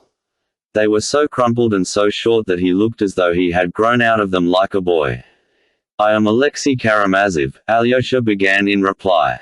"I quite understand that, sir," the gentleman snapped out at once to assure him that he knew who he was already. "I am Captain Sneguryov, sir, but I am still desirous to know precisely what has led you." "Oh, I've come for nothing special. I wanted to have a word with you, if only you allow me. In that case, here is a chair, sir. Kindly be seated." That's what they used to say in the old comedies, "Kindly be seated," and with a rapid gesture he seized an empty chair. It was a rough wooden chair, not upholstered, and set it for him almost in the middle of the room. Then, taking another similar chair for himself, he sat down facing Alyosha, so close to him that their knees almost touched. "Nikolai Ilyich Sneguryov, sir, formerly a captain in the Russian infantry, put to shame for his vices, but still a captain. Though I might not be one now for the way I talk. For the last half of my life I've learned to say, sir. It's a word you use when you've come down in the world." "That's very true," smiled Alyosha. "But is it used involuntarily or on purpose?" "As God's above, it is involuntary, and I usen't to use it. I didn't use the word, sir, all my life, but as soon as I sank into low water I began to say, sir. It's the work of a higher power. I see you are interested in contemporary questions, but how can I have excited your curiosity, living as I do in surroundings impossible for the exercise of hospitality?" "I've come about that business." "About what business?" the captain interrupted impatiently. "About your meeting with my brother Dmitri Fyodorovich," Alyosha blurted out awkwardly. "What meeting, sir? You don't mean that meeting?" "About my wisp of tow, then." He moved closer so that his knees positively knocked against Alyosha. His lips were strangely compressed like a thread. "What wisp of tow?" muttered Alyosha. "He is come to complain of me, father," cried a voice familiar to Alyosha, the voice of the schoolboy, from behind the curtain. "I bit his finger just now." The curtain was pulled, and Alyosha saw his assailant lying on a little bed made up on the bench and the chair in the corner under the icons. The boy lay covered by his coat and an old wadded quilt. He was evidently unwell, and, judging by his glittering eyes, he was in a fever. He looked at Alyosha without fear, as though he felt he was at home and could not be touched. "What? Did he bite your finger?" The captain jumped up from his chair. "Was it your finger he bit?" "Yes. He was throwing stones with other schoolboys. There were 6 of them against him. Alone. I went up to him, and he threw a stone at me and then another at my head. I asked him what I had done to him. And then he rushed at me and bit my finger badly, I don't know why. I'll thrash him, sir, at once, this minute." The captain jumped up from his seat. "But I am not complaining at all, I am simply telling you I don't want him to be thrashed. Besides, he seems to be ill. And do you suppose I'd thrash him? That I'd take my Alyosha and thrash him before you? For your satisfaction. Would you like it done at once, sir?" said the captain, suddenly turning to Alyosha, as though he were going to attack him. "I am sorry about your finger, sir, but instead of thrashing Alyosha, would you like me to chop off my 4 fingers with this knife here before your eyes to satisfy your just wrath? I should think 4 fingers would be enough to satisfy your thirst for vengeance. You won't ask for the 5th one too?" He stopped short with a catch in his throat. Every feature in his face was twitching and working, he looked extremely defiant. He was in a sort of frenzy. "I think I understand it all now," said Alyosha gently and sorrowfully, still keeping his seat. "So your boy is a good boy, he loves his father, and he attacked me as the brother of your assailant. Now I understand it," he repeated thoughtfully. "But my brother Dmitri Fyodorovich regrets his action, I know that, and if only it is possible for him to come to you, or better still, to meet you in that same place, he will ask your forgiveness before everyone, if you wish it." "After pulling out my beard, you mean, he will ask my forgiveness? And he thinks that will be a satisfactory finish, doesn't he?" "Oh, no. On the contrary, he will do anything you like and in any way you like. So if I were to ask His Highness to go down on his knees before me in that very tavern, The metropolis, it is called, or in the marketplace, he would do it. Yes, he would even go down on his knees. You've pierced me to the heart, sir. Touched me to tears and pierced me to the heart. Aye, they will care for a wretch like me. That's a great thing the Lord has ordained for every man of my sort, sir. For there must be someone able to love even a man like me. Ah, that's perfectly true, exclaimed Alyosha. Oh, do leave off playing the fool. Some idiot comes in, and you put us to shame, cried the girl by the window, suddenly turning to her father with a disdainful and contemptuous air. Wait a little, Varvara, cried her father, speaking peremptorily but looking at her quite approvingly. That's her character, he said, addressing Alyosha again. And in all nature there was naught that could find favor in his eyes, or rather in the feminine, that could find favor in her eyes. But now let me present you to my wife, Irina Petrovna. She is crippled, she is 43, she can move, but very little. She is of humble origin. Irina Petrovna, compose your countenance. This is Alexei Fyodorovich Karamazov. Get up, Alexei Fyodorovich. He took him by the hand and with unexpected force pulled him up. You must stand up to be introduced to a lady. It's not the Karamazov, Mama, who Hunham etc., but his brother, radiant with modest virtues. Come, Irina Petrovna, come, Mama, first your hand to be kissed. And he kissed his wife's hand respectfully and even tenderly. The girl at the window turned her back indignantly on the scene. An expression of extraordinary cordiality came over the haughtily inquiring face of the woman. Good morning. Sit down, Mr. Chernomazov, she said. Karamazov, Mama, Karamazov. We are of humble origin, he whispered again. Well, Karamazov, or whatever it is, but I always think of Chernomazov. Sit down. Why, has he pulled you up? He calls me crippled, but I am not, only my legs are swollen like barrels, and I am shriveled up myself. Once I used to be so fat, but now it is as though I had swallowed a needle. We are of humble origin, the captain muttered again. Oh, father, father. The hunchback girl, who had till then been silent on her chair, said suddenly, and she hid her eyes in her handkerchief. Buffoon, blurted out the girl at the window. Have you heard our news? Said the mother, pointing at her daughters. It's like clouds coming over. The clouds pass and we have music again. When we were with the army, we used to have many such guests. I don't mean to make any comparisons, every one to their taste. The deacon's wife used to come then and say, Alexander Alexandrovich is a man of the noblest heart, but Nastasya Petrovna, she would say, is of the brood of hell. Well, I said, that's a matter of taste, but you are a little spitfire. And you want keeping in your place, says she. You black sword, said I, who asked you to teach me? But my breath, says she, is clean, and yours is unclean. You ask all the officers whether my breath is unclean. And ever since then, pain or open the door, for the air is not fresh here. And they all go on like that. And what is my breath to them? The dead smell worse still. I won't spoil the air, said I, I'll order some slippers and go away. My darlings, don't blame your own mother. Nikolai Ilyich, how is it I can't please you? There's only Alyosha who comes home from school and loves me. Yesterday he brought me an apple. Forgive your own mother. Forgive a poor lonely creature. Why has my breath become unpleasant to you? And the poor mad woman broke into sobs, and tears streamed down her cheeks. The captain rushed up to her. Mama, Mama, my dear, give over. You are not lonely. Everyone loves you, everyone adores you. He began kissing both her hands again and tenderly stroking her face. Taking the dinner napkin, he began wiping away her tears. Alyosha fancied that he too had tears in his eyes. There, you see, you hear. He turned with a sort of fury to Alyosha, pointing to the poor imbecile. I see and hear, muttered Alyosha. Father, father, how can you, with him? Let him alone, cried the boy, sitting up in his bed and gazing at his father with glowing eyes. Do give over fooling, showing off your silly antics which never lead to anything.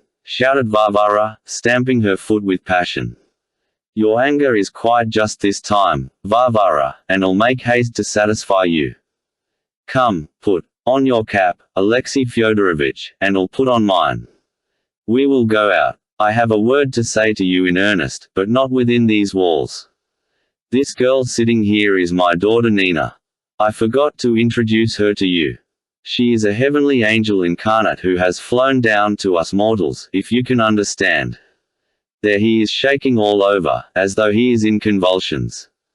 Varvara went on, indignantly. "And she there stamping her foot at me and calling me a fool just now. She is a heavenly angel incarnate too, and she—" Chapter 7. And in the open air.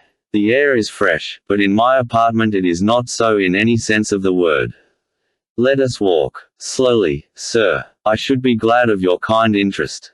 I too have something important to say to you, observed Alyosha, only I don't know how to begin. To be sure you must have business with me.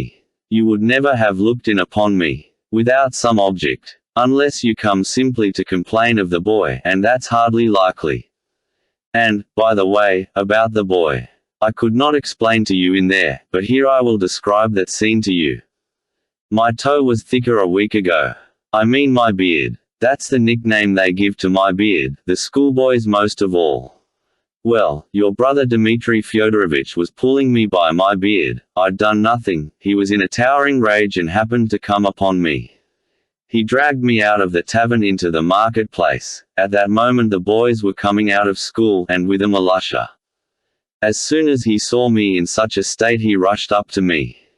"Father!" he cried, "Father!" He caught hold of me, hugged me, tried to pull me away, crying to my assailant, let go, it is my father, forgive him." Yes, he actually cried, "Forgive him." He clutched at that hand, that very hand, in his little hands and kissed it. I remember his little face at that moment. I haven't forgotten it and I never shall. "I swear," cried Alyosha, "that my brother will express his most deep and sincere regret. Even if he has to go down on his knees in that same marketplace. I'll make him, or he is no brother of mine." Aha, then it is only a suggestion. And it does not come from him but simply from the generosity of your own warm heart. You should have said so. No, in that case allow me to tell you of your brother's highly chivalrous soldierly generosity, for he did give expression to it at the time. He left off dragging me by my beard and released me. "You are an officer," he said, "and I am an officer. If you can find a decent man to be your second, send me your challenge. I will give satisfaction, though you are a scoundrel." That's what he said. A chivalrous spirit indeed. I retired with Alyosha, and that scene is a family record imprinted forever on Alyosha's soul. No, it is not for us to claim the privileges of noblemen. Judge for yourself. You've just been in our mansion. What did you see there? 3 ladies, one a cripple and weak-minded, another a cripple and hunchback, and the third not crippled but far too clever. She is a student, dying to get back to Petersburg, to work for the emancipation of the Russian woman on the banks of the Neva. I won't speak of Alyosha, he is only 9. I am alone in the world, and if I die, what will become of all of them? I simply ask you that. And if I challenge him and he kills me on the spot, what then? What will become of them? And worse still, if he doesn't kill me but only cripples me. I couldn't work, but I should still be a mouth to feed. Who would feed it and who would feed them all? Must I take Alyosha from school and send him to beg in the streets? That's what it means for me to challenge him to a duel. It's silly talk and nothing else.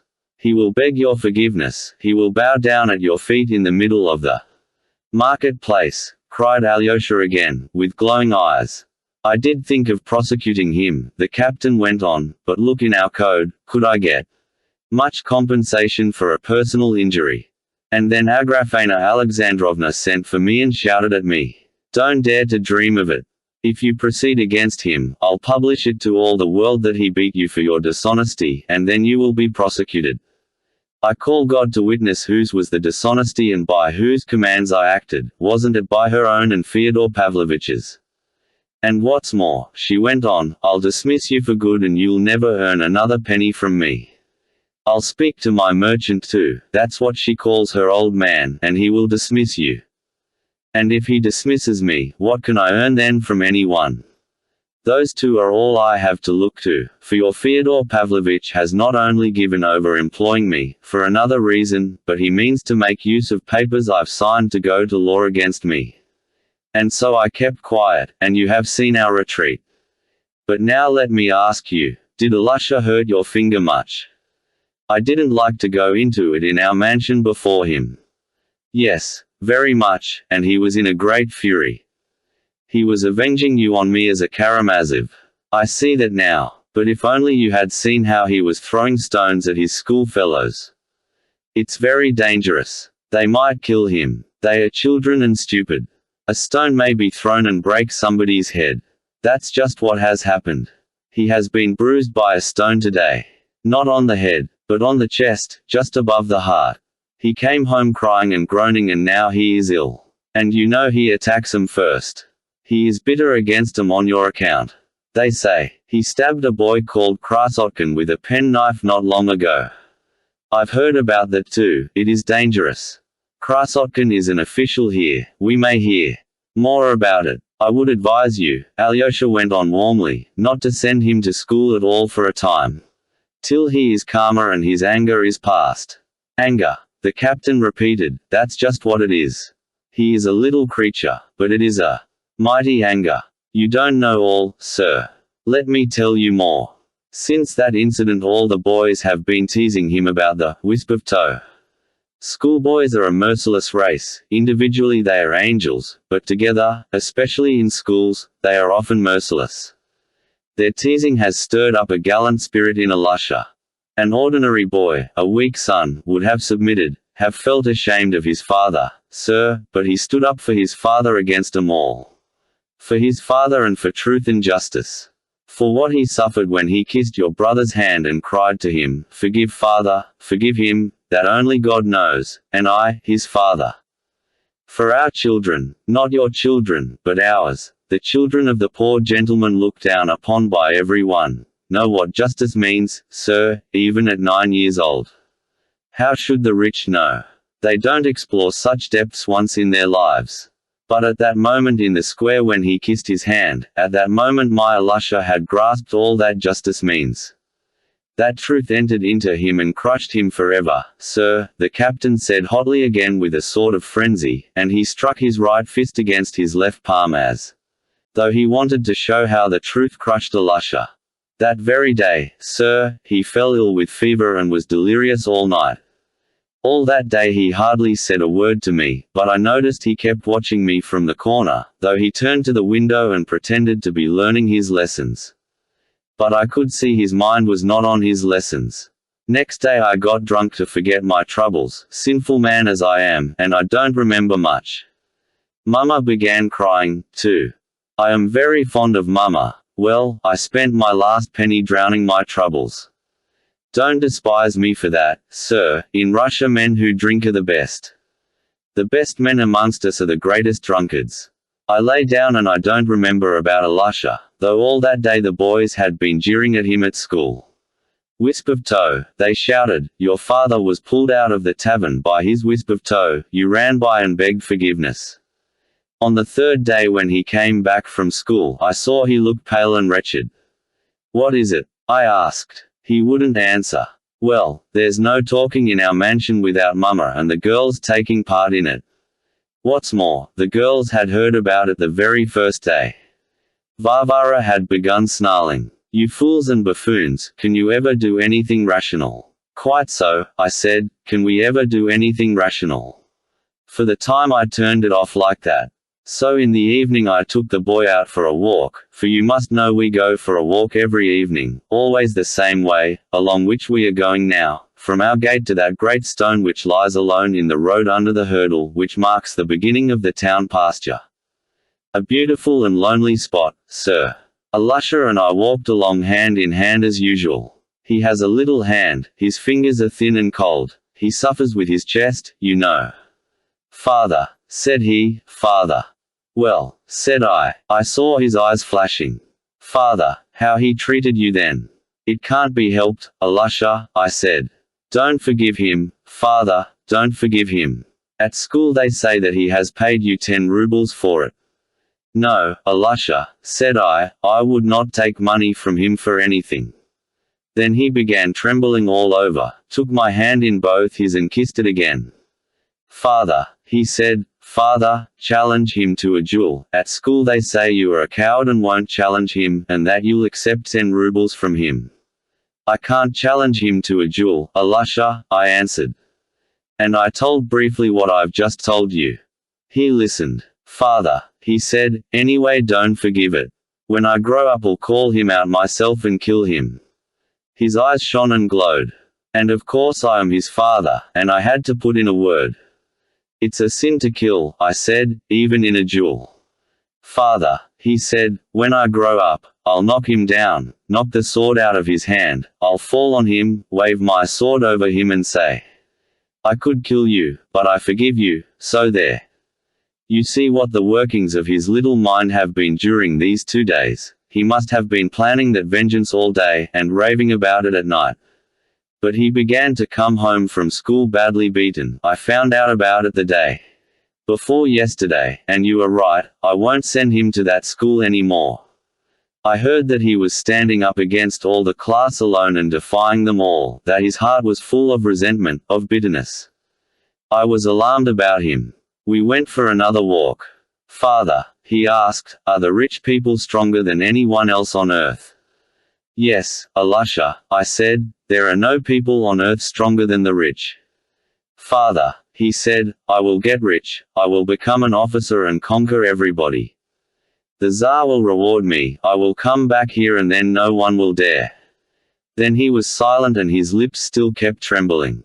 Father, he said, what a horrid town this is. Yes, Alusha, I said, it is. Move, we will, Alusha, said I, only I must save up for it. I was glad to be able to turn his mind from painful thoughts, and we began to dream of how we would move to another town, how we would buy a horse and cart.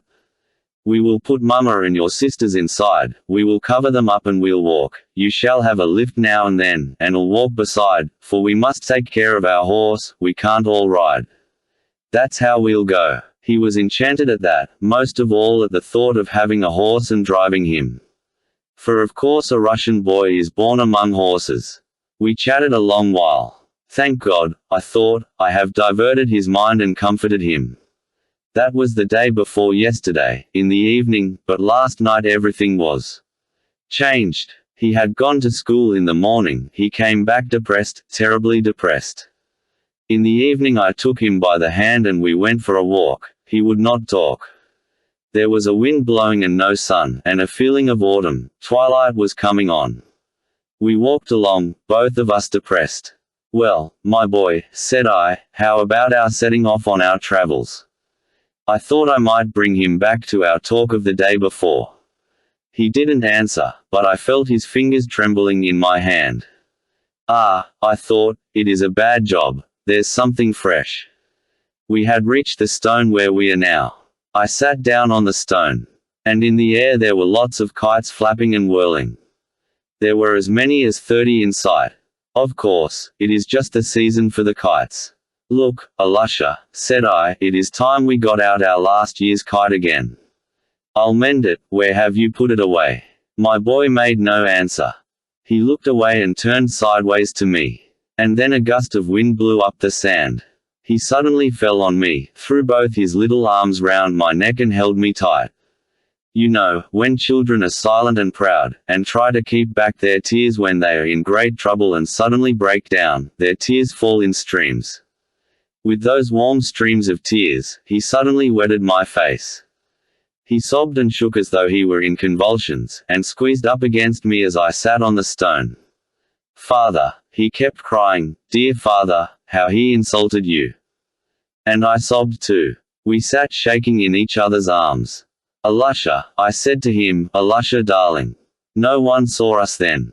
God alone saw us. I hope he will record it to my credit. You must thank your brother, Alexei Fyodorovich. No, sir, I won't thrash my boy for your satisfaction. He had gone back to his original tone of resentful buffoonery. Alyosha felt though that he trusted him, and that if there had been someone else in his, Alyosha's place, the man would not have spoken so openly and would not have told what he had just told. This encouraged Alyosha, whose heart was trembling on the verge of tears. "Ah, how I would like to make friends with your boy," he cried. "If you could arrange it." "Certainly, sir," muttered the captain. "But now listen to something quite different." Alyosha went on. "I have a message for you. That same brother of mine, Dmitri, has insulted his betrothed, too, a noble-hearted girl of whom you have probably heard. I have a right to tell you of her wrong. I ought to do so, in fact, for hearing of the insult done to you and learning all about your unfortunate position, she commissioned me at once, just now, to bring you this help from her, but only from her alone, not from Dmitri, who has abandoned her. Nor from me, his brother, nor from anyone else, but from her, only from her. She entreats you to accept her help. You have both been insulted by the same man. She thought of you only when she had just received a similar insult from him, similar in its cruelty, I mean. She comes like a sister to help a brother in misfortune. She told me to persuade you to take these 200 rubles from her, as from a sister, knowing that you are in such need. No one will know of it, it can give rise to no unjust slander. There are the 200 rubles, and I swear you must take them unless all men are to be enemies on earth. But there are brothers even on earth. You have a generous heart, you must see that, you must," and Alyosha held out 2 new rainbow-colored 100-ruble notes.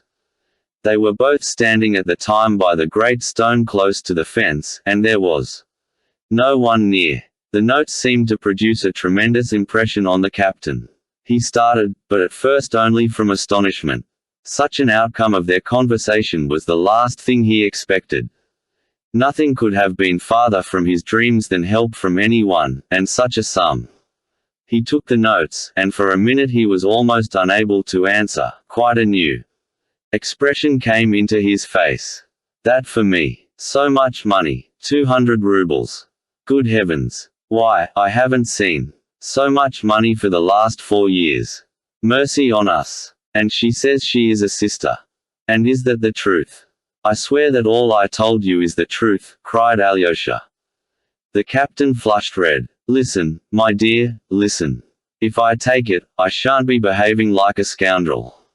In your eyes, Alexei Fyodorovitch, I shan't be a scoundrel. No, Alexei Fyodorovitch, listen, listen," he hurried, touching Alyosha with both his hands. "You are persuading me to take it, saying that it is a sister sends it, but inwardly, in your heart won't you feel contempt for me if I take it, eh? No, no, on my salvation I swear I shan't. And no one will ever know but me. I, you and she, and one other lady, her great friend. Never mind the lady. Listen, Alexei Fyodorovitch, at a moment like this you must listen. For you can't understand what these 200 rubles mean to me now."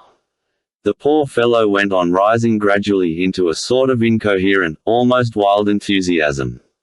He was thrown off his balance and talked extremely fast, as though afraid he would not be allowed to say all he had to say. Besides its being honestly acquired from a sister, so highly respected and revered, do you know that now I can look after Mama and Nina, my hunchback angel daughter.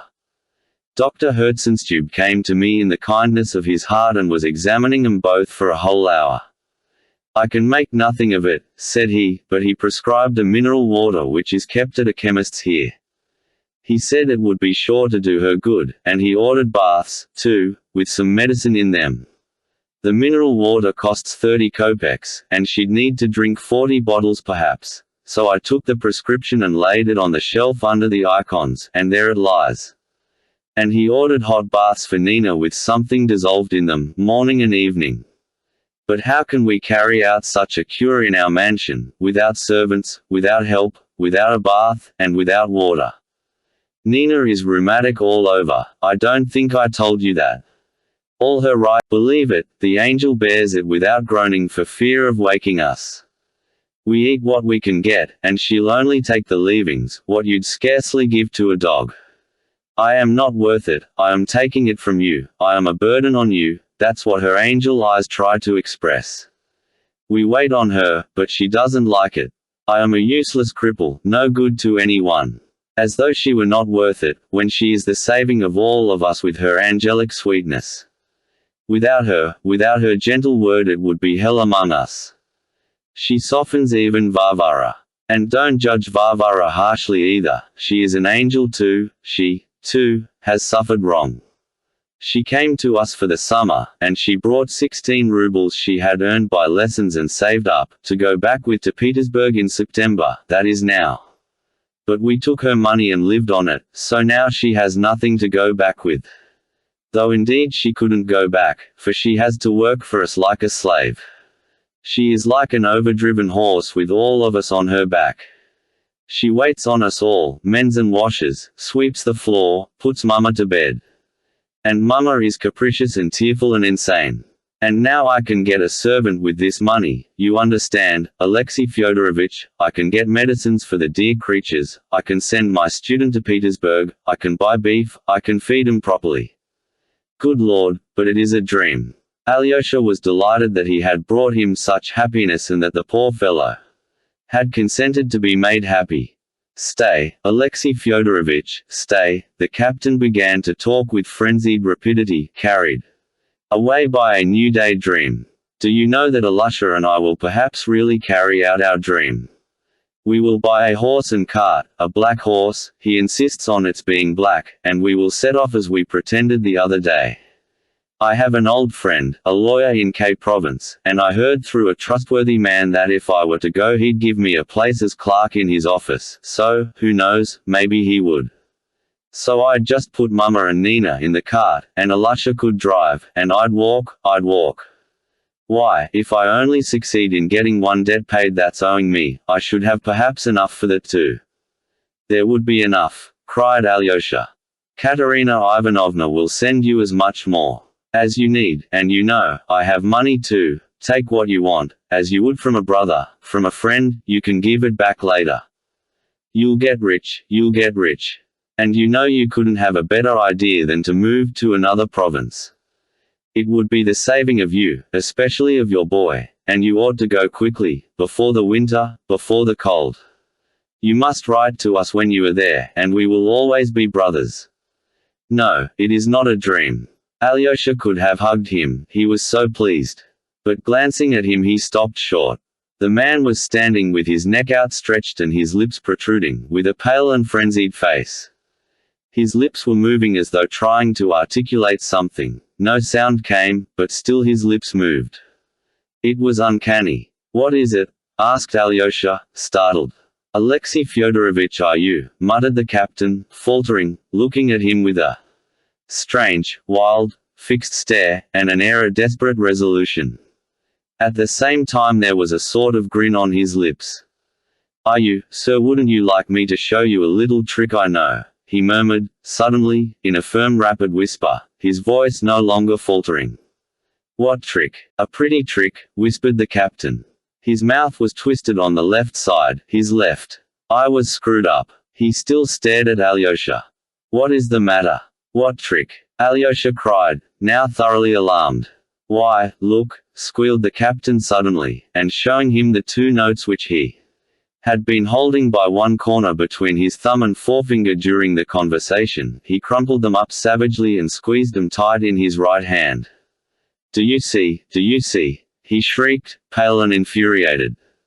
And suddenly flinging up his hand, he threw the crumpled notes on the sand. Do you see? He shrieked again, pointing to them. Look there. And with wild fury he began trampling them under his heel, gasping and exclaiming as he did so. So much for your money. So much for your money. So much for your money. So much for your money. Suddenly he darted back and drew himself up before Alyosha, and his whole figure expressed unutterable pride. Tell those who sent you that the wisp of tow does not sell his honor, he cried, raising his arm in the air. Then he turned quickly and began to run, but he had not run 5 steps before he turned completely round and kissed his hand to Alyosha. He ran another 5 paces and then turned round for the last time.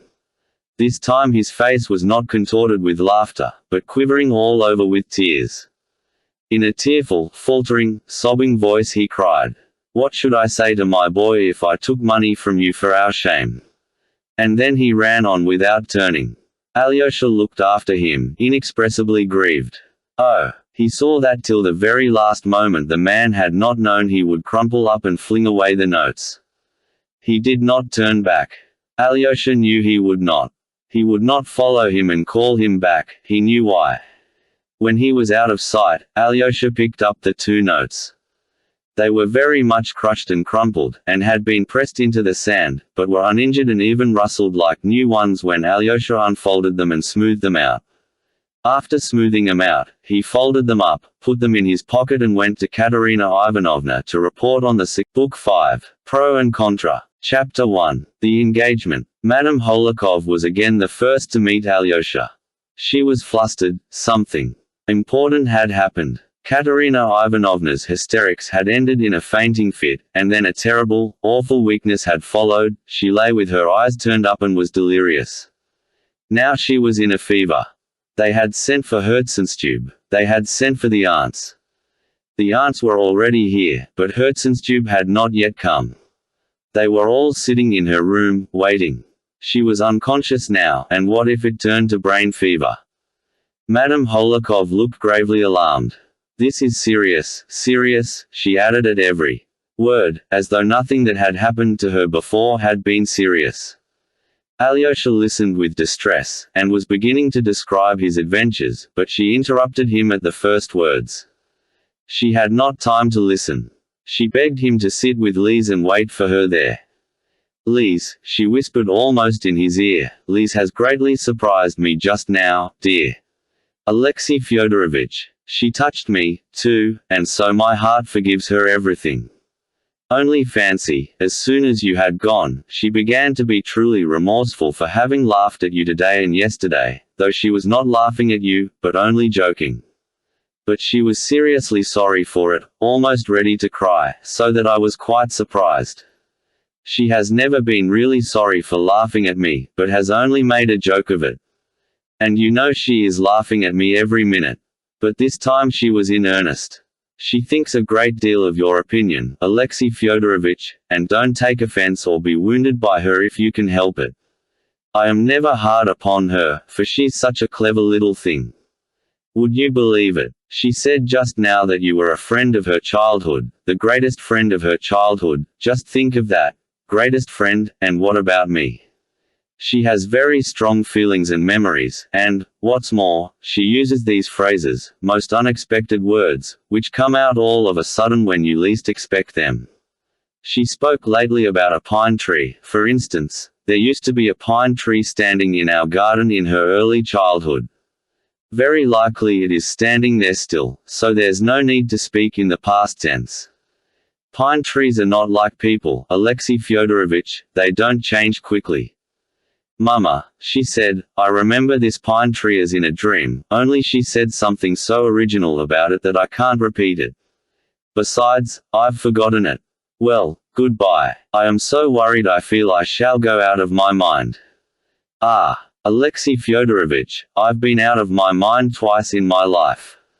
Go to Lise, cheer her up, as you always can so charmingly.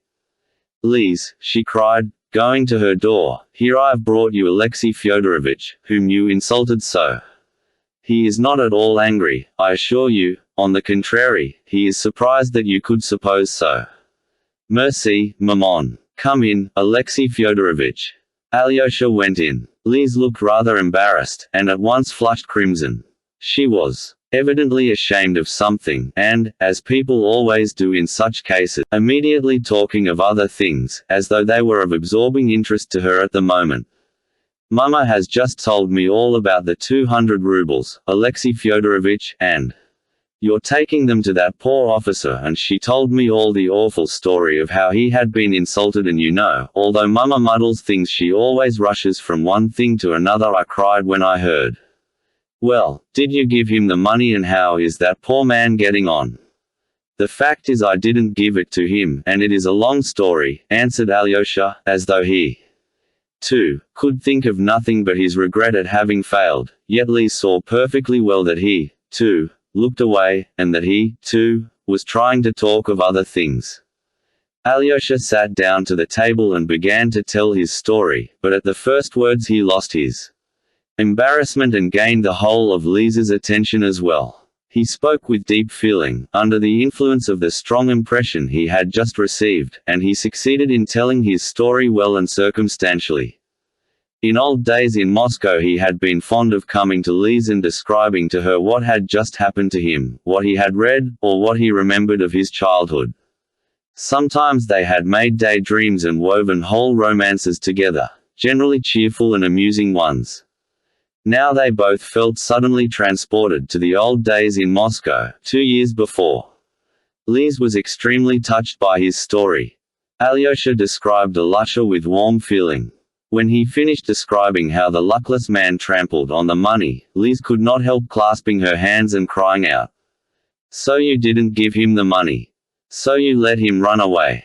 Oh, dear, you ought to have run after him." "No, Lise, it is better I didn't run after him," said Alyosha, getting up from his chair and walking thoughtfully across the room.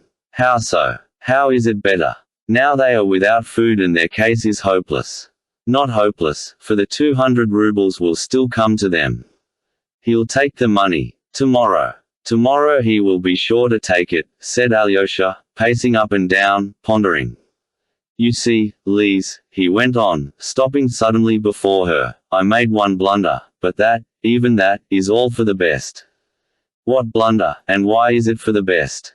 "I'll tell you. He is a man of weak and timorous character. He has suffered so much and is very good-natured. I keep wondering why he took offense so suddenly, for I assure you, up to the last minute, he did not know that he was going to trample on the notes. And I think now that there was a great deal to offend him and it could not have been otherwise in his position. To begin with, he was sore at having been so glad of the money in my presence and not having concealed it from me. If he had been pleased, but not so much, if he had not shown it, if he had begun affecting scruples and difficulties, as other people do when they take money, he might still endure to take it. But he was too genuinely delighted, and that was mortifying. In another town, and when he had poured out his heart, he felt ashamed at having shown me his inmost soul like that. So he began to hate me at once. He is one of those awfully sensitive poor people. What had made him feel most ashamed was that he had given in too soon and accepted me as a friend, you see. At first he almost flew at me and tried to intimidate me, but as soon as he saw the money he had begun embracing me, he kept touching me with his hands. This must have been how he came to feel it all so humiliating, and then I made that blunder, a very important one. I suddenly said to him that if he had not money enough to move to another town, we would give it to him, and, indeed, I myself would give him as much as he wanted out of my own money. That struck him all at once. Why, he thought, did I put myself forward to help him? You know, Lise, it is awfully hard for a man who has been injured, when other people look at him as though they were his benefactors. I've heard that. Father Zosima told me so. I don't know how to put it, but I have often seen it myself. And I feel like that myself, too. And the worst of it was that though he did not know, up to the very last minute, that he would trample on the notes, he had a kind of presentiment of it, I am sure of that. That's just what made him so ecstatic, that he had that presentiment. And though it is so dreadful, it is all for the best. In fact, I believe nothing better could have happened. Why could nothing better have happened? Cried Lise, looking with great surprise at Alyosha. Because if he had taken the money, in an hour after getting home, he would be crying with mortification. That's just what would have happened. And most likely he would have come to me early tomorrow, and perhaps have flung the notes at me and trampled upon them as he did just now. But now he has gone home awfully proud and triumphant, though he knows he has ruined himself. So now nothing could be easier than to make him accept the 200 rubles by tomorrow, for he has already vindicated his honor, tossed away the money, and trampled it underfoot. He couldn't know when he did it that I should bring it to him again tomorrow, and yet he is in terrible need of that money. Though he is proud of himself now, yet even today he'll be thinking what a help he has lost. He will think of it more than ever at night, will dream of it, and by tomorrow morning he may be ready to run to me to ask forgiveness. It's just then that I'll appear. Here, you are a proud man, I shall say, you have shown it, but now take the money and forgive us. And then he will take it. Alyosha was carried away with joy as he uttered his last words, and then he will take it. Lise clapped her hands. Ah, that's true. I understand that perfectly now. Ah, Alyosha, how do you know all this? So young and yet he knows what's in the heart. I should never have worked it out. The great thing now is to persuade him that he is on an equal footing with us, in spite of his taking money from us, Alyosha went on in his excitement, and not only on an equal, but even on a higher footing.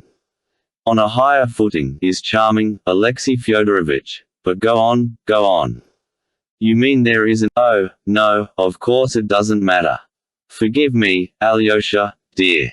You know, I scarcely respected you till now. That is, I respected you but on an equal footing, but now I shall begin to respect you on a higher footing. Don't be angry, dear, at my joking, she put in at once, with strong feeling. I am absurd and small, but you. Listen, Alexei Fyodorovich, isn't there in all our analysis? I mean your analysis, no, better call it ours, aren't we showing contempt for him, for that poor man, in analyzing his soul like this, as it were, from above, eh? In deciding so certainly that he will take the money. No, Lise, it is not contempt, Alyosha answered, as though he had prepared himself for the question. I was thinking of that on the way here. How can it be contempt when we are all like him, when we are all just the same as he is? For you know we are just the same, no better. If we are better, we should have been just the same in his place.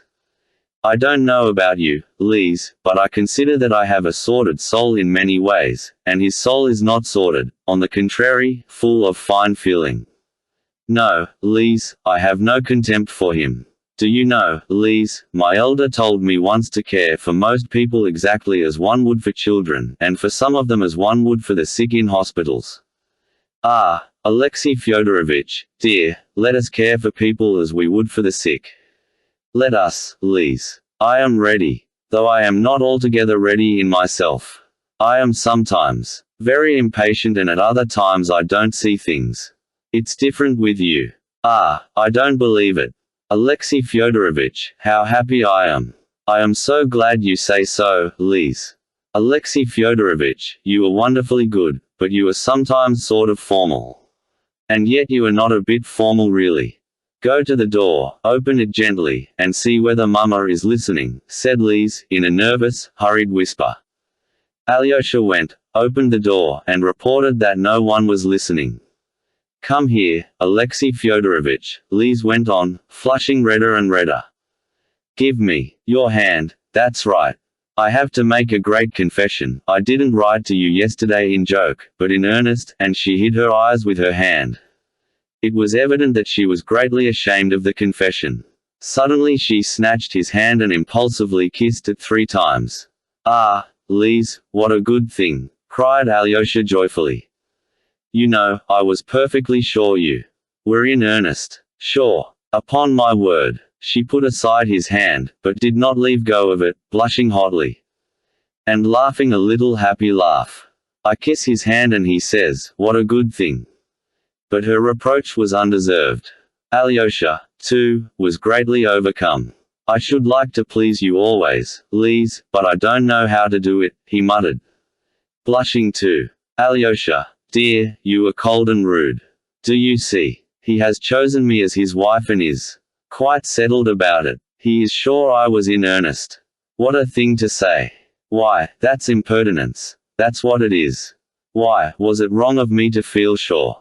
Alyosha, ah, Alyosha, on the contrary, it was delightfully right, cried Lise, looking tenderly and happily at him. Alyosha stood still, holding her hand in his. Suddenly he stooped down and kissed her on her lips. Oh, what are you doing? Cried Lise. Alyosha was terribly abashed. Oh, forgive me if I shouldn't. Perhaps I'm awfully stupid. You said I was cold, so I kissed you. But I see it was stupid. Lise laughed, and hid her face in her hands. And in that dress, she ejaculated in the midst of her mirth. But she suddenly ceased laughing and became serious, almost stern. Alyosha, we must put off kissing. We are not ready for that yet, and we shall have a long time to wait, she ended suddenly. Tell me rather why you who are so clever, so intellectual, so observant, choose a little idiot, an invalid like me. Ah, Alyosha, I am awfully happy, for I don't deserve you a bit. You do, Lise. I shall be leaving the monastery altogether in a few days. If I go into the world, I must marry. I know that. He told me to marry, too. Whom could I marry better than you, and who would have me accept you? I have been thinking it over. In the first place, you've known me from a child and you've a great many qualities I haven't. You are more light-hearted than I am. Above all, you are more innocent than I am. I have been brought into contact with many, many things already. Ah, you don't know, but I, too, am a Karamazov. What does it matter if you do laugh and make jokes, and at me, too? Go on laughing. I am so glad you do. You laugh like a little child, but you think like a martyr. Like a martyr. How? Yes, Lise, your question just now, whether we weren't showing contempt for that poor man by dissecting his soul, that was the question of a sufferer.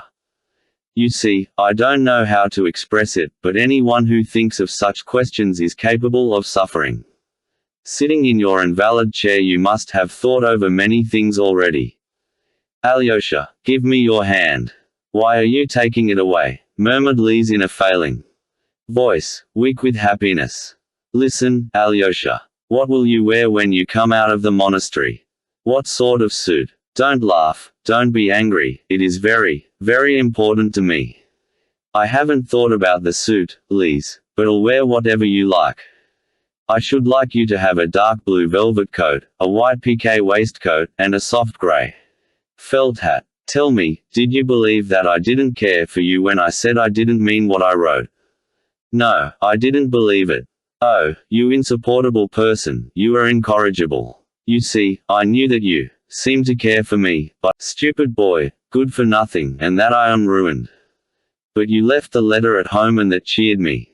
You left it behind on purpose, so as not to give it back, because you knew I would ask for it. That was it, wasn't it? Ah, Lise, it was not so a bit. The letter is with me now, and it was this morning, in this pocket. Here it is. Alyosha pulled the letter out laughing, and showed it her at a distance. But I am not going to give it to you. Look at it from here. Why, then you told a lie. You, a monk, told a lie. I told a lie if you like. Alyosha laughed, too. I told a lie so as not to give you back the letter. It's very precious to me, he added suddenly, with strong feeling, and again he flushed. It always will be, and I won't give it up to anyone. Lise looked at him joyfully. Alyosha, she murmured again, look at the door. Isn't Mama listening? Very well, Lise, I'll look, but wouldn't it be better not to look? Why suspect your mother of such meanness? What meanness? As for her spying on her daughter, it is her right, it is not meanness, cried Lise, firing up. You may be sure, Alexei Fyodorovich, that when I am a mother, if I have a daughter like myself I shall certainly spy on her. Really, Lise. That's not right. Oh, my goodness. What has meanness to do with it? If she were listening to some ordinary worldly conversation, it would be meanness, but when her own daughter is shut up with a young man. Listen, Alyosha, do you know I shall spy upon you as soon as we are married, and let me tell you I shall open all your letters and read them, so you may as well be prepared. Yes, of course, if so, muttered Alyosha, only it is not right. Ah, how contemptuous. Alyosha, dear, we won't quarrel the very first day. I'd better tell you the whole truth. Of course, it is very wrong to spy on people, and, of course, I am not right and you are, only I shall spy on you all the same. Duh, then, you won't find out anything, laughed Alyosha. And, Alyosha, will you give in to me? We must decide that too. I shall be delighted to, Lise, and certain to, only not in the most important things. Even if You don't agree with me. I shall do my duty in the most important things. That's right, but let me tell you, I am ready to give in to you not only in the most important matters, but in everything. And I am ready to vow to do so now, in everything, and for all my life, cried Lise fervently, and I'll do it gladly, gladly. What's more, I'll swear never to spy on you, never once, never to read one of your letters. For you are right and I am not. And though I shall be awfully tempted to spy, I know that I won't do it since you consider it dishonorable. You are my conscience now. Listen, Alexei Fyodorovitch, why have you been so sad lately? Both yesterday. Yes, Lise, I have a secret one, too, answered Alyosha mournfully. I see you love me. Since you guessed that, what grief? What about? Can you tell me? Asked Lise with timid entreaty. I'll tell you later, Lise, afterwards, said Alyosha, confused. Now you wouldn't understand it perhaps, and perhaps I couldn't explain it. I know your brothers and your father are worrying you, too. Yes, my brothers too, murmured Alyosha, pondering. I don't like your brother Ivan, Alyosha, said Lise suddenly. He noticed this remark with some surprise, but did not answer it. My brothers are destroying themselves, he went on, my father, too. And they are destroying others with them. It's the primitive force of the Karamazovs, as Father Pacey said the other day, a crude, unbridled, earthly force. Does the Spirit of God move above that force? Even that I don't know. I only know that I, too, am a Karamazov. Me a monk, a monk. Am I a monk, Lise? You said just now that I was. Yes, I did. And perhaps I don't even believe in God. You don't believe. What is the matter? Said Lise quietly and gently. But Alyosha did not answer. There was something too mysterious, too subjective in these last words of his, perhaps obscure to himself, but yet torturing him. And now on the top of it all, my friend, the best man in the world, is leaving the earth. If you knew, Lise, how bound up in soul I am with him. And then I shall be left alone. I shall come to you, Lise. For the future we will be together. Yes, together, together. Henceforward we shall be always together, all our lives. Listen, kiss me, I allow you. Alyosha kissed her. Come, now go. Christ be with you. And she made the sign of the cross over him. Make haste back to him while he is alive. I see I've kept you cruelly. I'll pray today for him and you. Alyosha, we shall be happy. Shall we be happy, shall we? I believe we shall, Lise. Alyosha thought it better not to go into Madame Holikov and was going out of the house without saying goodbye to her. But no sooner had he opened the door than he found Madame Holikov standing before him. From the first word Alyosha guessed that she had been waiting on purpose to meet him. Alexei Fyodorovitch, this is awful. This is all childish nonsense and ridiculous. I trust you won't dream. It's foolishness, nothing but foolishness, she said, attacking him at once. Only don't tell her that, said Alyosha, or she will be upset, and that's bad for her now. Sensible advice from a sensible young man. Am I to understand that you— Oh, no, not at all. I was quite serious in what I said, Alyosha declared stoutly.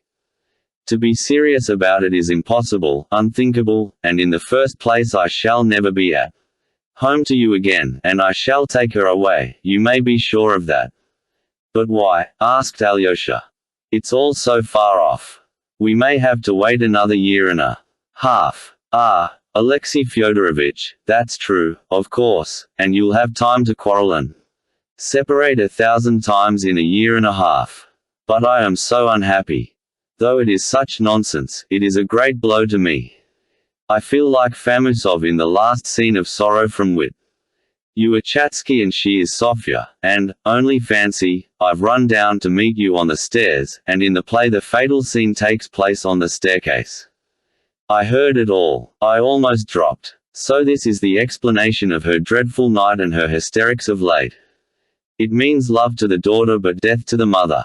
I might as well be in my grave at once. And a more serious matter still, what is this letter she has written? Show it me at once, at once. No, there's no need. Tell me, how is Katerina Ivanovna now?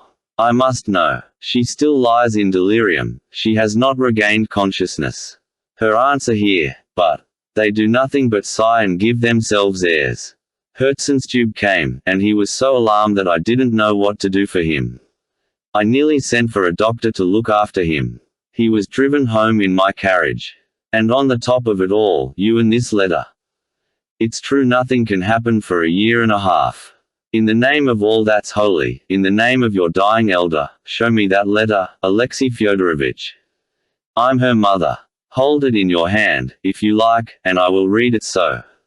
No, I won't show it to you. Even if she sanctioned it, I wouldn't. I am coming tomorrow. And if you like, we can talk over many things, but now goodbye. And Alyosha ran downstairs and into the street. Chapter 2. Smerdyakov with a guitar. He had no time to lose indeed. Even while he was saying goodbye to Lise, the thought had struck him that he must attempt some stratagem to find his brother Dmitri, who was evidently keeping out of his way. It was getting late, nearly 3 o'clock.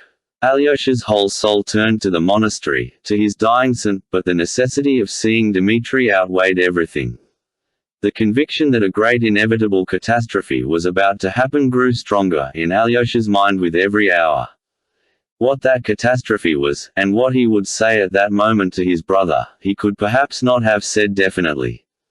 Even if my benefactor must die without me, anyway I won't have to reproach myself all my life with the thought that I might have saved something and did not, but passed by and hastened home.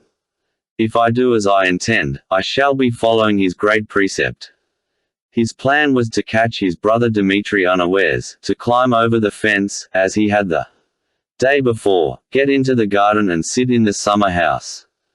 If Dmitri were not there, thought Alyosha, he would not announce himself to Foma or the women of the house, but would remain hidden in the summer house, even if he had to wait there till evening. If, as before, Dmitri were lying in wait for Grushenka to come, he would be very likely to come to the summer house. Alyosha did not, however, give much thought to the details of his plan, but resolved to act upon it, even if it meant not getting back to the monastery that day. Everything happened without hindrance. He climbed over the hurdle almost in the same spot as the day before, and stole into the summer house unseen. He did not want to be noticed. The woman of the house and Foma too, if he were here, might be loyal to his brother and obey his instructions, and so refuse to let Alyosha come into the garden, or might warn Dmitri that he was being sought and inquired for. There was no one in the summer house. Alyosha sat down and began to wait. He looked round the summer house, which somehow struck him as a great deal more ancient than before. Though the day was just as fine as yesterday, it seemed a wretched little place this time. There was a circle on the table, left no doubt from the glass of brandy having been spilt the day before. Foolish and irrelevant ideas strayed about his mind, as they always do in a time of tedious waiting. He wondered, for instance, why he had sat down precisely in the same place as before, why not in the other seat. At last he felt very depressed by suspense and uncertainty. But he had not sat there more than a quarter of an hour, when he suddenly heard the thrum of a guitar somewhere quite close. People were sitting, or had only just sat down, somewhere in the bushes not more than 20 paces away. Alyosha suddenly recollected that on coming out of the summer house the day before, he had caught a glimpse of an old green low garden seat among the bushes on the left, by the fence. The people must be sitting on it now. Who were they? A man's voice suddenly began singing in a sugary falsetto, accompanying himself on the guitar, with invincible force. I am bound to my dear. O Lord, have mercy on her and on me. On her and on me. On her and on me. The voice ceased. It was a lackey's tenor and a lackey's song. Another voice, a woman's, suddenly asked insinuatingly and bashfully, though with mincing affectation, "Why haven't you been to see us for so long, Pavel Fyodorovitch? Why do you always look down upon us?" "Not at all," answered a man's voice politely, but with emphatic dignity. It was clear that the man had the best of the position and that the woman was making advances. I believe the man must be Smerdyakov, thought Alyosha, from his voice. And the lady must be the daughter of the house here, who has come from Moscow, the one who wears the dress with a tail and goes to Marfa for soup. I am awfully fond of verses of all kinds, if they rhyme, the woman's voice continued. Why don't you go on? The man sang again. What do I care for royal wealth? If but my dear one be in health. Lord have mercy. On her and on me. On her and on me. On her and on me. It was even better last time, observed the woman's voice. You sang, if my darling be in health. It sounded more tender. I suppose you've forgotten today. Poetry is rubbish, said Smerdyakov curtly. Oh, no, I am very fond of poetry. So far as it is poetry, it is essential rubbish. Consider yourself, whoever talks in rhyme. And if we were all to talk in rhyme, even though it were decreed by government, we shouldn't say much, should we? Poetry is no good, Maria Kondratyevna. How clever you are. How is it you've gone so deep into everything? The woman's voice was more and more insinuating. I could have done better than that. I could have known more than that, if it had not been for my destiny from my childhood up. I would have shot a man in a duel if he called me names because I am descended from a filthy beggar and have no father. Vasilievich. Grigory Vasilievich blames me for rebelling against my birth, but I would have sanctioned their killing me before I was born that I might not have come into the world at all.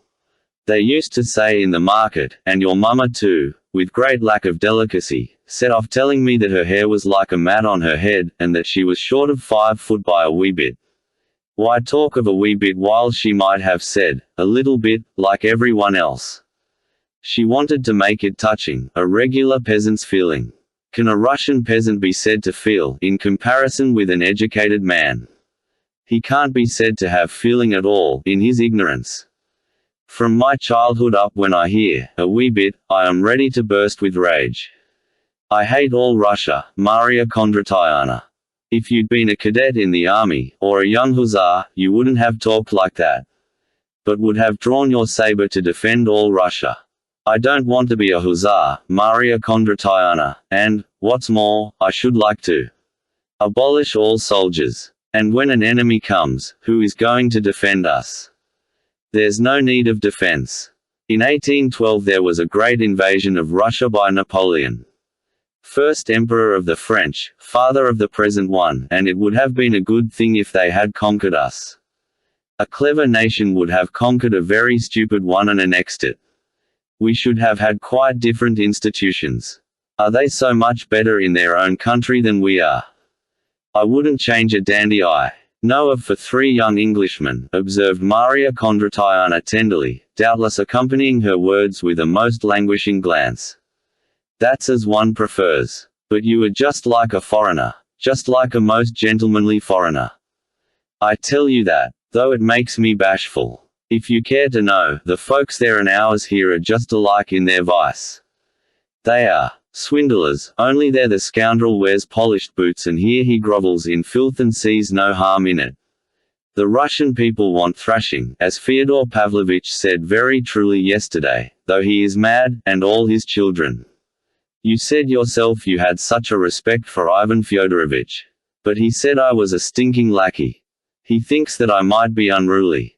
He is mistaken. There. If I had a certain sum in my pocket, I would have left here long ago.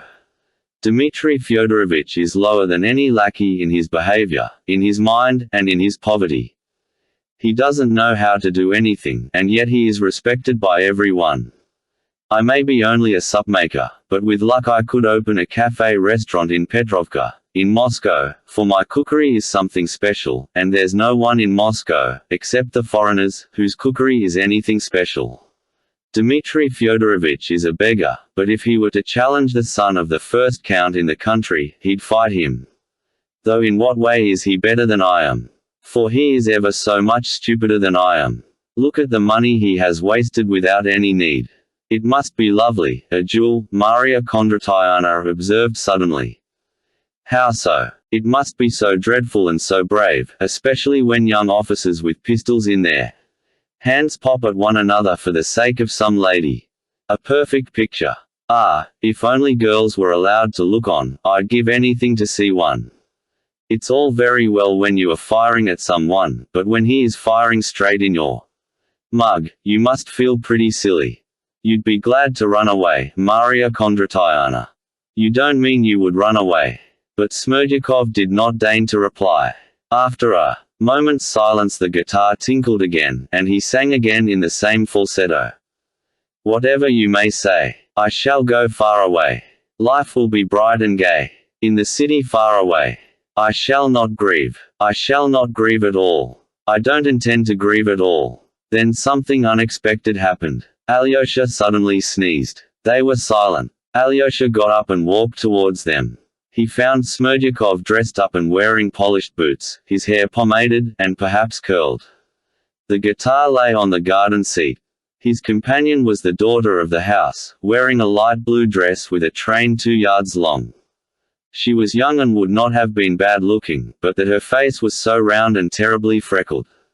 "Will my brother Dmitri soon be back?" asked Alyosha with as much composure as he could. Smerdyakov got up slowly. Maria Kondratyana rose too. "How am I to know about Dmitri Fyodorovich? It's not as if I were his keeper," answered Smerdyakov quietly, distinctly, and superciliously.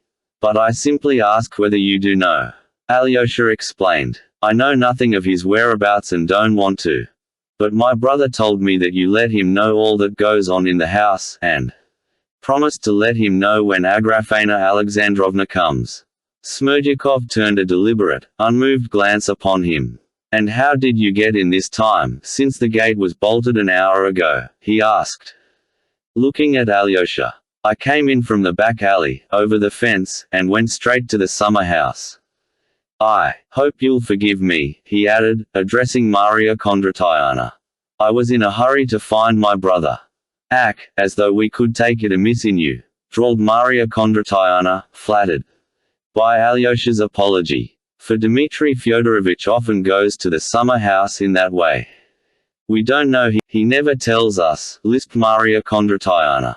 "Though I used to come here as a friend," Smerdyakov began again, "Dmitri Fyodorovich has pestered me in a merciless way even here by his incessant questions about the master. 'What news?' he'll ask. 'What's going on in there now? Who's coming and going, and can't I tell him something more? Twice already he's threatened me with death.'" "With death?" Alyosha exclaimed in surprise. "Do you suppose he'd think much of that, with his temper, which you had a chance of observing yourself yesterday? He says if I let Agrafena Alexandrovna in and she passes the night there, I'll be the first to suffer for it. I am terribly afraid of him, and if I were not even more afraid of doing so, I ought to let the police know. God only knows what he might not do. His honor said to him the other day, 'I'll pound you in a mortar,'" added Maria Kondratyana. "Oh, if it is pounding in a mortar, it may be only talk," observed Alyosha. "If I could meet him, I might speak to him about that too." "Well, the only thing I can tell you is this," said Smerdyakov, as though thinking better of it. "I am here as an old friend and neighbor, and it would be odd if I didn't come. On the other hand, Ivan Fyodorovich sent me first thing this morning to your brother's lodging in Lake Street, without a letter, but with a message to Dmitri Fyodorovich to go to dine with him at the restaurant here, in the market-place. I went, but didn't find Dmitri Fyodorovich at home, though it was 8 o'clock. He's been here, but he is quite gone," those were the very words of his landlady. "It's as though there was an understanding between them. Perhaps at this moment he is in the restaurant with Ivan Fyodorovich, for Ivan Fyodorovich has not been home to dinner and Fyodor Pavlovich dined alone an hour ago, and is gone to lie down. But I beg you most particularly not to speak of me and of what I have told you, for he'd kill me for nothing at all." "Brother Ivan invited Dmitri to the restaurant today," repeated Alyosha quickly. "That's so. The Metropolis Tavern in the market-place." "The very same. That's quite likely," cried Alyosha, much excited. "Thank you, Smerdyakov. That's important. I'll go there at once." "Don't betray me," Smerdyakov called after him. "Oh, no, I'll go to the tavern as though by chance. Don't be anxious. "But wait a minute, I'll open the gate to you," cried Maria Kondratyana. "No, it is a shortcut, I'll get over the fence again." What he had heard threw Alyosha into great agitation. He ran to the tavern. It was impossible for him to go into the tavern in his monastic dress, but he could inquire at the entrance for his brothers and call them down. But just as he "To be sure I can, only I don't quite know whether in this dress. But I am in a room apart. Come up the steps. I'll run down to meet you." A minute later Alyosha was sitting beside his brother. Ivan was alone dining. Chapter 3. The brothers make friends. Ivan was not, however, in a separate room, but only in a place shut off by a screen, so that it was unseen by other people in the room. It was the first room from the entrance with a buffet along the wall. Waiters were continually darting to and fro in it. The only customer in the room was an old retired military man drinking tea in a corner. But there was the usual bustle going on in the other rooms of the tavern. There were shouts for the waiters, the sound of popping corks, the click of billiard balls, the drone of the organ. Alyosha knew that Ivan did not usually visit this tavern and disliked taverns in general.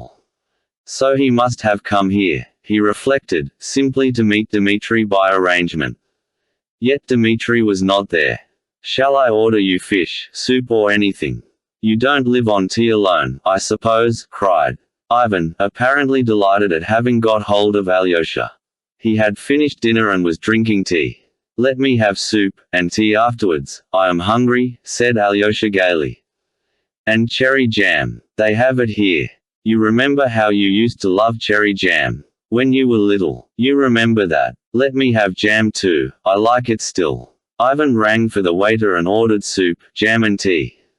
"I remember everything, Alyosha, I remember you till you were 11, I was nearly 15. There's such a difference between 15 and 11 that brothers are never companions at those ages.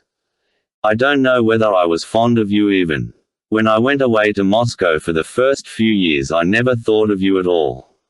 Then, when you came to Moscow yourself, we only met once somewhere, I believe.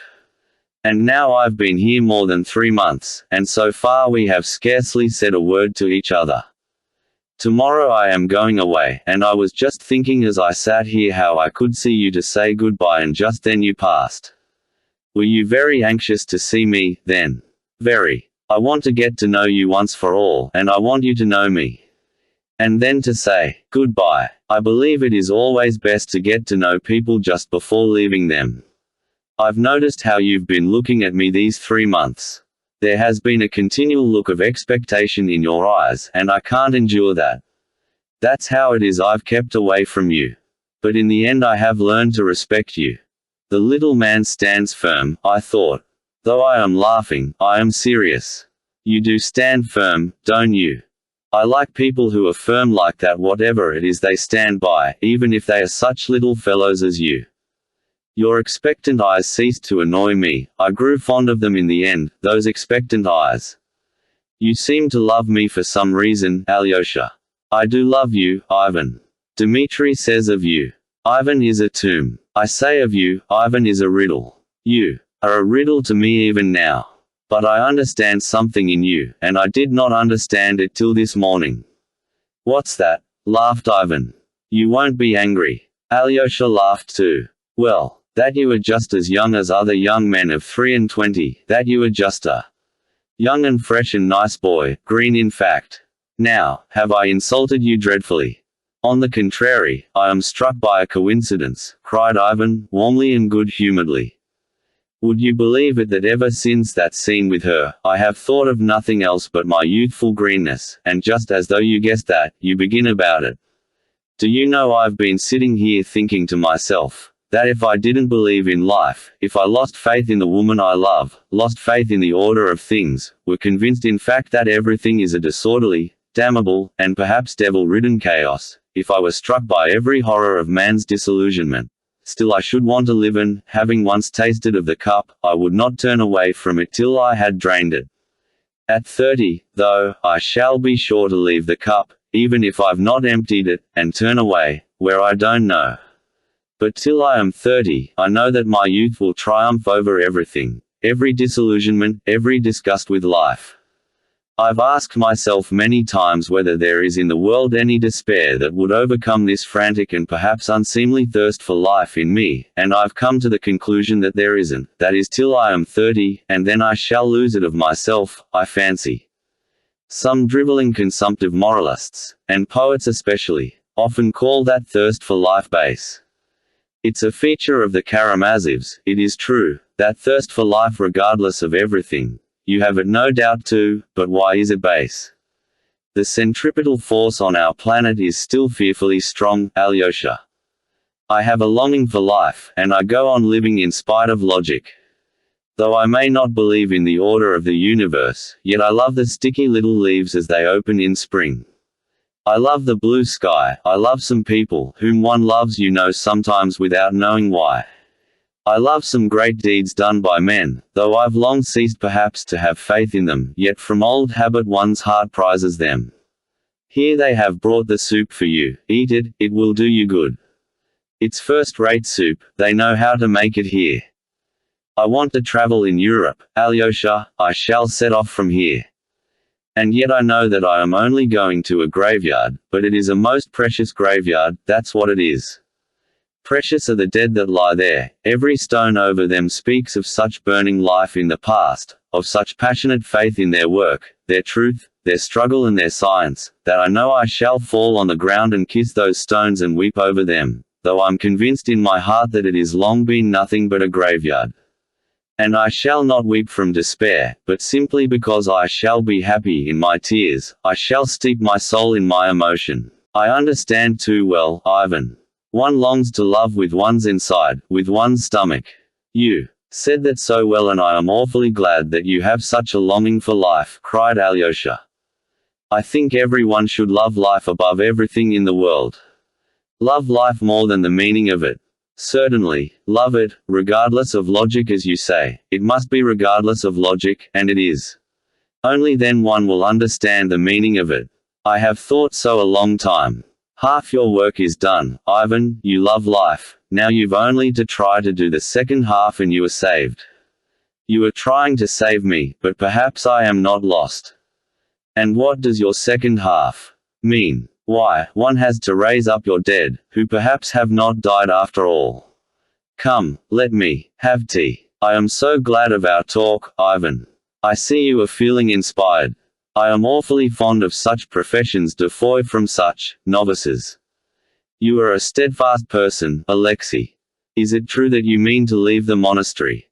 Yes, my elder sends me out into the world. We shall see each other then in the world. We shall meet before I am 30, when I shall begin to turn aside from the cup. Father doesn't want to turn aside from his cup till he is 70, he dreams of hanging on to 80 in fact, so he says. He means it only too seriously, though he is a buffoon. He stands on a firm rock, too, he stands on his sensuality, though after we are 30, indeed, there may be nothing else to stand on. But to hang on to 70 is nasty, better only to 30, one might retain a shadow of nobility, by deceiving oneself. Have you seen Dmitri today? No, but I saw Smerdyakov, and Alyosha rapidly, though minutely, described his meeting with Smerdyakov. Ivan began listening anxiously and questioned him. But he begged me not to tell Dmitri that he had told me about him, added Alyosha. Ivan frowned and pondered. Are you frowning on Smerdyakov's account? Asked Alyosha. Yes, on his account. Damn him, I certainly did want to see Dmitri, but now there's no need, said Ivan reluctantly. But are you really going so soon, brother? Yes. What are Dmitri and father? How will it end? Asked Alyosha anxiously. You are always harping upon it. What have I to do with it? Am I my brother Dmitri's keeper? Ivan snapped irritably, but then he suddenly smiled bitterly. Cain's answer about his murdered brother, wasn't it? Perhaps that's what you're thinking at this moment. Well, damn it all, I can't stay here to be their keeper, can I? I've finished what I had to do, and I am going. Do you imagine Yes, and I've released myself once for all. And after all, what have I to do with Dmitri? Dmitri doesn't come in. I had my own business to settle with Katerina Ivanovna. You know, on the contrary, that Dmitri behaved as though there was an understanding between us. I didn't ask him to do it, but he solemnly handed her over to me and gave us his blessing. It's all too funny. Ah, Alyosha, if you only knew how light my heart is now. Would you believe it, I sat here eating my dinner and was nearly ordering champagne to celebrate my first hour of freedom. Tifu. It's been going on nearly 6 months, and all at once I've thrown it off. I could never have guessed even yesterday how easy it would be to put an end to it if I wanted. You were speaking of your love, Ivan. Of my love, if you like.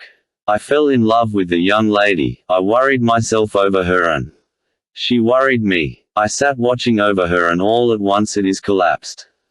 I spoke this morning with inspiration, but I went away and roared with laughter. Would you believe it? Yes, it is the literal truth. You seem very merry about it now, observed Alyosha, looking into his face, which had suddenly grown brighter. But how could I tell that I didn't care for her a bit? Ha ha. It appears after all I didn't.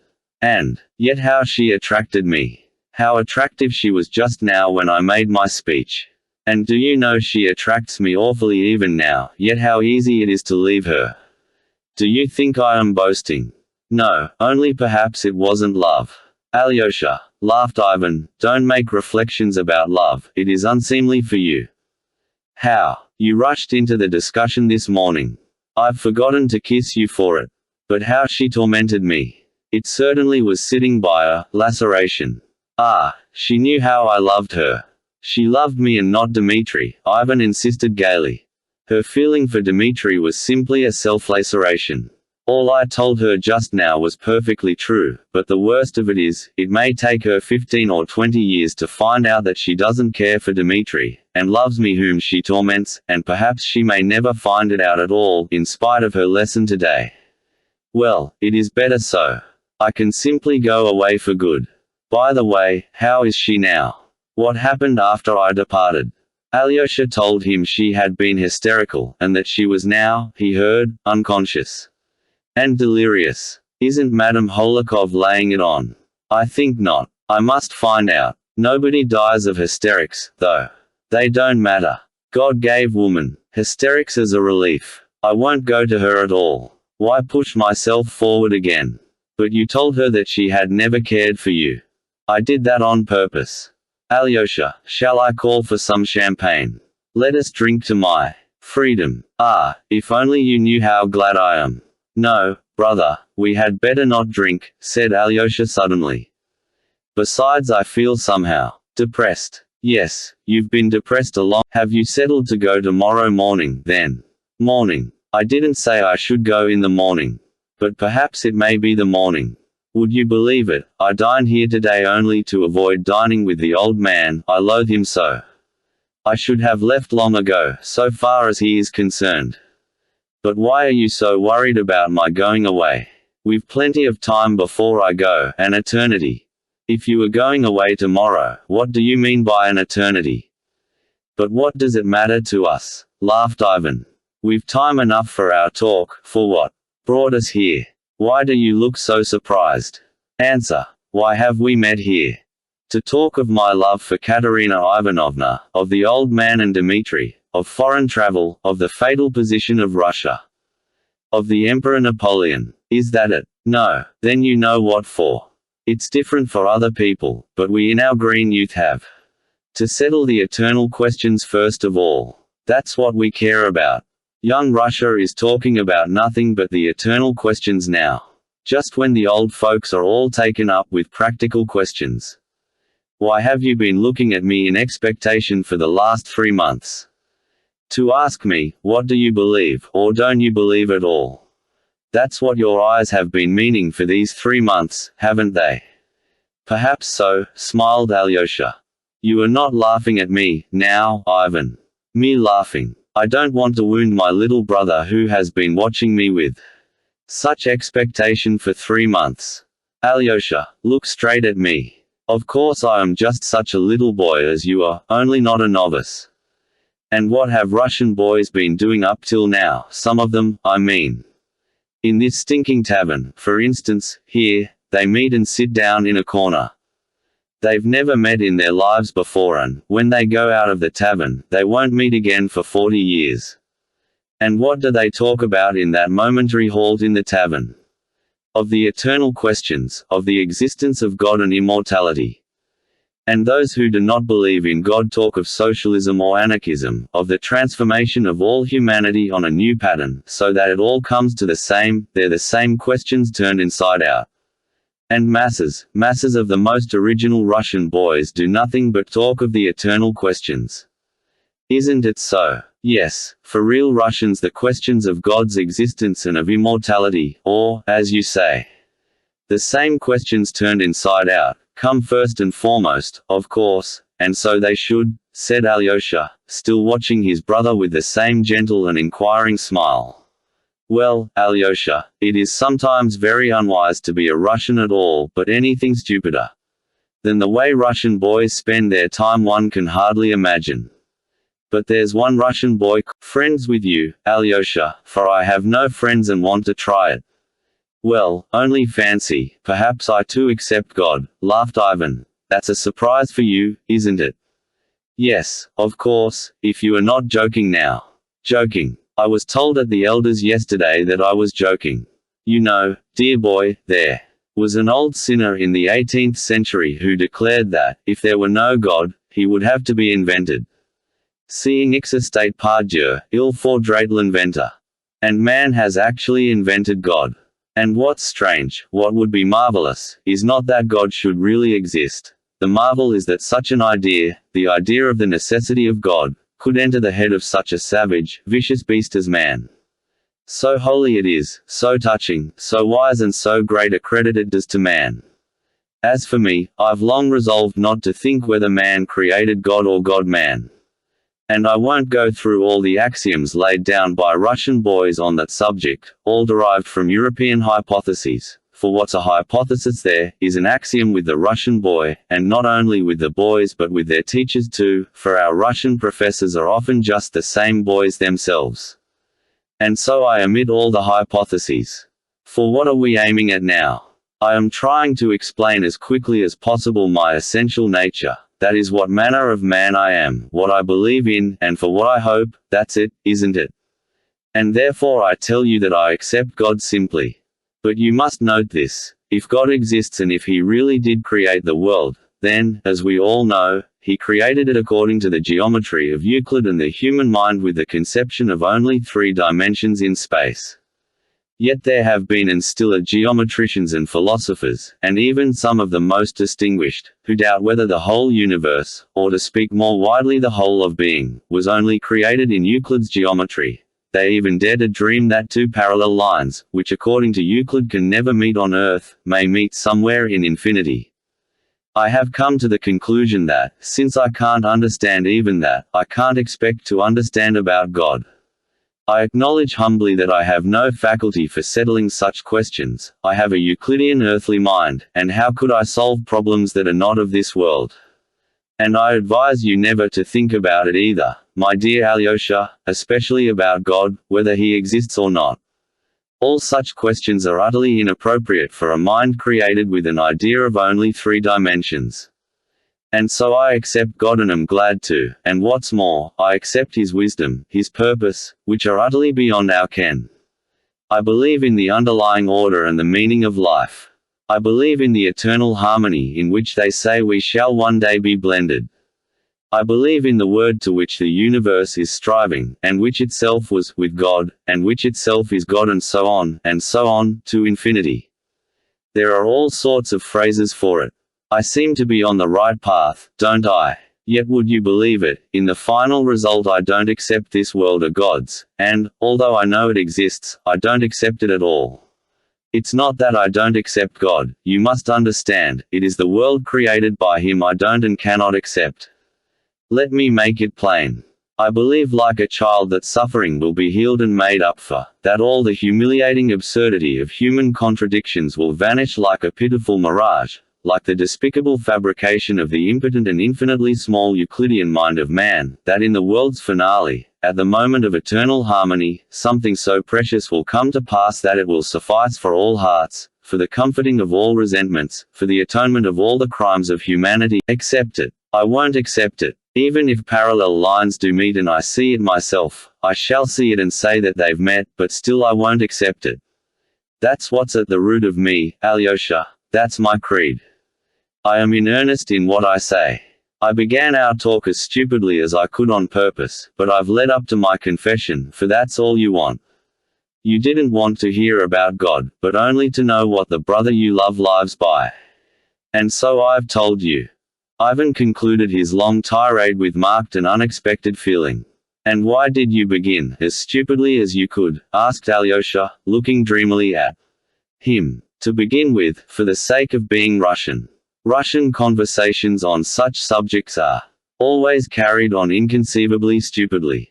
And secondly, the stupider one is, the closer one is to reality. The stupider one is, the clearer one is. Stupidity is brief and artless, while intelligence wriggles and hides itself. Intelligence is a knave, but stupidity is honest and straightforward. I've led the conversation to my despair, and the more stupidly I have presented it, the better for me. You will explain why you don't accept the world, said Alyosha. To be sure I will, it is not a secret, that's what I've been leading up to. Dear little brother.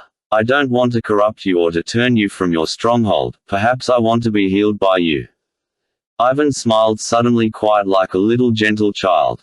Alyosha had never seen such a smile on his face before.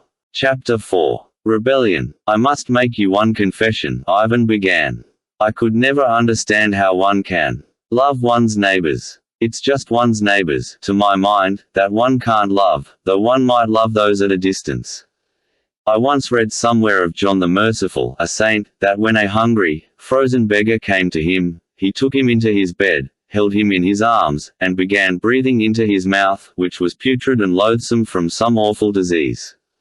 I am convinced that he did that from self-laceration, from the self-laceration of falsity, for the sake of the charity imposed by duty, as a penance laid on him. For anyone to love a man, he must be hidden, for as soon as he shows his face, love is gone. Father Zosima has talked to that more than once, observed Alyosha. He, too, said that the face of a man often hinders many people not practiced in love, from loving him. But yet there's a great deal of love in mankind, and almost Christ-like love. I know that myself, Ivan. Well, I know nothing of it so far, and can't understand it, and the innumerable mass of mankind are with me there. The question is, whether that's due to men's bad qualities or whether it is inherent in their nature. To my thinking, Christ-like love for men is a miracle impossible on earth. He was God. But we are not gods. Suppose I, for instance, suffer intensely. Another can never know how much I suffer, because he is another and not I. And what's more, a man is rarely ready to admit another's suffering as though it were a distinction. Why won't he admit it, do you think? Because I smell unpleasant, because I have a stupid face, because I once trod on his foot. Besides, there is suffering and suffering, degrading, humiliating suffering such as humbles me, hunger, for instance. My benefactor will perhaps allow me, but when you come to higher suffering, for an idea, for instance, he will very rarely admit that, perhaps because my face strikes him as not at all what he fancies a man should have who suffers for an idea. And so he deprives me instantly of his favor, and not at all from badness of heart. Beggars, especially genteel beggars, ought never to show themselves, but to ask for charity through the newspapers. One can love one's neighbors in the abstract, or even at a distance, but at close quarters it is almost impossible. If it were as on the stage, in the ballet, where if beggars come in, they wear silken rags and tattered lace and beg for alms dancing gracefully, then one might like looking at them. But even then we should not love them. But enough of that. I simply wanted to show you my point of view. I meant to speak of the suffering of mankind generally, but we had better confine ourselves to the sufferings of the children. That reduces the scope of my argument to a tenth of what it would be. Still, we'd better keep to the children, though it does weaken my case.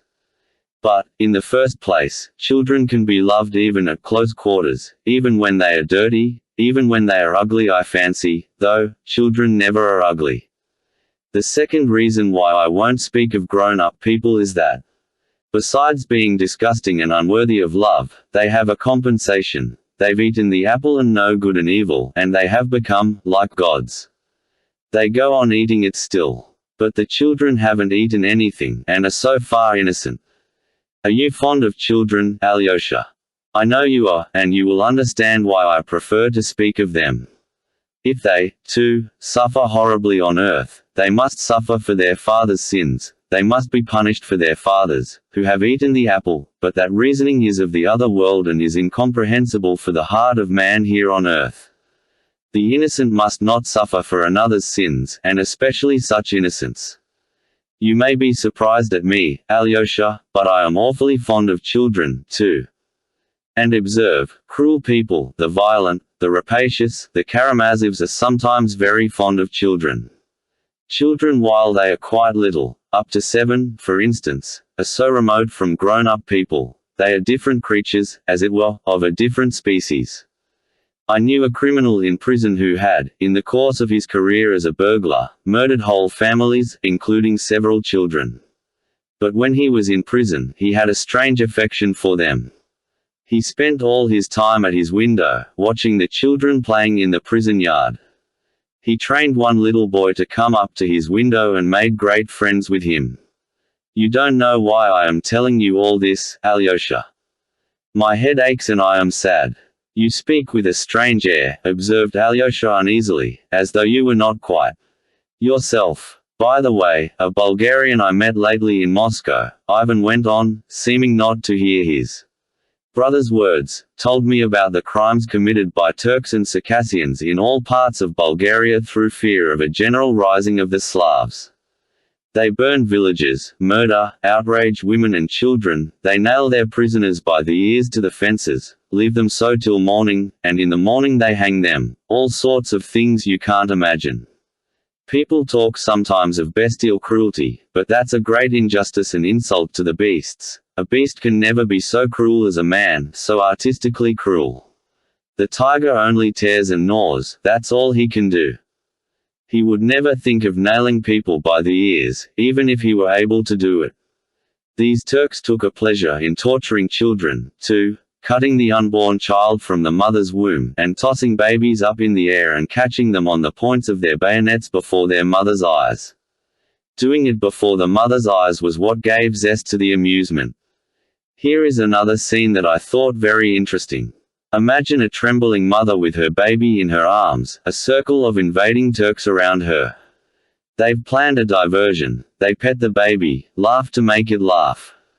They succeed, the baby laughs. At that moment a Turk points a pistol 4 inches from the baby's face.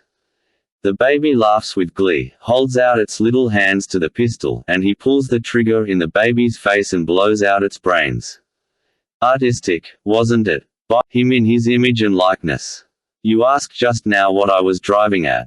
You see, I am fond of collecting certain facts, and, would you believe, I even copy anecdotes of a certain sort from newspapers and books, and I've already got a fine collection.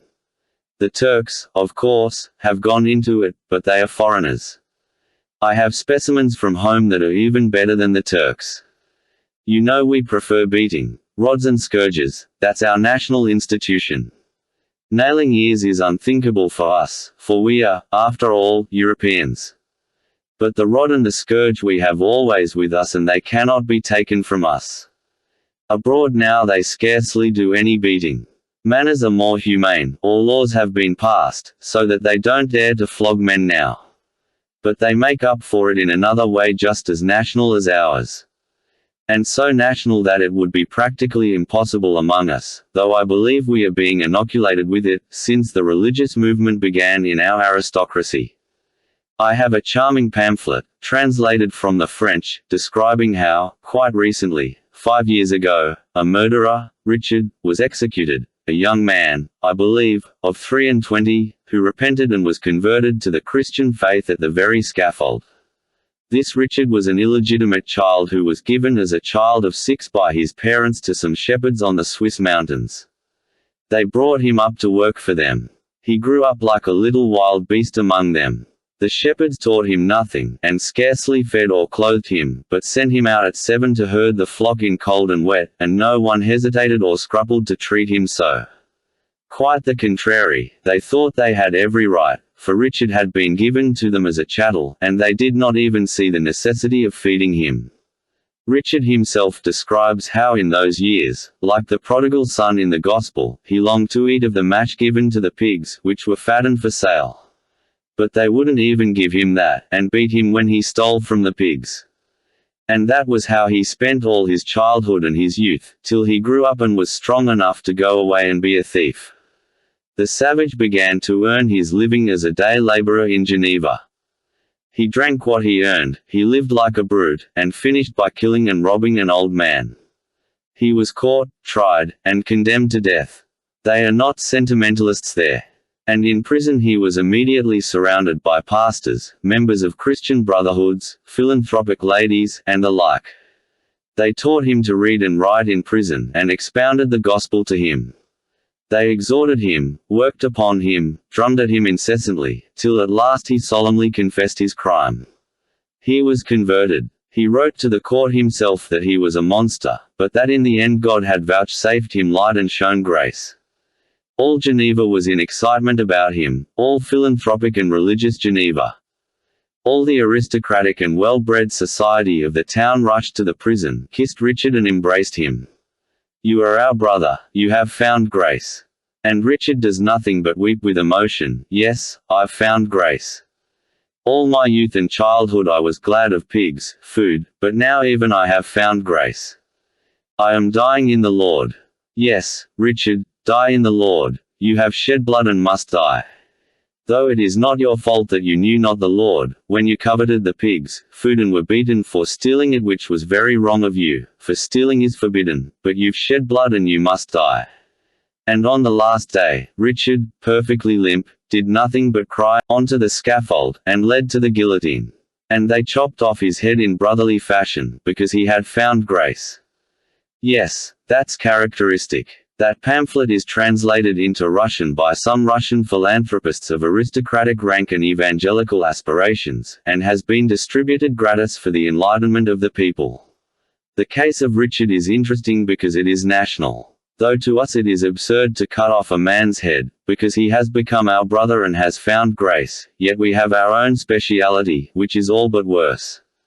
Our historical pastime is the direct satisfaction of inflicting pain.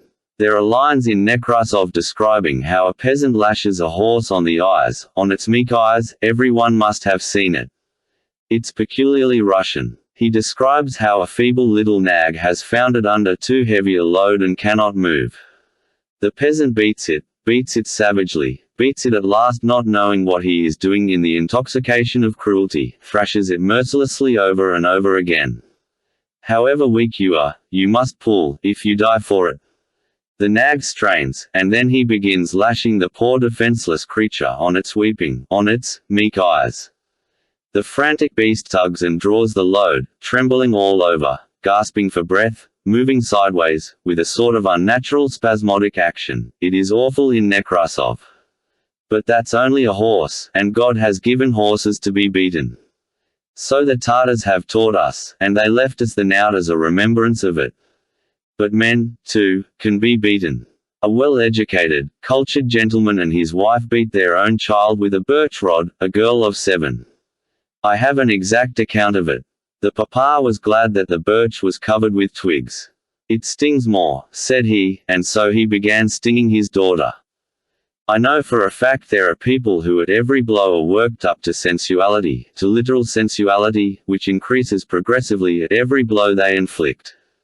They beat for a minute, for 5 minutes, for 10 minutes, more often and more savagely. The child screams. At last the child cannot scream, it gasps, "Daddy, Daddy." By some diabolical unseemly chance the case was brought into court.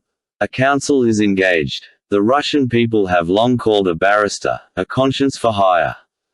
The counsel protests in his client's defense. "It's such a simple thing," he says, "an everyday domestic event. A father corrects his child. To our shame be it said, it is brought into court. The jury, convinced by him, give a favorable verdict. The public roars with delight that the torturer is acquitted. Ah, pity I wasn't there. I would have proposed to raise a subscription in his honor. Charming pictures. But I've still better things about children. I've collected a great deal about Russian children, Alyosha. There was a little girl of 5 who was hated by her father and mother, most worthy and respectable people, of good education and breeding. You see, I must repeat again, it is a peculiar characteristic of many people, this love of torturing children, and children only. To all other types of humanity these torturers behave mildly and benevolently, like cultivated and humane Europeans, but they are very fond of tormenting children, even fond of children themselves in that sense.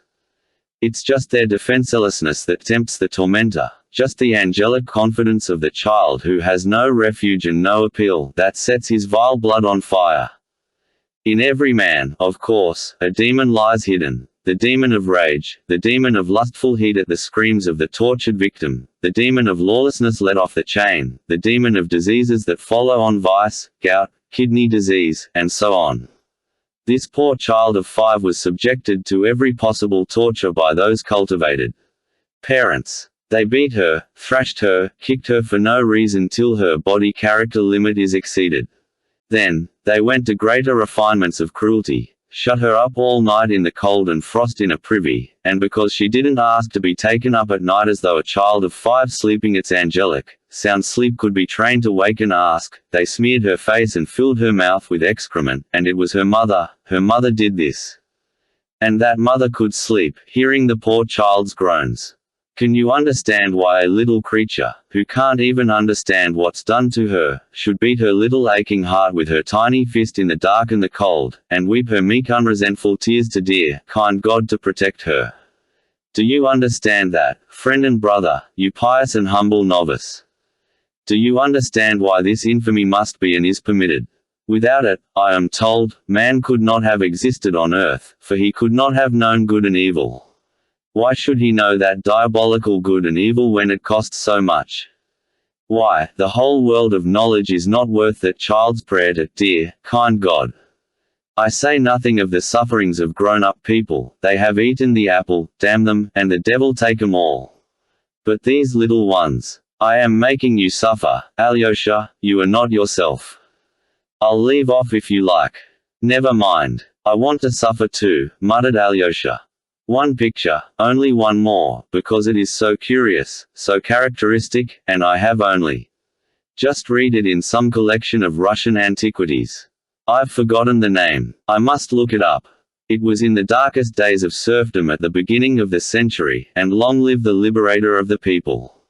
There was in those days a general of aristocratic connections, the owner of great estates, one of those men, somewhat exceptional, I believe, even then, who, retiring from the service into a life of leisure, are convinced that they've earned absolute power over the lives of their subjects. There were such men then.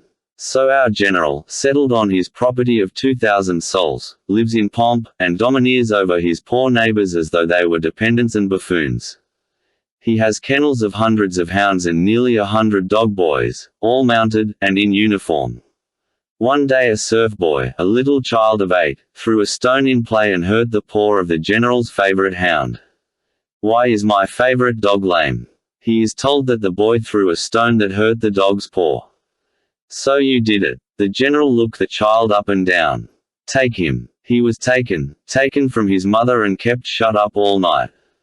Early that morning the general comes out on horseback, with the hounds, his dependents, dog boys, and huntsmen, all mounted around him in full hunting parade.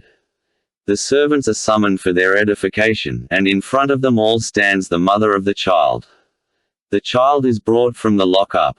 It's a gloomy, cold, foggy autumn day, a capital day for hunting. The general orders the child to be undressed. The child is stripped naked. He shivers, numb with terror, not daring to cry. Make him run, commands the general. Run, run, shout the dog boys. The boy runs. At him, yells the general, and he sets the whole pack of hounds on the child. The hounds catch him, and tear him to pieces before his mother's eyes. I believe the general was afterwards declared incapable of administering his estates. Well, what did he deserve? To be shot. To be shot for the What I said was absurd, but that's just the point, but, cried Ivan. Let me tell you, novice, that the absurd is only too necessary on earth. The world stands on absurdities, and perhaps nothing would have come to pass in it without them. We know what we know. What do you know? I understand nothing, Ivan went on, as though in delirium. I don't want to understand anything now. I want to stick to the fact. I made up my mind long ago not to understand. If I try to understand anything, I shall be false to the fact, and I have determined to stick to the fact. Why are you trying me? Alyosha cried, with sudden distress. Will you say what you mean at last? Of course, I will. That's what I've been leading up to. You are dear to me, I don't want to let you go, and I won't give you up to your Zosima. Ivan for a minute was silent, his face became all at once very sad. Listen, I took the case of children only to make my case clearer. Of the other tiers of humanity with which the earth is soaked from its crust to its center, I will say nothing. I have narrowed my subject on purpose. I am a bug, and I recognize in all humility that I cannot understand why the world is arranged as it is. Men are themselves to blame, I suppose. They were given paradise, they wanted freedom, and stole fire from heaven, though they knew they would become unhappy, so there is no need to pity them. With my pitiful, earthly, Euclidean understanding, all I know is that there is suffering and that there are none guilty, that cause follows effect, simply and directly, that everything flows and finds its level, but that's only Euclidean nonsense, I know that, and I can't consent to live by it. What comfort is it to me that there are none guilty and that cause follows effect simply and directly, and that I know it? I must have justice, or I will destroy myself. And not justice in some remote infinite time and space, but here on earth, and that I could see myself. I have believed in it. I want to see it, and if I am dead by then, let me rise again, for if it all happens without me, it will be too unfair. Surely I haven't suffered, simply that I, my crimes and my sufferings, may manure the soil of the future harmony for somebody else. I want to see with my own eyes the hind lie down with the lion and the victim rise up and embrace his murderer. I want to be there when everyone suddenly understands what it has all been for. All the religions of the world are built on this longing, and I am a believer. But then there are the children, and what am I to do about them? That's a question I can't answer. For the 100th time I repeat, there are numbers of questions, but I've only taken the children, because in their case what I mean is so unanswerably clear. Listen, if all must suffer to pay for the eternal harmony, what have children to do with it, tell me, please. It's beyond all comprehension why they should suffer, and why they should pay for the harmony. Why should they, too, furnish material to enrich the soil for the harmony of the future? I understand solidarity in sin among men. I understand solidarity in retribution, too, but there can be no such solidarity with children. And if it is really true that they must share responsibility for all their father's crimes, such a truth is not of this world and is 8 years old. Oh, Alyosha, I am not blaspheming. I understand, of course, what an upheaval of the universe it will be, when everything in heaven and earth blends in one hymn of praise and everything that lives and has lived cries aloud. Thou art just, O Lord, for thy ways are revealed. When the mother embraces the fiend who threw her child to the dogs, and all three cry aloud with tears, Thou art just, O Lord, then, of course, the crown of knowledge will be reached and all will be made clear. But what pulls me up here is that I can't accept that harmony. And while I am on earth, I make haste to take my own measures. You see, Alyosha, perhaps it really may happen that if I live to that moment, or rise again to see it, I, too, perhaps, may cry aloud with the rest, looking at the mother embracing the child's torturer, Thou art just, O Lord, but I don't want to cry aloud then. While there is still time, I hasten to protect myself, and so I renounce the higher harmony altogether. It's not worth the tears of that one tortured child who beat itself on the breast with its little fist and prayed in its stinking outhouse, with its unexpiated tears to, dear, kind God. It's not worth it, because those tears are unatoned for. They must be atoned for, or there can be no harmony. But how? How are you going to atone for them? Is it possible? By their being avenged. But what do I care for avenging them? What do I care for a hell for oppressors? What good can hell do, since those children have already been tortured? And what becomes of harmony, if there is hell? I want to forgive. I want to embrace. I don't want more suffering. And if the sufferings of children go to swell the sum of sufferings which was necessary to pay for truth, then I protest that the truth is not worth such a price. I don't want a mother to embrace the oppressor who threw her son to the dogs. She dare not forgive him. Let her forgive him for herself, if she will. Let her forgive the torturer for the immeasurable suffering of her mother's heart. But the sufferings of her tortured child she has no right to forgive. She dare not forgive the torturer, even if the child were to forgive him. And if that is so, if they dare not forgive, what becomes of harmony? Is there in the whole world a being who would have the right to forgive and could forgive? I don't want harmony. From love for humanity I don't want it. I would rather be left with the unavenged suffering. I would rather remain with my unavenged suffering and unsatisfied indignation, even if I were wrong. Besides, too high a price is asked for harmony. It is beyond our means to pay so much to enter on it. And so I hasten to give back my entrance ticket, and if I am an honest man I am bound to give it back as soon as possible. And that I am doing. It's not God that I don't accept, Alyosha, only I most respectfully return him the ticket. That's rebellion, murmured Alyosha, looking down. Rebellion. I am sorry you call it that, said Ivan earnestly. One can hardly live in rebellion, and I want to live. Tell me yourself, I challenge you, answer. Imagine that you are creating a fabric of human destiny with the object of making men happy in the end, giving them peace and rest at last, but that it was essential and inevitable to torture to death only one tiny creature, that baby beating its breast with its fist, for instance, and to found that edifice on its unavenged tears, would you consent to be the architect on those conditions? Tell me, and tell the truth. No, I wouldn't consent. No, I can't admit it. Brother, said Alyosha suddenly, with flashing eyes, you said just now, is there a being in the whole world who would have the right to forgive and could forgive? But there is a being and he can forgive everything, all and for all, because he gave his innocent blood for all and everything. You have forgotten him, and on him is built the edifice, and it is to him they cry aloud, Thou art just, O Lord, for thy ways are revealed. Ah, the one without sin and his blood. No, I have not forgotten him, on the contrary I've been wondering all the time how it was you did not bring him in before, for usually all arguments on your side put him in the foreground. Do you know, Alyosha? Don't laugh. I made a poem about a year ago. If you can waste another 10 minutes on me, I'll tell it to you. You wrote a poem. Oh, no, I didn't write it, laughed Ivan, and I've never written 2 lines of poetry in my life. But I made up this poem in prose and I remembered it. I was carried away when I made it up. You will be my first reader, that is listener. Why should an author forego even one listener? Smiled Ivan. Shall I tell it to you? I am all attention, said Alyosha. My poem is called, The Grand Inquisitor. It is a ridiculous thing. Chapter 5. The Grand Inquisitor. Even this must have a preface. That is, a literary preface, laughed Ivan, and I am a poor hand at making one. You see, my action takes place in the 16th century, and at that time, as you probably learned at school, it was customary in poetry to bring down heavenly powers on earth.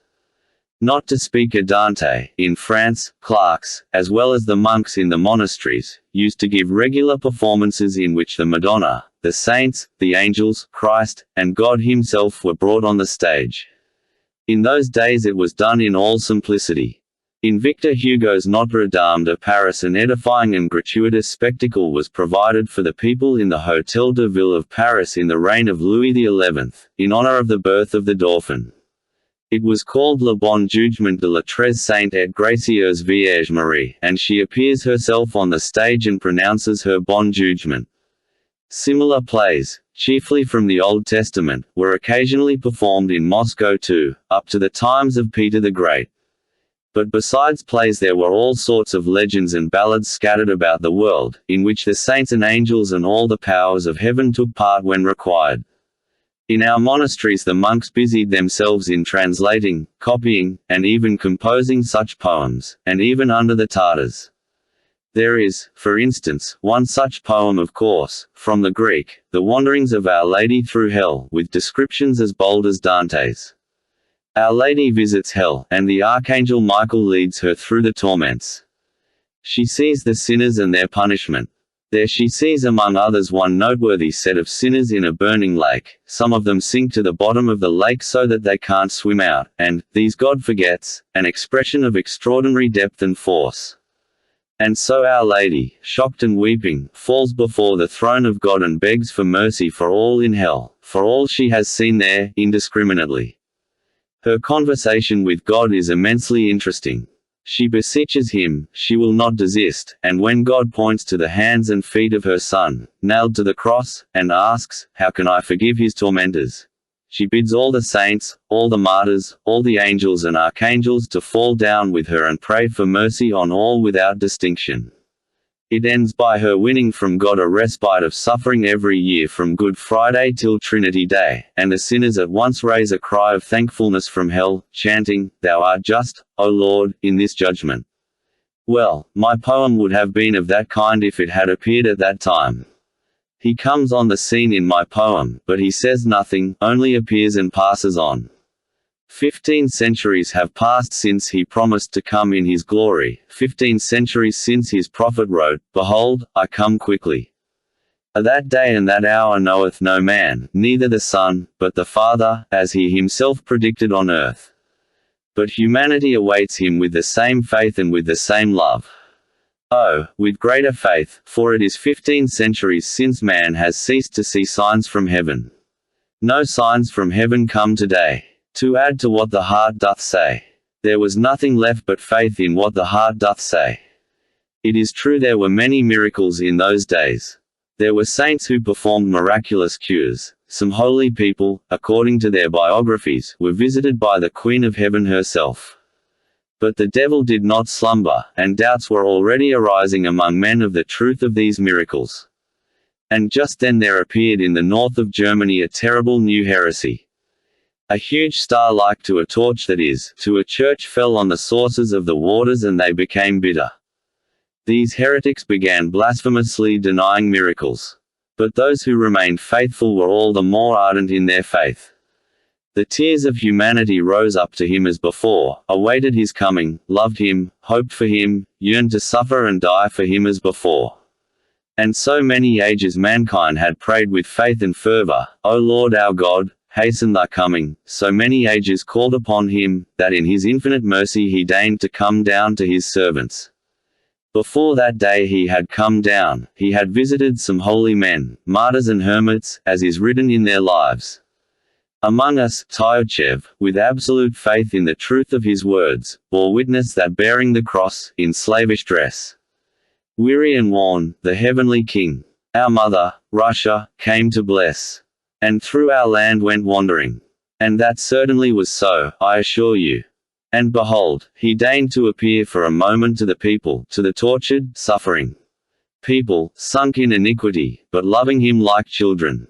My story is laid in Spain, in Seville, in the most terrible time of the Inquisition, when fires were lighted every day to the glory of God, and, in the splendid auto da fe the wicked heretics were burned.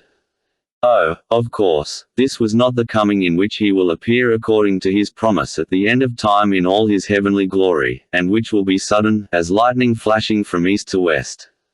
No, he visited his children only for a moment, and there where the flames were crackling round the heretics. In his infinite mercy he came once more among men in that human shape in which he walked among men for 3 years 15 centuries ago. He came down to the hot pavements of the southern town in which on the day before almost 100 heretics had, ad majorem gloriam Dei, been burnt by the cardinal, the Grand Inquisitor, in a magnificent auto da fe, in the presence of the king, the court, the knights, the cardinals, the most charming ladies of the court, and the whole population of Seville. He came softly, unobserved, and yet, strange to say, everyone recognized him. That might be one of the best passages in the poem. I mean, why they recognized him.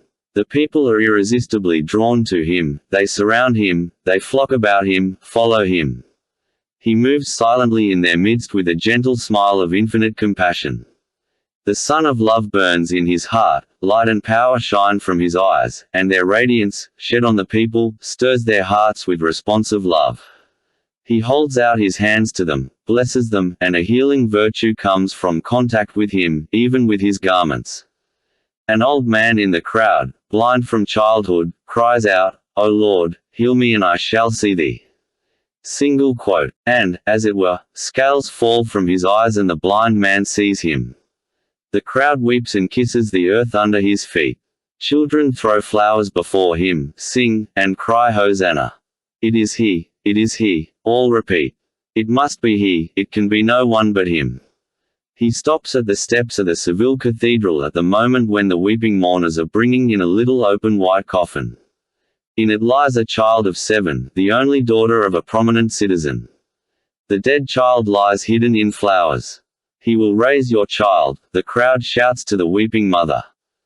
The priest, coming to meet the coffin, looks perplexed, and frowns, but the mother of the dead child throws herself at his feet with a wail.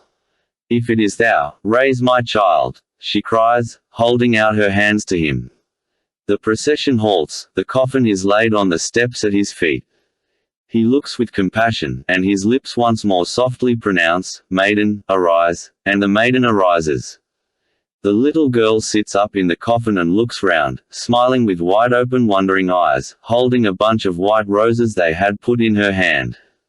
There are cries, sobs, confusion among the people, and at that moment the cardinal himself, the Grand Inquisitor, passes by the cathedral. He is an old man, almost 90, tall and erect, with a withered face and sunken eyes, in which there is still a gleam of light. He is not dressed in his gorgeous cardinal's robes, as he was the day before, when he was burning the enemies of the Roman Church. At this moment he is wearing his coarse, old, monk's cassock. At a distance behind him come his gloomy assistants and slaves and the Holy Guard. He stops at the sight of the crowd and watches it from a distance. He sees everything. He sees them set the coffin down at his feet, sees the child rise up, and his face darkens. He knits his thick grey brows and his eyes gleam with a sinister fire. He holds out his finger and bids the guards take him. And such is his power, so completely are the people cowed into submission and trembling obedience to him, that the crowd immediately makes way for the guards, and in the midst of deathlike silence they lay hands on him and led him away. The crowd instantly bows down to the earth, like one man, before the old Inquisitor. He blesses the people in silence and passes on. The guards lead their prisoner to the close, gloomy vaulted prison in the ancient palace of the Holy Inquisition and shut him in it. The day passes and is followed by the dark, burning, breathless night of Seville. The air is fragrant with laurel and lemon. In the pitch darkness the iron door of the prison is suddenly opened and the Grand Inquisitor himself comes in with a light in his hand. He is alone. The door is closed at once behind him. He stands in the doorway and for a minute or two gazes into his face. At last he goes up slowly, sets the light on the table and speaks. "Is it thou, thou?" But receiving no answer, he adds at once, "Don't answer, be silent. What canst thou say, indeed? I know too well what thou wouldst say. And thou hast no right to add anything to what thou hadst said of old. Why, then, art thou come to hinder us? For thou hast come to hinder us, and thou knowest that. But dost thou know what will be tomorrow? I know not who thou art and care not to know whether it is thou or only a semblance of him, but tomorrow I shall condemn thee and burn thee at the stake as the worst of heretics. And the very people who have today kissed thy feet, tomorrow at the faintest sign from me will rush to heap up the embers of thy fire. Knowest thou that? Yes, maybe thou. I don't quite understand, Ivan. What does it mean? Alyosha, who had been listening in silence, said with a smile, "Is it simply a wild fantasy, or a mistake on the part of the old man, some impossible quiproquo?" "Take it as the last," said Ivan, laughing, "if you are so corrupted by modern realism and can't stand anything fantastic. If you like it to be a case of mistaken identity, let it be so. It is true," he went on, laughing, "the old man was 90, and he might well be crazy over his set idea. He might have been struck by the appearance of the prisoner. It might, in fact, be simply his ravings, the delusion of an old man of 90, overexcited by the auto da fe of 100 heretics the day before. But does it matter to us after all whether it was a mistake of identity or a wild fantasy? All that matters is that the old man should speak out, should speak openly of what he has thought in silence for 90 years. And the prisoner too is silent. Does he look at him and not say a word? That's inevitable in any case." Ivan laughed again. "The old man has told him he hasn't the right to add anything to what he has said of old. One may say it is the most fundamental feature of Roman Catholicism, in my opinion at least. All has been given by thee to the Pope, they say, and all, therefore, is still in the Pope's hands, and there is no need for thee to come now at all. Thou must not meddle for the time, at least. That's how they speak and write too, the Jesuits, at any rate. I have read it myself in the works of their theologians. Hast thou the right to reveal to us one of the mysteries of that world from which thou hast come? My old man asks him, and answers the question for him. No, thou hast not, that thou mayest not add to what has been said of old, and mayest not take from men the freedom which thou didst exalt when thou wast on earth. Whatsoever thou revealest anew will encroach on men's freedom of faith, for it will be manifest as a miracle, and the freedom of their faith was dearer to thee than anything in those days 1500 years ago. Didst thou not often say then, I will make you free? But now thou hast seen these free men," the old man adds suddenly, with a pensive smile. "Yes, we've paid dearly for it," he goes on, looking sternly at him, "but at last we have completed that work in thy name. For 15 centuries we have been wrestling with thy freedom, but now it is ended and over for good. Dost thou not believe that it is over for good? Thou lookest meekly at me and deignest not even to be wroth with me. But let me tell thee that now, today, people are more persuaded than ever that they have perfect freedom, yet they have brought their freedom to us and laid it humbly at our feet. But that has been our doing. Was this what thou didst? Was this thy freedom? I don't understand again," Alyosha broke in. "Is he ironical, is he jesting? Not a bit of it. He claims it as a merit for himself and his church that at last they have vanquished freedom and have done so to make men happy. For now, he is speaking of the Inquisition. Of course, for the first time it has become possible to think of the happiness of men. Man was created a rebel, and how can rebels be happy? Thou wast warned," he says to him. "Thou hast had no lack of admonitions and warnings, but thou did—" "And what's the meaning of no lack of admonitions and warnings?" asked Alyosha. "Why, that's the chief part of what the old man must say. The wise and dread spirit, the spirit of self-destruction and non-existence, the old man goes on, the great spirit talked with thee in the wilderness, and we are told in the books that he tempted thee. Is that so? And could anything truer be said than what he revealed to thee in 3 questions and what thou didst reject, and what in the books is called the temptation? And yet if there has ever been on earth a real stupendous miracle, it took place on that day, on the day of the 3 temptations. The statement of those 3 questions was itself the miracle. If it were possible to imagine simply for the sake of argument that those 3 questions of the dread spirit had perished utterly from the books, and that we had to restore them and to invent them anew, and to do so had gathered together all the wise men of the earth, rulers, chief priests, learned men, philosophers, poets, and had set them the task to invent 3 questions, such as would not only fit the occasion, but express in 3 words, 3 human phrases, the whole future history of the world and of humanity. Dost thou believe that all the wisdom of the earth united could have invented anything in depth and force equal to the 3 questions which were actually put to thee then by the wise and mighty spirit in the wilderness? From those questions alone, from the miracle of their statement, we can see that we have here to do not with the fleeting human intelligence, but with the absolute and eternal. For in those three questions the whole subsequent history of mankind is, as it were, brought together into one whole, and foretold, and in them are united all the unsolved historical contradictions of human nature. At the time it could not be so clear, since the future was unknown, but now that 1500 years have passed, we see that everything in those three questions was so justly divined and foretold, and has been so truly fulfilled, that nothing can be added to them or taken from them. Judge thyself who was right, thou or he who questioned thee then.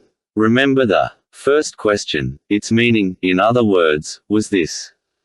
Thou wouldst go into the world, and art going with empty hands, with some promise of freedom which men in their simplicity and their natural unruliness cannot even understand, which they fear and dread, for nothing has ever been more insupportable for a man and a human society than freedom.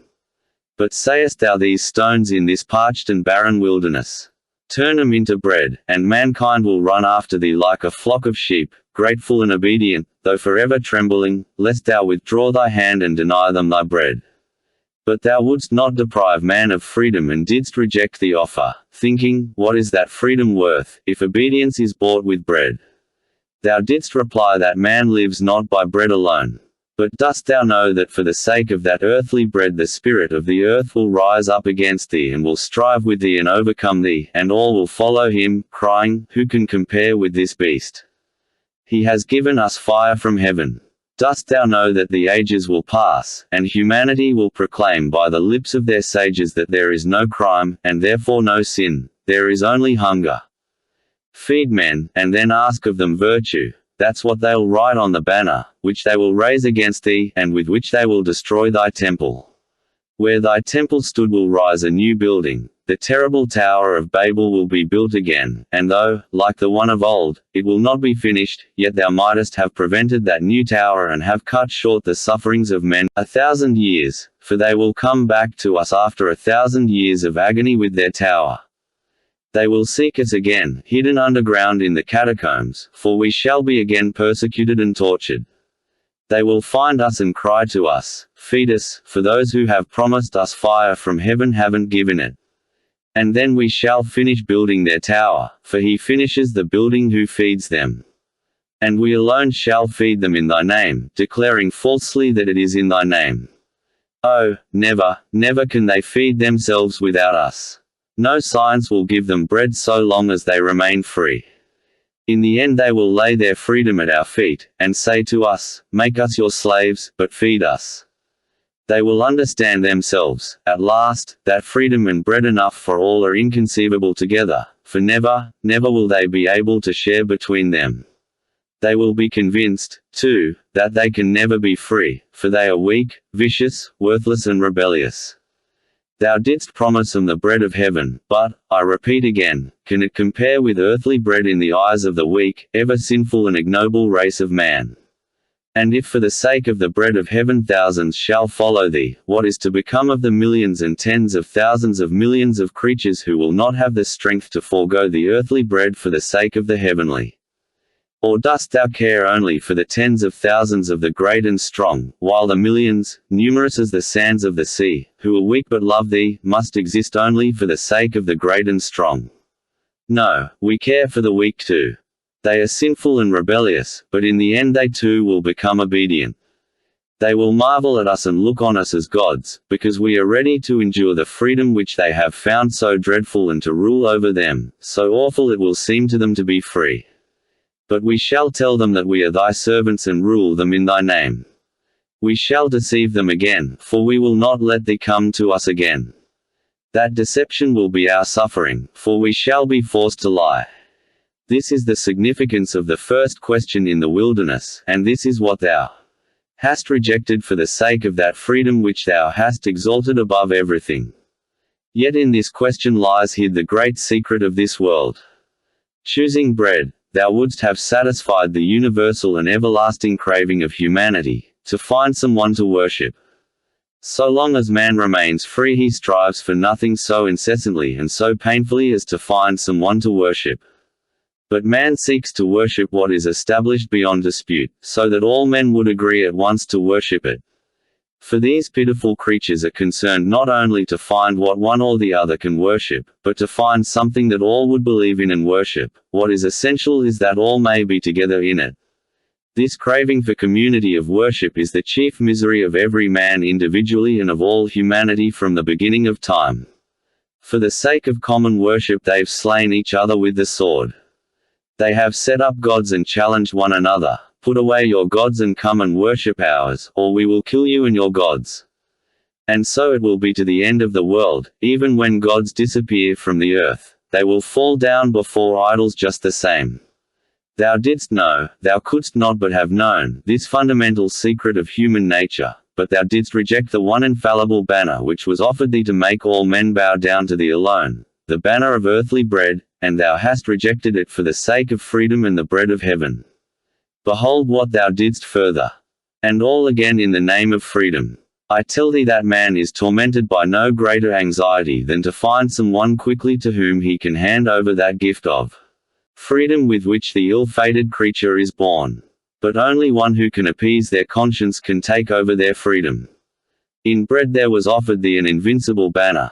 Give bread, and man will worship thee, for nothing is more certain than bread. But if someone else gains possession of his conscience, oh, then he will cast away thy bread and follow after him who has ensnared his conscience. In that thou wast right. For the secret of man's being is not only to live but to have something to live for. Without a stable conception of the object of life, man would not consent to go on living, and would rather destroy himself than remain on earth, though he had bread in abundance. That is true. But what happened? Instead of taking men's freedom from them, thou didst make it greater than ever. Didst thou forget that man prefers peace, and even death, to freedom of choice in the knowledge of good and evil? Nothing is more seductive for man than his freedom of conscience, but nothing is a greater cause of suffering. And behold, instead of giving a firm foundation for setting the conscience of man at rest forever, thou didst choose all that is exceptional, vague and enigmatic. Thou didst choose what was utterly beyond the strength of men, acting as though thou didst not love them at all. Thou who didst come to give thy life for them. Instead of taking possession of men's freedom, thou didst increase it, and burden the spiritual kingdom of mankind with its sufferings forever. Thou didst desire man's free love, that he should follow thee freely, enticed and taken captive by thee. In place of the rigid ancient law, man must hereafter with free heart decide for himself what is good and what is evil, having only thy image before him as his guide. But didst thou not know that he would at last reject even thy image and thy truth, if he is weighed down with the fearful burden of free choice?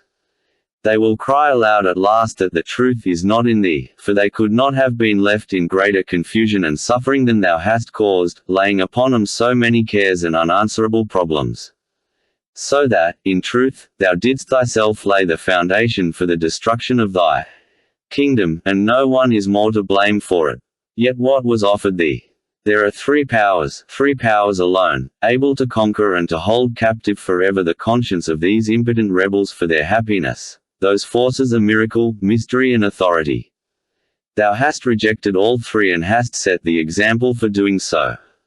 When the wise and dread Spirit set thee on the pinnacle of the temple and said to thee, If thou wouldst know whether thou art the Son of God, then cast thyself down, for it is written, The angels shall hold him up lest he fall and bruise himself, and thou shalt know then whether thou art the Son of God, and shalt prove then how great is thy faith in thy Father. But thou didst refuse and wouldst not cast thyself down. Oh, of course, thou didst proudly and well, like God, but the weak, unruly race of men, are they gods?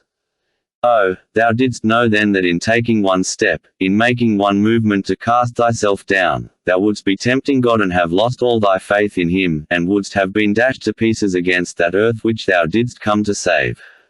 And the wise spirit that tempted thee would have rejoiced. But I ask again, are there many like thee?